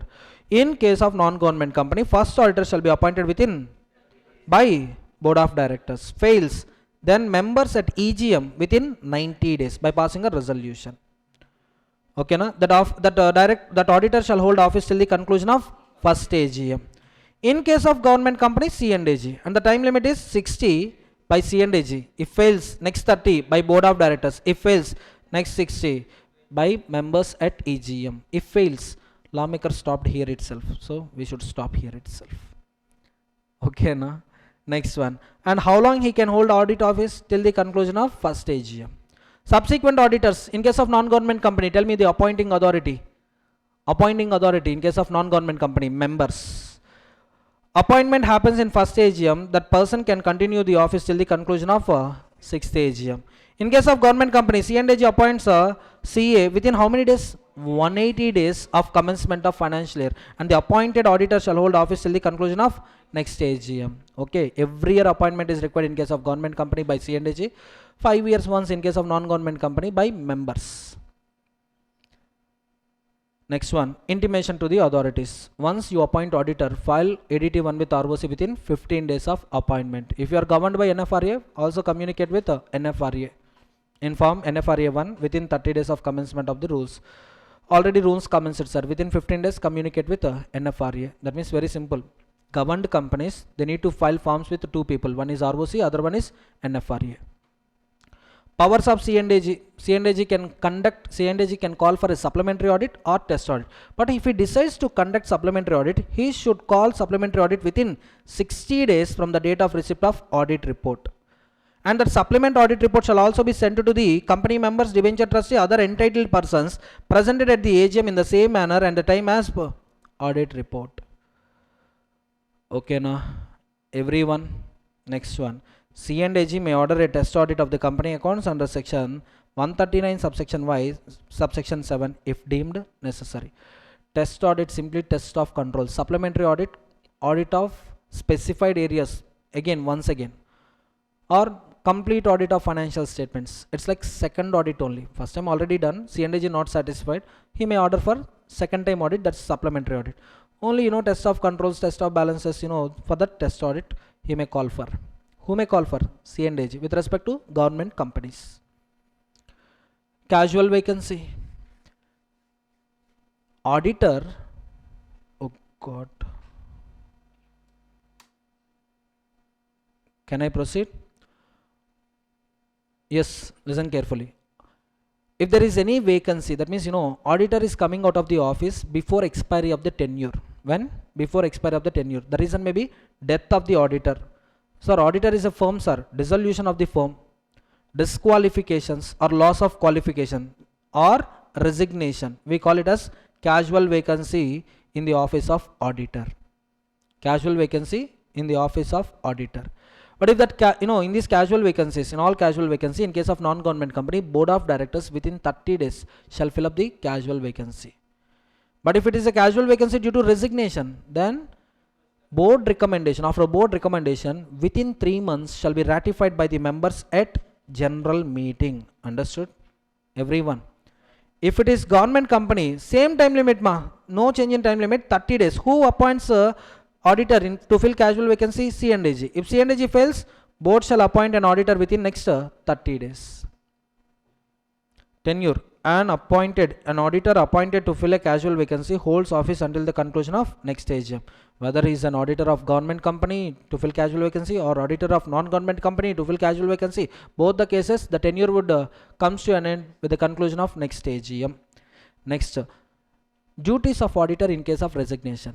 Once auditor appointed for 5 years, it doesn't mean he can't resign during the 5 years. If he want, he can resign. But if he choose resignation option, within 30 days. How many days? Within 30 days of resignation, he should communicate with company, ROC. If he is an auditor to government company, then he should also communicate with C&AG in form ADT3.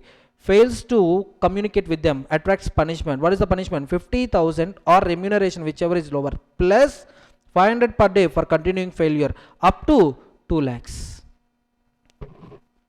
Clear? Everyone. 50,000 or remuneration, whichever is lower, plus 500 per day during such continuing failure, up to 2 lakhs. Rotation of an auditor. Rotation of auditor, is it applicable to all companies or prescribed companies? Prescribed companies. Limits you remember 10 to 50. 2 limits only, 10 to 50. What is this 10 for? Unlisted public company, paid up share capital. Unlisted public company. What is this 50? 50 for borrowings, deposits, debentures. Sorry, borrowings, deposits. Correct. For private company, only one limit. What is that one limit? 50. 50 for paid up share capital, 50 for borrowings, public deposits, borrowings from banks, public financial institutions. But these limits are not applicable to listed companies. So here, listed companies, no limits. Okay. Here, in these 3 companies, listed company, unlisted company satisfying any criteria, and private company satisfying any criteria. Unlisted public company satisfying criteria, private company satisfying criteria, can appoint auditor for 1 term of 5 years in case of individual, 2 terms of 5 years in case of firm or LLP. Once period is over, 5 years cooling period, that means next 5 years the same person should not be appointed as an auditor, some other different auditor. Sir, if this incoming auditor, that means appointed auditor, or and retiring auditor, that means tenure completed auditor, if they work under common network, then incoming auditor is disqualified. If any partner resigns from outgoing auditor and joins incoming auditor, then also disqualified. If they operates under common network, common brand name, common ownership, then also disqualified. Disqualified for how many years? 5 years. Next one, I told you, there is a transition provision. What is the transition provision? After implementation of this section, immediate vacancy, immediate removal of, immediate vacancy of auditors will not happen. Balance tenure or 3 years. Balance tenure or 3 years, whichever is higher. Auditor can serve. Auditor can audit the financial statements for next 3 years, or balance tenure, whichever is higher. Remember? Everyone. Already 6 years tenure completed. Now how many years firm can continue? 4. Transitional period 3. 4 or 3, whichever is higher means 4. Next, removal of auditor before expiry of the term. Removal 2 ways. One is board initiation, other one is NCLT initiation. In case of board, remember the equation. Equation is board resolution plus CG approval plus special resolution. Don't change the equation. Board resolution. Once board resolution is passed, within 30 days, file a copy with CG. After you get CG permission, call for general meeting within 60 days of CG approval.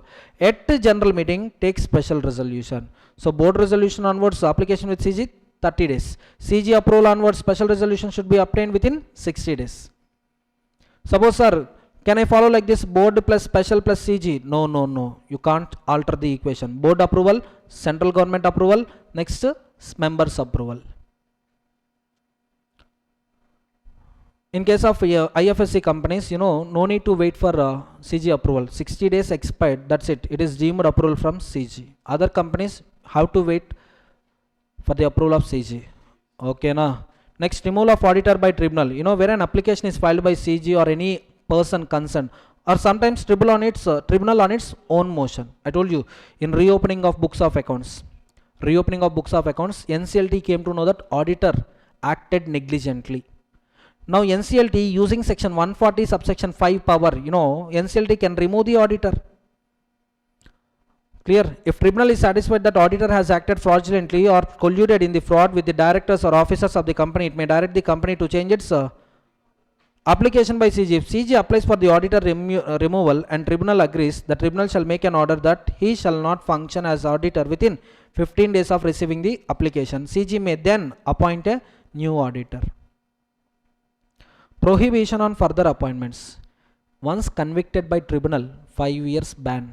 From this company, from all companies where he was appointed as an auditor, all companies where he was appointed as an auditor. And he is also not eligible to act as an auditor for the next 5 years, even in new companies also. If such conviction is by court, 10 years. And persons involved in the fraud, they get punishment under section 447. Appointment of auditor other than retiring auditor. Simply section 115. You remember special notice. Removal of auditor, retiring or removal of auditor, or appointment of another person in the place of existing auditor. Resolution not to reappoint retiring auditor, or resolution for appointment of another auditor in the place of company auditor. So here you all know who can send this notice, criteria: 1% of the paid up share capital, or 5 lakhs, 1% of the voting power, or 5 lakhs paid up share capital. Any condition satisfied. If they send special notice to the company, then company has to circulate that notice at least 7 days before general meeting. Company, if it receives written representation from the auditor, then company should also circulate this representation among the members. If not possible, then company shall allow him to read out that representation at AGM. But if auditor is misusing the powers, yes, company or aggrieved party can file an application with tribunal. If tribunal is satisfied that auditor is abusing their right to representation, it can order that representation shall not be sent or read out at AGM. Application for such an order can be made by company or any aggrieved person. Exemption. This provision does not apply if the retiring auditor has completed their mandatory rotation period of 5 years or 10 years. Once tenure completed, no need to remove them. We can appoint some other person in this place. That means 4 years completed, next 1 year also he can continue. But if you don't want to continue him for the next 1 year, then follow this section provision. Okay, next, powers of auditor. So he should be given unlimited access or limited access. Unlimited access to the books and vouchers. He is also entitled to obtain information and explanation from the management, internal management, as well as external parties like bank confirmation, debtors confirmation, creditors confirmation, and is also having right to receive notices and duty to attend a general meeting. He is having a right to report to the members on the examined accounts, and he will also express opinion on the financial statements, whether financial statements are free from material misstatements or not, whether financial statements express true and fair view or not. Next, duties of auditor. Duties of auditor. In that first one is duty to report. This report is addressed to board members. In that report, he should specifically express opinion on true and fair view of company financial position, profit or loss, cash flow statement. Auditor shall prepare the report in accordance with Companies Act provisions, accounting standards, auditing standards. If auditor includes any qualification or remarks in the report, they shall provide reasons for such observation. That means what? Remarks alone not sufficient. Why auditor made that remark? Why auditor qualified his opinion? So basis for qualification opinion, basis for adverse opinion, disclaimer opinion, he should give justification also. Additional reporting requirements, in this additional reporting requirements, almost director responsibility statement points will come. In addition to that, whether he has obtained necessary information or not, he need to report it. Whether he received explanation, proper explanations or not, he need to report. Whether proper information, explanations are received or not, whether proper books of accounts maintained or not, whether branch audit is done by branch auditor or not. If not, company auditor shall do audit of branches. If it is not possible, then who appoints branch auditor? Members. But members may delegate this power to directors. So how he is going to deal with branch audit report? Whether financial statements are in agreement with books of accounts or not, whether financial statements comply with accounting standards or not. Next one, if financial transactions that negatively affect the company, comment on those transactions, report those transactions. If any director is disqualified, report it. Next one, qualifications, reservations, adverse remarks related to the maintenance of accounts, you have to furnish. IFC, with respect to IFC, auditor has to comment whether adequate IFC there or not, whether such controls are effective or not. Auditor's report shall also include views and comments on the following. But in this, remember this point, very important. So far not tested, it's a new point. What is all about this point? No money laundering activities. Whether company advanced money so that ultimate beneficiaries are getting that amount, or whether company receiving funds on behalf of some other party. That means, these funds belongs to company, but they are sending to other persons. Members' interest is getting affected. These funds not belong to company, but company is receiving these funds to hold them on behalf of ultimate beneficiaries. So in both the cases, I repeat, in both the cases, auditor has to report.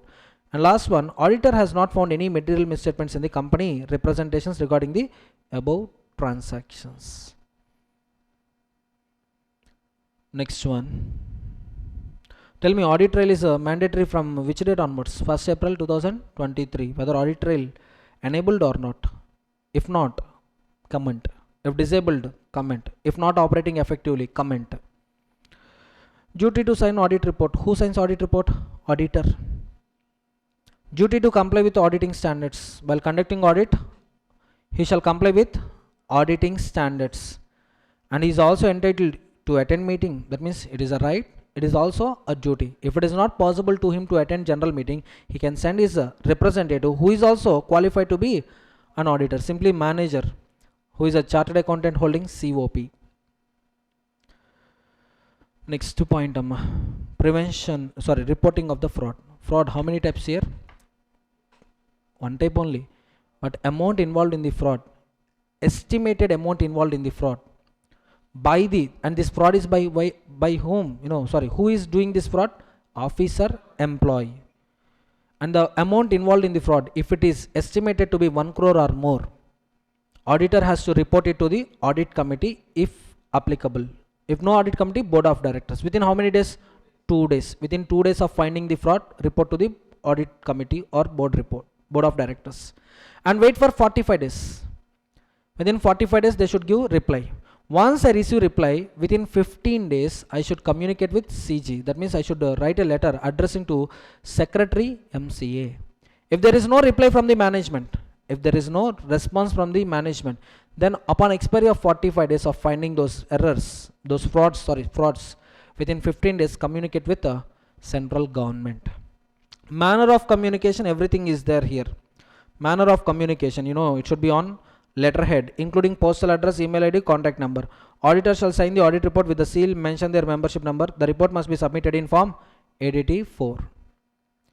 If fraud amount is less than 1 crore,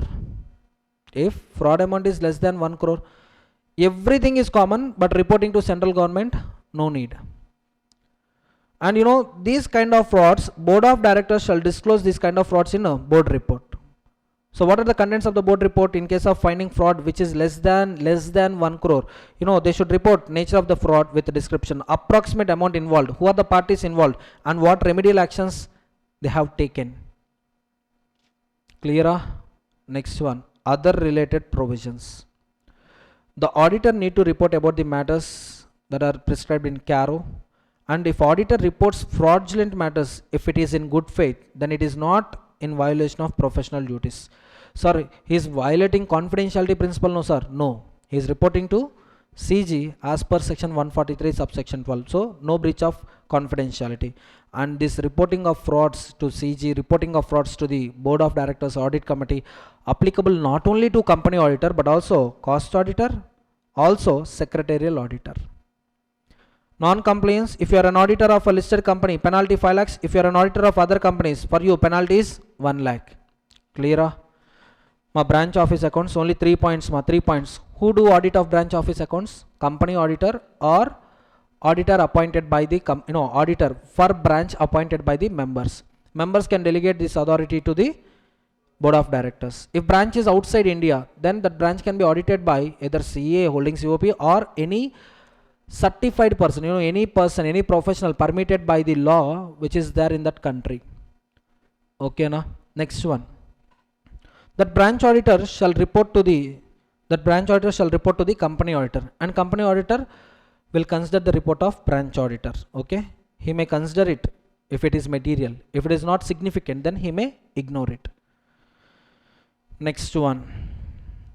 To branch auditor also, reporting of frauds, applicable or not applicable? At branch level, fraud 1 crore happened, then he need to follow same procedure. He need to write a letter to the audit committee or board of directors within 2 days. Wait for replies for 45 days. Then file it with a CG within 15 days. Audit remuneration, 2 points. What components are included in audit remuneration? Audit fees, expenses incurred during audit, facilities extended to the auditor by the company. But audit remuneration excludes payment for any other services provided by the auditor at the request of the company. So 4 components you remember out of 4. 1 is excluded, 3 are included. Audit fees included, expenses incurred during audit included, facilities provided to the auditor by the company. All stay expenses, accommodation expenses, traveling expenses, that's facilities. Next one, expenses incurred during the audit for getting confirmation from the expert or appointing audit expert. For valuation of inventory, if it is possible for CA, he can do it. Not possible, sir, he need one expert. He need to recruit one expert. To that expert he will pay remuneration, and whatever remuneration auditor paid to the audit expert, he will get reimbursement from company. That's what expenses. Reimbursement of expenses. Reimbursement of expenses also forms part of audit remuneration. Last but one, cost audit cost records. These are applicable only to the companies which are specified in either table A or table B, and total turnover is 35 crores or more. If total turnover is 35 crores or more, and if that company is covered either in table A or table B, then only applicability of cost records. Then only cost records are applicable. Next, who can, exceptions. Cost records are not applicable to MSME companies. Next one, applicability of cost audit. So cost audit applicability is also prescribed in the rules. Who can be the cost auditor is the point. Who can be the cost auditor? CMA, practicing CMA. Can company appoint one person as a statutory auditor as well as cost auditor? No. If any person is appointed as statutory auditor, he cannot act as a cost auditor. Who appoints cost auditor? Board of directors. And who fix remuneration? Members. Remember, reverse Board of directors appoints cost auditor. Remuneration is fixed by board of directors but ratified by members. Next one, cost audit report submission. Within 180 days of closure of financial year, he need to prepare a cost audit report. He need to submit it to the company. Company will forward it to the central government. Everything is common. Next one, circumstances where retiring auditor can't be reappointed. Loss of qualification, can't be reappointed. Disqualification attracted, can't be reappointed. Not giving willingness, not willing, not reappointed. Next one, he didn't give any written consent certificate to the company, not appointed. Next one, resolution has been passed not to appoint retiring auditor, or resolution has been passed to appoint some other person as a company auditor. In all these cases, retiring auditor can't be reappointed. Remember these points, examination they can ask you. Penalty for non-compliance, section 147, just give one time reading. But in this punishment, unintentional contravention, the punishment to the auditor is 25,000 minimum, maximum 5 lakhs or 4 times of the remuneration, whichever is lower. In case of intentional contravention, it's not only fine, imprisonment up to 1 year, and minimum 50,000, maximum 25 lakhs or 8 times of the remuneration, whichever is lower. Whichever is lower with respect to maximum only. Minimum it is 50,000, maximum 25 lakhs or 8 times of the remuneration, whichever is lower. Next one, NFRA and auditor. Just give one time reading because it is already covered in section 132. With this, audit and auditors revision also completed. Let's continue marathon with the next chapter, chapter 11, companies incorporated outside India. The expected weightage of this chapter in your examination is 5 to 6 marks. Small chapter and simple chapter, so don't ignore this chapter. So first of all, what is meant by foreign company? Foreign company means company or body corporate incorporated outside India, having place of business in India and conducts business activity in India.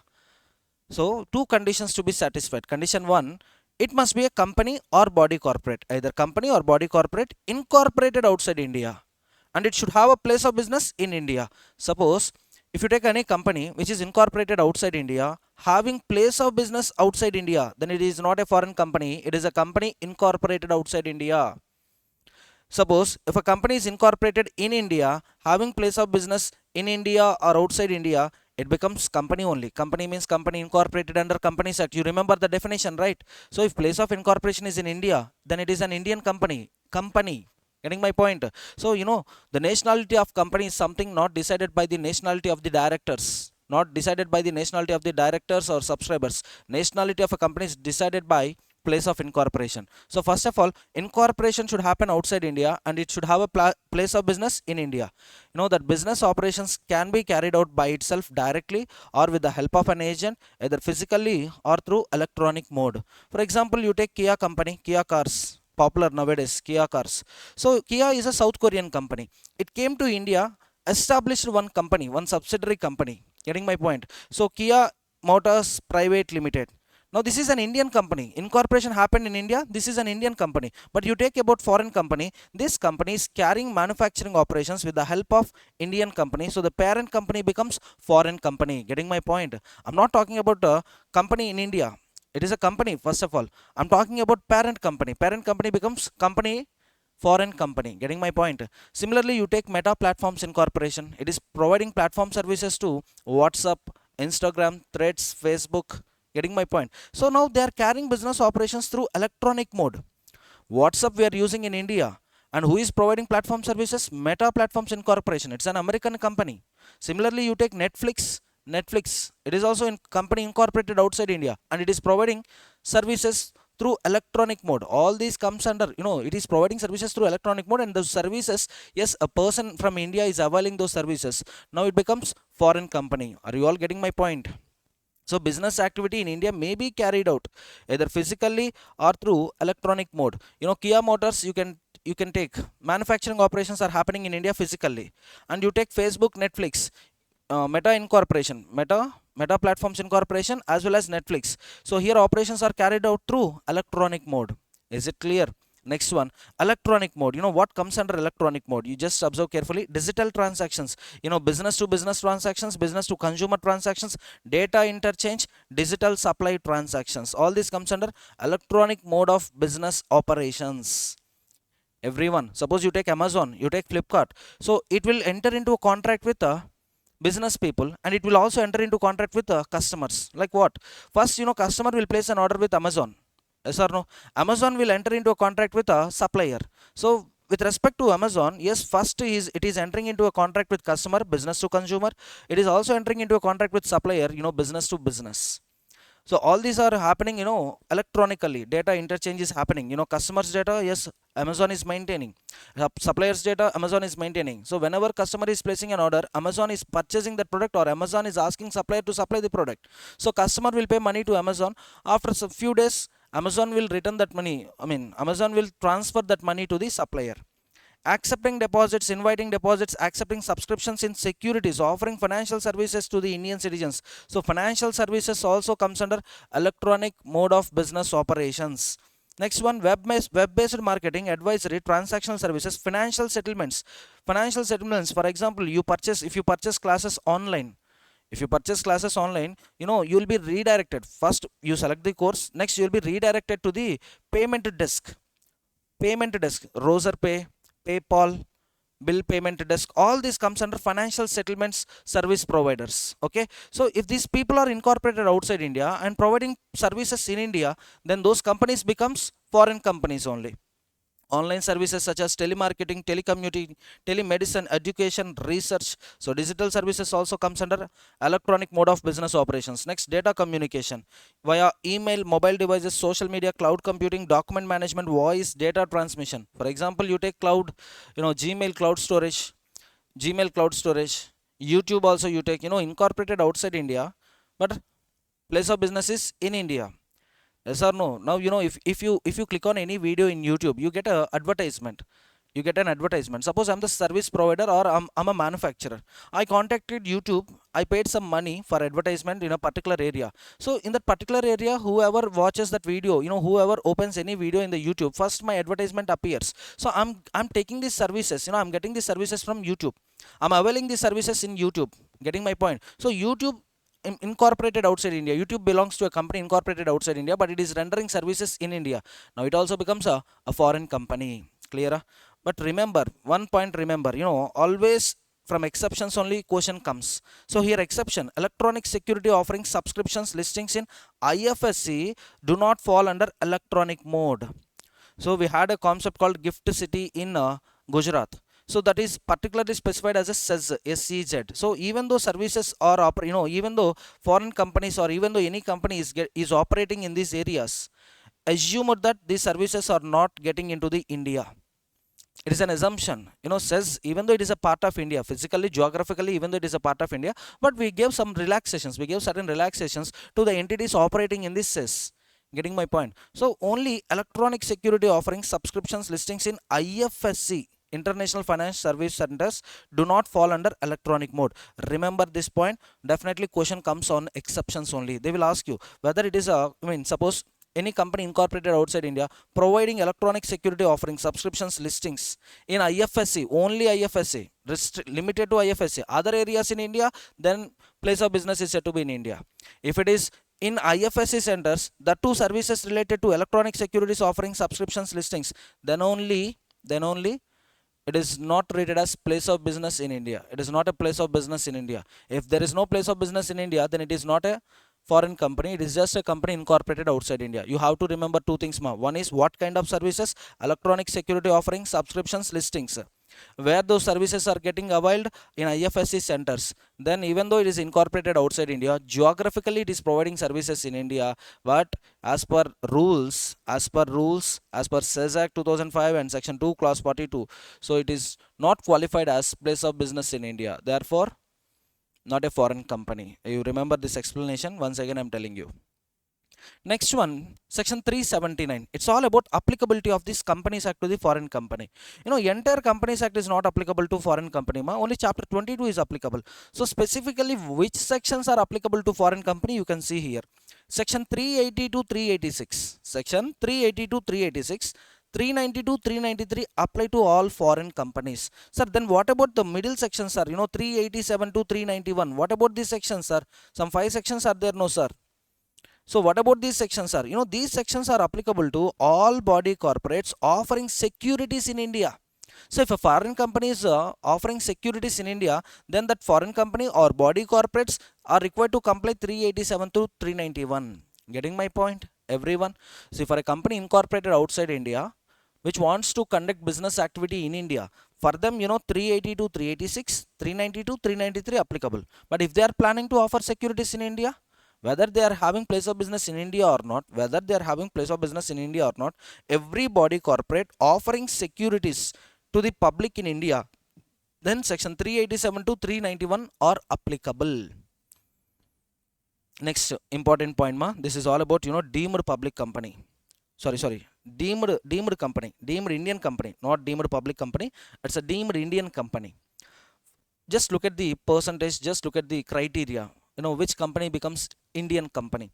If 50% or more, or not less than 50%, or at least 50%, anything is okay, ma. Greater than or equal to 50, okay. Next one, at least 50 or not less than 50. All these three terms are similar. At least 50% of paid up share capital, whether it is equity or preference or combination of equity or preference. If this paid up 50% of paid up share capital of a foreign company incorporated outside India is held by one or more Indian citizens, no natural persons, one or more companies or body corporates incorporated in India. It's about artificial person, a combination of both Indian citizens and Indian companies. That means both natural persons and artificial persons. Then it is deemed to be, if the above condition is met, foreign company must comply with the chapter 22 and other provisions of this act related to its business in India as if it was a company incorporated in India. Observe carefully. This is a condition and this is the result. This is the condition and this is the result. So what is the condition? At least 50% of the capital. Which capital? Either equity or preference or both of a company incorporated outside India held by. Who is holding that 50% of the paid up share capital? Held by one or more Indian citizens, one or more body corporates or companies incorporated in India. And the last one is partly by both, partly by citizens and partly by body corporates. Then that company, even though it is a company incorporated outside India, we assume it as a Indian company. Now accordingly, for all the business operations in India, what happens? All our provisions, all the chapters of Companies Act are applicable. That's it. Getting my point? So simply, to skip the applicability of Companies Act, few people, what they do, they go to Mauritius, they go outside India, they incorporate a company, and that company will have branch office in India. So to that branch, they will try to apply only chapter 22.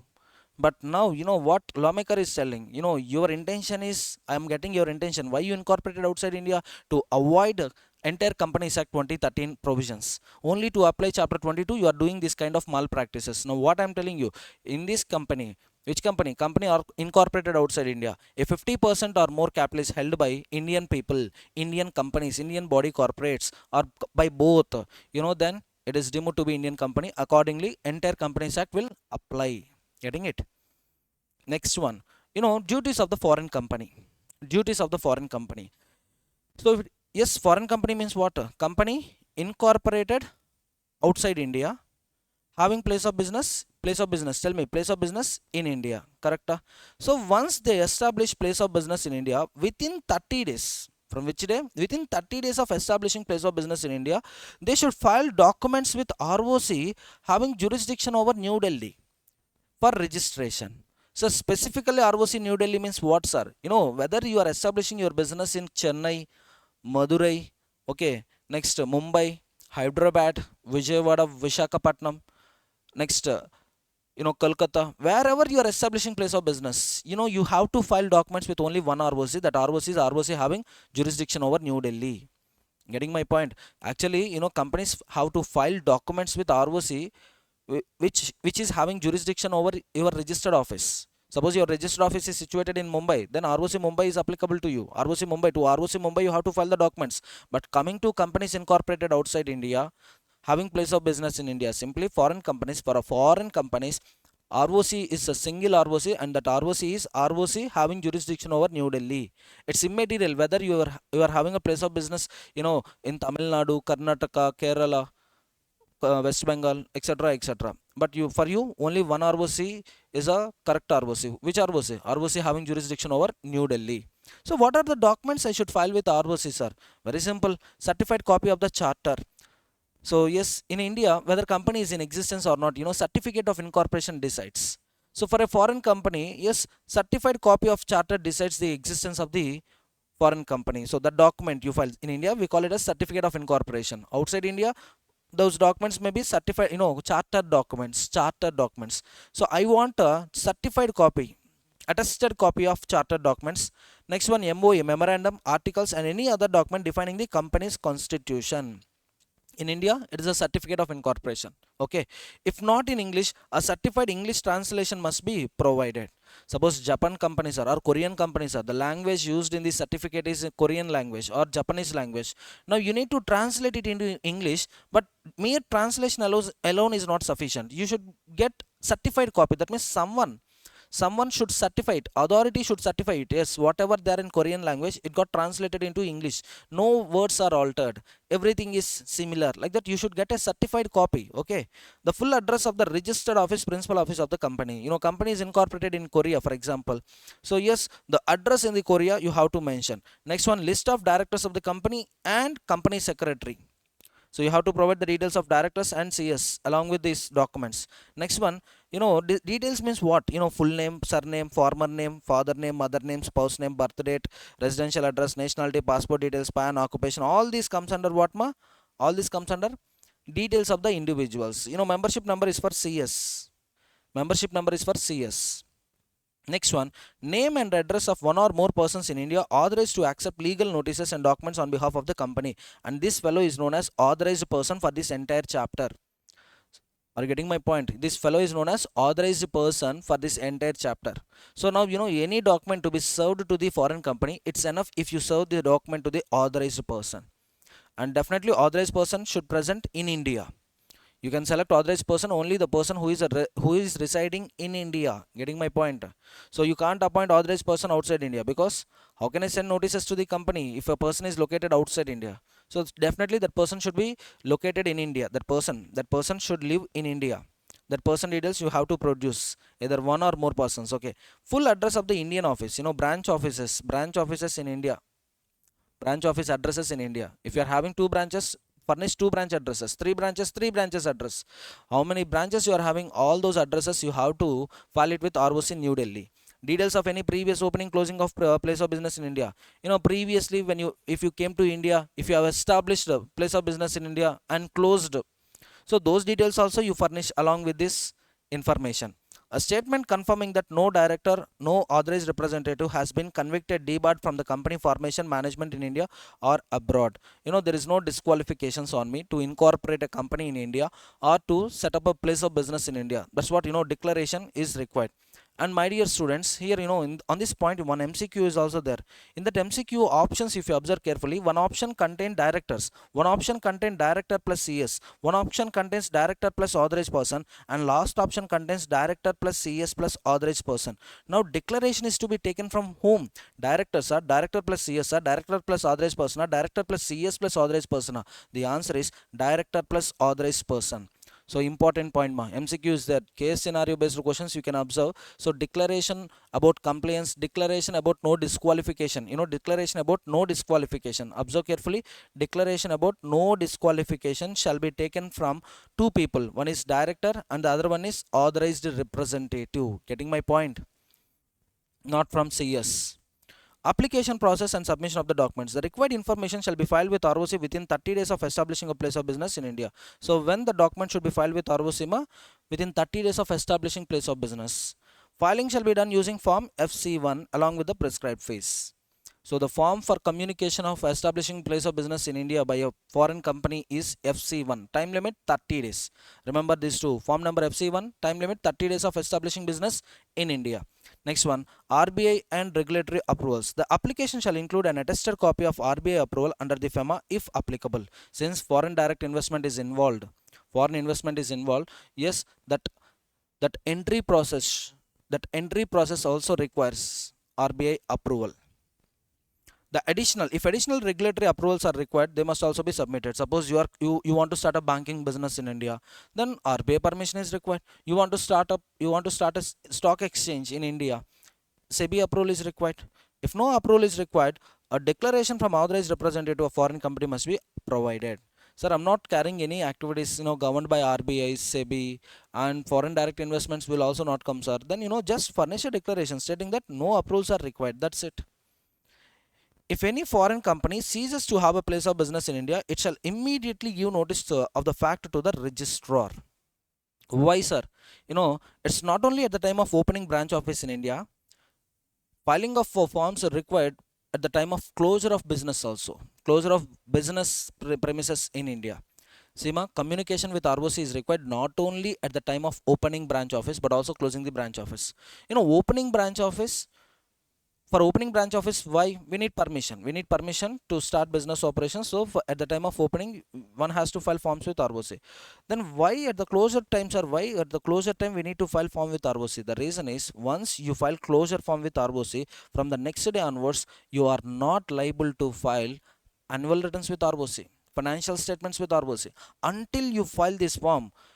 Until you file this form, you will be liable to file financial statements for every year, annual returns for every year. Getting my point? So if you comply with this requirement, that means what? If you are closing a business premises in India, if you are closing a branch office in India, the moment you file this form, from the date on which such notice has been given, the obligation or responsibility of the company to deliver any document to ROC shall cease, provided it has no other place of business in India. Next one, complaints for existing foreign companies. Foreign companies which already came to India before Companies Act 2013. That means they came under Companies Act 1956. If they comply Companies Act 1956 provisions, that itself is sufficient. No need of new complaints under Companies Act 2013. Or else, if they comply under the provisions of Companies Act 2013, it's sufficient. But compliance is important. Reporting alterations in the documents. No, for the first time when you came to India, you filed FC1. You appointed, for example, Mr. X as the authorized representative, authorized person, and you fixed the Mumbai as place of business. Now any change in the details you furnished along with FC1, like change of authorized person, change of place of business, all the details shall be communicated with ROC. That means alterations made to above documents shall be communicated with ROC. In which form, sir? FC2. Within how many days, sir? Within 30 days of alteration. So within 30 days of alteration, file FC2 and report all the alterations that happened to the documents which you filed previously. Getting my point? Next one, accounts of foreign companies. Accounts of foreign companies. Every foreign company must each calendar year prepare a balance sheet, profit and loss account in the prescribed format, including all the required documents, and also deliver a copy of these financial statements to the registrar. So similar to the requirement of domestic companies, in case of domestic companies also, every year they prepare financial statements and they file financial statements with ROC. Here also they need to prepare financial statements for the operations. They are for the operations in the India only, for business operations they conducted in India. And format schedule 3, documents annexed shall follow chapter 9. So chapter 9 applicable to Indian companies.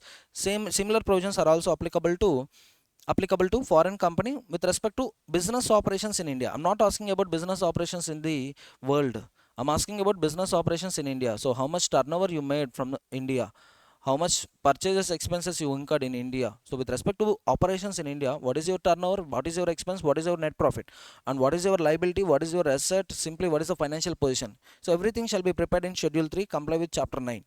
The latest consolidated financial statements of parent foreign company as submitted in its home country under its applicable laws. Yes, a CFS of parent foreign company is also required to be filed with Indian ROC. ROC having jurisdiction over New Delhi. Getting my point? So with respect to branch operations, you prepare financial statements. And the financial statements filed by your parent company in your country's authority, with your country's authority, those financial statements also file it with our Indian ROC.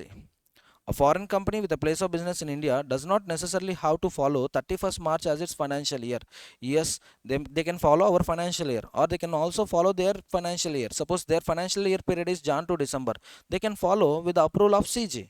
So CG has power to exempt foreign companies from the financial statement requirement of section 381 subsection 1 or apply them with modifications as notified. So exemption from few accounting standards, or exemptions from the requirements of schedule 3, or exemptions from following April to March as a financial year. So who is having power to prescribe rules? CG is having power to frame the rules. Getting my point, everyone? Next one. Additional documents to be filed with along with the financial statements. What are the additional documents? You can see here. First they have to furnish the list of all its business locations in India. Suppose they are operating in 4 metropolitan cities. Kolkata, Mumbai, Chennai, Bangalore, for example. So now furnish all the address locations, all the details of these premises along with the financial statements. Also furnish statement of related party transactions, repatriation of profits, transfer of funds including dividends, related party transactions. So foreign company, any transaction with its directors or entity in which director is having interest in which director is interested. So those related party transactions, prepare a statement with respect to related party transactions. Next one, repatriation of profits. See, in case of foreign company, so to manage that branch operations, definitely money is required. Money comes from parent company. Parent company is located outside India. So any money coming to Indian branch offices for carrying business operations, after the end of the year, whatever the result is, for example the result is profit, or whatever investment they invested, if they want to take back, we call it as repatriation. Repatriation means taking back, sending back to the origin. So whatever profits branch got in that year, those profits can be transferred to parent company. Not only not only repatriation of profits, but also transfer of funds. For example, yes, branch operations initially branch required some $1 lakh, $1 lakh. That means that is a investment made by parent company, or that might be the loan given by parent company to the branch, whatever it might be, either investment or loan given by the parent company. Now if that amount is taken back by the parent company, getting my point, so transfer of funds or any dividends are paid to the parent company, regarding that statement shall be prepared. Regarding that statement shall be prepared. Including dividends means what? Suppose you take Kia company. Kia is not having branch office in India. Kia, South Korean company, is having a subsidiary in India, Kia Motors India Private Limited. Now Kia Motors, if it is paying dividends, so if it is paying dividends to its parent company, prepare a statement, transfer of funds including dividends. Another example, suppose Meta Incorporation is just having a branch office in India, for example, branch, not a subsidiary. So from this branch, this branch earned a profit of, for example, 1000 crores. So the profit which is taken back by this Meta Incorporation, a company incorporated outside India, yes, we call it as repatriation of profits, taking back the profits. Taking back the profits. So both, actually no difference at all. In both the cases, transfer of funds, repatriation of profits is there. A repatriation of profits, I'm telling it is for a branch office in India. Transfer of funds including dividend means that branch in India is not it's a subsidiary company. It is having its own existence. Getting my point? Yes, ma, company incorporated outside India can carry business operations with the help of its agent. That agent may be a company, that agent may be a natural person. Getting it? Time limit for submission. So within what time limit I need to submit all the documents with ROC, sir? Financial statements within 6 months after the closure of financial year. If you remember, for OPC 180 days of closure of financial year.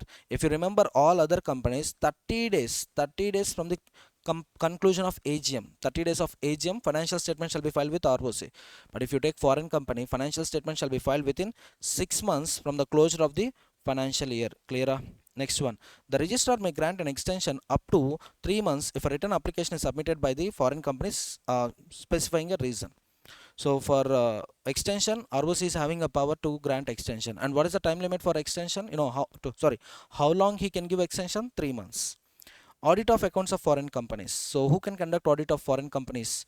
Obviously chartered accountant, maybe an individual chartered accountant or a firm of chartered accountants or LLP having practicing chartered accountant. So simply chapter 10 is applicable.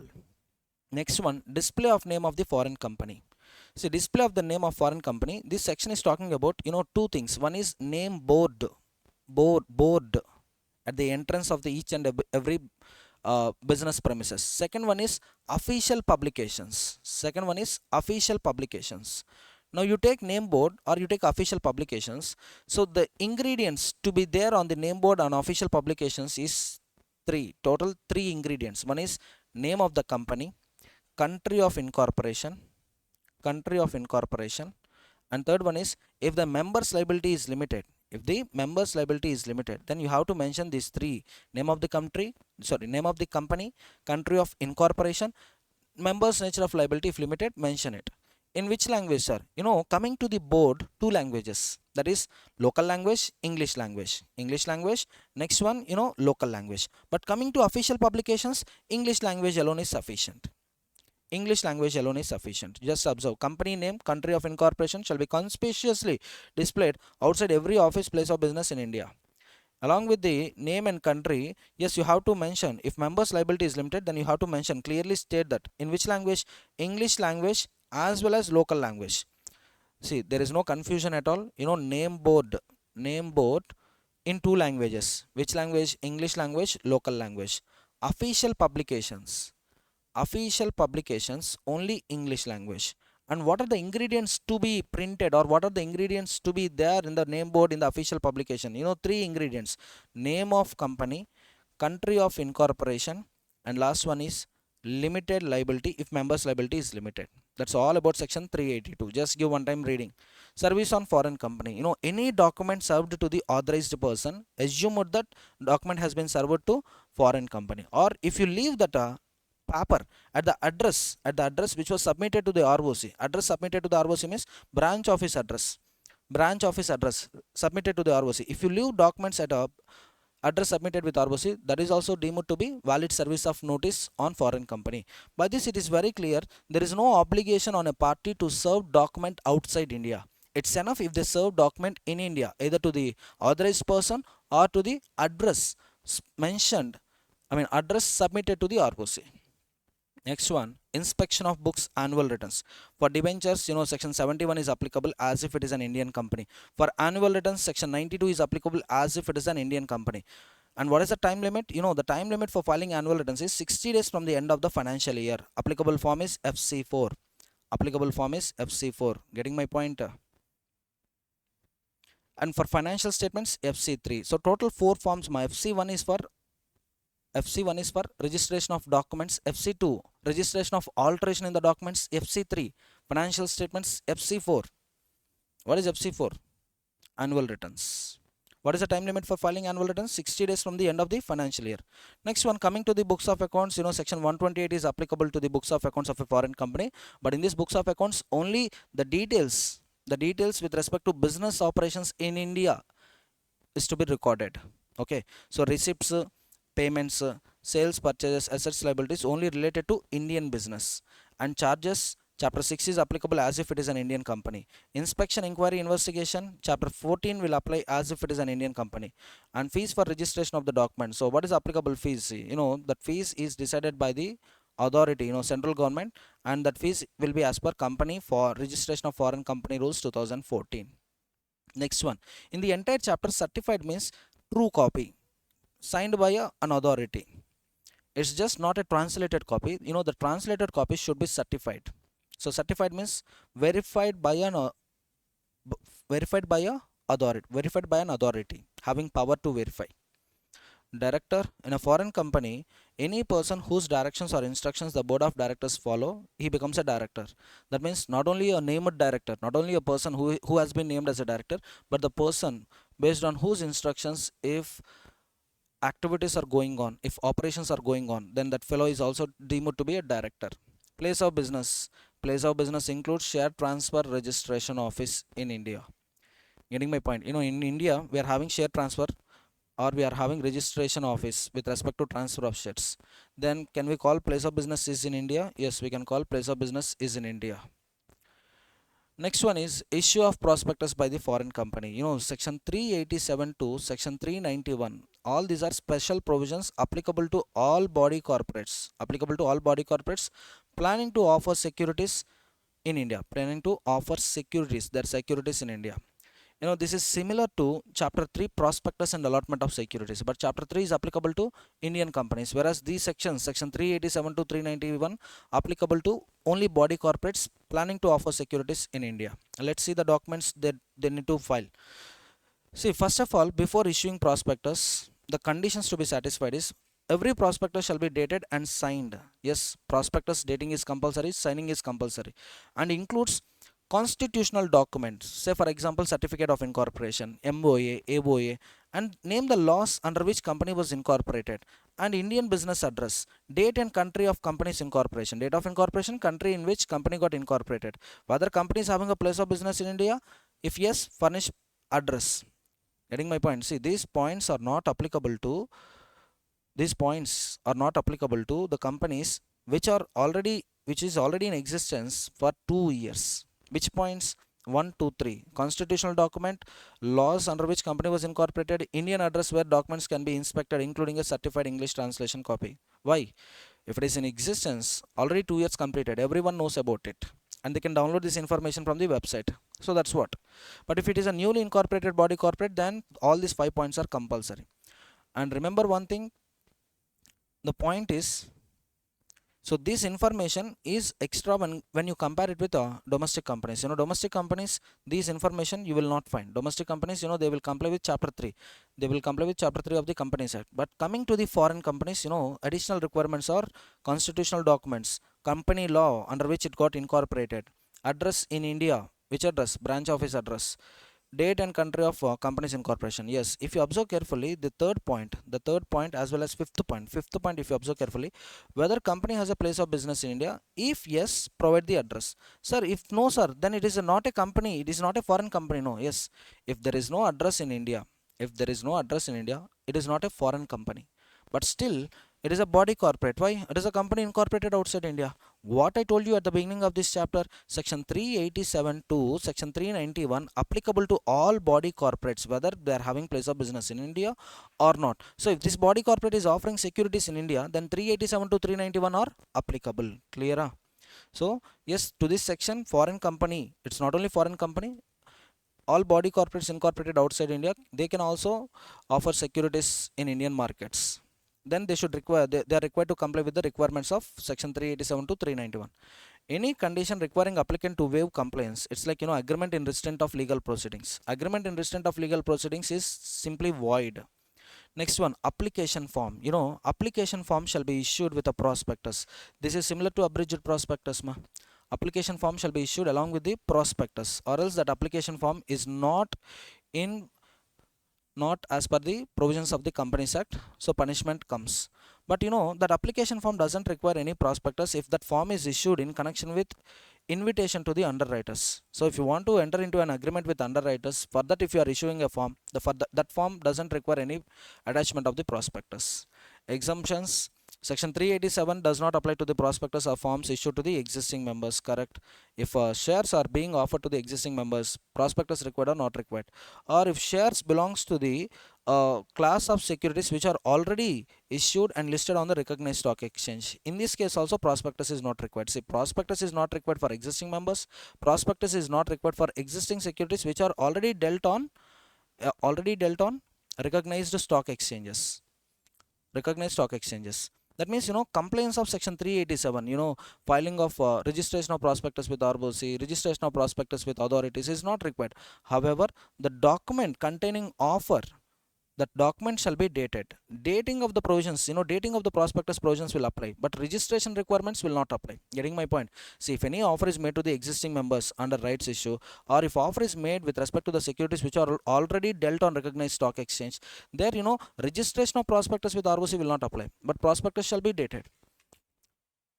Next one, expert statement. So section 388, as per Companies Act, when we include expert statement, he, first of all, he should give a written consent, and he should not be a person connected to the formation, management, incorporation of the company. Next, that expert should not withdraw his consent until a copy of prospectus has been registered, filed with ROC. And disclosure about his consent in the prospectus. So only upon satisfaction of these conditions you can include expert statement. And if you observe carefully, this is very common for Indian companies prospectus also. In Indian company prospectus, if you want to include expert statement, same conditions, yes, company has to comply. Next one, prospectus shall comply with section 33, that is all about security form along with abridged prospectus. Section 40 dealt on stock exchanges. So before offering securities, it's important to take permission from the stock exchange. That permission from stock exchange is nothing but listing. A statement is deemed to be the part of prospectus if it appears on the face of the prospectus. That means what? Any document you are filing along with prospectus, the details of the document shall be mentioned, shall be disclosed on the each and every copy of the prospectus. So this is all about disclosure requirement. Next one, registration of prospectus. So a certified copy signed by chairperson and 2 directors. So only signed prospectus can be delivered for registration of prospectus. And who should sign that prospectus? Chairperson of the company and 2 directors should sign it and deliver it to the ROC. And disclosure requirements, prospectus, on the face of the prospectus, yes, you have to mention that the documents you filed with ROC for registration. Prospectus includes any consent to issue prospectus, documents, endorsements. So what are the other documents you can add to the prospectus? It is all about expert consent and other documents like underwriters agreements. Getting my point? So appointment of the directors, everything, so can be attached along with the prospectus. And they become attachments to prospectus only if they were disclosed on the face of the prospectus. Without disclosure, even if you attach, it is not It is not a part of prospectus. And documents to be attached, you can see here, expert consent, MD appointment letter, manager appointment letter, material contracts entered within last 2 years. One time MCQ asked on this C point. So what is this MCQ? With respect to how many years we should furnish material contracts? Last 2 years. It's not 3 years, it's not 1 year, last 2 years. Remember the time period, last 3 years, all material contracts entered by the company before issuing the prospectus. So those details also shall be furnished and shall be attached. Copy of underwriting agreement, copy of power of attorney, with respect to authorized person. A prospectus is signed by authorized agent. Next one, IDR. The concept of IDR is very simple, ma. So here you can see, body corporate incorporated outside India. They will enter into an agreement with two people. One is overseas custodian bank, because overseas custodian bank means for us, in India, that bank is located outside India, that is overseas custodian bank, and in India we are having a depository, that is domestic depository.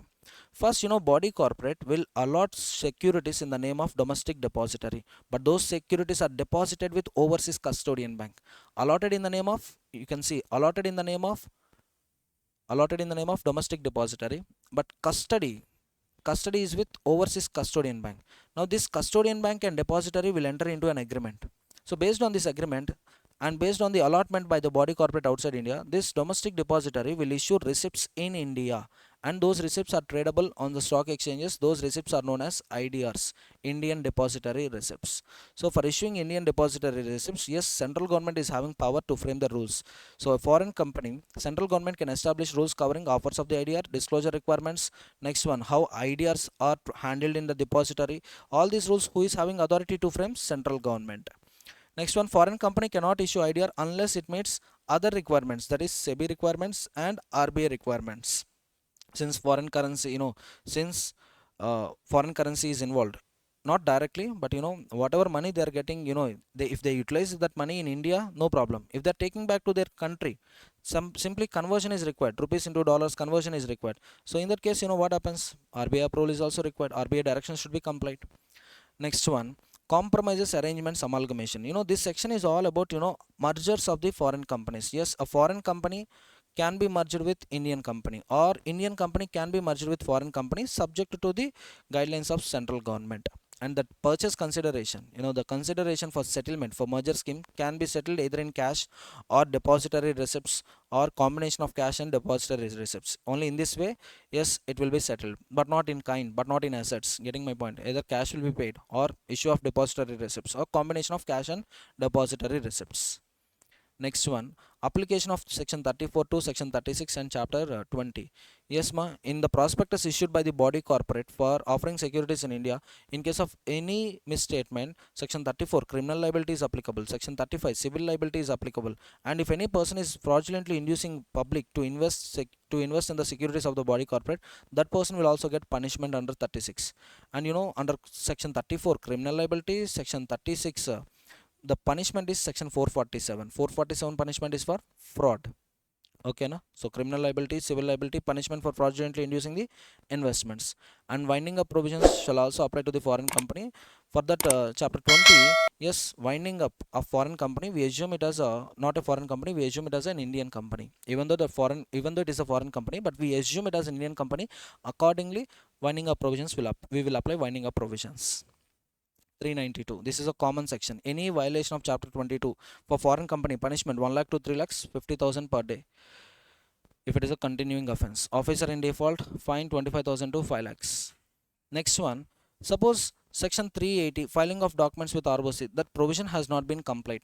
If that provision has not been complied and foreign company is carrying business operations in India, then what would be the effects, sir? Very simple. Any person entering into a contract with foreign company, that person can take any action against foreign company, but foreign company taking action against outsider is not possible. Simply, foreign company is liable for all its debts, but foreign company cannot recover a single rupee from outsiders. Very simple. Foreign company sold goods to the debtor is not paying money, and that foreign company, can it take action against debtor? No. Creditor supplied goods to the foreign company, and foreign company, if it is not paying the amount, can creditor claim action against foreign company? Yes. So outsiders can take action against foreign company, but a foreign company cannot take action against outsiders. Even set off, counter claim, all these also not possible. as long as they fail to comply section 380. So until they comply with 380, they lose all the privileges. But remember, all the contracts entered by the foreign company are valid. The only point is foreign companies won't get right to enforce those contracts. Outsiders can enforce those contracts against foreign company. Next one, if you are not a foreign company, but if you are using the description that you are a foreign company, you are not a foreign company, but you are using a name like foreign company, then you will get a punishment. You'll be investigated under section 210 and appropriate action will be taken based on the investigation. And coming to the last point, powers of CG exempting foreign companies from Companies Act. CG is having power to exempt few foreign companies or all foreign companies falling in one class with respect to compliance of Companies Act. And from compliance with subscription of offerings, prospectus requirements and related matters in IFSC set up under section 18 of the SEZ Act. This is not SEC, this is SEZ. Okay, so CG is having power to exempt few foreign companies from complying with the provisions of Companies Act. So that's it. This is all about foreign company marathon. Let's continue marathon with the next chapter, LLP Act 2008. The expected weightage of this chapter in your examination is 12 to 14 marks. You can also look at previous examination question paper analysis, including MTPs. In January 25 attempt from LLP, 12 marks came. September 24 attempt, 16 marks came. And May 24 attempt, objective paper is not available, only in descriptive paper, 10 marks came from LLP. And even if you observe MTPs, minimum 11 marks came from LLP. Simple chapter, scoring chapter. So don't take this chapter choice. So let's continue. What is the speciality of LLP? So to know that, just listen to me carefully. For any association, association of persons planning to start business, for them, two options are available. One is partnership form of organization. Second one is company form of organization.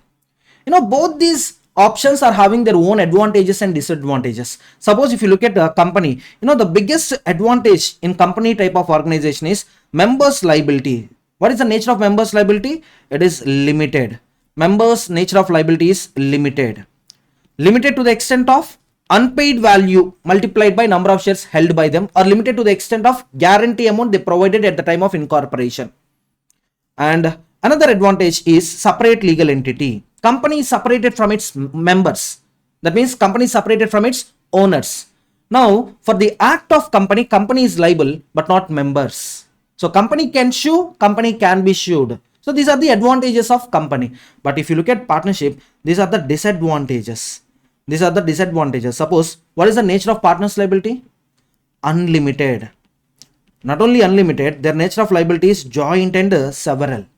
First of all, unlimited liability. You all know what is unlimited liability. So in case of dissolution of business entity, in case of closure of partnership firm, so if assets are not sufficient to discharge liabilities, suppose assets 40 lakhs, liabilities 1 crore. Now what is the deficiency amount? 60 lakhs is the deficiency amount. The 60 lakhs deficiency, partners should contribute from their personal assets. That means liability will be extended to the personal assets of the partners.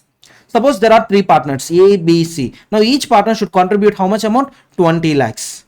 20 lakhs from their personal assets. Suppose Mr. B became insolvent.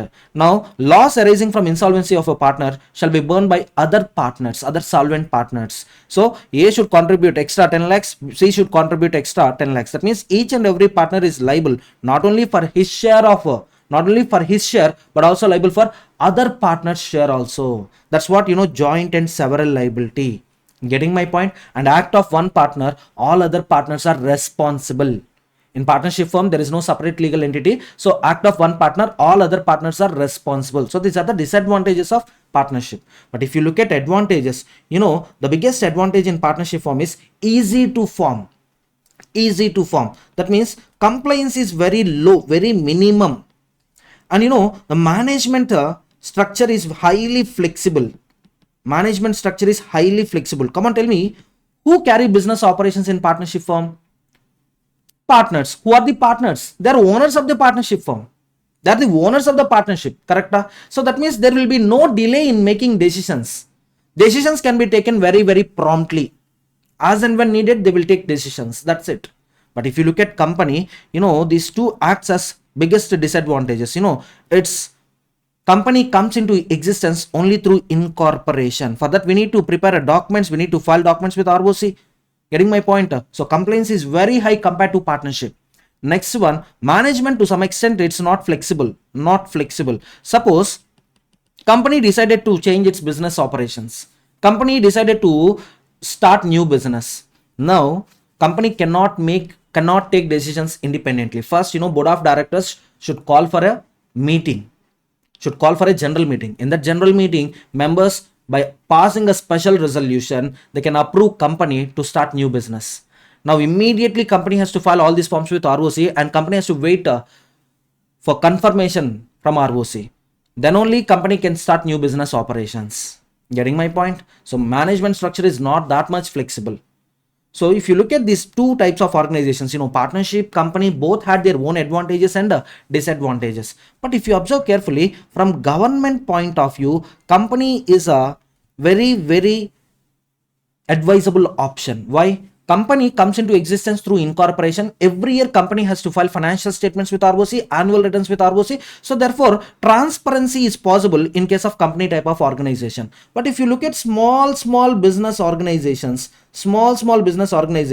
they are very much worried about these complaints. They are very much worried about filing with ROC. So that's why they will come and form partnership only. And you all know partnership registration is not mandatory. Registration is optional. Of course, certain disadvantages are there, but coming to Partnership Act, registration is optional. So therefore, for government, transparency in case of partnership is missing. So that's why, government, considering these small business organizations, government decided to come up with another option which combines both the benefits of partnership and benefits of company. And that hybrid form of organization which is having advantages of partnership form and advantages of company is none other than LLP. Getting my point, students? Limited liability partnership. So this is a brief introduction about limited liability partnership. Now let's look into the material. So these dates are very important. LLP Act got notified on, come on, tell me which date? 9th January 2009. So notified date 9th January 2009. So what is the commencement date of LLP Act 2008? 9th January 2009. And Parliament gave approval to LLP bill on 12th December 2008. President gave consent on 7th January 2009. But this came into force with effect from 9th January 2009. Is it clear? Next one. In this act we are having 80 sections. No, actually 81 sections are there, but section 81 was omitted. So net we are having 80 sections and we are having 4 schedules. Remember schedule numbers. First schedule decides the rights and duties of the partners and LLP. Second schedule provides procedure for conversion of firm into LLP. Third schedule, private company into LLP. Fourth schedule, unlisted company into LLP. And administration of this act is taken care by MCA. So that means both for companies and LLPs, administrative authority or executive department is MCA, Ministry of Corporate Affairs, and the Registrar of Companies. CG has power to frame and amend LLP rules through notifications in the official gazette. An important point, Indian Partnership Act does not apply to LLPs. Since LLP is also one type of partnership firm, if LLP Act is silent with respect to any situation, so can I apply provisions of Indian Partnership Act 1932? No, never. Don't apply Indian Partnership Act provisions to LLP. Are you getting my point, students? Everyone? So in that case, what we need to follow, sir? Government will come up with clarifications. Government will issue notifications. So central government may apply provisions of Companies Act to LLP if at all needed, but provisions of Indian Partnership Act does not apply to LLP. Clear? Everyone? Next one. Concept of LLP, just now I explained, I gave you a brief introduction. It combines features of both company and partnership. Since LLP includes elements of both corporate structure and partnership structure, it is known as hybrid between a company and partnership. So in examination, they may ask you a question, LLP is a hybrid version of company and partnership. Comment. In that case, just write these 4 points. That's it. For 4 marks, writing these 4 points is sufficient. Next one, definitions. So in the entire LLP Act, wherever you see the word address, if that address word is used from partner context, then partner's residential address is the address. If it is used with respect to body corporate, address with respect to body corporate is a registered office address. Body corporate will not have residential address. Body corporates will have only registered office addresses. Clear, everyone? Next one, body corporate. Somewhat different definition. Compared with Companies Act, body corporate definition is different. How? Let's see. Body corporate means company. But in Companies Act, the definition of body corporate is not like this. Body corporate includes companies incorporated outside India. That is the definition there in Companies Act. But here coming to LLP Act, body corporate is equal to company. Come on, tell me, what is body corporate? Body corporate is equal to company, and body corporate includes LLP registered in India, LLP registered outside India, company incorporated outside India. Clear? So remember these names, remember the names. Body corporate includes LLP, whether it is Indian LLP or foreign LLP. Body corporate also includes company incorporated outside India. But body corporate excludes cooperative society. This is similar in Companies Act also, this point is there. And body corporate excludes a corporation sole. Corporation sole. Getting my point? So body corporate excludes, come on, tell me, what are those two entities excluded from body corporate? Corporation sole, cooperative societies. Any other body corporate excluded by CG via notification. So tomorrow, CG may notify some other entities which will be excluded from body corporate definition. So right now, no need to remember this name. You have to remember these two names. What are those two names? Cooperative society, corporation souls will not be treated as body corporates. Next one, financial year. Very, very, very, very important definition. Very, very important definition. Financial year in company is different. Financial year in LLP is different. Financial year means the period from 1st day of the April to the 31st day of the March of the following year. But if LLP is incorporated after September 30th, financial year may end on March 31st of the next following year. So here, date of incorporation is a point. So date of incorporation of LLP, date of incorporation of company. Listen carefully. Date of incorporation of LLP, is it falling after 30th September? Suppose 30th September 2025. After 30th September 2025. Then first financial year closure date. First financial year closure date will be 31st March of following financial year. That means 2027. Generally, 25-26 is the financial year. But if LLP is incorporated after, it's not on or after, it's after 30th September 25, then first financial year closure date is 31st March of following financial year, that is 31st March of 2027. In other cases, 31st March 2026 is the closure date. Other cases means, LLP is incorporated before, on or before 30th September. Clear, everyone? In companies, how it is different? In companies, incorporation is on or after 1st January. Suppose 1st January 2025. Then first financial year closure date will be 31st March of following financial year. That means 2026. 2026. Getting my point, students? Other cases, 31st March of relevant financial year. Suppose, if it is on or after 1st January 2026, then financial year closure date will be 31st March 2027. 31st March 2027. Everyone getting my point, students? So company financial year definition is different. LLP financial year definition is different. Here cutoff date is after September 30. If incorporation is after September 30, then first financial year closure date will be 31st March of following financial year. Next financial year. Next one.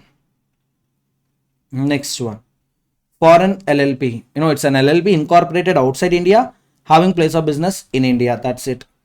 LLP agreement, this is similar to partnership deed, or this is similar to MOA, AOA of the companies.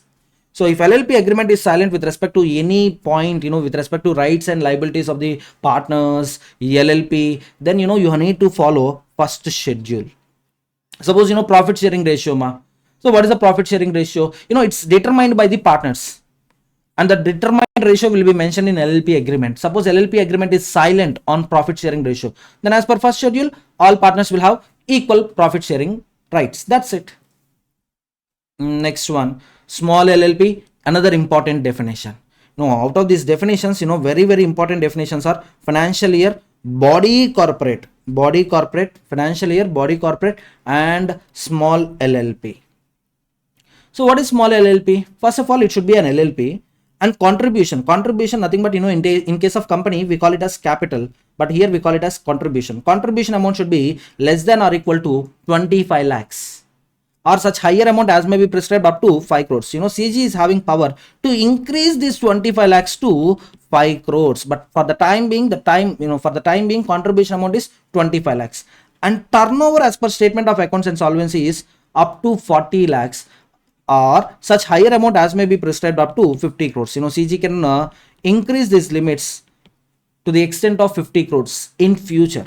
So for the time being, what are the limits, mark? Contribution up to 25 lakhs and it's not or and turnover up to 40 lakhs. So LLP satisfying these two conditions, it is known as small LLP. Everyone, come on, tell me the limits. 25 lakhs contribution, 40 lakhs turnover, that's it. Characteristics of LLP are very simple. LLP is a body corporate. It is having a perpetual succession, that means continued existence. So partners may come, partners may go, but the life of the partnership, the life of LLP is not, it will not depends on the life of the partners. So death, insanity, retirement, insolvency of partners does not impact its existence. LLP can enter contracts, can hold property in its own name. Next one, of course, LLP is having separate legal entity, mutual agency. There is a difference between a partnership firm and LLP with respect to mutual agency. In case of partnership firm, every partner is an agent to other partners.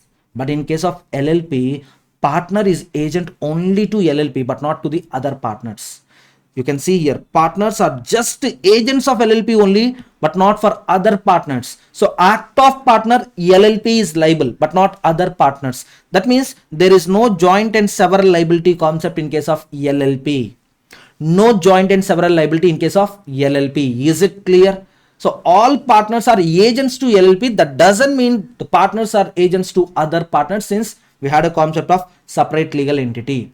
One partner's misconduct does not create joint liability for others. Important point. Next one, LLP agreement, rights and duties of partners, LLP governed by LLP agreement. If LLP agreement is silent, then follow schedule 1. Okay, na? Artificial legal person, correct? Common seal, LLP may have a common seal, not mandatory. Limited liability, yes, partners liability is limited to the extent of their agreed contribution. If they contribute 100% of the agreed contribution, then their liability becomes 0. Next one, management of business, business of LLP is managed by designated partners who are also partners.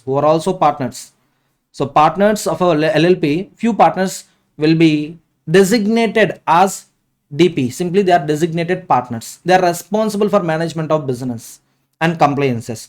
And minimum number of partners, how many partners should be there in LLP? Minimum 2, maximum there is no limit. Getting my point? And minimum 2 designated partners we should have. Don't do calculation like this. 2 plus 2 is equal to 4. It's wrong. Here 2 plus 2 is equal to 2 only. So what is this? Minimum 2 partners are required and minimum 2 designated partners are required. If LLP is having only 2 partners, automatically those 2 partners become designated partners. That's it. They become designated partners. So minimum 2 partners are required. Those 2 partners will be considered as designated partners. That's it. So that's why I'm telling you 2 plus 2 is equal to 2 only here. So don't come to a conclusion, mathematics wrong. No. Here the equation is 2 partners, 2 designated partners, both put together 2 partners only. Next one, LLP. Very important point, ma. Very important point. If examiner want to ask a tough question, tricky question, they will ask you like this only. One association of persons, they decided to form LLP for carrying charitable activities. Is it permitted or not permitted? Answer is not permitted. LLP must engage in lawful business with profit motive. LLP can't be formed for charitable or non-economic purposes. Next one, investigation. CG has power to investigate LLP. That's common.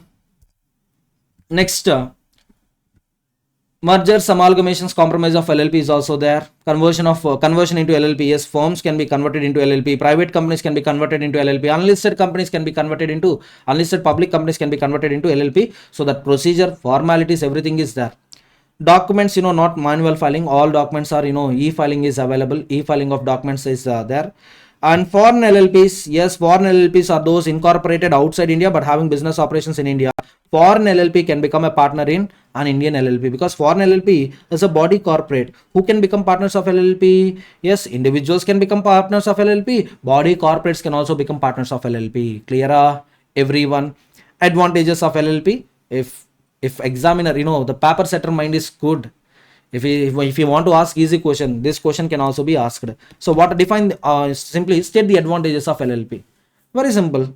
It is organized and operates based on the agreement, provides flexibility in the management, operations, easy to form, partners enjoy limited liability, easy to dissolve. Can I proceed?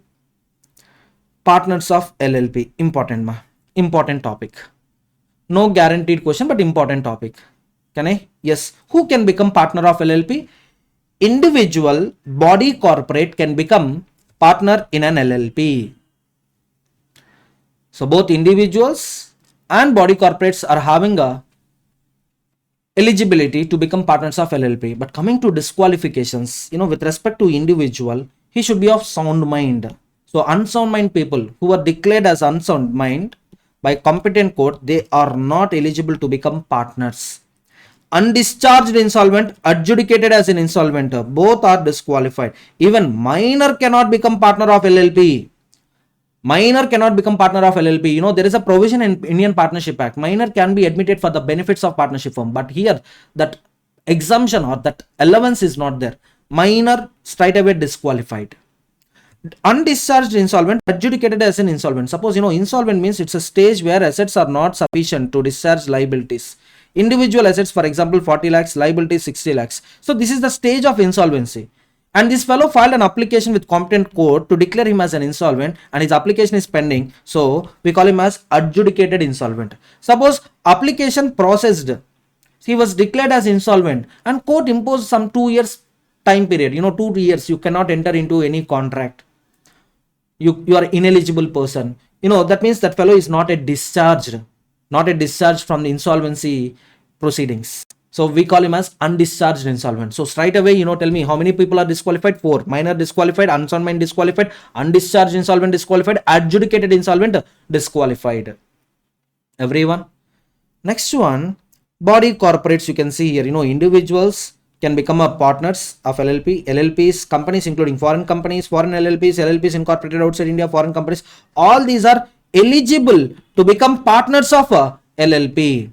But remember this point, very, very, very, very important point. Cooperative society, corporation soul cannot become partners. So from body corporate point of view, these two people are disqualified. Other than individuals point of view, these two people are disqualified. Cooperative society, corporation soul.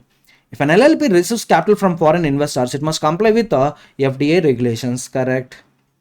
Next one, minimum number of partners. This is similar to section 3 of Companies Act. Every LLP shall have at least how many partners? Minimum 2 partners. Minimum 2 partners. Suppose subsequent to incorporation, number of partners fall to 1. Then, law is giving a time limit of 6 months. Okay, my dear solo partner, I'm giving you 6 months time to increase the number from 1 to 2. If you do this, no problem. Or else, we will ignore separate legal entity, and for all the debts that are contracted by LLP after 6 months, not during 6 months, after 6 months from the date of reduction of partners, that sole partner will be personally liable for all obligations incurred by LLP after 6 months. Suppose, as on date of reduction, for example, 1st April 2025, date of reduction of partners from 2 to 1, partnership LLP liability 40 lakhs. 6 months completed, 1st October 2025, some 60 lakhs debts are there. And it was continued 31st December 2025, ROC observed that LLP is having only one partner.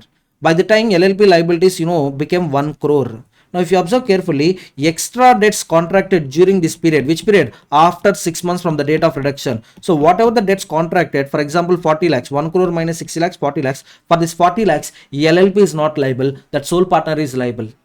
Unlimited liability. Getting my point, students? Everyone? So, here important point is 6 months, during 6 months or after 6 months or after 6 months from the date of reduction. Clear? Next, section 7, important concept.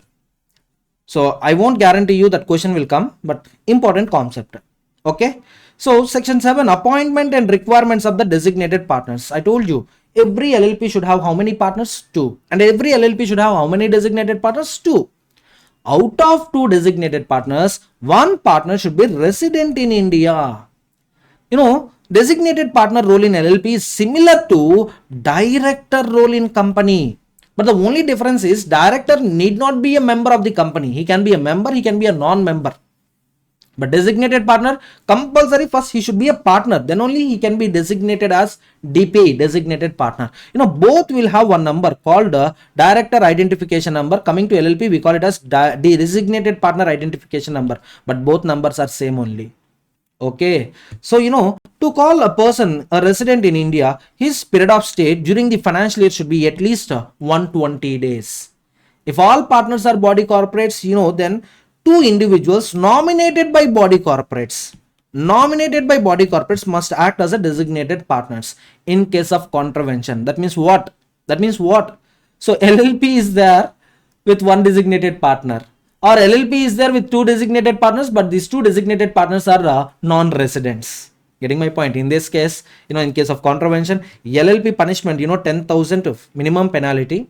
If that contravention is continuing in nature, 100 per day will be added, subject to maximum of 1 lakh. And every other partner will get a punishment, same punishment, 10,000 plus 100 per day, maximum 50,000 rupees. So here contravention means, no designated partners, or 1 designated partner, or no resident designated partner. That's it. Identification of designated partner. Sir, how can we identify designated partner, or how one becomes designated partner? Just go and check incorporation document. There, against designated partner names, whose names are mentioned, those people become designated partner. If nothing is mentioned, then all the partners become designated partners. Every partner shall be a designated partner. A partner may become or cease to be a designated partner as per LLP agreement. So, admission of a new partner, retirement of existing partner depends on the terms and conditions mentioned in LLP agreement. Subject to LLP agreement, a new person can become partner, or existing partner can retire from the LLP. Next one, before naming someone as a designated partner, LLP should get consent from that individual. Getting my point? And LLP shall file all the particulars of a designated partner with ROC within 30 days of appointment. A designated partner must meet prescribed conditions to be eligible. One such condition is he must possess DPIN. He must possess designated partner identification number, or else he is not qualified to act as designated partner. In case of contravention, filing with ROC, liability LLP 5,000 plus 100 per day in case of continuing default, up to maximum of 50,000. Every designated partner 5,000 plus 100 per day, up to maximum of 25,000. You need to observe, some cases all partners are liable, some cases only designated partners are liable. So you have to pay attention. Getting my point? Very simple ma. Suppose no designated partner, all partners will get punishment. Designated partners are there, designated partners only get punishment. That's it. Very simple to understand, very simple to remember. No designated partner, all partners will get punishment. If there is a designated partner and LLP is not complying with LLP Act, LLP rules, then only designated partner will get punishment. So liabilities of designated partner, let's see. Unless otherwise provided in this Act, designated partner shall be responsible for LLP compliance and is liable for all the penalties imposed on LLP for non-compliance with the provisions. Is it clear? Everyone? Next one. So he is responsible for compliance with LLP Act. In case of non-compliance, he is also responsible for penalties. Next one, changes in designated partners. Of course, new partner can be admitted as designated partner. New person can become a we can appoint new designated partners, or old designated partners may retire. But whatever changes happen, the changes shall be communicated with ROC. LLP must appoint a new designated partner within 30 days of vacancy. In case of vacancy of designated partner, suppose 2 designated partners are required. Ram, Sham, both are designated partners. Sham died, or Sham become insolvent, or Sham become unsound mind. Now there is a vacancy in designated partner. That vacancy shall be filed within how many days? 30 days. If no designated partner is appointed, or only one designated partner is there, then all other partners are deemed to be designated partners. Accordingly, they will get punishment. Accordingly, they will get punishment. What is the punishment? 10,000 rupees plus continuing contravention 100 per day will be added, subject to maximum of 1 lakh for LLP, 50,000 for every partner of such LLP. So within 30 days of vacancy, come on, appoint a new designated partner. That's it. Next one, procedure for incorporation of LLP. See, LLP is a body corporate. It comes into existence only through incorporation. Many times I told you the difference between body corporate and other companies LLPs is body corporate is an incorporated association. If such incorporation happens under LLP Act, it is an LLP. If such incorporation happens under Companies Act, it is a company. That's it. So body corporate is an incorporated association. So come on, let's see. Incorporation document is the most important document for LLP registration. Okay. At least 2 persons must subscribe to incorporation document for lawful business with profit motive. As I told you, association cannot form LLP for carrying charitable activities. Association can incorporate LLP only for lawful business activities with profit motive. That's it. The document must be filed electronically, e-filing of documents with whom? With the ROC having the jurisdiction where the registered office will be located, and it is supported by, incorporation documents will be supported by a declaration from a professional about compliance. So, professional advocates, CA, CMA involved in forming LLP and subscriber to incorporation, they will file a statement confirming compliance with LLP Act requirements. Next, contents of incorporation document. If you see, format, prescribed format, name of the LLP, proposed business activities, registered office address, initial partners, first partners, details of designated partners, and any other prescribed information. So this information you will fill in incorporation document. And penalty for false declaration, imprisonment up to 2 years and a fine between 10,000 and 5 lakhs. Getting my point? It's not either this or that. It's not either this or that, both imprisonment and fine. Imprisonment up to 2 years and fine minimum 10,000, maximum 5 lakhs. Incorporation by registration. Once all requirements are met, registrar will register the incorporation document, issue certificate of incorporation within 14 days of filing the application. So ROC may accept the file statement as sufficient evidence of compliance. So the subscribers means nothing but, partners to the incorporation document, professionals filing a statement confirming that LLP incorporation is as per LLP Act. ROC will consider that statement as an evidence and ROC issues certificate of incorporation. This certificate is signed by ROC, authenticated with an official stamp, official seal, and certificate is a conclusive proof regarding incorporation of LLP. Once certificate is issued, yes, LLP is said to be in existence. That's it. Conclusive evidence. So what is the conclusive evidence whether LLP is there or not there? Certificate of incorporation. Registered office of LLP and changes. Every LLP shall have a registered office for receiving communications and notices. A document may be served via post under a certificate of posting, registered post. So importance of registered office, as I told you in section 12 of Companies Act, CJI. Remember these 3 points, CJI. All communications are addressed to registered office. Jurisdiction for filing cases against LLP is subject to registered office jurisdiction. I stands for investigation, inspection. All these investigation and inspection activities will happen at registered office. So any changes in registered office address, yes, LLP has to communicate with ROC. LLP has to file a notice with ROC with respect to change of registered office. And if LLP fails to comply with a registered office norms, it may face penalty. What is the penalty? 500 per day, maximum 50,000 penalty for LLP and its partners. Getting my point, students? Everyone? Effect of registration. After registration, LLP has following rights in its own name. Yes, it can sue, it can be sued, it can acquire properties, it can incur liabilities, it may have common sale, and it can perform only lawful acts like other body corporates. So this is also similar to section 9 of Companies Act. Section 9 of Companies Act, effect of incorporation. Here section 14, effect of incorporation. One point I want to make you sure is LLP, nothing new ma. All the provisions you studied in Companies Act, there with small modifications, small adaptations, modifications, new chapter LLP. That's it.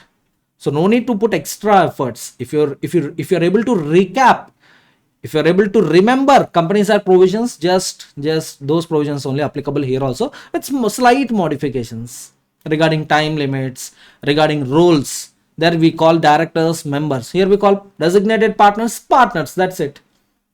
Okay. Selection of name of LLP. What kind of name, what type of name or how names shall be selected. Any guidelines? Yes.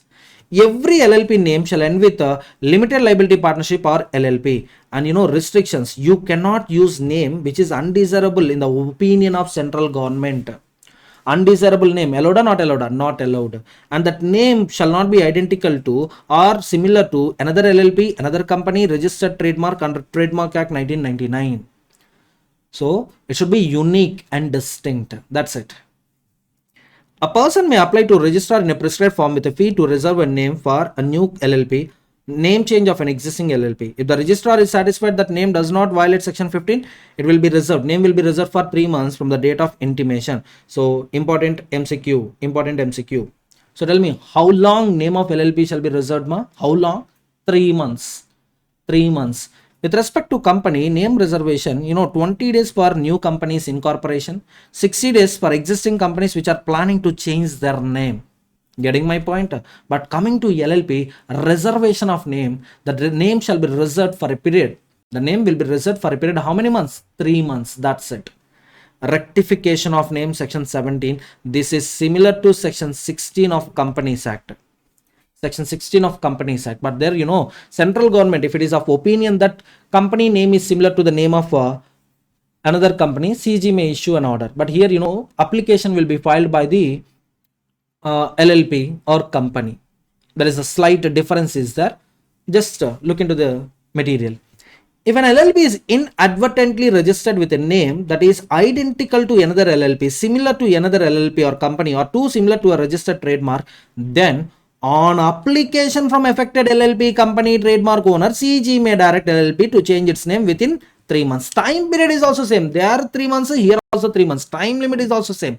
But here, application will be filed by whom? By the affected LLP, affected company or the trademark owner. They will file application and CG will pass an order. Come on, rectify your name. How many months? How many months time is given to you? 3 months time is given. Within 3 months, you have to change your name. Suppose 3 months over, but they are not changing the name. Then, central government will give a fresh name.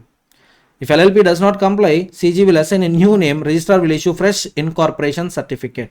A registered trademark owner can apply for rectification within 3 years from the LLP's incorporation or name change. So this is also similar for company. So owner of registered trademark, if he want to file an application for rectification of LLP name, he should file application within 3 years. Last attempt, question came on this point with respect to company. With respect to company, a point, question came on this for 4 marks. If I'm not wrong, for 4 marks. In that question, the director contended that application should be filed within 2 years. Since time period completed, application can't be filed. And it is wrong because time limit is not 2 years. Time limit is 3 years. Today, LLP got incorporated, which is the name of LLP, which is similar to the name of registered trademark. Now, from date of incorporation onwards, owner of registered trademark will have a time period of 3 years to file an application with CG. CG may pass an order for rectification of name and LLP should comply with CG order within 3 months of CG's order. That's it. Once LLP changes its name, it shall notify the ROC within 15 days. Registrar updates the incorporation certificate. LLP should also update LLP agreement within 30 days. So within 30 days of ROC approval of the name, LLP agreement shall be updated with a new name. That's it. Of course, even LLP can change their name voluntarily despite a government mandated change. So if you look at 4th point, government gave new name, government allotted new name to LLP. If you are not willing to accept this name, of course you can change it voluntarily. That's it. So file an application for reservation of name and that name shall be reserved. That name will be reserved for a period up to 3 months. Okay, fine. Next one, a relationship of partners with LLP. Let's see. At the time of incorporation, persons who subscribe to incorporation document become partners. Any other person may become a partner as per LLP agreements. How a person can become partner of LLP? One is through subscription to incorporation document and second one is by complying LLP agreement terms and conditions, a new person may be admitted as a partner. It's like admission of a new partner.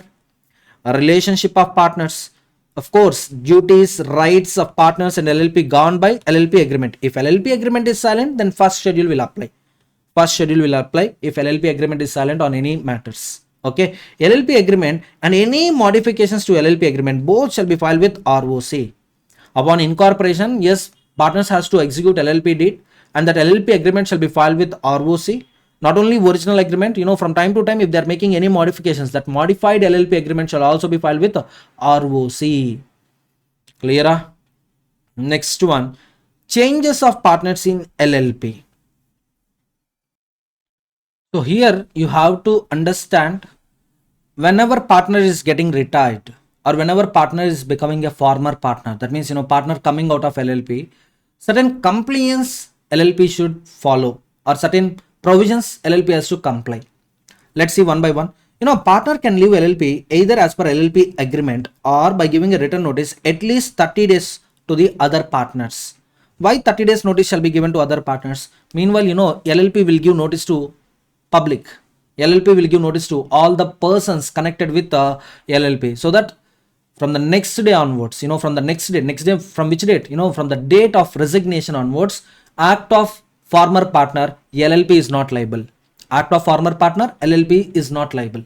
Getting my point? Suppose in LLP agreement, the duration fixed is, for example, 15 days or duration fixed is 45 days. Now follow LLP agreement.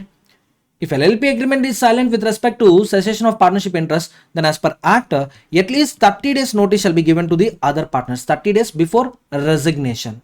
Okay.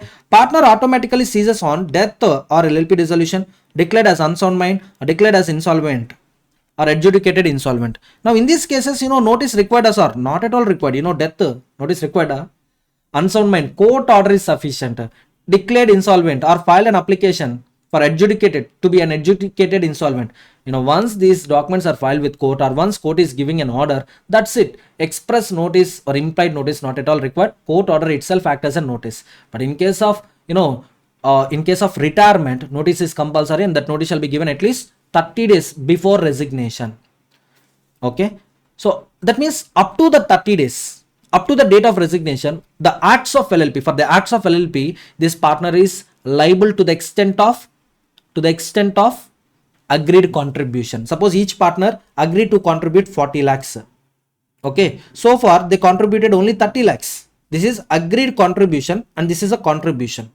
So the difference amount 10 lakhs, each and every partner is liable in case LLP is getting liquidated and if LLP assets are not sufficient to meet LLP liabilities. Getting my point? Here also limited liability only. Limited to the extent of agreed contribution. Suppose they contributed 100%, whatever they agreed to contribute, they contributed. Then partner's liability becomes 0. A former partner is still regarded as a partner in dealings with third parties unless person has noticed that former partner has ceased to be a partner of LLP. So any person dealing with LLP should get a notice about resignation of the former partner, retirement of the former partner, or else LLP is liable for the acts of former partner. Former partner is liable for the acts of LLP. So you told that there is no concept of there is a concept of separate legal entity. So LLP is liable for its own acts. It's not former partner, no sir. Yes ma, correct only, correct. Point is correct. But if LLP assets are not sufficient to discharge liabilities, then each and every partner should contribute towards the deficiency. To what extent? To the extent of agreed contribution. In these partners, you have to consider former partner if notice is not filed, if notice is not given to the public, if notice is not filed with ROC. Notice that former partner has ceased to be a partner of LLP has been delivered to the registrar. So in both the cases, in case A or case B, former partner further liability is extinguished. Former partner further liability is extinguished. Getting my point, everyone? Okay. Obligations after exist. Cessation does not discharge the partner from any previous obligations to the LLP, other partners or third parties. Entitlements on exist. So upon exit, former partner, if available, suppose former partner already died sir or insolvent sir, then legal heir or official assignee, these people are entitled to capital contribution that was made by the partner so far till the date of retirement or till the date of death or till the date of insolvency, whatever amount he contributed in the form of capital, for that amount he is eligible for refund. And accumulated profits after deducting any losses, in that to what extent he is eligible. So what is his share of accumulated profits? His share of accumulated profits after deducting losses, that amount he is entitled to. So simply capital plus share in accumulated profits. Share in accumulated profits. To these amounts he is eligible, he is entitled to. And a former partner has no right to interfere in LLP's management. Once he come out, once exit is over, once exit, he cannot participate in LLP management activities. Registration of changes in partners. So here changes two types, changes of partners details and resignation of partner. 2 points are covered in this section. One is changes of partner details. Partner details means partner name has been changed, surname of partner changed. You all know a girl after getting married, surname gets changed, yes or no? So change of name of the partner, change of address of the partner. Yes, partners shall update with LLP within 15 days. And LLP shall file a notice with registrar within 30 days if partner joins or exists, or if there is a change in name or address of the partner. That's it. Within 30 days of changes in name, changes in details of the partner, and within 30 days of admission of the partner, within 30 days of retirement of the partner, LLP shall file a notice with ROC, or else punishment only. What is the punishment? LLP and designated partners 10,000 penalty for failure to file notice. Individual partner 10,000 penalty for failure. Sir, why individual partner gets liability? Just link with first point. It's the duty of partner to update their details, update their changed details with LLP within 15 days of changes. Failure, individual partner gets punishment. What is the punishment? 10,000 penalty. And that notice shall be in prescribed form, be signed by designated partner. For new partners, yes, written consent is required. For new partners, written consent is required. Before naming someone as a partner, written consent is required. That written consent shall also be filed with ROC. If a partner believes that LLP will not file their exit notice, he may file it, they may file it themselves. That means what?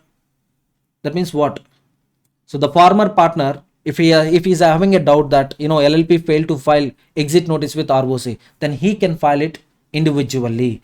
Then ROC, first it will ask LLP for confirmation. If LLP confirms it, or if there is no response within 15 days of giving intimation to LLP, then registrar assumes resignation is valid and registrar will register the notice. Getting my point? So here, who are the filers? Filers is LLP or former partner. File notice with ROC within how many days? Within 30 days of event. Within 30 days of event. Non-compliance, LLP designated partners 10,000 penalty. Individual partner who failed to update his details, update her details with LLP, 10,000 penalty for failure. Clear? Over. Next one. Extent of liability of partners in LLP.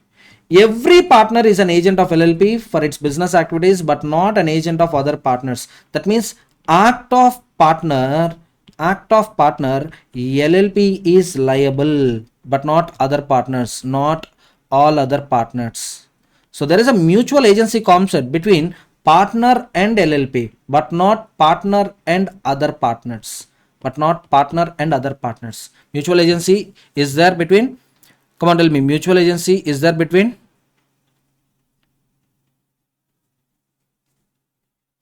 partner and LLP. Okay, next one, extent of liability of LLP. If partner acts without authority, LLP is not bound. If partner has no authority to act for LLP, or third party knew that partner had no authority and unaware that he was a partner. So in both the cases, one is partner is not having any authority to act for LLP, and third party knows about it. Partner is not having authority, but intentionally he is entering into the contract. Now third party cannot sue LLP. Third party cannot demand money from LLP. That's it. And third party is not having a knowledge that he's a partner. Third party don't know that he's acting in a partner capacity. In that case also, individual partner is liable, LLP is not liable. Okay. LLP is liable if a partner's wrongful act or omission occurs during business operations or with LLP's authority. For example, one partner who is allowed to collect amount from debtors. He collected amount from debtors and he misappropriated that money. He didn't accounted that money with LLP. He misappropriated that money. Now, subsequently, can LLP demand money from debtor one more time? No. No. So, for all wrongful acts of the partner, omissions done by the partner during business operations with eligible capacity, LLP is responsible to the outsiders. LLP is responsible to the outsiders. Getting my point? LLP's obligations are solely the responsibility of LLP. Liabilities of LLP shall be met out of LLP property. If not possible, then we will look into the contribution of partners. Any unpaid or any unpaid amount is there or not. Suppose, as I told you, agreed contribution 40 lakhs and contribution so far 30 lakhs. So yes, 10 lakhs liability is there. So each partner is responsible for remaining 10 lakhs. That's it. Extent of liability of partner. A partner is not solo personally responsible for LLP obligations just because he's a partner. But partner is personally liable for their own wrongful acts, but not for the acts of other partners. Suppose here I told you, this fellow collected amount from the debtor and misappropriated that money. Now that partner is personally liable to LLP for his wrongful acts. Holding out like partner by estoppel. He is not a partner, but he makes a false representation. So because of false representation, if any third party got induced and if third party extends credit to the LLP, then LLP, which is receiving credit due to false representation, LLP is liable for the amount received to the third party. If an LLP continues using designated deceased partner name, their legal representative is not liable for LLP acts after death. After the death of designated partner, the legal representatives are not at all liable for the acts done by LLP even. Just wait. Excuse me. So the point I'm discussing with you is LLP continues using designated partner name. LLP continuing using a deceased partner name. It's not designated partner name, deceased partner name. Partner already died, but still they're using this name of the deceased partner. So it will not create any future liability on legal representatives of deceased partner. That's it. No further liability from the date of death. Unlimited liability in case of fraud. If an LLP or any partner acts to defraud creditors, partner's liability generally limited. But if partner is involved in any fraud, then that partner's liability becomes unlimited. Partner who is involving the fraud or partner who supports other partner to commit fraud. That means committing fraud, abets to commit fraud. Abets, that means allowing other partners to do fraudulent activities. So these partners will get unlimited liability. Getting it? If an LLP knowingly carries out fraudulent business, those involved may face imprisonment up to 5 years and fine 50,000 to 5 lakhs. LLP, partners, designated partner, employees involved in fraud must compensate for losses suffered by affected person. However, LLP is not liable if the fraud was committed without its knowledge.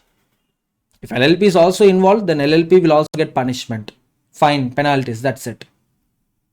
Next one, whistleblowing in LLP.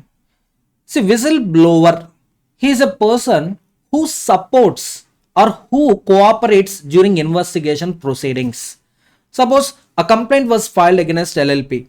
LLP was involved in some fraudulent activities. Investigation started.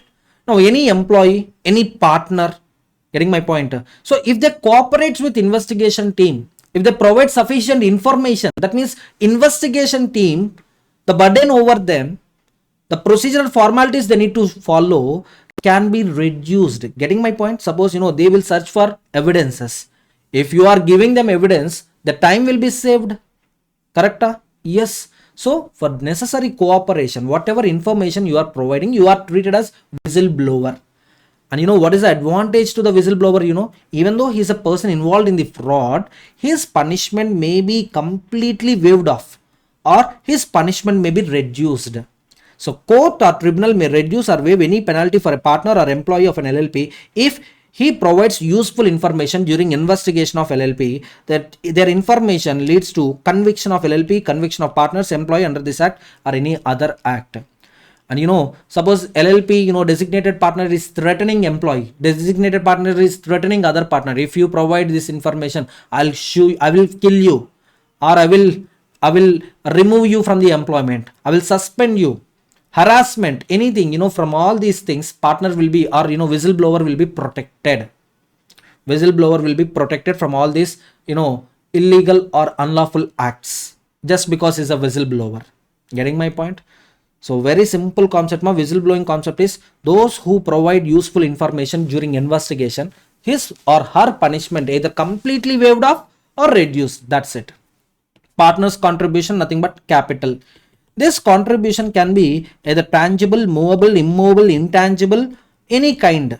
But monetary form of partner's contribution shall be accounted in the books of accounts. Obligation to contribute, yes, it's obligation of every partner to contribute capital.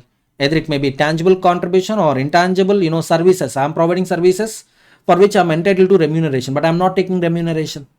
So that amount is also a contribution only. Monetary form of that contribution shall be recorded in the books of accounts. For example, I am entitled to the remuneration of 2 lakhs per month. So next to 12 months, I won't take remuneration. So that means my contribution is 12 months into 2 lakhs, 24 lakhs. So record my contribution as 24 lakhs. That's it. Amount coming, no, services are coming. Employee benefit expenses. Next, important point, tricky point. In fact, tricky point. Suppose, as per LLP agreement, every partner agreed to contribute 50 lakhs. How much amount they agreed? 50 lakhs. So far, they contributed 30 lakhs only. So 3 partners are there. Each partner agreed to contribute 50 lakhs, but they contributed 30 lakhs. That means uncontributed amount, that means to be contributed amount is 20 lakhs. 20 lakhs into 3 partners, total 60 lakhs LLP can receive from the partners. Looking at this, one creditor gave loan to LLP. For example, some 40 lakhs credit he gave to LLP. Subsequently, partners of LLP modified LLP agreement. They reduced 50 lakhs agreed contribution to 30 lakhs, making their liability 0. Now, subsequently, if LLP is not paying that money, tell me whether creditor can collect amount based on original LLP agreement. Answer is yes. Yes. Creditor may enforce original obligation, not modified obligation. Original obligation against partner if he extends credit or relies on partner's obligation in the LLP agreement. So previously partners are liable to the extent of 20 lakhs. Correct? So 3 partners, 20 lakhs, 60 lakhs. That's why he gave a credit of 40 lakhs. Even though subsequently partners reduce their agreed contribution, but still they are liable for that amount. When? If LLP is not in a position to discharge credit or dues, then creditor may ask for dissolution of LLP, liquidation of LLP. In that case, creditor will get amount from partners because partners will contribute towards deficit, and that deficit amount, that amount so contributed will be utilized for payment of creditors. Yes, books of accounts of LLP can be maintained either on cash basis or accrual. Company only accrual, but LLP cash accrual. Compulsory double entry system. All books of accounts shall be maintained at registered office and for the prescribed period. And statement of account and solvency. Nothing but financial statements. Financial statements shall be prepared within 6 months from the end of each financial year. So 31st March, recent financial year, 31st March 2025, add 6 months, by 30th September 2025, financial statements, that means statement of account and solvency shall be prepared. This statement shall reflect the financial position as on the last date of the financial year. Balance sheet, nothing but it shall be in prescribed form and signed by designated partner. Filing with ROC. Every LLP shall file statement of account and solvency with registrar in prescribed form within 30 days. Within 30 days. Here you can see the time limit, within 30 days. So no time limit mentioned, but the time limit for filing this form is 30 days. 30 days after 30th September. Within 6 months, this document should be kept ready. From that date onwards, from 30th September onwards, 30 days time period is given for filing these statements with ROC. Audit of accounts, accounts, how audit will be conducted. CG is having power to frame rules and regulations. Also, CG is having a power to exempt certain LLPs from the audit requirement. And penalty for non-compliance of filing, ROC filing, you failed with ROC filings. So third point violated, then 100 per day, maximum 1 lakh for LLP, 100 per day, maximum 50,000 for designated partner. And next one, penalty for non-compliance. That means, you fail to comply 1, you fail to comply 2. 1 and 2 non-compliance, LLP 25,000 up to 5 lakhs. Every designated partner, minimum 10,000 up to 1 lakh rupee. Getting my point? 2 penalties are there. One is Non-compliance of filing with registrar. Just wait. Yeah. Non-compliance of filing with registrar. Other one is non-compliance with 1 and 2 points. Can I proceed? Accounting and auditing standards. CG in consultation with NFRA under section 132 may prescribe accounting standards, may prescribe auditing standards as recommended by ICAI. So financial statements preparation based on accounting standards, who will prescribe? CG prescribe. CG get recommendation from NFRA. NFRA get recommendation from ICAI. That's it. Annual return. Time limit for filing annual return is very important. 60 days of the financial year closure. Every LLP shall file an annual return with the registrar within 60 days of the financial year closure in the prescribed form and manner along with prescribed fees. If the financial year closes on 31st March 2022, then last date to file annual return is 30th May 2022. Come on, tell me, what is the time limit for filing statement of accounts and solvency? 30 days from 30th September. And what is the time limit for filing annual return? 60 days from the closure of financial year. Penalty for non-filing, LLP 100 per day up to 1 lakh. Designated partner 100 per day up to 50,000. Next, inspection of documents. Incorporation document, partner details, changes, statement of account and solvency, annual return filed with ROC shall be available for inspection. Yes, just by paying 100 rupees, you can download this information from mca.gov.in website. Is it clear? Next one, penalty for false statements. Any statement you file with ROC, if it contains false information, false statements, then punishment, imprisonment up to 2 years and fine 1 lakh to 5 lakhs. That's it. Next one, power of registrar to obtain information. So if ROC is of opinion that, or if ROC came to a conclusion that, LLP not filed relevant information, prescribed information with ROC, then registrar may inquire any person, may ask questions and may get answers to those questions.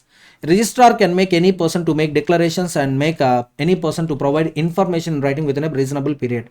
And if that person, he may be a partner or a former partner, or he may be an employee, or he may be a designated partner. If these people are not following ROC directions, if they fail to provide required information, then registrar, and if they fail to provide information, or they provided information but ROC is not satisfied with that information, then registrar may order them to appear before them.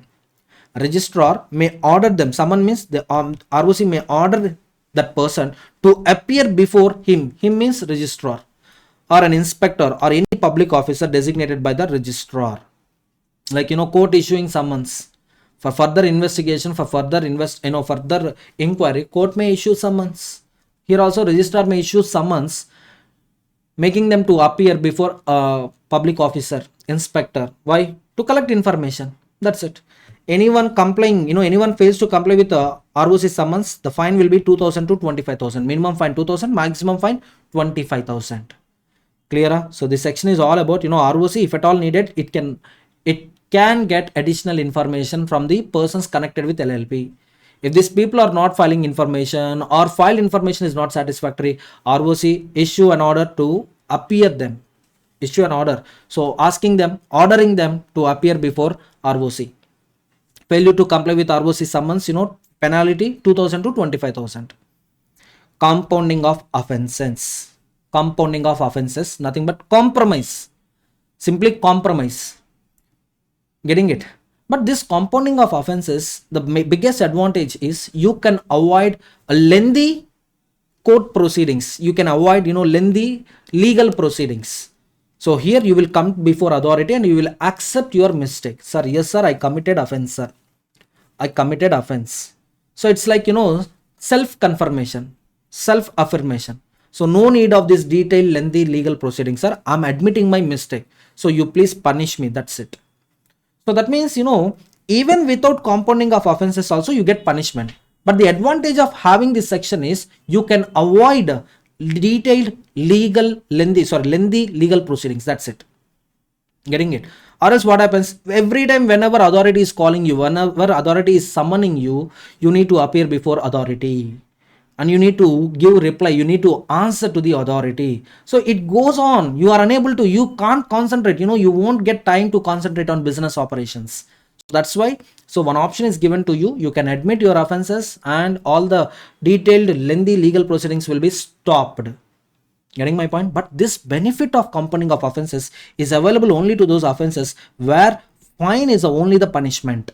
Where fine is only the punishment. Suppose you committed one offense where fine plus imprisonment is there, or only imprisonment is there. In these cases, section 39, compounding of offenses is not allowed. Compounding of offenses is allowed only for those offenses where fine is the punishment. That's it. So punishable with fine only, offenses can be compounded. And minimum punishment is minimum fine specified in that section. Maximum fine is maximum fine specified in that section with respect to that offense. Limitations on compounding, same offense cannot be compounded once again within 3 years. That means once an offense is compounded, if you commit same offense within the next 3 years, for subsequent offense, compounding allowed or not allowed? Not allowed. If a second or subsequent offense occurs after 3 years of compounding previous offense, then we will consider this second as offense as first offense. So once again compounding benefit is given. Very simple ma. Once an offense is compounded, same offense if you commit within next 3 years, can you take privilege of section 39? No. Sir, 3 years expired, sir. 4th year of compounding, I committed same offense, sir. Okay, once again you are eligible for compounding. For that, application shall be filed with ROC. ROC will forward it to the RD. So, RD is having authority to compound your offenses. Getting my point? So, but application shall be filed with ROC. ROC forwards them to RD along with ROC comments. Next one, if an offense is compounded, ROC must be informed within 7 days. That fellow whose offense got compounded, that fellow has to communicate with ROC within 7 days of compounding. If an offense is compounded before prosecution, prosecution shall not be initiated. Suppose it is ongoing prosecutions are already, court issued summons, court is gathering evidences, court is calling for witness, already ongoing prosecutions, sir. Then ROC must inform the court in writing and the offender shall be discharged. That means court will cancel the case. Court will cancel the case. That's it. RD may order an LLP's partner, designated partner employee to file or register returns, accounts, documents within a specified time with the required fees or additional fees. That means, you committed an offense, right? Now resolve that offense. Nullify that offense. Or else what happens, if you fail to comply with the regional director's order, you will get punishment, which is very severe punishment. So your punishment will be extended to 2 times of the respective section maximum fine. Suppose maximum fine is 25,000. Under compounding of offenses also, you are liable to pay 25,000 only, maximum 25,000 only. But if you fail to comply with a regional director order, then your punishment will be twice of the maximum fine prescribed in that section. That means 50,000. Everyone. Next one, assignment and transfer of partnership rights. Assignment and transfer of partnership rights. Assignment and transfer means what? Suppose, I'm a partner in one LLP. I need some funds. I'm facing cash crunch. I need some loan. I went to SBI. I told, yes, I'm a partner in that LLP. I can assign this share, my ownership share, in favor of you. You just give me some money as advance. Until I pay that amount, until I repay that loan amount, whatever, LLP is distributing profits, that SBI, that loan vendor will get share in the profits. Getting my point? He's assigning. So I'm transferring my interest to that fellow. I'm not transferring ownership, just I'm transferring my interest. It's like a charge, ma. It's like a charge. Suppose if I want to sell my ownership, I need to take consent from other partners. I need to comply with LLP agreement. Then only what happens? That fellow who is paying money to me, that fellow becomes partner. That fellow will exercise all the rights like other partners do. But if he is not admitting as a partner, he just enjoys share in profits. He will not get any management rights. A partner's right to share in profits and losses to receive distributions as per LLP agreement is transferable either fully or partially. The transfer of rights does not apply by itself, dissociation of partner, dissolution of LLP. That means, I'm assigning my interest in favor of SBI, or I'm selling my interest to my friend, for example, Mr. Ramu. So that doesn't mean, LLP is dissolved. That doesn't mean LLP is disassociated. LLP is having a continued existence, perpetual succession is there. Transferee or assignee of the partner's rights cannot participate in management, cannot access LLP transaction information by virtue of transfer alone.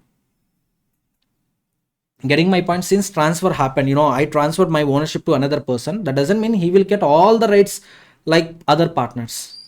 Of course, I'm telling you, he may get rights like other partners only if admission of partner take place. If his name is recorded as a partner in LLP agreement, then he can exercise all the rights like other partners. But until then, he is like a vendor, he's like a creditor.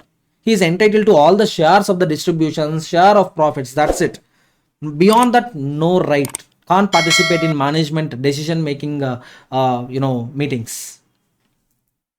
Effect of conversion of firms into LLP. Schedule 2 is telling that firm can be converted into LLP. Schedule 3, private company into LLP. Schedule 4, unlisted public company into LLP. So following these schedules, entity can be converted into LLP. But the point is, you have to file documents with ROC. ROC register the submitted documents and issue certificate of registration. Then only LLP is officially said to be registered.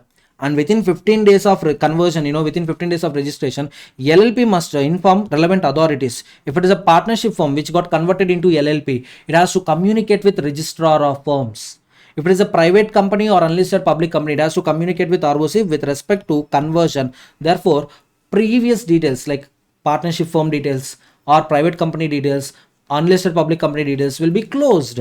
From the date of, after conversion, partners, shareholders of partners of partnership firm, shareholders of company becomes partners of LLP. From the date of registration certificate, conversion effects will be specified in the respective schedules. And from the registration date, LLP will exist with the name stated in the certificate. Transfer assets and liabilities. Transfer assets and liabilities. All the assets and liabilities of a firm becomes assets and liabilities of LLP. Private company assets becomes LLP assets. Private company liabilities become LLP liabilities. Automatic transfer. Order itself is sufficient. Certificate of registration itself is sufficient. So automatical transfer, transfer is automatically completed. No additional assurance is required. Separate agreement, transferring assets from company to LLP. Separate agreements required or not at all required. Certificate of registration issued by ROC is sufficient. That's it. All assets and liabilities of a firm or company becomes assets and liabilities of LLP. The firm or company shall be deemed dissolved and removed from the records of the registrar of firms or ROC. Next one, difficult concept only. That is, compromise arrangements. Compromise arrangements. Here, one small correction you have to make. Small correction. That is, if majority of partners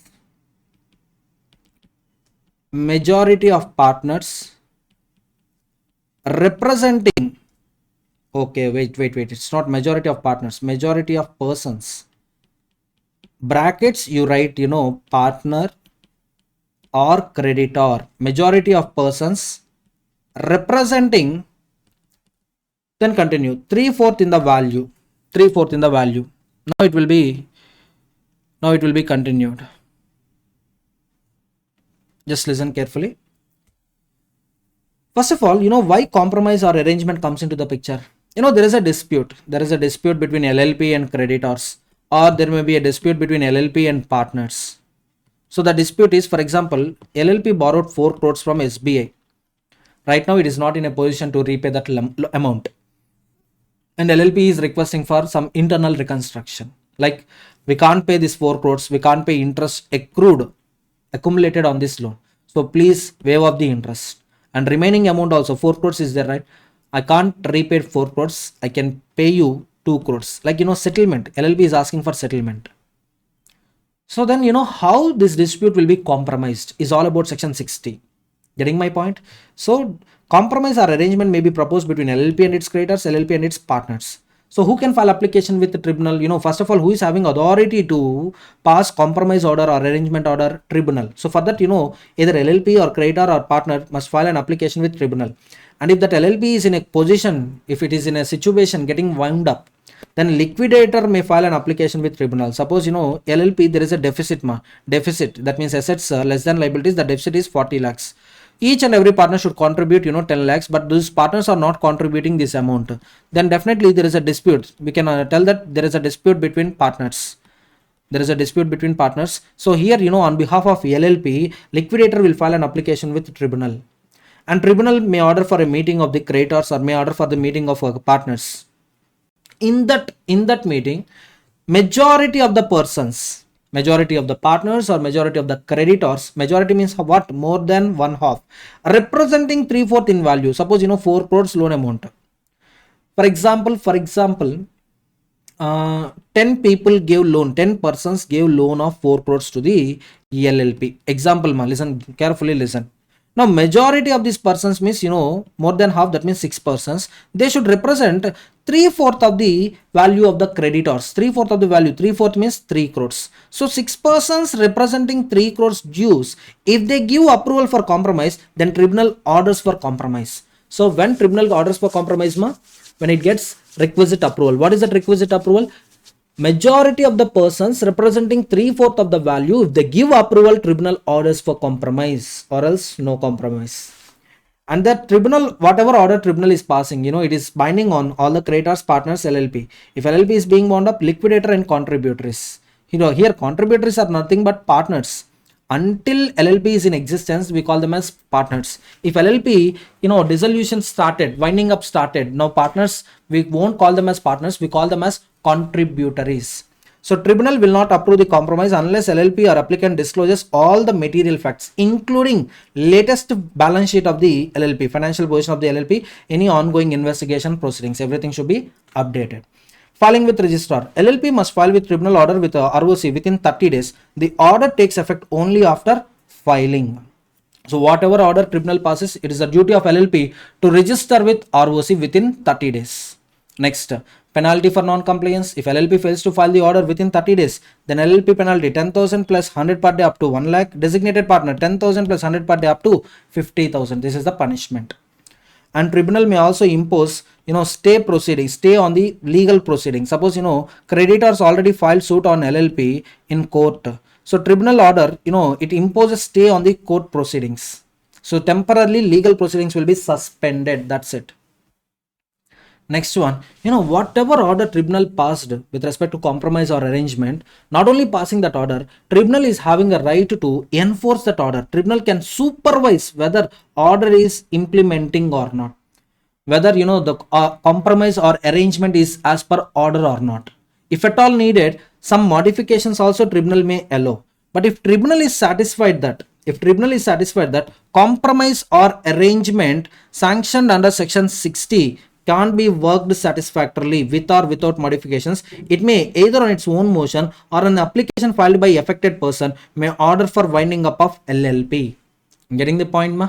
So if tribunal comes to a conclusion that compromise or arrangement sanctioned under 60 can't be worked either on its own motion or when an application is filed by the affected person, tribunal will order for winding up of the LLP. Next one, reconstruction or amalgamation of LLP. So that means one LLP acquires another LLP. So this LLP is getting sold to one LLP. If an application is made under section 60 for a compromise or arrangement, it is shown that proposal is for reconstruction of LLP or amalgamation of 2 or more LLPs. The properties, undertaking is nothing but property. Property liabilities of transferor LLP will be transferred to transferee LLP. Tribunal's order for implementation. Tribunal may provide for transfer of all or part of undertakings, properties, liabilities of the transferor LLP to transferee LLP. That means, for example, A LLP, B LLP. A LLP is acquiring B LLP. Now B is known as transferor, A is known as transferee. All the assets of transferor LLP will become assets of transferee LLP. And whatever pending proceedings are there against B LLP, all those pending proceedings will be shifted to transferee LLP. Either transferor LLP may be closed, dissolution may happen even without winding up because already all assets got transferred. No need of liquidation, directly order for dissolution. That LLP gets dissolved. Provision for dissenting persons based on tribunal directions and incidental, consequential, supplemental matters as and necessary, tribunal may pass it. Next one, conditions for amalgamation. Tribunal will not sanction the amalgamation under winding up unless registrar submits a report confirming that LLP affairs were not conducted prejudicial. Official liquidator examines LLP records and reports that affairs were not prejudicial. Simply, affairs are not having negative impact. So there is no negative impact on the partners, on the public. If this condition is satisfied, then tribunal may order for amalgamation. Suppose sometimes what happens, to avoid taxes, for tax evasion, simply to cheat creditors, they will merge one LLP with another LLP. Merger may happen, amalgamation may happen. So here, the clear-cut intention, the objective of amalgamation is to defraud creditors or to defraud government by avoiding taxes. So there, tribunal will not sanction amalgamation. Tribunal will not order for amalgamation. It will stop amalgamation. It will stop winding up. That's it. If an order directs transfer of property or liabilities, the property will vest in transferee LLP and liabilities will become those of the transferee LLP. The property will be free of any charge if order specifies that charge is to cease to have effect. Within 30 days of order, LLP must file a certified copy with the registrar for the registration. So whatever order passed by the tribunal, file a copy with ROC. If LLP fails to file the tribunal order within 30 days, then penalty. What is the penalty for LLP? 10,000 plus 100 per day up to 1 lakh for LLP. Designated partner 10,000 plus 100 per day up to 50,000. Next one, last attempt this point tested just one time. Just look at this point one time. Circumstances in which LLP may be wound up by tribunal. So tribunal is having tribunal is having a power to order for winding up of LLP. So when tribunal will pass such orders? When will tribunal pass such orders? In these 5 cases, tribunal may pass such orders. What are those cases? LLP itself decides to wound up by tribunal. LLP is filing application with tribunal. Come on, sir, liquidate us. Now tribunal may pass an order for winding up of LLP. Number of partners fall below 2 and LLP is carrying business operations more than 6 months. So from the 6 months, after 6 months from the date of reduction of partners, yes, LLP will be wind up by the tribunal order. LLP has acted against sovereignty, integrity of India, security of the state or public order. LLP is carrying activities which affects national security, national sovereignty. So it is creating some fake propaganda. It is creating disputes between two religion people, two community people. Getting my point? So in those cases also, tribunal may pass an order for winding up of LLP. If LLP fails to file financials, financial statements, nothing but, statement of account and solvency or annual return with ROC for 5 consecutive financial years. 5 consecutive financial years. If LLP fails to file accounts, annual returns, then tribunal is having a power to pass an order for winding up of LLP. And tribunal deems fit just and equitable. Suppose, there is a deadlock situation. Suppose there are 4 partners. 2 partners are in favor of proposal, 2 partners against to proposal, and there is no unity among these partners. In that case, what tribunal can do? Based on just and equitable grounds, tribunal may order for winding up of the LLP. Next one, yes, partner can do business with LLP, no problem. Partner can do business, can conduct business operations with LLP. A partner can earn profits with the transactions with LLP because LLP is a separate body corporate. It's a separate legal entity, correct? Next one, application of the provisions of Companies Act. To apply provisions of Companies Act to LLP, first of all, central government may prepare a draft bill which will be presented in both the houses of the parliament. A draft notification shall be laid before both the houses of the parliament for 30 days. Within that 30 days, if parliament give approval, then they can apply provisions of Companies Act to LLP. Suppose both the houses disapprove or modify the notification, then if they disapprove the notification, then central government cannot publish that notification. If they modify the notification, then that modified notification shall be applied. Modified notification shall be applied. Next one, payment of additional fees. All filing should be done within the prescribed period. Suppose if the due date is over, for the additional period, for the delay period, yes, ROC can collect additional fees from you. Next one, enhanced punishment. For repetition of offenses, repetitive offenses, you committed offense, I punished you. Again, you are committing same offense. In that case, imprisonment will be enforced as it is. Suppose imprisonment 2 years as it is, but fine can be increased to 2 times of the maximum fine. For repetitive offenses, for second or subsequent offenses, the fine will be enhanced penalty. The enhanced fine will be twice the original amount. For first offense, you paid 25,000, right? Maximum 25,000 you paid. Now for second offense, come on, pay 50,000. Imprisonment, same. Imprisonment, there is no change. Next, if your time is too good, you can get a question, 5 marks question asking differences between LLP and partnership, asking differences between LLP and company. Come on, remember some 10 points, write those 10 points, 5 marks in your hands. Just remember these bases, LLP Act, Partnership, Indian Partnership Act. LLP body corporate, partnership firm, not a body corporate. LLP is having separate legal entity, partnership no. Creation requires incorporation, but creation of partnership firm doesn't require registration. Registration is just voluntary, whereas LLP registration is mandatory. Perpetual succession is present in LLP, no perpetual succession in partnership. Name of LLP ends with limited liability partnership or LLP as suffix, but there is no such guidelines with respect to partnership. Liability of partners is limited to the extent of agreed contribution, whereas partnership liability unlimited. Mutual agency, here partner can bind LLP but not other partners, whereas here in partnership every partner can bind firm as well as other partners. Minimum 2 designated partners are required, here no designated partners. Common seal, here there is option is there, but here there is no such option. Common seal option is not there. Legal compliances, only DP are responsible, whereas partnership firm all partners are responsible. Annual filing of documents, only 2 documents, statement of accounts, annual returns, but here there is no such requirements. That's why I told you here transparency is not there, but here better transparency is there. Foreign partnership, foreign nationals can become partner in LLP, but foreign nationals cannot become partners in partnership. So this point remember, foreign nationals can be admitted as partners in LLP but cannot be admitted as partners in partnership. Minors cannot be admitted to the benefits of LLP, whereas minor can be admitted to the benefits of general partnership firms. Very simple. Next one, LLP versus limited liability company. LLP Act, Companies Act. Here, owners are partners, here owners are members. LLP, it's a governance is decided by LLP agreement or first schedule, but here MOA, AOA statute. Name ends with LLP, here name ends with limited or private limited. Minimum 2 partners required, maximum no limit. For private company, minimum 2 members, maximum 200 members. Public company, minimum 7 members, maximum no limit. Liability of the members, yes. Liability of the owners in case of LLP, limited to the agreed contribution. Here limited to the unpaid amount. Management is taken care by designated partners. Here management is taken care by board of directors.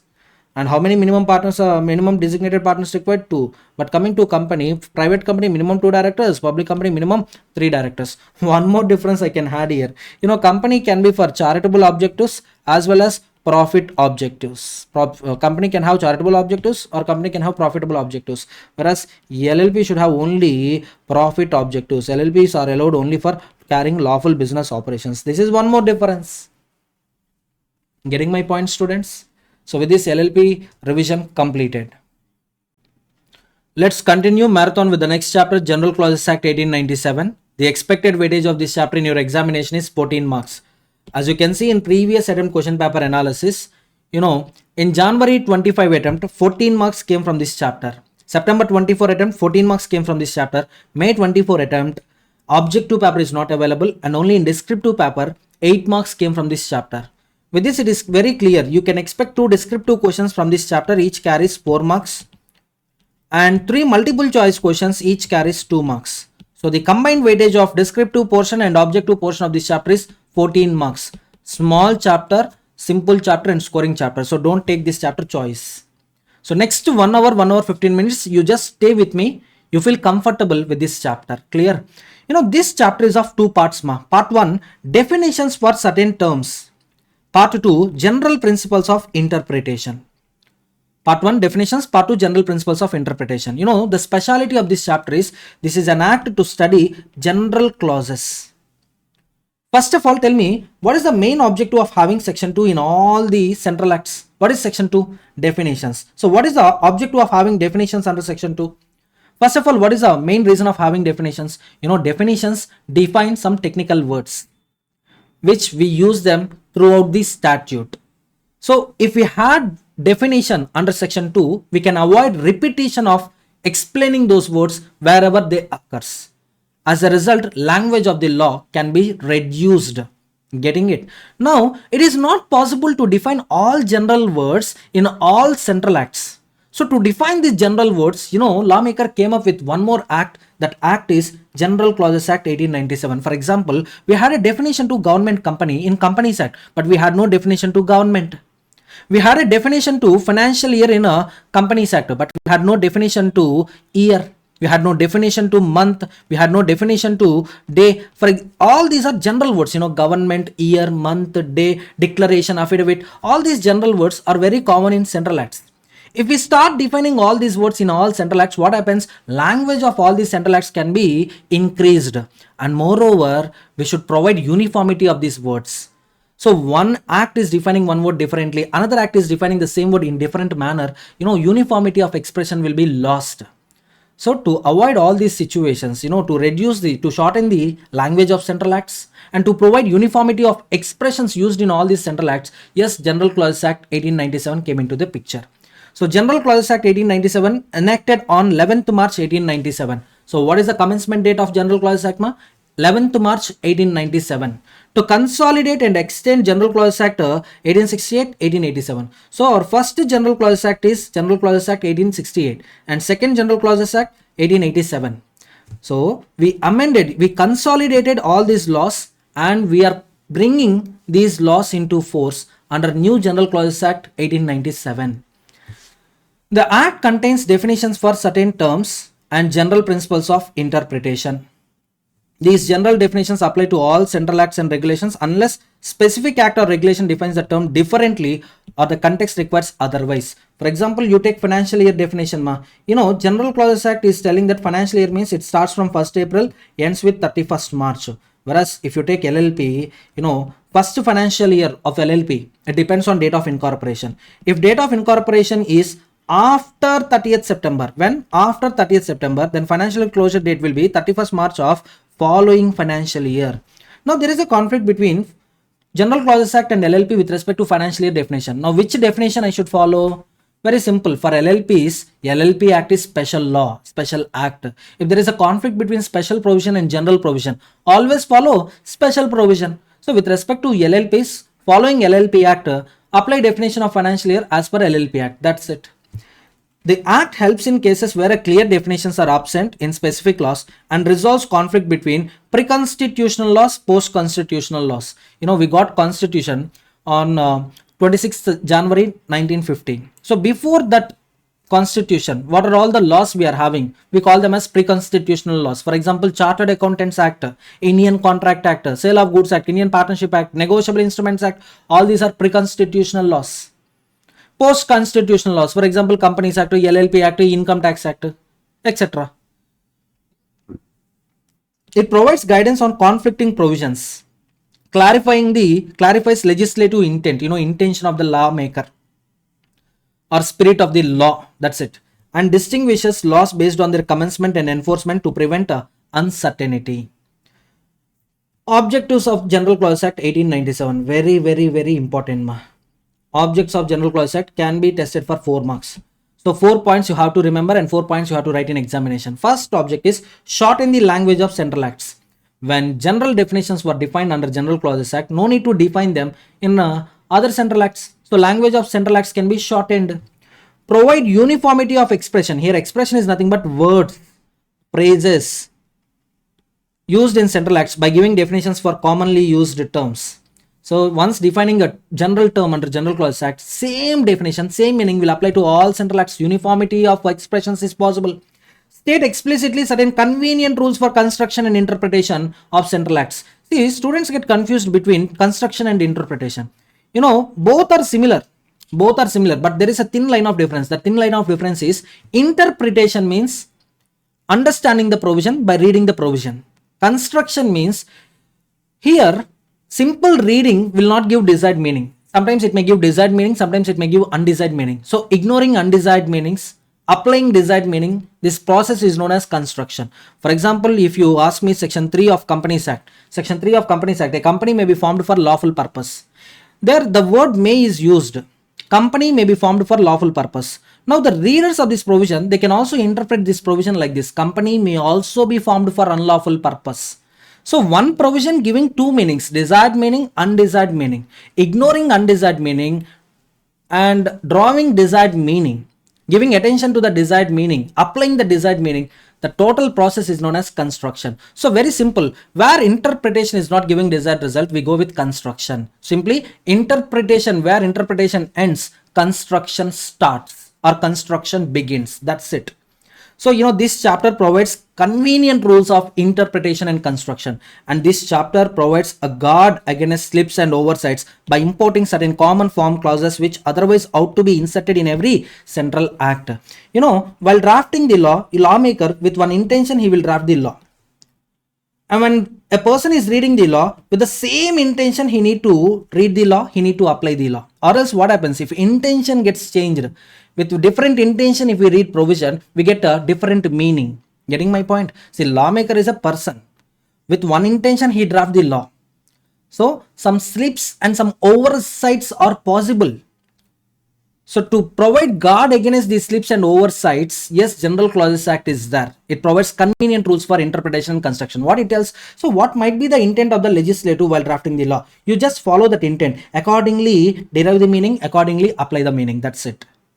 Purpose of the act. It consolidates various interpretation rules and legal principles into a single statute. Correct. All general principles of construction you will find under this chapter. This act eliminates unnecessary repetition in legal language. Any definition principles laid out in General Clauses Act automatically applies to all relevant central statutes, central acts. Next one, applicability of General Clauses Act. Remember, General Clauses Act will never have its own territorial extent. Its territorial extent depends on central acts. If central act is applicable to whole of India, then General Clauses Act with respect to that central act is applicable to whole of India. Suppose if central act is not applicable to particular region, particular state, then General Clauses Act with reference to central acts not applicable to that region or that states. Getting my point? Suppose to union territories, one act is not applicable. Now General Clauses Act with respect to that central act not applicable to union territories. That's it. Part of central acts. This act is considered part of every central act. If central act applies to a region, General Clauses Act will also apply for the interpretation of central acts to that region. Acts covered, central acts means what? Act of Indian Parliament. After Constitution, Act of Indian Parliament is central act. Before Constitution, but after independence. After independence, before Constitution, acts of Dominion Legislature. And before independence, acts passed before Constitution by Governor General in Council or Governor General acting in legislative capacity. Examples, if you want, Indian Parliament, Income Tax Act, you take LLP Act, you take Dominion Legislature Acts, you can take a Chartered Accountants Act, you can take a Banking Regulation Act. Next one, acts passed before Constitution, Governor General in Council, you can take Indian Contract Act, you can take this chapter only, General Clauses Act, you can also take Sale of Goods Act, Indian Partnership Act, etc. Next one, while interpreting the Constitution, if at all help is needed, you can also take help of General Clauses Act while interpreting the Constitution. Okay, na? Next one, basic understanding of the legislation. Preamble. Important. No guarantee that this point will come, but important topic. Preamble. What is the main theme of preamble? Why preamble is there? What is the reason of existence of preamble? You can see here. Preamble defines scope of the act, object of the act, purpose of the act. Scope, object and purpose of the act is there in preamble. Preamble is a primary source for understanding, interpreting the legislator intention behind the act. If a provision in the act is ambiguous, the preamble can be used to aid in its interpretation. For example, if you take Negotiable Instruments Act, the preamble is act to define and amend the law relating to promissory notes, bills of exchange, checks. Generally, negotiable instrument means, it's an instrument which is capable of creating rights and obligations on the parties thereto. If it is freely transferable, we call it as negotiable instrument. So now, looking at the word negotiable instrument, sometimes we get, we think that hundis. Next one, we think that, bill of lading, railway receipts. These are also known as, shares, warrant, bearer debenture. These will also become a negotiable instruments. But whether this act applicable to these bearer instruments? No. Why? Preamble, it is very clear. Preamble is telling that this act, which act? Negotiable Instrument Act is applicable only to the promissory notes, bills of exchange, checks. Similarly, Companies Act, this act is applicable only to the companies. So this act is not applicable to partnership firms, not applicable to sole proprietorship firms. Getting my point, everyone? So any provision in the act is ambiguous, then refer to preamble so that you will get an aid to interpretation. You can take a support of valid interpretation. Preamble is a part of enactment and can be legitimately used to interpret it. However, preamble cannot override the plain provisions of the act. However, it can be brought in as aid to construction if the statute's wording is unclear. Suppose section 464. Section 464, it talks about partnership forms.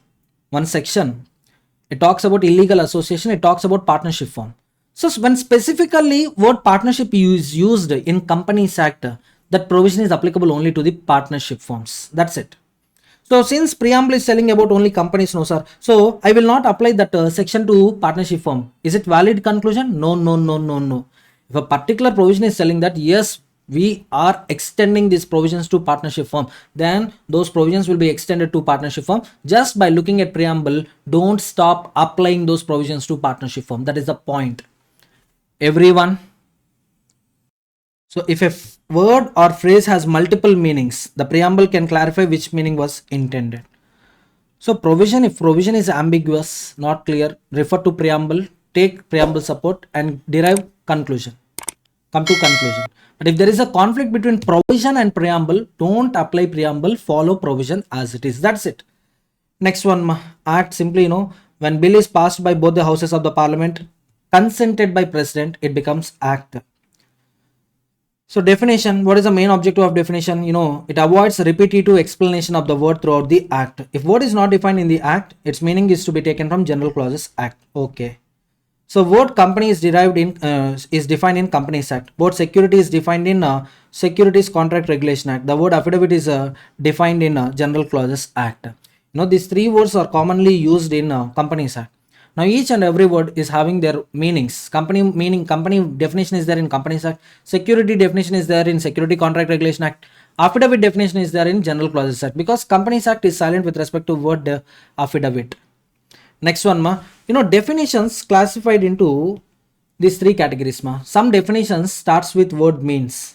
So those definitions are known as exhaustive definition. Exhaustive, complete, which exactly define a term without extending its meaning.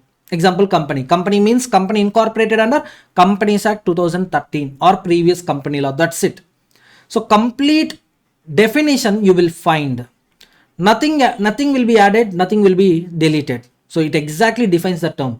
Includes, used in inclusive definitions which extend the meaning of a term beyond what is stated. Example, debenture. Debenture includes debenture stock, bonds, any instrument evidencing debt to the company. Remember, so here we are not defining the term. In fact, we are providing the list of items covered by this definition. And some definitions will have words means and includes, used when a definition is both exhaustive and inclusive. Example, share. Share means share in the share capital of the company and includes stock. Similarly, prospectus you take. Prospectus means any document described and issued as a prospectus, and also includes shell prospectus, red herring prospectus, deemed prospectus. Okay, so means and includes. Here also the scope of the definition is restrictive in nature, complete and restrictive. Apply to and include, extensive definitions indicating a broader meaning. Example, body corporate. Here also, body corporate, we are not defining the term body corporate. Body corporate includes company incorporated outside India. So here also we are providing list of items covered by the term. Is it clear? Next one, shall. It indicates mandatory. May indicates directory, optional. But sometimes these words, shall you have to interpret as may you have to interpret as a shall. For example, company may be formed for lawful purpose. Here the word may you have to understand it as shall. Company shall be formed for lawful purpose. Similarly, may, sometimes may can be interchanged as a shall. May as shall over. Shall as may also possible. For example, if you look at C&AG rights, audit and auditors, C&AG rights. C&AG shall exercise a right of supplementary audit within 60 days. So that means within 60 days, he is having a right to exercise, he is having a right to call for supplementary audit. Getting my point? So that doesn't mean compulsorily he should call for supplementary audit. No duty on him. But if he wants to call for supplementary audit, within 60 days only it is possible. So if you read word shall with right, shall, you have to consider it as may. In some cases, shall and may can be interpreted interchangeably depending on the legislative intent. Definitions. Act. Here act means negative act. Act was defined in negative manner. Simply, act refers to offense. Offense. It refers to offense or a civil wrong. Shall include a series of acts and words which refers to acts done extend to illegal omissions. For example, A caused Jed's death by beating him, neglecting to provide food. This includes both act and omission. Beating him is an act. Neglecting to provide food means omission, which is legal or illegal? Illegal omission. So illegal omissions and wrongful acts will come under the definition of act. See, all omissions need not be illegal, but if that omission is illegal, you are bound to do that act, but you are not doing that act. Now we call it as illegal omission. Getting my point, students? So all illegal omissions and all acts which are negative in nature, like offenses, civil wrongs, beating a person, kidnapping a person, threatening a person, all this comes under the definition of act. Next one, affidavit. Same definition for declaration, affirmation. Same declaration, same definition for oath to swear, declaration, affirmation. See, affidavit includes affirmation and declaration. See, here we are not defining the word affidavit. Here we are providing the items covered by the word affidavit. Includes, inclusive definition. Affidavit includes affirmation, declaration by those allowed to affirm, declare instead of swearing. Instead of swearing, right from morning onwards, you will make unnecessary promises. I swear, mother promise, I didn't do it. All these are not affidavits. But if you are allowed to do by the court or by the law, then the promise you are making, the confirmation, the affirmation, the declaration you are making, we call it as affidavit. So in court, suppose witness, before cross-examination of witness, we are taking a oath from that person. It is an affidavit. A person contesting for elections, he submit a document which is notarized by the notary public, which is which is attested by advocate. So that is an affidavit. Okay. So first of all, you must be allowed to confirm or declare, and accordingly you are making a declaration or affirmation. Then it is treated as affidavit.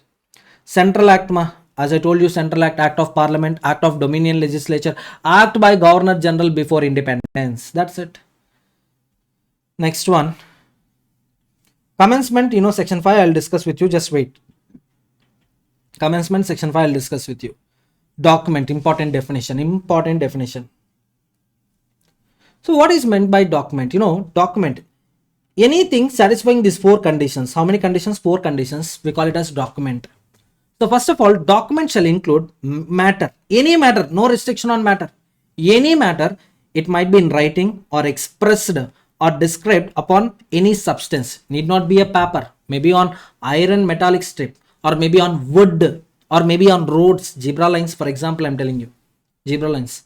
Okay, any substance is not a matter, matter is also not a matter, any substance, but it should be in writing, expressed or described by means of letters, figures, marks, or by more than one of those means which is intended to be used or which may be used for the purpose of recording this matter. Suppose, on the screen you can see this is a document. In your hands one book is there, that is a document, you are reading it. It is having a letters, figures, it is having some matter. Why you are reading it? For examination purpose you are reading it. That means you are using it right now, or you are having an intention to use it in future, which may be used or which is to be used, intended to be used right now, or which may be used in future. So simply, what happens, all these bar diagrams, pie charts, okay, statistical reports, all this comes under document, because there you can see figures, you can also see the marks. Getting my point? Your result card is also a document. It is a proof that you cleared CA inter examination, CA foundation examination, CA final examination. Okay, so books, files, hard copy, soft copy, everything, computer files also becomes document. No, document does not include currency notes. So currency note is also having, letters, figures, marks, so printing will take place. We use it, money, we use it. Getting it? So is it a document? Actually, it is a document by applying these 4 conditions, but they clearly mentioned that document excludes currency notes. Therefore, currency note is not treated as document according to General Clauses Act 1897. Enactment, it simply means, rules, regulations, provisions, sections, subsections, everything. Act is also one enactment. Provision in act is also enactment. Section in act is an enactment. Rules made under act are also treated as enactment. Through enactment only, laws comes into the force. Financial year, as I told you, 1st day of April to 31st March. Year means 1st January to 31st December. Good faith. If time is not good, this point can be tested in the examination. First of all, as per General Clause Act, good faith means doing things honestly. Whether the person doing act is negligent or not a matter. Negligency, carelessness is not a matter. If he is doing the things honestly, yes, he is said to be in good faith. But the problem is, as per Indian Contract Act, we are not applying this definition. Here, the person should be more cautious. The person should be not negligent. If he is negligent, that's it. If he is negligent, that's it. Good faith is not applicable to him. Next one, government includes both central government, state governments. Government securities means securities issued by CG or SG. So wherever you see the word government, government refers to central government as well as state government. Government securities means securities issued by CG, ESG. Next, immovable property, important definition. Important definition. 4 things you have to remember. Land is an immovable property. First of all, this is an inclusive definition. This is not exhaustive definition, this is inclusive definition. Immovable property includes land. Benefits arising from land, crops, fruits, vegetables, everything. Until you separate them from the land, all these are treated as immovable property only. So once you separate crops, once you cut trees, once you separate fruits and vegetables, they become movable properties. But until separation, they are treated as immovable properties. Things attached to the earth, for example, buildings. Permanently fastened to something attached to the earth, buildings, and AC. Next one, furniture and fittings, if fixed to the building, like windows, doors. Once you fix it, that's it. Only with the demolition you can separate them. Until demolition, they will be treated as immovable property only.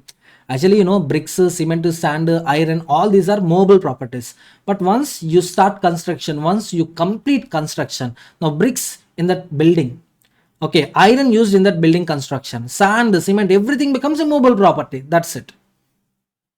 Next one, trees are immovable property as they are rooted in the earth. Okay, right of way is immovable property. Right of way means, for example, this is a land, this is a land. This portion belongs to A, and this is also one more land. This is also one more land. Here also land is there. Okay, now so this land belongs to A, this land belongs to B. For entering into B's premises, there is no way. Actually, there is no way. All sides, buildings are there. So that's why, B requested A, you just give me some space to enter into my premises. A allowed, okay. So this is a path to enter into your premises. And for this path, I will charge you some rent.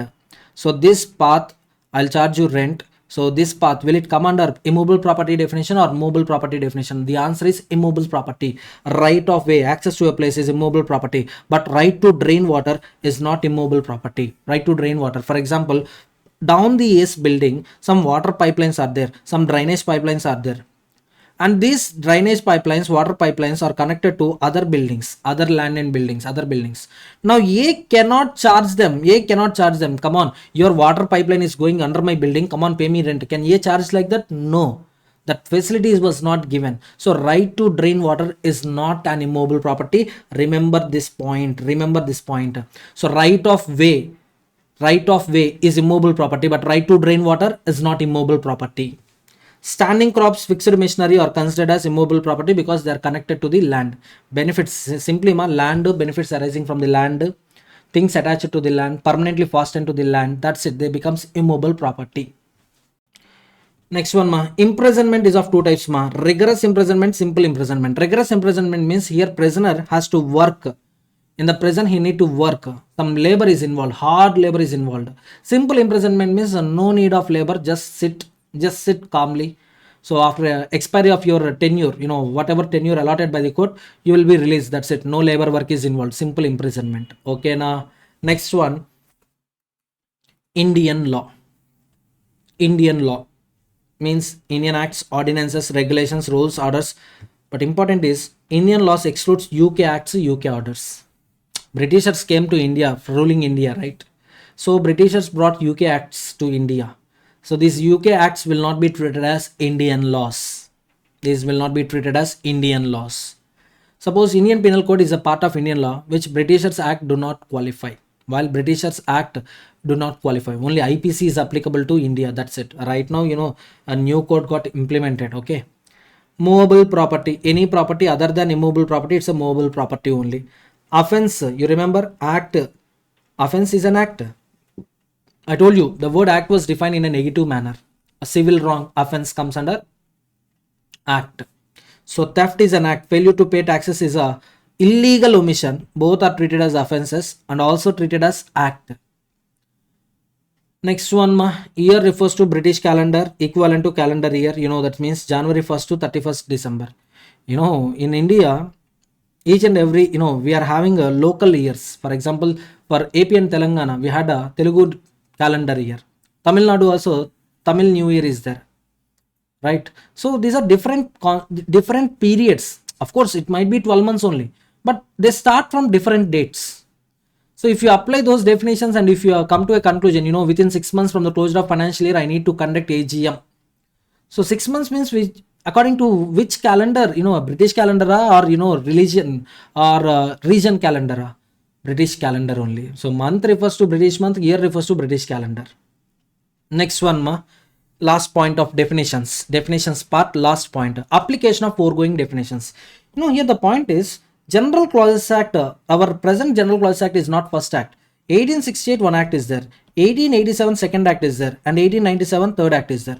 Some definitions were defined here. For example, some X number of definitions were defined, and Y number of definitions are defined under second General Clauses Act, and Z number of definitions are defined under General Clauses Act 1897. Now the point is, even though General Clauses Act 1868, 1887 got repealed, but this X number of definitions, Y number of definitions will be in force not with effect from 11th March 1897 but from respective dates. For example, these definitions, affidavit, immovable property, imprisonment, month, movable property, oath to person section, these definitions will have validity from 3rd January 1868.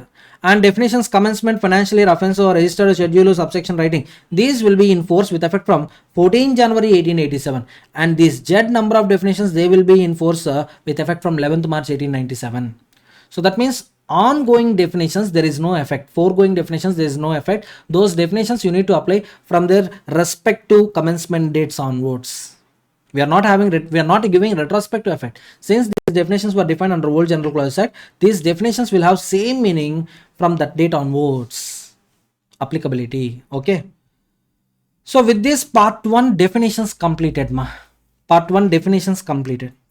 Now part 2, general rules of construction. So starting with section 5, coming into operation of enactment. As I told you, from part 1 definitions, you can expect one question. Part 2, general rules of construction, you can expect another question. Okay. So section 5 is coming into operation of the enactment. When a provision or when an act comes into the force is all about section 5. If any date is specified in the official gazette, then that enactment comes into force from that specified date. If no date is specified in the official gazette, then that enactment comes into force on the day it receives President consent or Governor General consent. With respect to pre-constitutional laws, we use word Governor General. Post-constitutional laws, President. Okay, now getting my point. See, coming into operation means what? Coming into force. From that date onwards, we need to combine those rules. For example, from 1st June 2025 onwards, a person driving without helmet will be punished with a 10,000 rupees fine. What is the commencement date of the rule? 1st June 2025. So coming into operation, coming into force means simply from which date onwards it is coming into force. If date is specified, then the specified date. If no date is specified, then it comes into the force on the day it receives President consent or Governor General consent. And also time is important. Time is generally day begins at 12 o'clock night. Midnight 12 o'clock day starts. So from that time onwards, act comes into the force. Come on, tell me. If no date is specified, then from which date onwards act comes into the force? Enactment comes into the force. From the date it receives President consent or Governor General consent. If date is specified, then specified date. Presumption against retrospectivity. So generally, if nothing is mentioned, all laws are having prospective effect. That means from specific date onwards, from now onwards, to future. Prospective means from this point onwards. Retrospective means backward point of view. Standing on 1st June 2025, for example, standing on 1st June 2025, if I'm making laws telling that these laws will apply from 1st January 2025, this is said to be retrospective effect. Prospective means from the date specified onwards. Retrospective means back date onwards. Retrospective effect is generally invalid, but it is valid only if it was mentioned specifically in the act. So in the act, they need to specifically mention from which date onwards this act is applicable and what is the logic, what is the reason. Getting my point, students? Everyone, in income tax, you can see first proposal will be done in parliament. Later the act will be approved. But the point is, from the proposal date onwards, they will apply the provisions. Getting my point? Tax laws are generally prospective unless specifically mentioned as retrospective. Section 6, effect of repeal. Many students, majority of the students after reading section 6, they will ignore general clauses act. Trust me, this is for sure. After reading section 6, many will ignore general clauses act chapter. That much difficulty is there in this section, they think, but it is not difficult. Let me simplify it. Repeal means complete deletion of this statute. It's not partial deletion, it's not partial omission. Not deletion, complete, completely that law we are abolishing. As if the law never came into picture. We give treatment that act is no more, not in existence at all. But repeal shall not have following impacts. Repeal shall not have following effects. This is very important. 5 points, can be tested for 4 marks. Very, very important. Very, very important.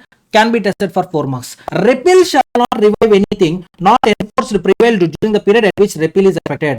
For example, our Companies Act 2013 is there, correct? Before that we had a Companies Act 1956. Is it clear? Suppose government want to bring new Companies Act 2025. That's why the repeal Companies Act 2013. Example. On repeal of Companies Act 2013, don't come to the conclusion that Companies Act 1956 will prevail. No. Previous provisions which are not enforced will not get revived. See, Companies Act 2013 came by repealing Companies Act 1956, correct? If I repeal Companies Act 2013, don't take assumption that Companies Act 1956 will prevail. No. It shall not revive previous laws. It shall not affect previous operation of enactments so repealed or anything duly done suffered there under. For example, under Companies Act 1956 also, companies required to file annual returns. For example, for 2011-12, companies didn't file annual return.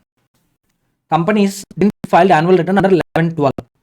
Meanwhile, Companies Act 1956 got repealed. That doesn't mean company is exempted from filing annual returns for 11-12. Company is still able to file annual return for financial year 11-12. It shall not affect previous operation of provisions. It shall not affect rights, privileges, obligations, liabilities acquired, accrued, incurred under the enactment. Suppose under Old Act I accept deposits from you for 3 years. Meanwhile, Old Act got repealed, New Act came into the picture. That doesn't mean my liability towards you zero. Your right on me zero. No. My liability will be continued. Your right will be continued. Even though Old Act got repealed, I am liable to you the deposit amount. You are having right on me regarding the deposit amount. Repeal shall not affect any penalty, forfeiture, punishment incurred in respect of any offence committed against any enactment so repealed. Suppose you committed crime under Companies Act 1956, you were sent to jail for 10 years. After 4 years of jail period, Old Companies Act got repealed. So now can I come outside for balance 6 years? Can I come outside because Old Act got repealed? No, sir. No. Punishments, forfeiture, penalties will still go on. Repeal shall not affect any inquiry, litigation, remedy with regard to such claim, privilege, debt, responsibility or any inquiry litigations. So ongoing legal proceedings will not be suspended. Even though Old Act got repealed, ongoing legal proceedings will not be suspended. They can be resumed. Suppose such computers, Sahara Group of Industries, they noticed, department noticed some small loopholes, some scams in these companies. Meanwhile, old companies that got repealed, new companies that came. Doesn't mean all ongoing legal proceedings should be stopped immediately. No, they will be continued. 5 points. It will not revive previous laws. It will not affect previous operations. It will not affect rights, obligations. It will not affect affect any penalty punishments. It will not affect any inquiry, litigations, remedies. That's it. Next one, repeal of act making textual amendment. If any central act or regulation repeals any act that made amendments to another law, those amendments still remain valid. 6A, section 6A. Observe carefully. Central act or regulation repeals any enactment that made amendments to another law. Those amendments still remain valid. For example, Tax Amendment Act is repealed. The tax rates amended by it still apply. For example, Income Tax Act came in the year 1961. It came into force 1962. Okay, fine. So Income Tax Act 1961. In the year 2024, we modified some rates through Finance Act. For example, Finance Act 2024. Later, we repealed this act. We brought new act. If new act is silent with respect to tax rates, then you can still apply repealed act tax rates. Repealed act tax rates unless different intention appears. Suppose new act which came in the place of repealed act, it is providing new rates, it is giving new exemptions, new deductions, new set of carry forward provisions, then follow them. But if new act in the place of repealed act is silent, then repealed act provisions will apply. So Finance Act 2024, which made amendments to Income Tax Act 1961, will still survive even this act got repealed unless different intention appears. Revival of repealed enactments. Suppose you deleted, you permanently abolished one law, but once again you want to bring that law into the picture. You want to revive it. In that case, you need to disclose the reasons. What is the purpose? Why you are bringing the repealed acts into the picture? Why you are reviving the repealed enactment? You have to disclose it expressly. Next one, construction of reference to the repealed enactments. Construction, understanding, references, sections. For example, Income Tax Act is giving reference to Companies Act 1956 with respect to calculation of book profits. When Companies Act 1956 got abolished or repealed, when Companies Act 1956 got repealed, that doesn't mean Income Tax Act 1961 this provision getting repealed. This is one more point you can see here also. With respect to second point also, you can apply same logic. Listen carefully. Income Tax Act is giving reference to Companies Act for calculation of book profits. Suppose if Companies Act 1956 got repealed, that doesn't mean 115 JB of Income Tax Act also gets repealed. No, 115 JB is still continued, but you have to take reference of new act, which is Companies Act 2013. Getting my point? So if you are making any amendment, if enactment is getting repealed, so wherever references were used, those laws where references are there, those laws are still in revival. Those laws are still in force only. They won't come to an end. They are still in force only. And repeal enactments references will be updated to the latest acts. Unless otherwise or unless different intention appears, repeal enactments references shall be automatically updated to latest enactments, latest acts. Next one, simple sections, section 9, commencement and termination of time. When you are calculating the time period, first date shall always be excluded, last date shall always be included. For example, company declares dividend 30th September 2025. It must be paid within 30 days. So now 30 days start date is 1st October, not 30th September. 1st October onwards calculation will start till 30th October. So 30th October is the last date for payment of dividends. Computation of time. If you remember section 48, descending shareholders, 48 of Companies Act, section 48 of Companies Act. Descending shareholders have to file a petition with NCLT within 21 days of variation. Suppose if the 21st day is holiday, court holiday or tribunal holiday, then don't worry. You can file a petition the next working day. If court or office is closed on the day, last day of the prescribed period, the act or proceeding shall be considered as done or taken into time if it is done on the next day afterwards on which court or office is open. That means next working day. Measurement of distances. Capital gains. identification of agriculture lands, rural agriculture land, urban agriculture land. You remember certain distance was given, 2 kilometers based on population, 2 kilometers, 8 kilometers, some distances were given. Now, how to calculate this distance? You know, from municipality, your land is located here. How to calculate distance between these two places? Can I calculate place, can I calculate distance like this, like this? Yes. No. You have to calculate distance like this. Horizontal, straight line on a horizontal plane. So this is the distance between these two places. That's it. It's not a road map. It's not a road route. It's not a road distance. It's a straight line on a horizontal plane distance. Next one, pro rata in enactments. Very simple example, pro rata dividends or GST taxes you take. For example, for 100 grams of gold, you need to pay 30,000 as GST. If it is 150 grams, then you have to pay 45k. If it is 50 grams, you need to pay 15k. Proportionately, I am calculating proportionately. So duty to be taken pro rata in enactments. Example, you can see dividends. For every one share, dividend is 2 rupees. Example. Now, if person is holding 10 shares, you get 20 rupees dividend. Person is holding 1 million shares, we get 2 million rupees as dividend. That's it. Gender and number.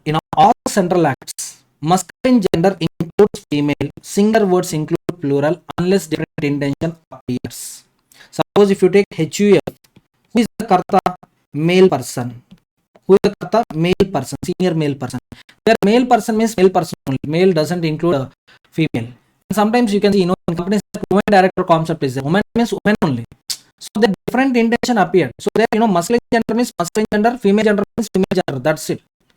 Next one, singular words include plural words. Suppose, officer in default will get punishment. Suppose there are 2 officers who committed default. Now, officer in default, this officer, singular word includes plural. That means how many people committed mistake. All those people will get punishment. Getting my point? Everyone. But sometimes, singular word should be used as singular word only. Singular word interpretation you have to take as singular word only. Example, sir. Previous year income, I need to pay tax in the current year. Previous year income, I need to pay tax in the current assessment year. The previous year means previous year only. It's not previous years. It's not 5 previous years. It's not 10 previous years. Okay. Previous year. Singular means singular only. Getting my point? The next one, powers and functionaries, section 14 to section 19. If a power is conferred by any central act, it may be exercised repeatedly as needed unless stated otherwise. Suppose you take small company definition or small LLP definition. Power is given to the central government to increase the limits. Contribution, share capital, turnover. So central government can use this power from time to time. There is no restriction on usage of this power. Only one time in a year, one time in a month. There is no such restriction. If you want, you can use it. The powers can be exercised repeatedly as and when needed. Power to appoint includes power to appoint ex officio. Suppose IEPF authority is there. I can name IEPF authority chairperson using his name, Mr. Ravi.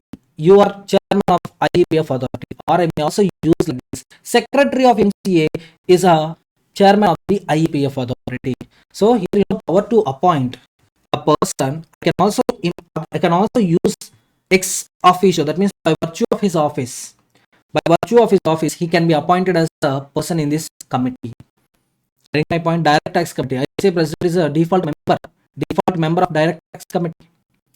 So how naming is done, how appointment is done? Through his name, through ex officio. Through ex officio. So power to appoint also includes power to appoint ex officio. Next one, power to appoint includes power to suspend, power to dismiss. 2 times question came on this. In any partnership deed or MOA or LLP agreement, suppose there is a point that designated partner can appoint employees. With respect to suspension, dismiss, there is no point in the LLP agreement. There is no point in AOA. There is no point in partnership deed. But that doesn't mean they had no power to suspend, they had no power to dismiss. So power to appoint includes power to suspend, power to dismiss. If I am having authority to appoint you, I can remove you. That's it. Substitution of functionaries. For the purpose of indicating application of a law to every person, number of persons for the time being executing the functions of an office, it should be sufficient to mention official title of the officer at present executing the functions or that of the officer by whom functions are commonly executed. For example, you take ROC. For getting certificate of incorporation, we need to file in documents with ROC. Suppose Mr. Ramu is a registrar. So here we can use the word Ramu, file documents with Mr. Ramu, or file documents with ROC. So we may use official title of the officer. Sometimes, managing director of the company. So we can give reference like this. Reliance Industries Limited, managing director, or Mr. Mukesh Dhirubhai Ambani. Both are same. So we use functionaries. We can substitute functionaries with their title names. We can call them with names, or we can also mention official title of the officer. It shall be sufficient to mention official title of the officer. Even if observe, you can see in Companies Act also, for non-maintenance of books of accounts, MD, CFO, finance, full-time director finance, CFO will get punishment. There, we are substituting functionaries with official titles. So now the person who is in charge of the designation, who is having the designation will get punishment. Successors, for purpose of indicating relation of a law to the successor of any functionaries or corporations having perpetual succession, it shall be sufficient to express its relation to the functionaries or corporations. Suppose, MD is having, for example, 10 powers. Right now, Mr. A is MD. A resigned, or A retired, or A died, or A became insolvent, B became managing director. Automatically, all these 10 powers, B can exercise. That's it. Successors will also get same powers. That's it. Official chiefs and subordinates. A law related to the chief officer shall apply to deputy subordinates when the chief officer is absent. Suppose if ROC is there, ROC will issue certificate of incorporation. ROC is not there, then deputy ROC, additional ROC, or assistant ROC, they can execute the functions of ROC in the absence of ROC. Clear? Next one. Construction of orders issued under enactments. Any notification, circulars, orders, schemes issued under any act, the expressions used in them shall have respect to meaning of the act unless otherwise specified. Suppose the word company is defined in Companies Act 2013, and the same word company is not defined in Companies Amendment Act 2015, not used in Companies Amendment Act 2017, not used in Companies Amendment Act 2020. Imagine 2019 or 2020. Sorry. 2019, for example. So, on all these amendment acts, wherever the word company is used, if not explained, if not defined the word company, then you adopt same meaning that is there in original act. Time to time, central government is issuing rules. For example, small company, they are increasing the limits, issued a rule. So, they didn't define the word small company. Now come back to original act. As per original act, small company means it's a company other than public company. Same meaning will apply. Respect to meaning in the act will apply unless otherwise specified. Power to issue, amend, vary, resign notifications. Power to issue rules also includes modifying, varying, resigning them in the same manner. Making rules, bylaws before enactment comes into the force. Listen carefully. Rules framed before an act is enforced, remain valid and preparatory to its implementation. Only when provision got enacted, when provision comes into the force, then only the rules, bylaws with respect to provisions comes into the force. If a central act regulation is passed but does not come into force immediately, any power granted under it, make rules, issue orders, establish courts, and appoint officials can be exercised right after the act is passed. However, these rules or orders will only take effect when act or regulation officially begins. Suppose NFRA, for example, you take NFRA. Section 132 was there in Companies Act 2013, but it was not notified. It was notified later, in the year 2018. Up to that point, NFRA cannot exercise its powers. Once it gets notified in the official gazette, then only NFRA can exercise its functions, NFRA can exercise its powers, NFRA should fulfill its duties. Until then, the provisions are there, but they will not have any validity. They will not, no need to apply those provisions. Provisions for making rules, bylaws after previous publication. Suppose, Companies Act 2013 was enacted. Rules were framed in the year 2014. Many chapters rules were framed in the year 2014. Now, what is the procedure for making these rules after enactment of Companies Act? That is a point. First prepare a draft, publish the draft. Affected people will make some recommendations. Affected people. And you have to specify them, starting date of this draft, starting date, commencement date of this draft. The rule making authority, along with any required approving authority, must review the objections, suggestions, recommendations received before the specified date. And authority may consider them or authority may ignore them. So once those rules got published in official gazette, those rules bylaws is considered legally valid and properly made. The process of making, even though some legal lapses are there, but still they're said to be valid only. They're said to be valid. They're conclusive in nature. You need to follow them. That's it. And there is no compulsion on the authority to consider objections raised by the people, to consider suggestions raised by the people. Just recommendatory in nature, not mandatory. Next one, continuation of orders, etc. issued under repealed acts, repealed enactments, repealed laws. Now, for example, Companies Act 1956 got repealed. In that place, Companies Act 2013 came, but this Companies Act 2013 didn't came on a single day. First, some 98 sections were notified on 13th September. 180 plus sections were notified on 1st April. Winding up related provisions were notified later. So the rules related to winding up, until Companies Act 2013 notifies them, until under Companies Act 2013 provisions related to winding up get notified, until that point, rules made under Companies Act 1956 are applicable. Sir, Companies Act 1956 already repealed, sir. Correct.